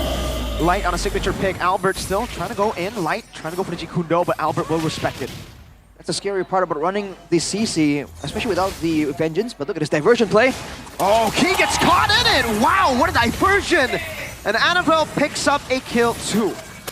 Surprise, surprise, immediately. Key saw them, went away from the area, only to run into them yet again. That's a great read, but look at Erlan. Able to get out for now, but he's going to get Zono out of his turret. There's going to be a lot of gold for Eman to collect. Yeah, that's also a lot of gold taken away from Erlan. Light, again, posturing in. I think Erlan still wants to get into the vicinity. And Mon, do they want to commit to this? Mon is low, but he will be able to escape with his Zaman Force. Doesn't have to burn the flicker. All right, and for the moment, it seems like Bigatron is still leading. Oh, wait, Erlan going back in? No, only just to clear. Okay, 2,000 gold lead, though, for the red robots. What do you think about how this is going so far? Is this what you predicted for the early stage of the game? I thought Eagles would do a better job avoiding some of these fights, but in theory, this is where Bigatron needs to be as active as possible, right? They want to try and use that choke pressure, that the playmaking, and the strong early game of the Hilda as well, to try and negate a lot of the plans of Evos. As the game goes on, though, I mean, they also will have the benefit of having that diversion and really seeing it get put to good use by Bigatron. So Evos, I feel like it starts in the laning phase. The moment the lanes kind of stabilize and it can clear faster and be around faster, they're going to be able to find the space to actually do something. Yeah, Reggie with a flicker down below. And Annabelle on this Nolan, though again, it looked kind of odd, right? Because we don't usually see Nolan. I think this is the first Nolan game in MPL ID. It does fit his playstyle a bit more, right? Like, you don't need to be too active. You can just constantly look for angles to farm, to invade, and to win out in the level department before you even fight. It's more Annabelle. It's more characteristic to Annabelle. And with Annabelle actually a level ahead, it should be them being able to win the red tree battle despite Evil's kind of posturing for the neutral objective first. Evils are just on the watch for Light potentially, but they get spotted now. That's going to be the turtle picked up. Wait, the Dragon and Flicker combo. Key disintegrated. Annabelle with a fracture claims the kill. 4-0 currently, with another turtle going in their hands. Diversion play. Oh no, Albert, he's right on top of it! Albert with the Soul Sever gets knocked out by the Jukundo! And Luke picks up the kill. Now Erlan forced back. Luke is just tanking up those hits. They want to put pressure on Erlan to take that turret up top. This is the pickup potential that the composition from Bigatron Alpha really offered. Bigatron Esports offered. Annabelle being able to put in the burst. We have Moreno doing the diversion plays, and they're finally being able to work with it. Eman initially very pressured into the gold lane, now has a lot more space. Light goes back in. Gets the kick and stunned up though. Now Erlan able to dash away. Key, Zaman Force down as Zaman pops into Zaman Force and does enough damage. Key very low, Synchro Vision. No, doesn't get it. Eman flickers. Moreno gets the kill with Dispersion, but now gets caught low. Flickers back to Eman. The shot not connecting. Very, very close. Ooh, back and forth from both teams. Bigatron with the pressure play, with the dive there. It's a great play, and you're using this pressure from all the lanes so well. A lot of these plays aren't even made on the back of their jungler. Talk about the trio mid rotating around. It's mainly just a Light along with either Annabelle, or if he's not available, Moreno alone. The two of them can make those value rotations themselves. Which is why I felt like the Luoyi pick was very valuable for not just Bigatron, but also for Evos. It's a wonder why they didn't prioritize it sooner in the drafts. And we're finally seeing what the Luoyi can do. And this is no ordinary Luoyi as well. This is Moreno on the Luoyi. He's been utilizing this hero since last season as Light goes back in, actually. Gets stunned up. This could be the first kill for EVOS, and it does become the first kill. Diversion away to keep them out. Annabelle is looking for a possible kill. Oh, Albert used the Blade Surge already! 1 HP! Oh, lethal ignition! Cool guys, don't look at explosions. And it's an assassination from Annabelle. That was beautifully done. He's sitting now at 0-0, Annabelle at 3-0-2, and he picks up the objective as well. That's a perfect turtle for the White Tigers. The clean execution from Annabelle as well there. I mean, to calculate the damage down to a T, even if he wasn't able to actually secure the kill, he can't stick around anyways, but that just looks so cool as Annabelle strikes back. But a 6k gold lead now, Bigatron, they're the ones dictating the pace. EVOS is struggling to find anything. Yeah, turning in a lot of resources on the Hilda, and that's exactly what they want here. Purple buff, I believe, stolen as well. 3-level lead now for Annabelle against Albert. It's not looking good for EVOS whatsoever. If this drags into the late game, do EVOS have the composition to fight back? They have damage. They will be able to scale better. Well, I mean, at least scale evenly. But they also have to deal with the diversion. That's such a big X factor that kind of negates the usual compositions, because you never know, right? Even if you have the best composition, if you have no idea where the fight's gonna begin. That was then you don't only, really know. Wow, that burst, Rashi. Sorry to cut you off there. That burst was only skill 1 and passive. Yep. The Nolan damage when he's ahead definitely is nothing to underestimate.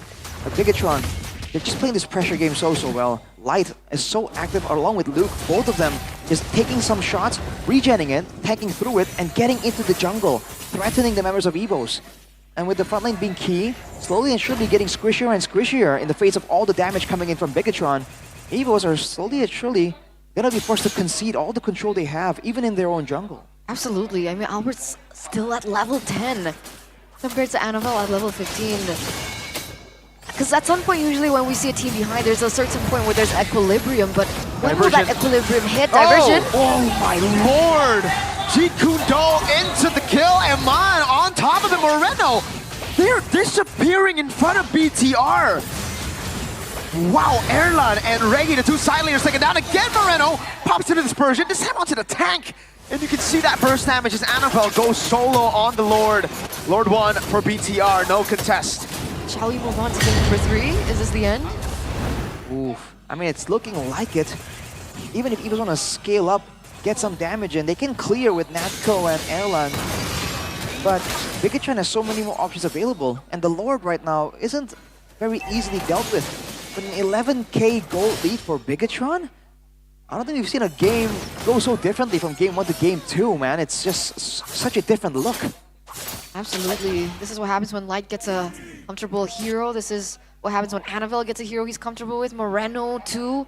Despite the Harith and Granger topic right now, Eman is leading 3 levels above of Doma. So that is something that we need to look forward to. This Lord is going to be pushing to the mid lane. Let's see if EVOS can defend. See in the mid lane, the Lord will be able to march in. Damage from Moreno to poke Luke, soaking in a bit of damage as well. Light trying to zone them away as in the bottom lane. Albert will be able to deal with the wave. Another shot into the turret, mid lane base turret cracked with the first Lord. Eman popping his bond, forces Reggie. Gets the curtain call on him. But it will not stop them from pushing in. Another wave in the mid lane dealt with by EVOS. But there are 2 more waves, down below and up top. I don't think they have enough damage to even take down the backline right now. Look at that damage on Taki. Yeah. Dispersion rotation. Almost another Erlan forced to flicker out of the magic burst. So much damage so quickly. Albert's trying to scout a bit more, but at any point, Light could be lurking in the shadows, looking for a chance to go. But if you focus too much on Light, Annabelle can take you out before you even notice. Now Bigatron, they have all the control. They're still trying to siege around for this turret, but oof, better be careful. They gotta respect that high ground. EVO still have very good clear. Novaria, Granger obviously, but you know, Suyo, surprisingly, Suyo actually does clear waves really quick too. Can poke, can go from a range, and That AoE, Soul Sever. So essentially, Evos still have a chance. Yes, they do. It's not impossible for them to come back, but it's a 12.4k gold lead for BTR. And I mean, technically, their composition doesn't have as many tools to create that comeback. Really not a big amount of playmaking tools. Yeah. It's always relying more on just being able to sustain in the front line and dealing damage and spotting out Bigatron from far away. But when they're this far behind, I mean, look at the items here. Only a glowing wand for the Novaria, only the Malefic Roar for the Granger as well. Now there's gonna be the Sea Halberd, but overall these are all sources of damage that can be tanked up by Light and by Luke, especially Luke on that Hilda, man. Just takes the initial hit. He has a Twilight Armor as well that's gonna lower the amount of that single instant burst, and he just walks into the bushes and heals back up. Luke is definitely a problem. Luke is definitely a problem. That's why I think the itemization coming in from Erlan makes a lot more sense. But again, back into this, 12 minutes in, that's gonna be yet another uncontested Lord for Annabelle. Are they just waiting on a mistake now for Bigatron? Is that the end game that they're looking for? Maybe an overcommitment when they go in for the siege with the Lord? Yeah, I think Evos at this point, the only option is to try and geek it out. Just stand there. Geek it out. Yeah, just clear the got waves. geekable. Is it geekable? Do some damage. You know, take trades and then heal back in the base and come back out. But for Bigatron, they do have the tools available to stop Evos from resetting the fights. They can actually force them into a proper hard engage.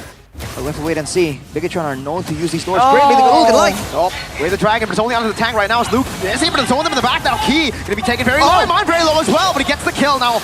Annabelle jumping in. Reggie able to survive. I don't know about that. 1 for 1, both roamers down. Lord in the mid lane still there. Reggie trying to zone them away. Oh! That's a shot down. Annabelle with a fracture. 3 base turrets now taken down with the bottom lane falling to Annabelle. Base.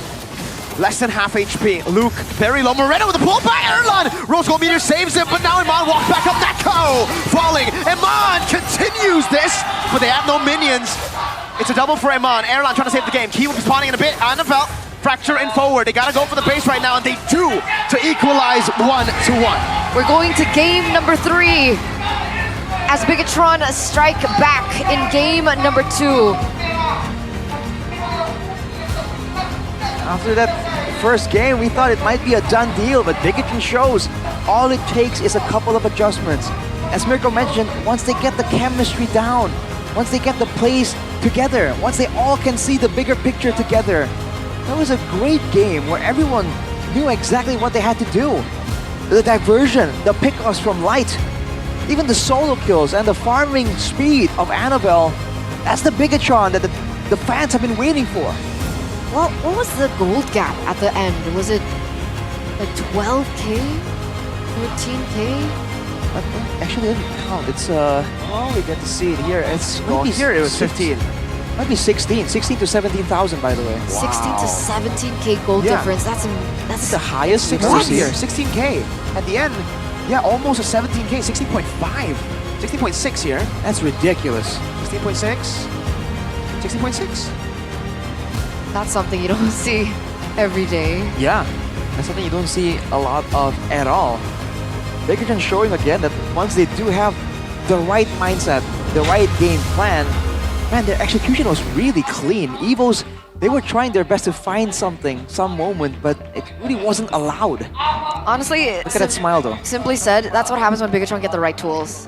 I can't really say much about it. I don't think Chip was it for Bigatron in game number 1, but as soon as the players are given heroes that they're more comfortable with, that they're more used to, Moreno with the Luo Yi, Nolan for Annabelle, Light, Cho, Hilda Luke, that's when things get really rolling. As we take a look at the crucial moment from that, again, it's a play by Moreno with the diversion into the Cho. The pickoff game was so huge in the early game. It was so impactful that they were able to shut down all 3 lanes from Evos. I mean, even the diversions there, you saw some really bold diversions there, right in the faces of Evos, because they know that they're strong enough. That's what Bigatron can do so well. They can push the issue. They can force their opponents into tough situations, and that was the MVP presented by the official tournament smartphone. Samsung Galaxy S25 series, and here are the highlights for that game too. All begins with that first blood, and immediately you can see the difference from Light. You've only seen him go for some of these utility heroes, but on the pick-off heroes like the Cho, it's a completely different look. It's really the diversions, right? That, man, well played to Moreno. This guy, on the diversion, he has improved so much on the low Yi. Usually we see him on the high ground picks, and then here, the crucial moment earlier as well was this play right here, right? When they shut down Albert. You shut down Albert while Annavel's on Nolan, farming like Annavel? That's what you get, a 4-level lead. 4-level lead, and of course the team overall just doing so much better. Even the way they're actually trying to go for these turrets seem to have a plan. And this was clean, man. This was just smooth coming out of Annavel. And this was the diversion I talked about. It was right on the noses of Evos, but there was no choice, right? Bigatron kind of said, you want the purple buff, fight for it. This one in the end paid off. I thought for a second, oh no, it's a signature, you know, but signature. But ends up, you know, I mean, like without Hylos, yeah, this front to back can't work. So in the end, the idea was there. It was just, you know, holy moly, please, you know. A little bit of a anxiety. It looked kind of biggie. A little bit of GERD. Biggie, you know. We don't need to talk about that. Okay, it's fine. It's fine. It's fine. It's fine. So the two deaths were both on Light, and I think that's all Light. That's like 8 out of 10. 8! Maybe 7. Okay, I'll take it. 7 Over a out 2. of 10. Just because it's your team, we gotta give it to you. Yeah, I mean, because I ran all Light deaths. He has all deaths, and then all right, you know, all right. 7 was kind of generous. It is Bigatron. 5? What would be your score, Eterna? LaFell would give me a 3-ish, I think. LaFell would give me a 10. No, I LaFell don't would think give you a so. 10? This is just a tough room. It's a bad room. No, LaFell like- wasn't easily impressed either. So it's like a I Conan don't know, O'Brien man. level joke. I don't know. I feel like LaFell wouldn't let that slide, bro. I don't think so He would dap me either. up. He would dap me up. He'd be like, nice. If he daps you off, he'll be like, okay, I'm gonna let you up with a warning this time, Rico. Maybe. But BTR, what happened? What was the? I guess that desperate play made them switch up real quick. They were like, oh my god, guys, that was embarrassing. Let's embarrass Evos now in game 2 just to make it fair, right? Because it was 9-0 turrets, 2-0 Lord, 3-0 perfect turtle, and even the orange purple buffs. It was stolen so many times. Only 4 given to the side of Evos. Definitely not it. And on note of like comfort picks, where Bigatron Esports got all of their comfort picks, does this mean that comfort is better than meta? That's question number 1. Number 2, for the side of Evos here, does this mean that, you know, is that a sign that Natco can't really perform as well when he's moving backwards? Guys, just Luo Yi, ban it out. If not, pick it first. Yeah, Loyi was banned in game 1. Actually, it was banned by BTR. Yeah. But what do Evo swap out here? Because on the red side, they got to ban Juice and Fanny. The Badang is, you know, makes sense too. Do they remove the Badang pick and then ban out Loyi?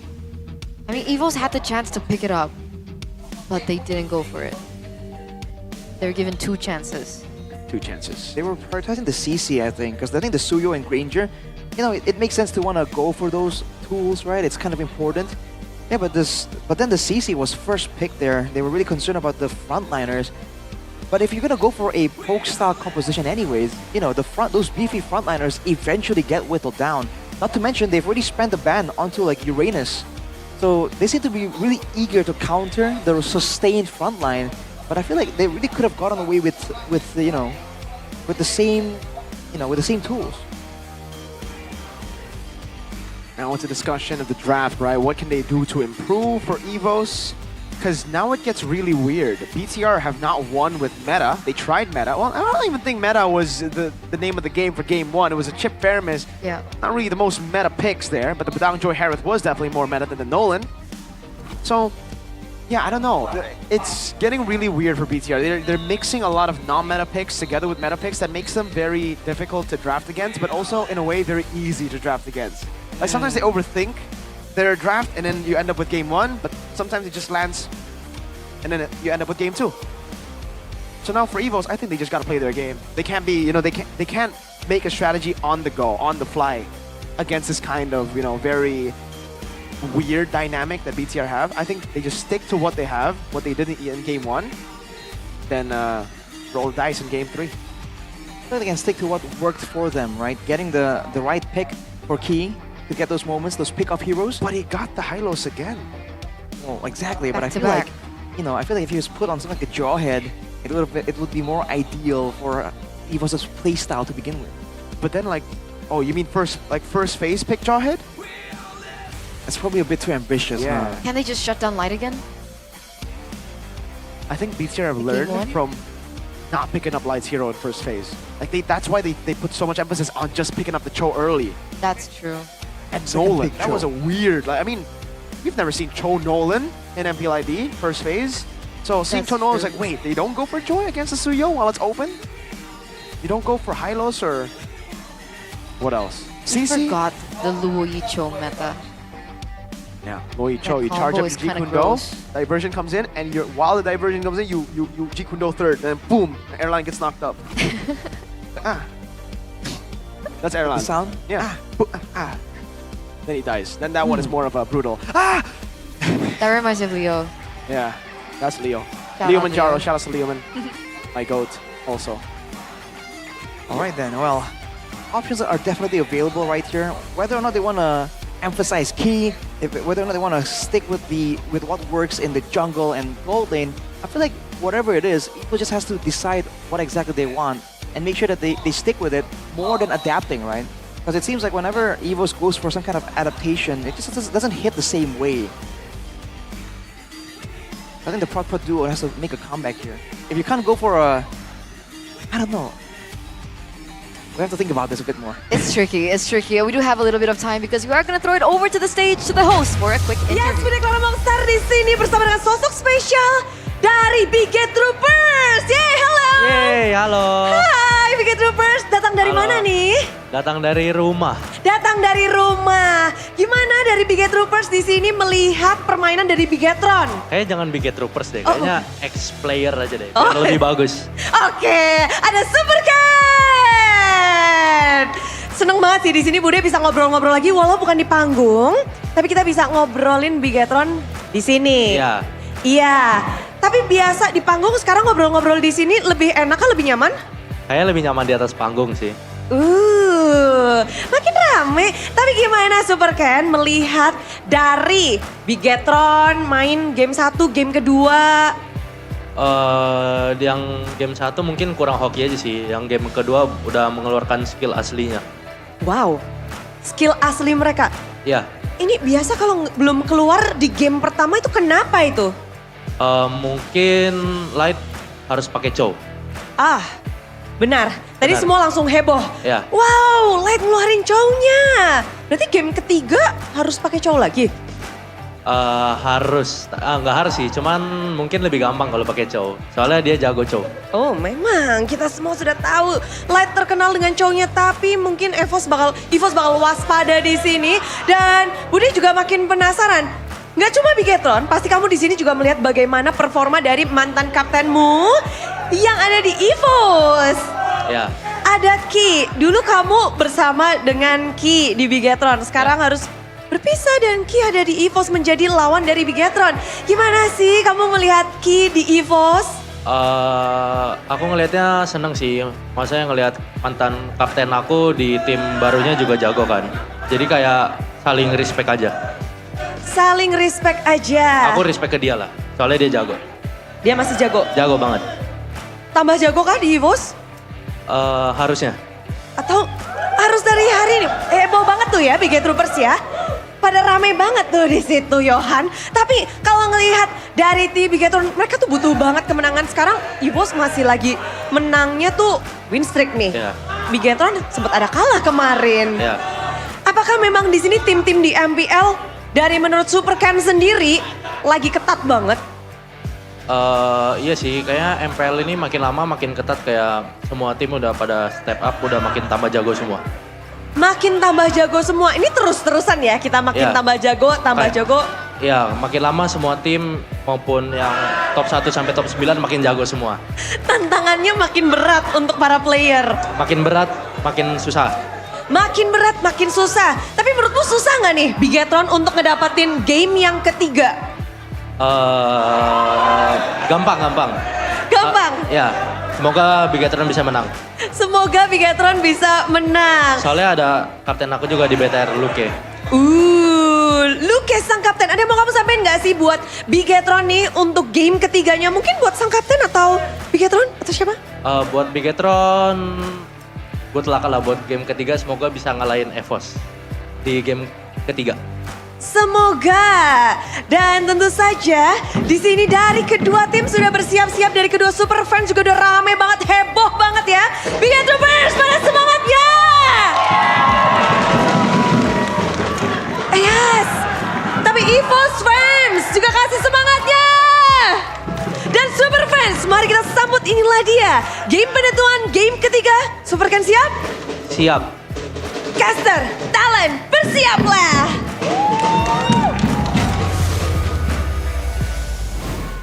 It was Super Ken. That was Super Ken. What's he doing here?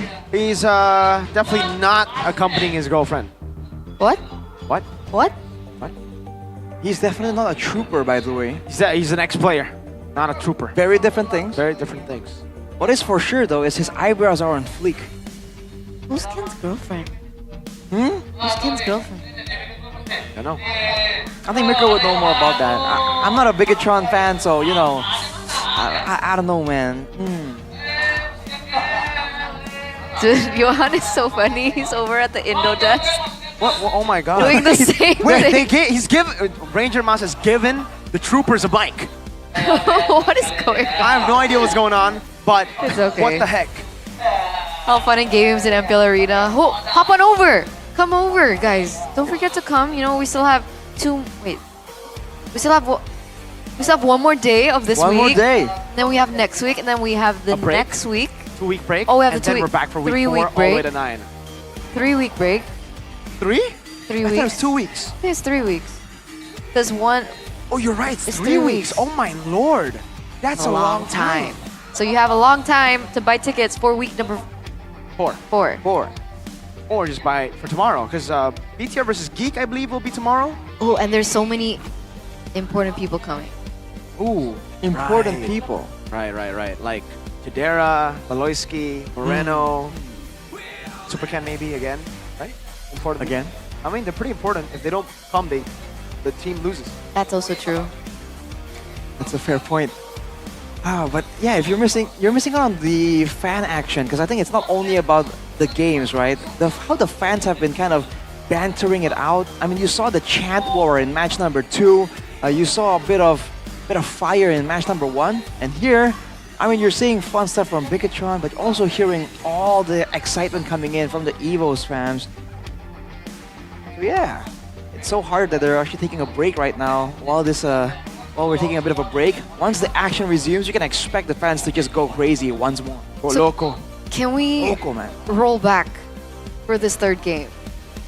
Right? What are we rolling back? Roll back to game 2, right? Should they swap sides? Should I don't know. You know, analysts. Evos have 100% win rate on blue, to be Evos fair. have 100% Yeah. blue. So do Evos wanna blue side? Flip. I feel like just because they have 100% win on blue doesn't mean that Bigetron will have a better time on red, right? Different teams have different, styles in drafting. I just feel like when it comes to drafting, they have to have more ways to deal with the plans of Bigetron for Evos. But for Bigetron themselves, I feel like if they can stay with this kind of creative approach, if they can give the right tools to the right members, there's no reason why they can't really repeat this success in game number 3. Fair. So, don't which know one who do we I'm want to voting repeat? for. Do we want to repeat game 1 or game 2? Because I think I know what I want to repeat. You want to repeat game 1? Yeah, because I'm an Evos fan. Yeah. Yeah. Sure. And I think Light would want that too. He want to go back on the chip. Yeah, he loves the chip. He Oh, loves teleporting. He's a signature behind. chip player. Is this a multiverse thing we were doing? Is this a different branch? No, Key's my boy, so technically I am an Evos fan. And Erlan, and Albert, and that's it. And that's it? No love for Natko. No love that for guy has Reggie. enough love. Look at everybody in the comment section spamming King Natco or Nat Goat. Oh, blue, still blue. Okay. So they're sticking to it. I mean, for them, they found a working formula right now, right? After that game, in game number 2. You gotta be careful to what EVOS will do in reaction to that second game, though. I expect big changes in the drafting phase, especially with the bans. I feel like, or maybe not the bans, but the first 3 picks are definitely gonna be very important here. Earlier, we were talking about possibly getting Key a pick in the first 3 picks. I feel like usually it might be a bit too costly, but for EVOS, when you have this significant of a duo, I feel like it's not the worst idea if they want to try and explore it. Okay, we'll see. We're moments away from coming into the drafting phase. And I wonder whether or not Bigatron want to replicate that. Matilda got that Phobius ban in the first phase. And then EVOS went in for the Jushin, Fanny, and Badang. Technically, if they went in for something like the Harith ban for EVOS, but they bait Bigatron? I think they're just going, if EVOS ban Harith, then that's a free Granger. And no, I mean, technically you can try to counter it with Moskov or Irithel, but you really want to give Eman Granger without having Harith? And again, it depends. Maybe, see, because I think the Lo Yi is contestable, but Natco, we don't know if he plays a mean type of Lo Yi. In his first match, he did against Liquid, and he was doing well on the Lo Yi. But statistically, Harith is not a counter to Granger. Right. It was 25%, right? It was 75% win for Granger. Now it has changed a bit. There's another win for Harith. But it really depends, I think, on how you play it. In the lane itself, yes, Granger does beat out the Harith in most situations, but in that game, that was still really impressive by Harith because Eman was able to actually play really well. He was winning out the first few levels. Are you sure? Yeah. It wasn't because of the rotations? Because No. it looked like First Eman few was fights. under turret. But he was freezing the wave. He froze it there, and then he put the Granger in a tough spot to farm. Okay, so let's see the plan for both of these teams. Again, Matilda, Gatot. So still the same to game number 2. Jushin again. Should be the Fanny next. And then Bigatron going for the Phobius ban. There you go. Now, this is where we're expecting some change. Do they go for the Badang again? There we go. That's it, right? Harith ban. And then what? Should be the Bigatron Granger. Luoyi or Joy Suyo? I think Granger? Still should go for the Granger? I feel like the Granger makes sense. Oh, but Badang still. Wow. So like game number 1. So Badang here should be a Granger plus a Suyo or Granger Joy, right? Yeah. Yeah. So after that, then we'll see the changes. Depends on if this is going to be Joy or Suyo. Granger, I think, is confirmed. There's no way they... Yeah, right? Yeah, I think Granger for sure, but along with that, what is it going to be? The Suyo makes sense. If they want to try and get Key something, that also can happen. I think Suyo would be better to take away from Bigatron. But if you go Suyo, then I think BTR can just... See? Oh, there you go. For the go. Lo Yi. If you go Suyo, I think then BTR could be like, alright, then we'll just go Nolan again and then out-farm you and then play it slow again. But this time they don't have the Luoyi. True, but I think the Nolan matchup is still the same. You don't have the surprise factor, but with the Badang, then you have the control around neutral objectives.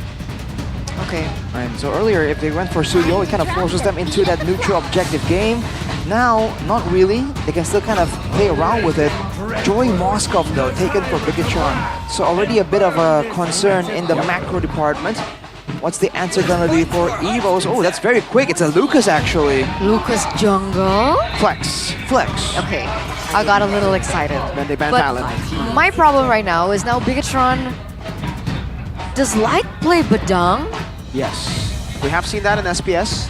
He did play one game. He lost on it, but yeah, here you're not a big played on fan of that Badang in the I'm not. roaming position, Mirko. So I wonder if EVOS also agrees and they're trying to force that Badang into the hands of Light.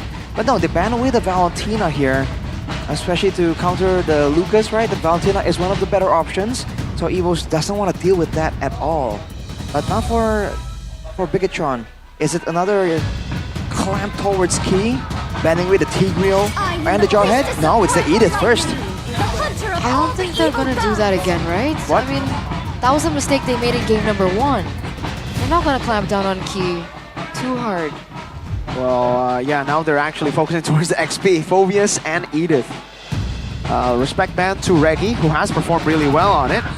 But I think for Evos, they can actually still double down and go for like CC plus Lucas. Lucas in jungle, CC and XP.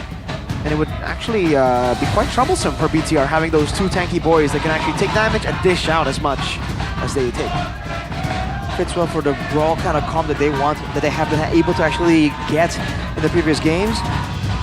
And let's see now. They're taking a lot of time with this final too. I think it's just such a different game compared to the first 2 games technically, draft-wise. Hilda for the side of Evos. So concerned about that BV frontliner still. Even technically with the Loyi, they can go for a flank. But yes, we're having difficulties hearing each other. No, Valentina ban and the Hilda ban. Yeah. Is this Lucas XP them going in for something crazy for the jungle? I mean, they don't need to go for something crazy. The Suyo is still up for grabs. But what if they don't go Suyo? If they don't go Suyo... Why did they ban the Hilda then? I think it's just more on respect to Luke, because not only is the Hilda a problem for whatever assassin jungle they might be thinking of, but it's also a problem for the Granger. The Granger was just zoned away so many times by the Hilda, who just soaked in that damage. And yeah, we will see that Suyo ban here. And now, if Evos do still want to go for an assassin jungle, they can. But I think it is safer for them to just go Lucas and pick up CC here, right? I agree. I mean, technically they're going against Moskov in the gold lane as well, so it's not as much value. Or do they want to show it here, or do they want to pick something up for Key first and then keep that suspense all the way for the final pick? That's something that Evos can do. Now finally Key can go for the Tigreal, can go for the Jawhead. All of these options that weren't really allowed to him are available, but does it even fit the situation here? Do they want to go for Ling? Is that... I mean... For who? Ling. Ling? No. Oh, they go Cho. They take away a signature Light hero. Now what does Light play? Hylos? Yeah. I mean, but the CC could still come through, right? XP? It sure can, but if they don't go for the Hylos, it's not that any other frontliners can even survive against the CC. In the mid lane. That's just the way it is. I mean, they themselves can go for CC, right? Yeah, BTR can go for CC right now for the XP lane, but then they'll leave Badang to roam. Yeah, to Light. you don't like that. I'm not a big fan of the Badang roam. Oh, maybe they go... Are they gonna go Tigreal? Nagata's banned out. Who said there are no short? Oh man, wait a minute. Oh man, back to game 1 it is. Oh, okay, I mean, the big difference is Moskov and Harith. And That's there's no the trade. Valentina, technically. Exactly. But there's a Loyi that can deal with the Netherrealm rather quickly. But, I don't know, with the Cho there, yes, the Fairmist does do well, because then you try to pick someone off, you try to kick one guy, there's a, full... there are multiple dimensions to this. It ends up being execution-based. And I don't like an assassin anymore for Evos. Yeah. Yeah, Assassin here would definitely... They gotta go Lucas Jungle. Go who? Lucas Jungle. Lucas Jungle, yeah. It certainly does make sense. I think the Fairmist can be a counter to that as well. Hylos as the final pick now. So yeah. Wait. Hylos EXP. Should be XP, yeah, it is XP. Yeah, there you go. Okay. All right. Yep. It looks like Bigatron once again believe in the Fairmist chip synergy. They want another chance to pull it off. Unfortunately, in game number 1, they were unable to find that success. But here in game number 3, they're saying, you know what? Hey, we made some minor changes without the Valentina now. We also have the Moskov in the gold lane for Emman. So might this be the answer that Bigatron are looking for in order to come back? It looks like lineup rating heavily favors Bigatron. But remember, Gary was on Bigatron's side. That is true. So, ladies and gentlemen, let's head over to the land of Dawn. Game number 3 between the red robots and the white tigers. Let's see how this all pans out.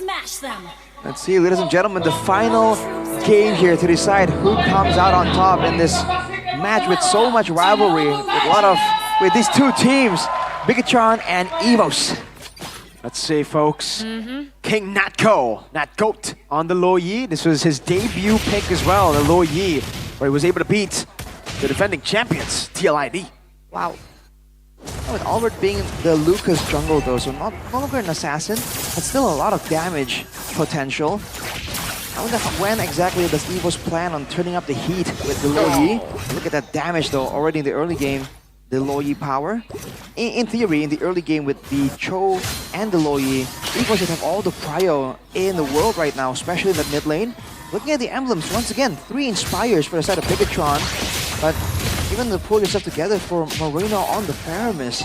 So he's looking to be a bit more playmaking heavy, as Emran goes with the Master Assassin, trying to match Erlan in that lane. But if our data serves us correctly, I think Granger still comes out on top here. It all depends on how the matchup goes though. I think it really depends on later on the chip and the Louis, right? Because as soon as that level 3 hits, that's when the force of nature from both of these teams, you know, the dominance around the map starts to come to play. So until level 4, it seems like things are actually kind of quiet. Rotation down below though. I think just to get the XP crab, audience prediction has shifted quite a bit now. It's Evos leading. 73% by GoPay. Meanwhile, back into the gold lane still. We've been battling things out. Evos are looking quite aggressive here, invading into the enemy jungle. Light actually picks up a lot of damage from the early game pressure that Bluey can have, but seems like Evos are the ones now with a little bit more control over the objective. Luke on level 4 even. Keep trying to go for Kudo now, gets pinned down into the wall as Annabelle will be zoned completely, and that's a free neutral objective to Albert and Evos. Bold move for Key there to try and go for a zone, a threaten with low HP. He's supposed to flicker for his troubles, but overall, the fact that Evos can get the turtle is still definitely a big W. And with that tempo, again, I'm waiting for the moment where Natco can show they can match up to Moreno. The fact that Bigatron just used it just earlier in game number 2 also means that most likely they would have an idea, right, on where these divergences are gonna be aimed at and whether or not Light can actually match up pressure-wise against the Lo Yi with that chip too. That's a big question because Natco is already level 4. Light isn't. So Evil should have a little bit more time to play with Key though. Wait, the dragon, nope, coming down, Netherrealm as well. Annabelle jumps to the back line now with electrifying beats as well. Reggie unable to get the stun as the Netherrealm will be dealt with. Light flickering out to safety, is acting the pin down, coming down to Moreno. Flickers out Key, Jikudo locking him down. Albert secures first blood. Fist crack on the 2, but there's no one there to help him out. Evos on the board, Annabelle on the enemy side, and take a look at the Granger Erlan free hits. That's a 1-for-0 trade, but Evils were still able to pick up the turtle. Key, meanwhile, zones out Emma completely here. Light coming in to help him out, but Emma actually goes in for that. Ooh, gets punished for it. Just got back from the recall from the base and already loses more than half his HP. That's a good punishment coming in from Evos. But overall, I'm curious to see what Annabelle was doing right there. Oh, another Word of the Dragon.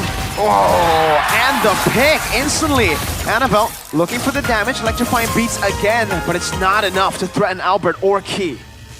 Slower responses are coming in from Bigatron. Evos are the ones always really proactive, always going for the plays first. It seems that Bigatron are struggling to keep up with the pace. But earlier, again, in the first fight, you saw Annabelle kind of waiting. You pop the electrifying beats and then wait around for a little bit. We won't see it until maybe a replay later on, but it seems like he wasn't really sure on how to approach the fight with all of this potential crowd control coming through from the side of Evos. That does make sense, and now it looks like Albert is a level ahead of Annabelle, level 8 right now. Oh, Key goes in. Oh, it's an off-angle kick though, so Key will be in an awkward position. Light pops in the crash course now as the join will not rejoin. Oh, finally he decides to go in, but it's all alone. Let's find beats in the midst of it all. Gets a pick, another realm, and the pick down with the fist crack as Matko is the one who secures the neutral objective. That's Natgoat. Natgoat. King Natgoat. Take a look at Amando, free hitting, and just like that, the gold lead is gone. Absolutely a very close game here. 2 turtles though for Evos, but Bigatron already showing that. Whoa, hang on a second. Uh-oh, Erlan. That's a dash again. Great kiting from Erlan to keep him away from Annabelle. Keep gets the kick. Oh, the stun on the wall and the pullback.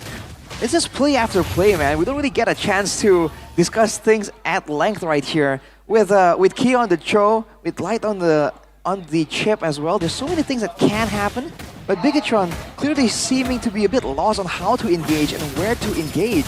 Evos, even when they have the diversion as a possibility, they can still rely on Key to engage in a straightforward fashion. So they can alternate their approach again and again. Whereas for Bigatron, so far it's looking pretty template, and they don't have a lot more flexibility in how they want to try and go for some of these plays. And it's a lot more easy for Evos as well, considering Key, despite being against Key on the Cho, there's no purifies on the board from the side of Bigatron too. So finding those moments, finding those pickoffs should be a lot simpler compared to Bigatron.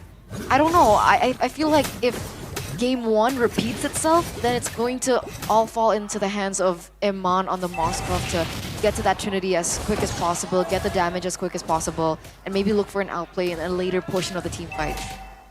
And that certainly can be a great way for Bigatron to just aim for some dominance in the movement. Because with the chip, you know, the chip does so much better with side lane pressure, where the chip can kind of split push along with someone, right? And make it a confusing situation to be in, because he can portal away to the top or bottom side of the map. That is an advantage that the Lo Yi doesn't really have.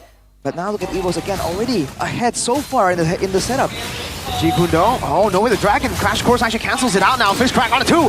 Crash Course coming down with another Realm 2 now. Annabelle jumping to the back. Albert gonna be taken very low. No, actually just a Lord there. Oh, Turtle taken out. Light Crash Course. Erlan stunned up. Moreno flickering out in time. K kicks him back to the fray. Light now gunned down by Erlan. Flickers out, but Erlan surely will take the kill. It's a double and a perfect turtle for Evos. That was very messy by Bigatron.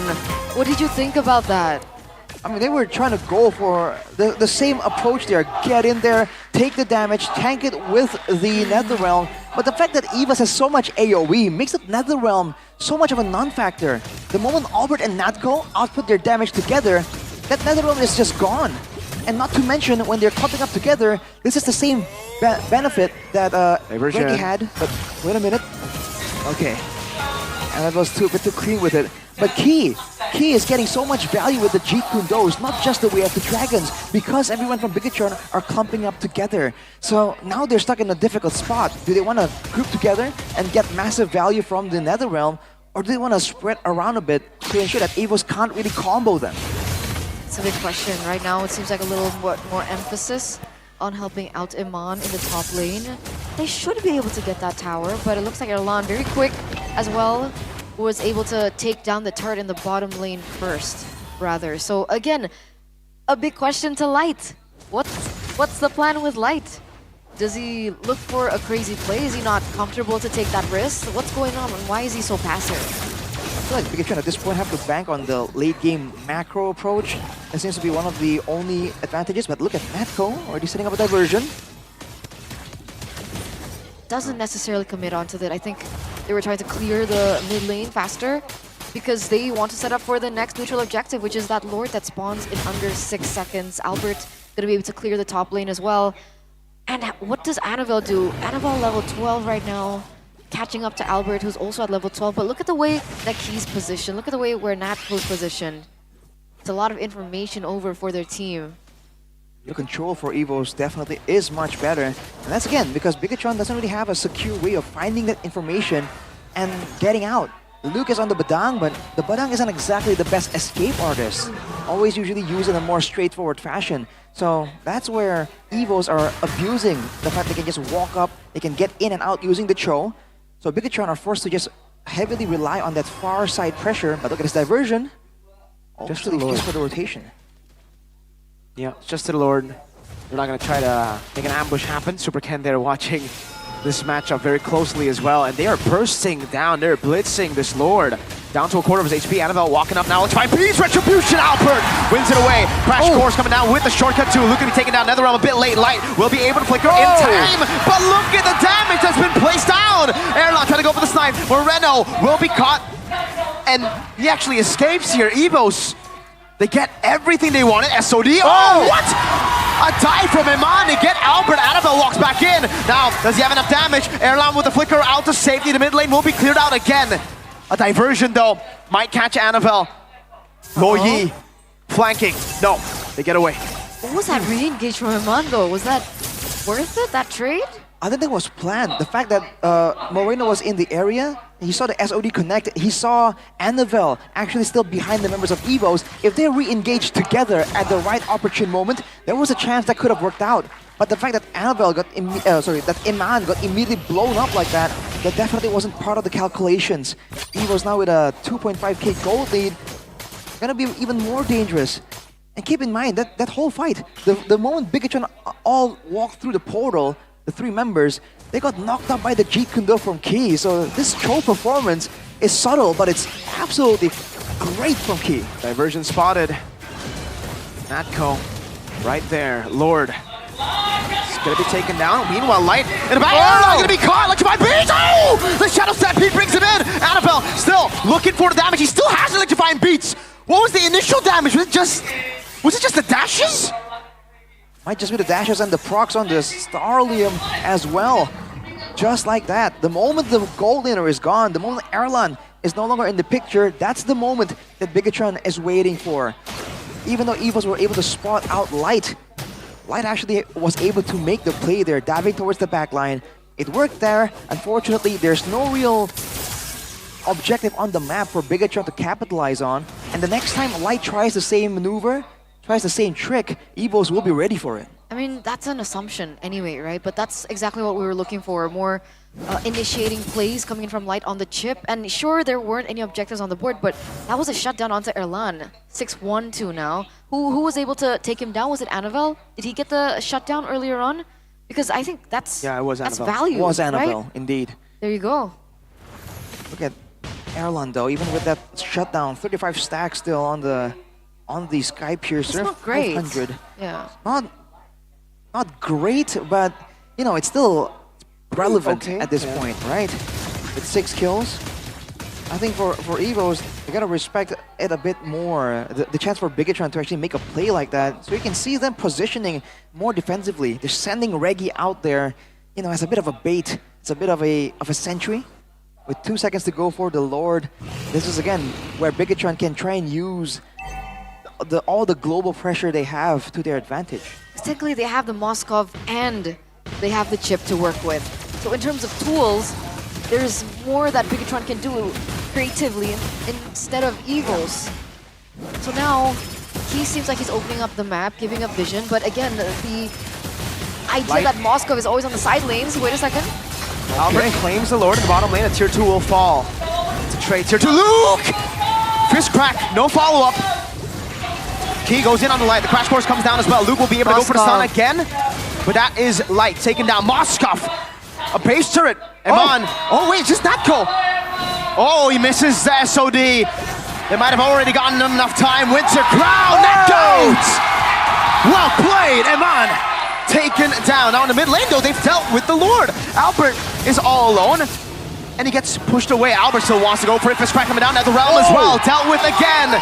Albert almost. Was he close to a kill?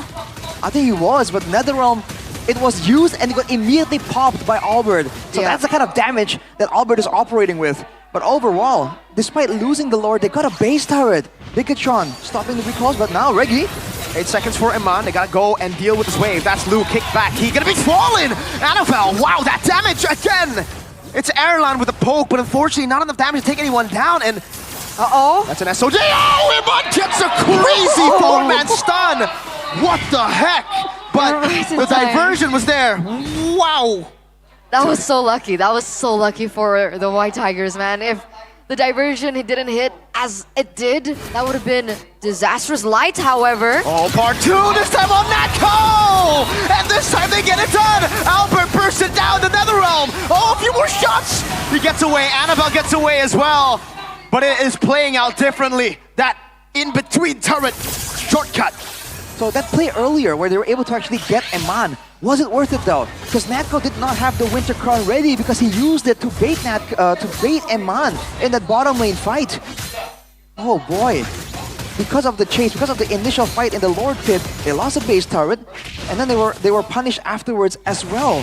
Bigatron finding all these weird ways to get back in the game. Now unfortunately for them, the Lord is going to be spawning on the side where the base turret is taken for Bigatron. So Evos has a chance to once again continue with their strategy so far. You guys have to have a bigger eye on the map because Bigatron can absolutely go for more of a split push focus here. Extremely, extremely. Moskov is going to be an issue. Light is also going to be an issue. And as we're reaching this 15-minute moment in this game, is there anything that we need to keep an eye out for in the terms of items before we get into this next Lord fight? If the next fight happens to be a bit more of a front-to-back, then the Malefic Gun on Eman is definitely a massive factor here. He's going to be able to actually keep his distance better from the rest of the team. But look at Key! Great kick. Light, can they burst him down the realm? Not enough. Moreno has placed himself in a dire spot. Moreno will be punished for that move. But he respawns back instantly. Light does not have the same mechanic built in. Uh-oh. In the top lane though, Eman's all alone. He's all alone. Okay, that was an interesting moment, man. Because, you know... SOD. Onto Erlan. The damage placed back. Diversion spotted out. Moreno needs to run away. Luke as well. Albert looking for the engage. Luke backing him away. Dispersion, rotation, catching the fist crack though. Also doing the same thing. Key. Jikundo. That's a glorious path to lock Luke down. As that's going to be Eman trying to cut away. But Albert goes in with a nature. Still Albert on the back wreaking havoc. Eman still able to get the spear misery as he flickers out of the way. Now Annabelle also doing the same line with the crash course again. Annabelle can take it. Now it's Reggie who has fallen as there's a wave down below and somehow BTR came out on top. 1 for 2 trade, ladies and gentlemen. Behind that play coming through, that was insane. Again, right? The portals coming through has just been so important for Bigatron in their re-engage as well as Eman and the SODs. And it looks like Annabelle should be able to pick this up uncontested. And there it is. With a save for Evos out of nowhere with Key, a death sonata. What just happened? The steal in the last second. The winning moment, it seemed, for Bigatron has been overturned. Reggie's up, they can diversion back in. Oh no. This is not good for Bigatron. They're going for it now, but Bigatron are going to be able to actually whittle down the Lord before Evos get in the picture. Oh, look at that. Look at the damage, the piercing damage. Lord will be able to charge. Key goes over to Jikundo. That's a charge. Light with the flank as well. Oh no, Evos. A bad spot. Crash course coming down. Albert will he still be able to survive? Luke coming in as well. Another round not in time. There is Erlan gets another kill. Light with the flicker. Albert gets killed by Erlan one more time. Key, Jikundo away the dragon. Emma bursted down by Erlan. Again, it's a triple. It's a maniac as he snipes Moreno down on top of the base. What is this man made of? An amazing comeback from Evos in those final moments. And it was all Erlan. It was all Doma. What? The steal into the chase, into the maniac. It was a close game. The closest out of the 3. But unfortunately, Evos, they have done it. When you think about Albert and Key and them falling off in the early game, you completely forget that there's Erlan right there. Always the carry when needed. The man's found his jam in MPL. Back in the day when he subbed in, he was only given one chance, one match subbed off, one game subbed off. Now he finally gets time to adapt to the stage, and this is what Erlan could do all along. That was crazy, man. Everything happened so fast, you didn't even notice he's 14-1. Oh boy. The final chain of events was unsettling because honestly, Bigatron, they could have taken that. They had Light, they had Eman as well, but that steal was so beautiful. That should have been a sure win for Annabelle. So let's talk to them right now. Let's talk to Evos. Let's talk to the White Tigers.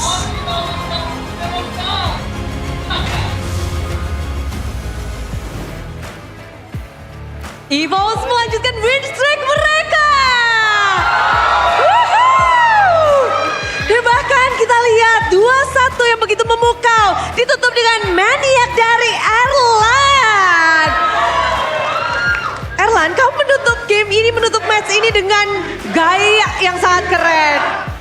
Kamu melawan M-Maniac yang biasa kita lihat dengan performanya yang memukau menjadi salah satu top gold lane dari season ke season.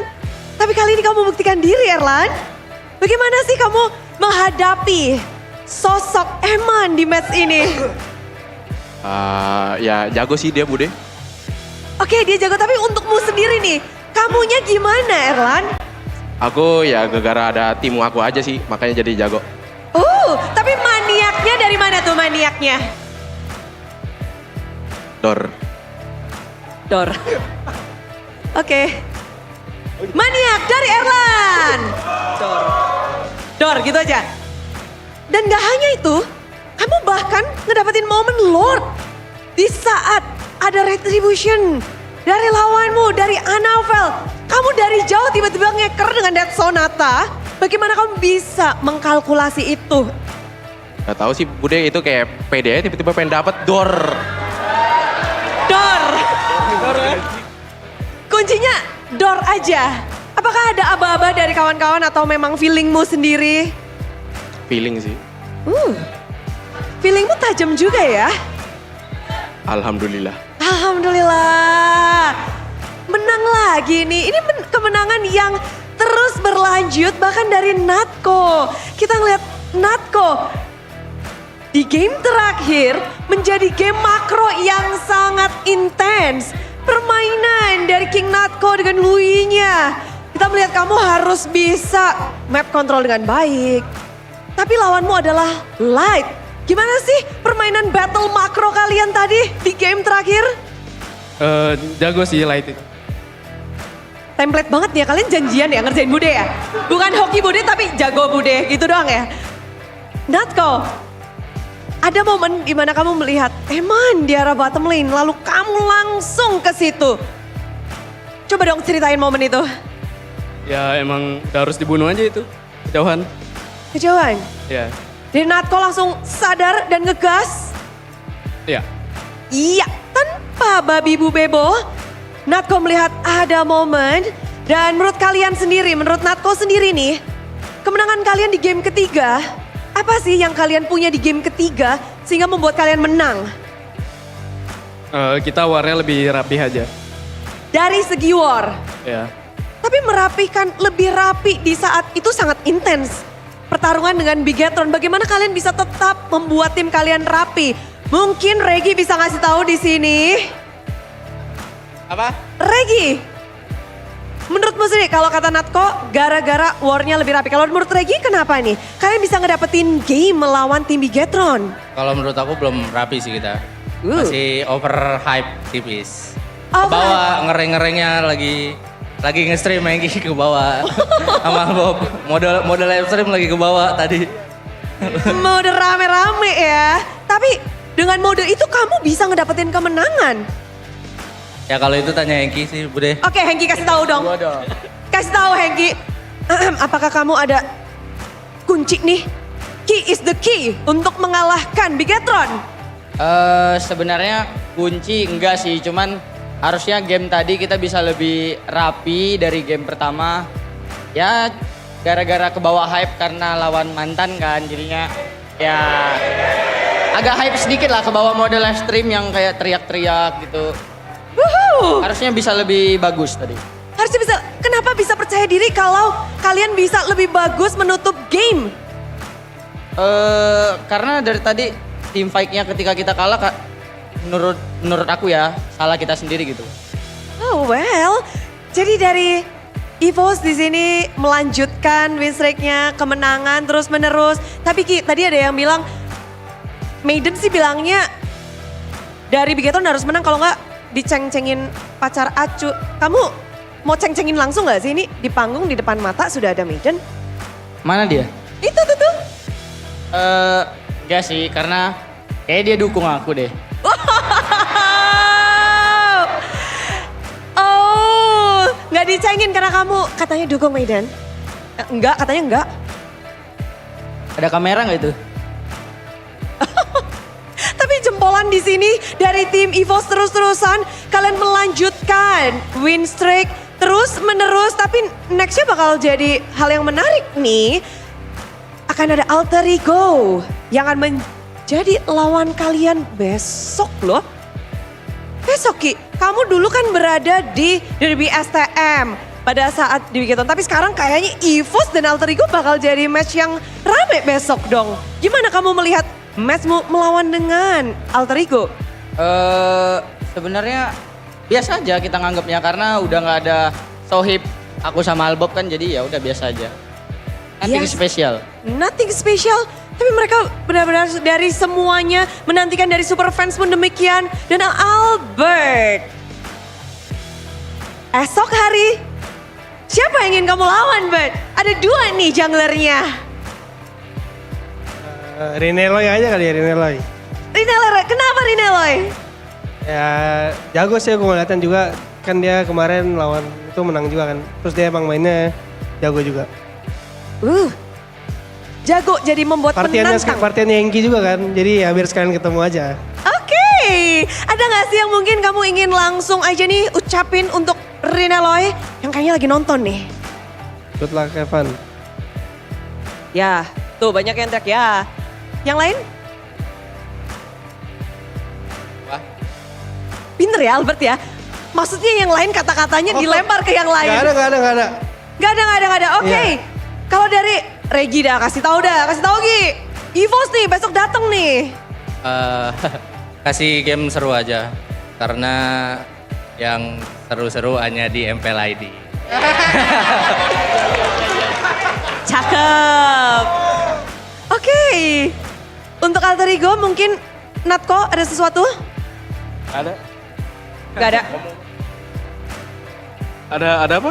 Untuk alter ego besok nih. Kasih game seru aja, soalnya di rank kayak seru banget kita. Di rank, Iya. betul. Dan besok akan di panggung MPL dilanjutkan pertemuannya. Ya, semoga gamenya seru.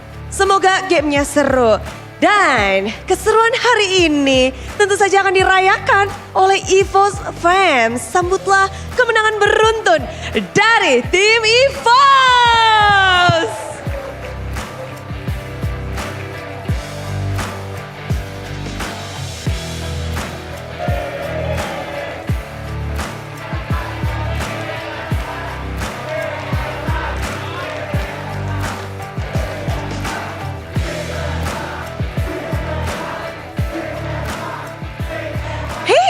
Lagi pada seru-seruan, Bude bakal tambahin keseruan kalian dengan GoPay hadiah GG. Ngapain sih GoPay hadiah GG? Kayaknya kalian udah gak asing ya, karena setiap harinya Bude tuh pasti bagi-bagi GoPay coin secara gratis. Caranya gampang banget, kalian hanya cukup memiliki aplikasi GoPay dan ikutin cara-cara yang akan Bude kasih tahu sesaat lagi. Yang belum punya GoPay, download sekarang juga. Kalau enggak nanti kalian nyesel, karena di sini kalian mudah banget untuk mendapatkan GoPay Coin secara gratis. Caranya mudah banget. Udah pada siap? Bude akan tunjukin bagaimana cara untuk mendapatkan GoPay hadiah GG. Inilah dia caranya. Pertama-tama, buka aplikasi GoPay, klik cek semua promo, lalu pilih voucher. Selanjutnya, klik kolom punya kode promo dan masukkan kode promo dan klik tukar. Selanjutnya GoPay Coins akan otomatis kalian terima. Pokoknya ini yang cepat, tepat, dan download dulu aja GoPay sekarang juga. Karena GoPay Coins ini gratis bisa kalian dapatkan. Udah pada siap GoPay-nya? Udah buka aplikasinya? Sabar. Pada nyiapin ya, lagi pada nyiapin. Oke, Bude akan sabar nungguin kalian beberapa detik lagi. Nggak sampai sejam ya. Karena ini udah pada nungguin, udah pada nggak sabar. Karena nanti akan ada kode yang muncul. Kodenya harus ditulis secara tepat. Dari hurufnya, angkanya, atau mungkin simbolnya. Sudah? Oke, dan kita akan tunjukkan, inilah dia. Kode dari GoPay hadiah GG. Tadam! Waduh, hadiah dari GoPay. Thank you GoPay. Thank you GoPay. Ayo, itu jangan salah, itu bukan A, itu adalah 4. Ayo. H4 di AA, DARI, GOPAY. Hadiah dari GoPay. Bahagia sekali tunjuk siapa yang udah dapat, tunjukin dong. Udah pada dapat? Wuhui, asik. Bisa buat takjil, bisa buat banyak banget deh di sini. Oke, dan sepertinya udah pada lagi happy-happy nih. Udah pada dapet ya? Udah cukup? Cukup, pokoknya berhitungin tapi disinilah kita sudah membagikan banyak sekali kegembiraan untuk kalian semua memang. Di sini banyak banget yang lagi happy-happy, tapi yang ada di rumah juga pasti kepengen lebih happy lagi dengan tahu bagaimana cara EVOS bisa banyak melakukan outplay dan bisa memenangkan game barusan, game terakhir. Jadi para talent, please monggo.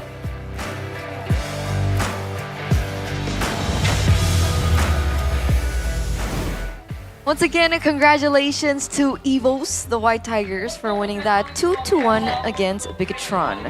So that means, what does that mean for Bigatron on the standings? I guess we'll see later on.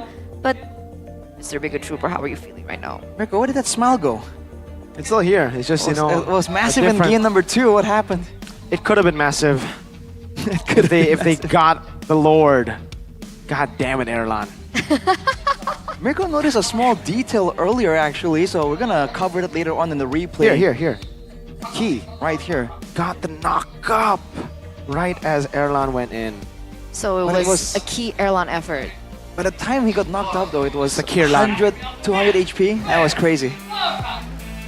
But our player of the match, our MVP of that match has got to be Erlan, presented to you by the official tournament smartphone Samsung Galaxy S25 series on the Ranger in game number 3, Maniac. The final chain of events was just the nail to the coffin for Bigatron, I believe. I mean, the fact that Key is on a playmaker, you just immediately see the difference, right? Even when Albert isn't on the Suyo, even when Natko isn't on those aggressive heroes, you can see that the fact that Key is active, looking for those moments, is just a whole different look immediately for the whole team. I feel like this is like the way to go for them, but the retributions for Albert is so good, and you see it right there, the Jeet Kundo of the 3 members. They just entered the portal, trying to be active in the fight, and immediately walks into a combo. I don't know how the heck he timed it, whether it's coincidence, but it's just crazy, man. Ooh. Wow, I mean the clutch factor, man. He got picked off once, and this is the only time. It looked like with him down there, and then with this pickoff, this is really good by Key, by the way. Gotta give him props for this amazing performance. Moreno came in clutch, but even then, not enough to get the shortcut. But then we saw a crazy, sequence of events after the, look at this. Oh!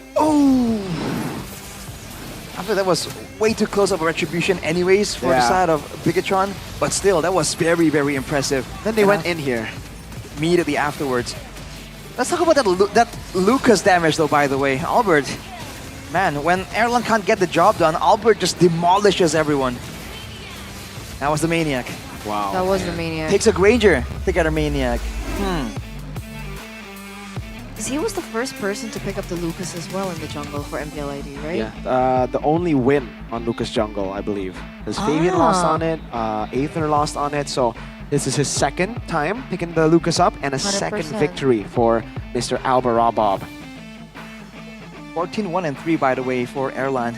Don't forget, in the midst of all that, you would think that the whole team has just stacks and stacks of kills, but everyone else has a relatively balanced KDA. And then there's Erlan, just ahead of the pack, to say the least.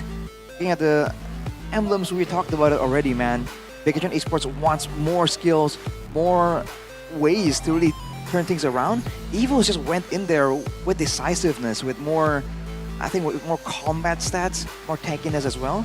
Reggie, I think, is a bit of an unsung hero as well because his revitalizes, his glorious pathways is also allowed for the team to really find a lot of moments after the initial clash. Maybe not during. The first pickup will be always initiated by Key on the Cho, because why not? But afterwards, that glorious pathway is definitely a secondary factor there. It was great. His performance on the Fulvius was also quite intense, right, in game number 1. That's going to be something that we should keep in mind as we also now take a look at the mic checks for the White Tigers. Let's see how clean it was. Gue buka tribas ya. Gue konsilin. Konsil. Cabut dia. Gue catat. Nice one. Udah boleh balik atau Balik. Boleh, bagus. Balik. Flicker. Balik. Aman. Ayo, fight lagi boy. Balik ya. Gue balik. Sini guys. Gua aman. Gue tele sini.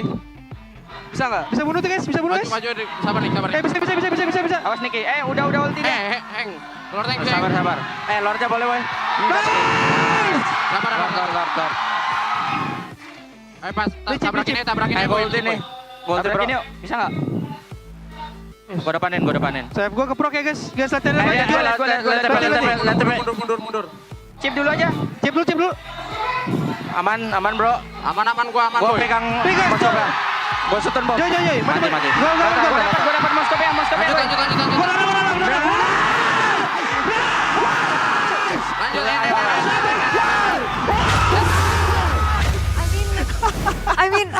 I mean, in the interview they did mention that they could have been a lot cleaner in their games and their execution. No wonder. Because they also said that it felt like they brought in the rank hype into and onto the MPL stage, and I guess that's what we were seeing. The screams, that's scary. Man, this season really reminds me of season 7, man, with all the yells. Like, Yeah, it feels like the players are going Yeah. back to, because I think the last 3 seasons it's been just the normal comms, like, yeah, guys, okay. Nice. Very rarely do we get yells, and then finally we get to hear season 7, season 8. Especially Key and Natko Drama. there. They were out of their seats, dude. Albert too, though. Yeah, they were like heaving into it, like, you know? That's crazy. It's been a while. But other than talking to Evos, we do want to talk to Bigatron and how they felt about that loss. Dan kita sudah melihat di match ketiga kali ini, poin dimenangkan oleh EVOS. Sayang sekali, halo coach. Halo. Sudah bersama saya di sini ada Coach Theo Nael dan kita melihat tadi permainan dari Bigatron Alpha dan di game ketiga sangat intens. Menurut coach apa yang bikin BTR itu bisa kalah padahal sebenarnya udah seintens itu gitu? Yang bisa bikin kalah kitanya sih, karena komsnya aja sih kan. Oke, jadi apakah itu lebih ke misplay anak-anak atau dari draftingnya aja udah salah? Mungkin lebih ke gameplay kita sih sama komsnya anak-anak. Siapa tahu nextnya bisa lebih diperbaiki. Itu aja sih. Oke, tapi kalau ngelihat waktu jarak untuk match berikutnya nih, besok kebetulan BTR akan bermain lagi. Betul. Di match pertama nih, waktu risetnya sebenarnya sangat singkat. Seperti apa nih coach? Jujur dari pribadi kelima anaknya ready semua sih buat masalah mentality, jadi siap sih besok. Siap bertanding lagi? Sangat siap. Dan siap membantai ya, hopefully 2-0. Amin. Dan juga kemarin kan kita melihat di bursa transfer ada Barboza nih. Dan apa yang mutusin kalian untuk memanggil Barboza nih? Dan kira-kira kapan akan dimainkan? Sebetulnya kita pengen ada variatif aja sih di tim. Saya orangnya juga fun kan di outgame, jadi kita bagi-bagi tugas aja sih gitu. Tapi kalau ditanya kapan main, ditunggu aja. Oke, ditunggu aja. Dan mungkin apa yang akan dibenahi akhirnya di match esok hari ini? Kita tetap fokus konsisten dengan gameplay kita aja sih. Maksudnya yang perlu mistake-mistake kecil kita pengen perbaikin gitu. Sama kita pengen lebih solid lagi, lebih kompak. Oke, lebih kompak dan memperbaiki gameplay dan hopefully besok pastinya bisa mengejar dan juga pastinya bisa mengumpulkan poin-poin lagi untuk Bigatron Alpha. Bigatroopers jangan lupa dukung tim kesayangan kalian dan pastinya kita akan kembalikan lagi ke caster. Silakan caster. Thank you so much, Alyssa. Thank you so much, Theo Nile. Okay, he shed a little bit of light to what happened with Bigatron earlier on. I think the main emphasis that he had to say was communication and gameplay implementation or execution. Agree, disagree? Yeah, I think so. I think even after that blunder on the Lord, they could have taken it a bit chill, right? I mean, they already defended the Lord, but they wanted to go for a big fight that would turn it around again. So Communication is very, very key. Patience as well, discipline, everything that Mr. Theonile already said earlier. Agree, disagree? I think I have to agree, man. It's just those small things that you don't really notice initially that will really get you. So small adjustments. At the very least, they're in sync. They have just to make sure to work on, I guess, the calls overall, because they follow it together. There's no disconnect between the players. But these are the standings right now after that exciting day of Mobile Legends. Yeah, presented to you by the official tournament smartphone Samsung Galaxy S25 series. TLID, Onyx, and Navi are red zone. Red zone. Red zone. Feels bad. RQ on top. Evo's climbing back up, followed in by Alter Ego. Devunen actually dropping. And Bigatron also dropping there with that previous match loss. I thought we would drop way lower, but it's okay. It's all fine and I think dandy. it's all fine and dandy. Luckily, it was it's 2-1 loss, both their losses. And they have a chance, I guess, to go up against Zeke, but Zeke are looking pretty good too, after reverse sweeping Onyx. So I don't know, You never know. Along with the Bigatron match though, Alter Ego and Evos, and then later on Team Liquid ID playing against Dewa. I believe. I believe. Wow. I think earlier there were... No retribution. Oh, tomorrow. Oh, all right. For MPL PH Season 15 tomorrow, we have Rora versus TNC. That's a and fire then matchup. Onyx versus AP Brand. That's I. Ooh. I got a fire matchup. They got a fire matchup on the night one. No info on the other regions? Okay, just MPL PH. That other region hasn't even started. Okay, I don't know. MPL I'm not Malaysia following. hasn't started. See, it shows that I don't watch the She other. doesn't care. I If you're not ID care or a lot. PH, she doesn't care. It's just a I lot care to keep, a lot. She does keep not track care of, at all. right? It's a lot. to keep track of. Okay. Not everyone has the memory of a young, aspiring English Miracle. caster with a lot of talent who likes Bigatron. Macro, Who's that? Micro, Miracle. I've always been an RQ fan. Trinity. Ever since Look, I've been Keski busy joined. looking What? for I've tickets. never- I've been busy looking for tickets, guys, and I think you should too, because you don't want to miss out on the matches tomorrow, and you also don't want to miss out on the matches next week. So don't forget that tickets are still available, Yeah, and don't forget they're available. to buy them on the GoPay app as well Now. as the official MPL ID website, website. because you also have a chance to get free diamonds and you don't get scammed. Yep. That's the main thing. Don't get scammed, guys. Because So if you come over, there's a lot of activities that you guys can actually participate in. There's fan meets, there's signs. That's Nino. That is Nino. That is Nino. That's That is crazy. Gebe, Nino Gebe. Gebe, Dijume Dreams. Ah. And all the way to the end, Ice. Mr. Highs. Yeah. Ronnie's goal. Ghani's I was about to say the same. Ghani's goal will get to play in front of Ghani tomorrow. So. Yay! Ghani's goal. Expect him Get to ready. be hyped Ghani's up. casting tomorrow, right? Yeah. I think so. Sir G, Mr. ASG. Albert, Seraphine, I believe. TLID, you got this. Come on. let's Goober. go. Make mama proud. That Make was mama weird. Who's proud. Mama? I mean, Oh, I'm mama. older, so like. Then who? Huh? Then who? Then the whole org Liquid? Yeah. The whole Wait, org? what? What are we talking about? Wait, you are actually older than Liquid. Oh my god. Liquid is 25. How do you know that? Wait a minute. Wait, they're celebrating their 25th anniversary this year. I'm 25 and a half, if you guys are wondering. 57 by the way. at best. So mean.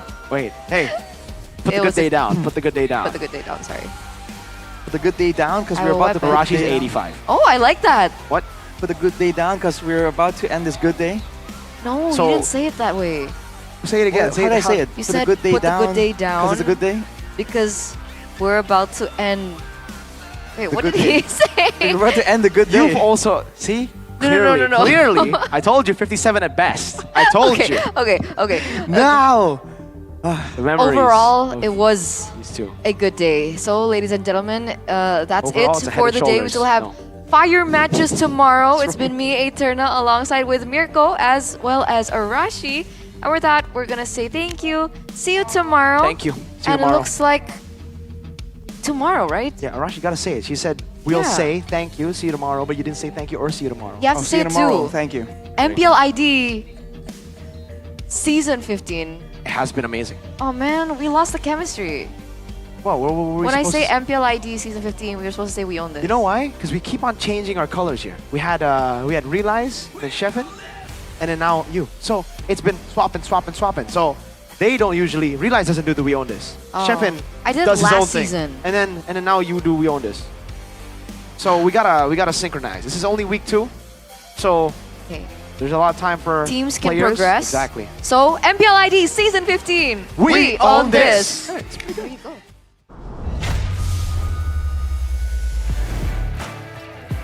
Dan hari yang kedua di malam minggu, malam yang cukup mendebarkan. Semua tim berusaha, namun memang kita melihat ada tim yang terus melanjutkan tren positif dengan win streak mereka. RQ dan EVOS hari ini bermain dengan gemilang. Di sisi lain, kita juga melihat beberapa tim sedang mengejar ketertinggalan. Dan esok hari, di hari Minggu, banyak sekali tentunya tantangan yang harus dijawab oleh para tim-tim yang akan beradu. Dan untuk hari ini, Budaya Monster benar-benar terheran-heran dengan support yang begitu luar biasa. Dan begitu memukau dari semua super fans dari penjuru dunia. Dan terima kasih kepada para sponsor dan partner karena MPL Indonesia Season 15 powered by Munton, supported by PBSI, presented by Official Turnamen Smartphone, Samsung Galaxy, Official e-wallet GoPay, Official Sponsor Head and Shoulder, Official Coffee Partner, ada Good Day. Dan tak lupa juga kita punya partner in esports. Ada Telkomsel, Dunia Games, dan IndiHome. Dan juga advertiser Kacang Sukro ditambah dengan supplier RSV Helmet. Dan hari ini 21-20-21 esok hari kan berapa skor mereka? Dan siapa yang akan melanjutkan kemenangan mereka atau mungkin mendobrak untuk bisa naik ke atas klasemen? Akankah ada yang pecah ataukah ada yang berhasil untuk membuat gebrakan? So, di sini Budaya Monster hanya bisa mengucapkan tunggu saja dan selamat beristirahat. Sampai jumpa kembali di hari yang ketiga, di hari Minggu, di minggu yang kedua MPL Indonesia Season 15. We own this.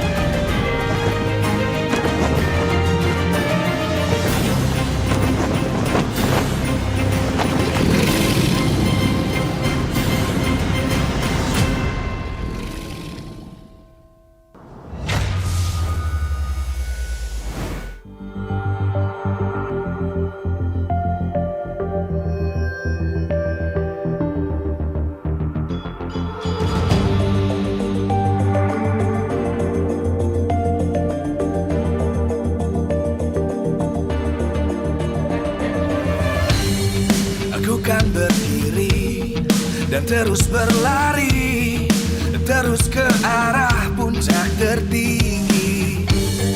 Ku takkan berhenti, hanya sampai di sini.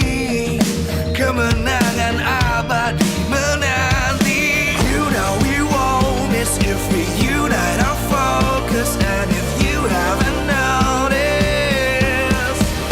we all live. Nyalakan apimu, hadapi semua tantangan, hadang semua serangan, jatuh bukan halangan. Bakar semangatmu, janganlah engkau menyerah. Kita akan buat sejarah. We all this, we won't miss.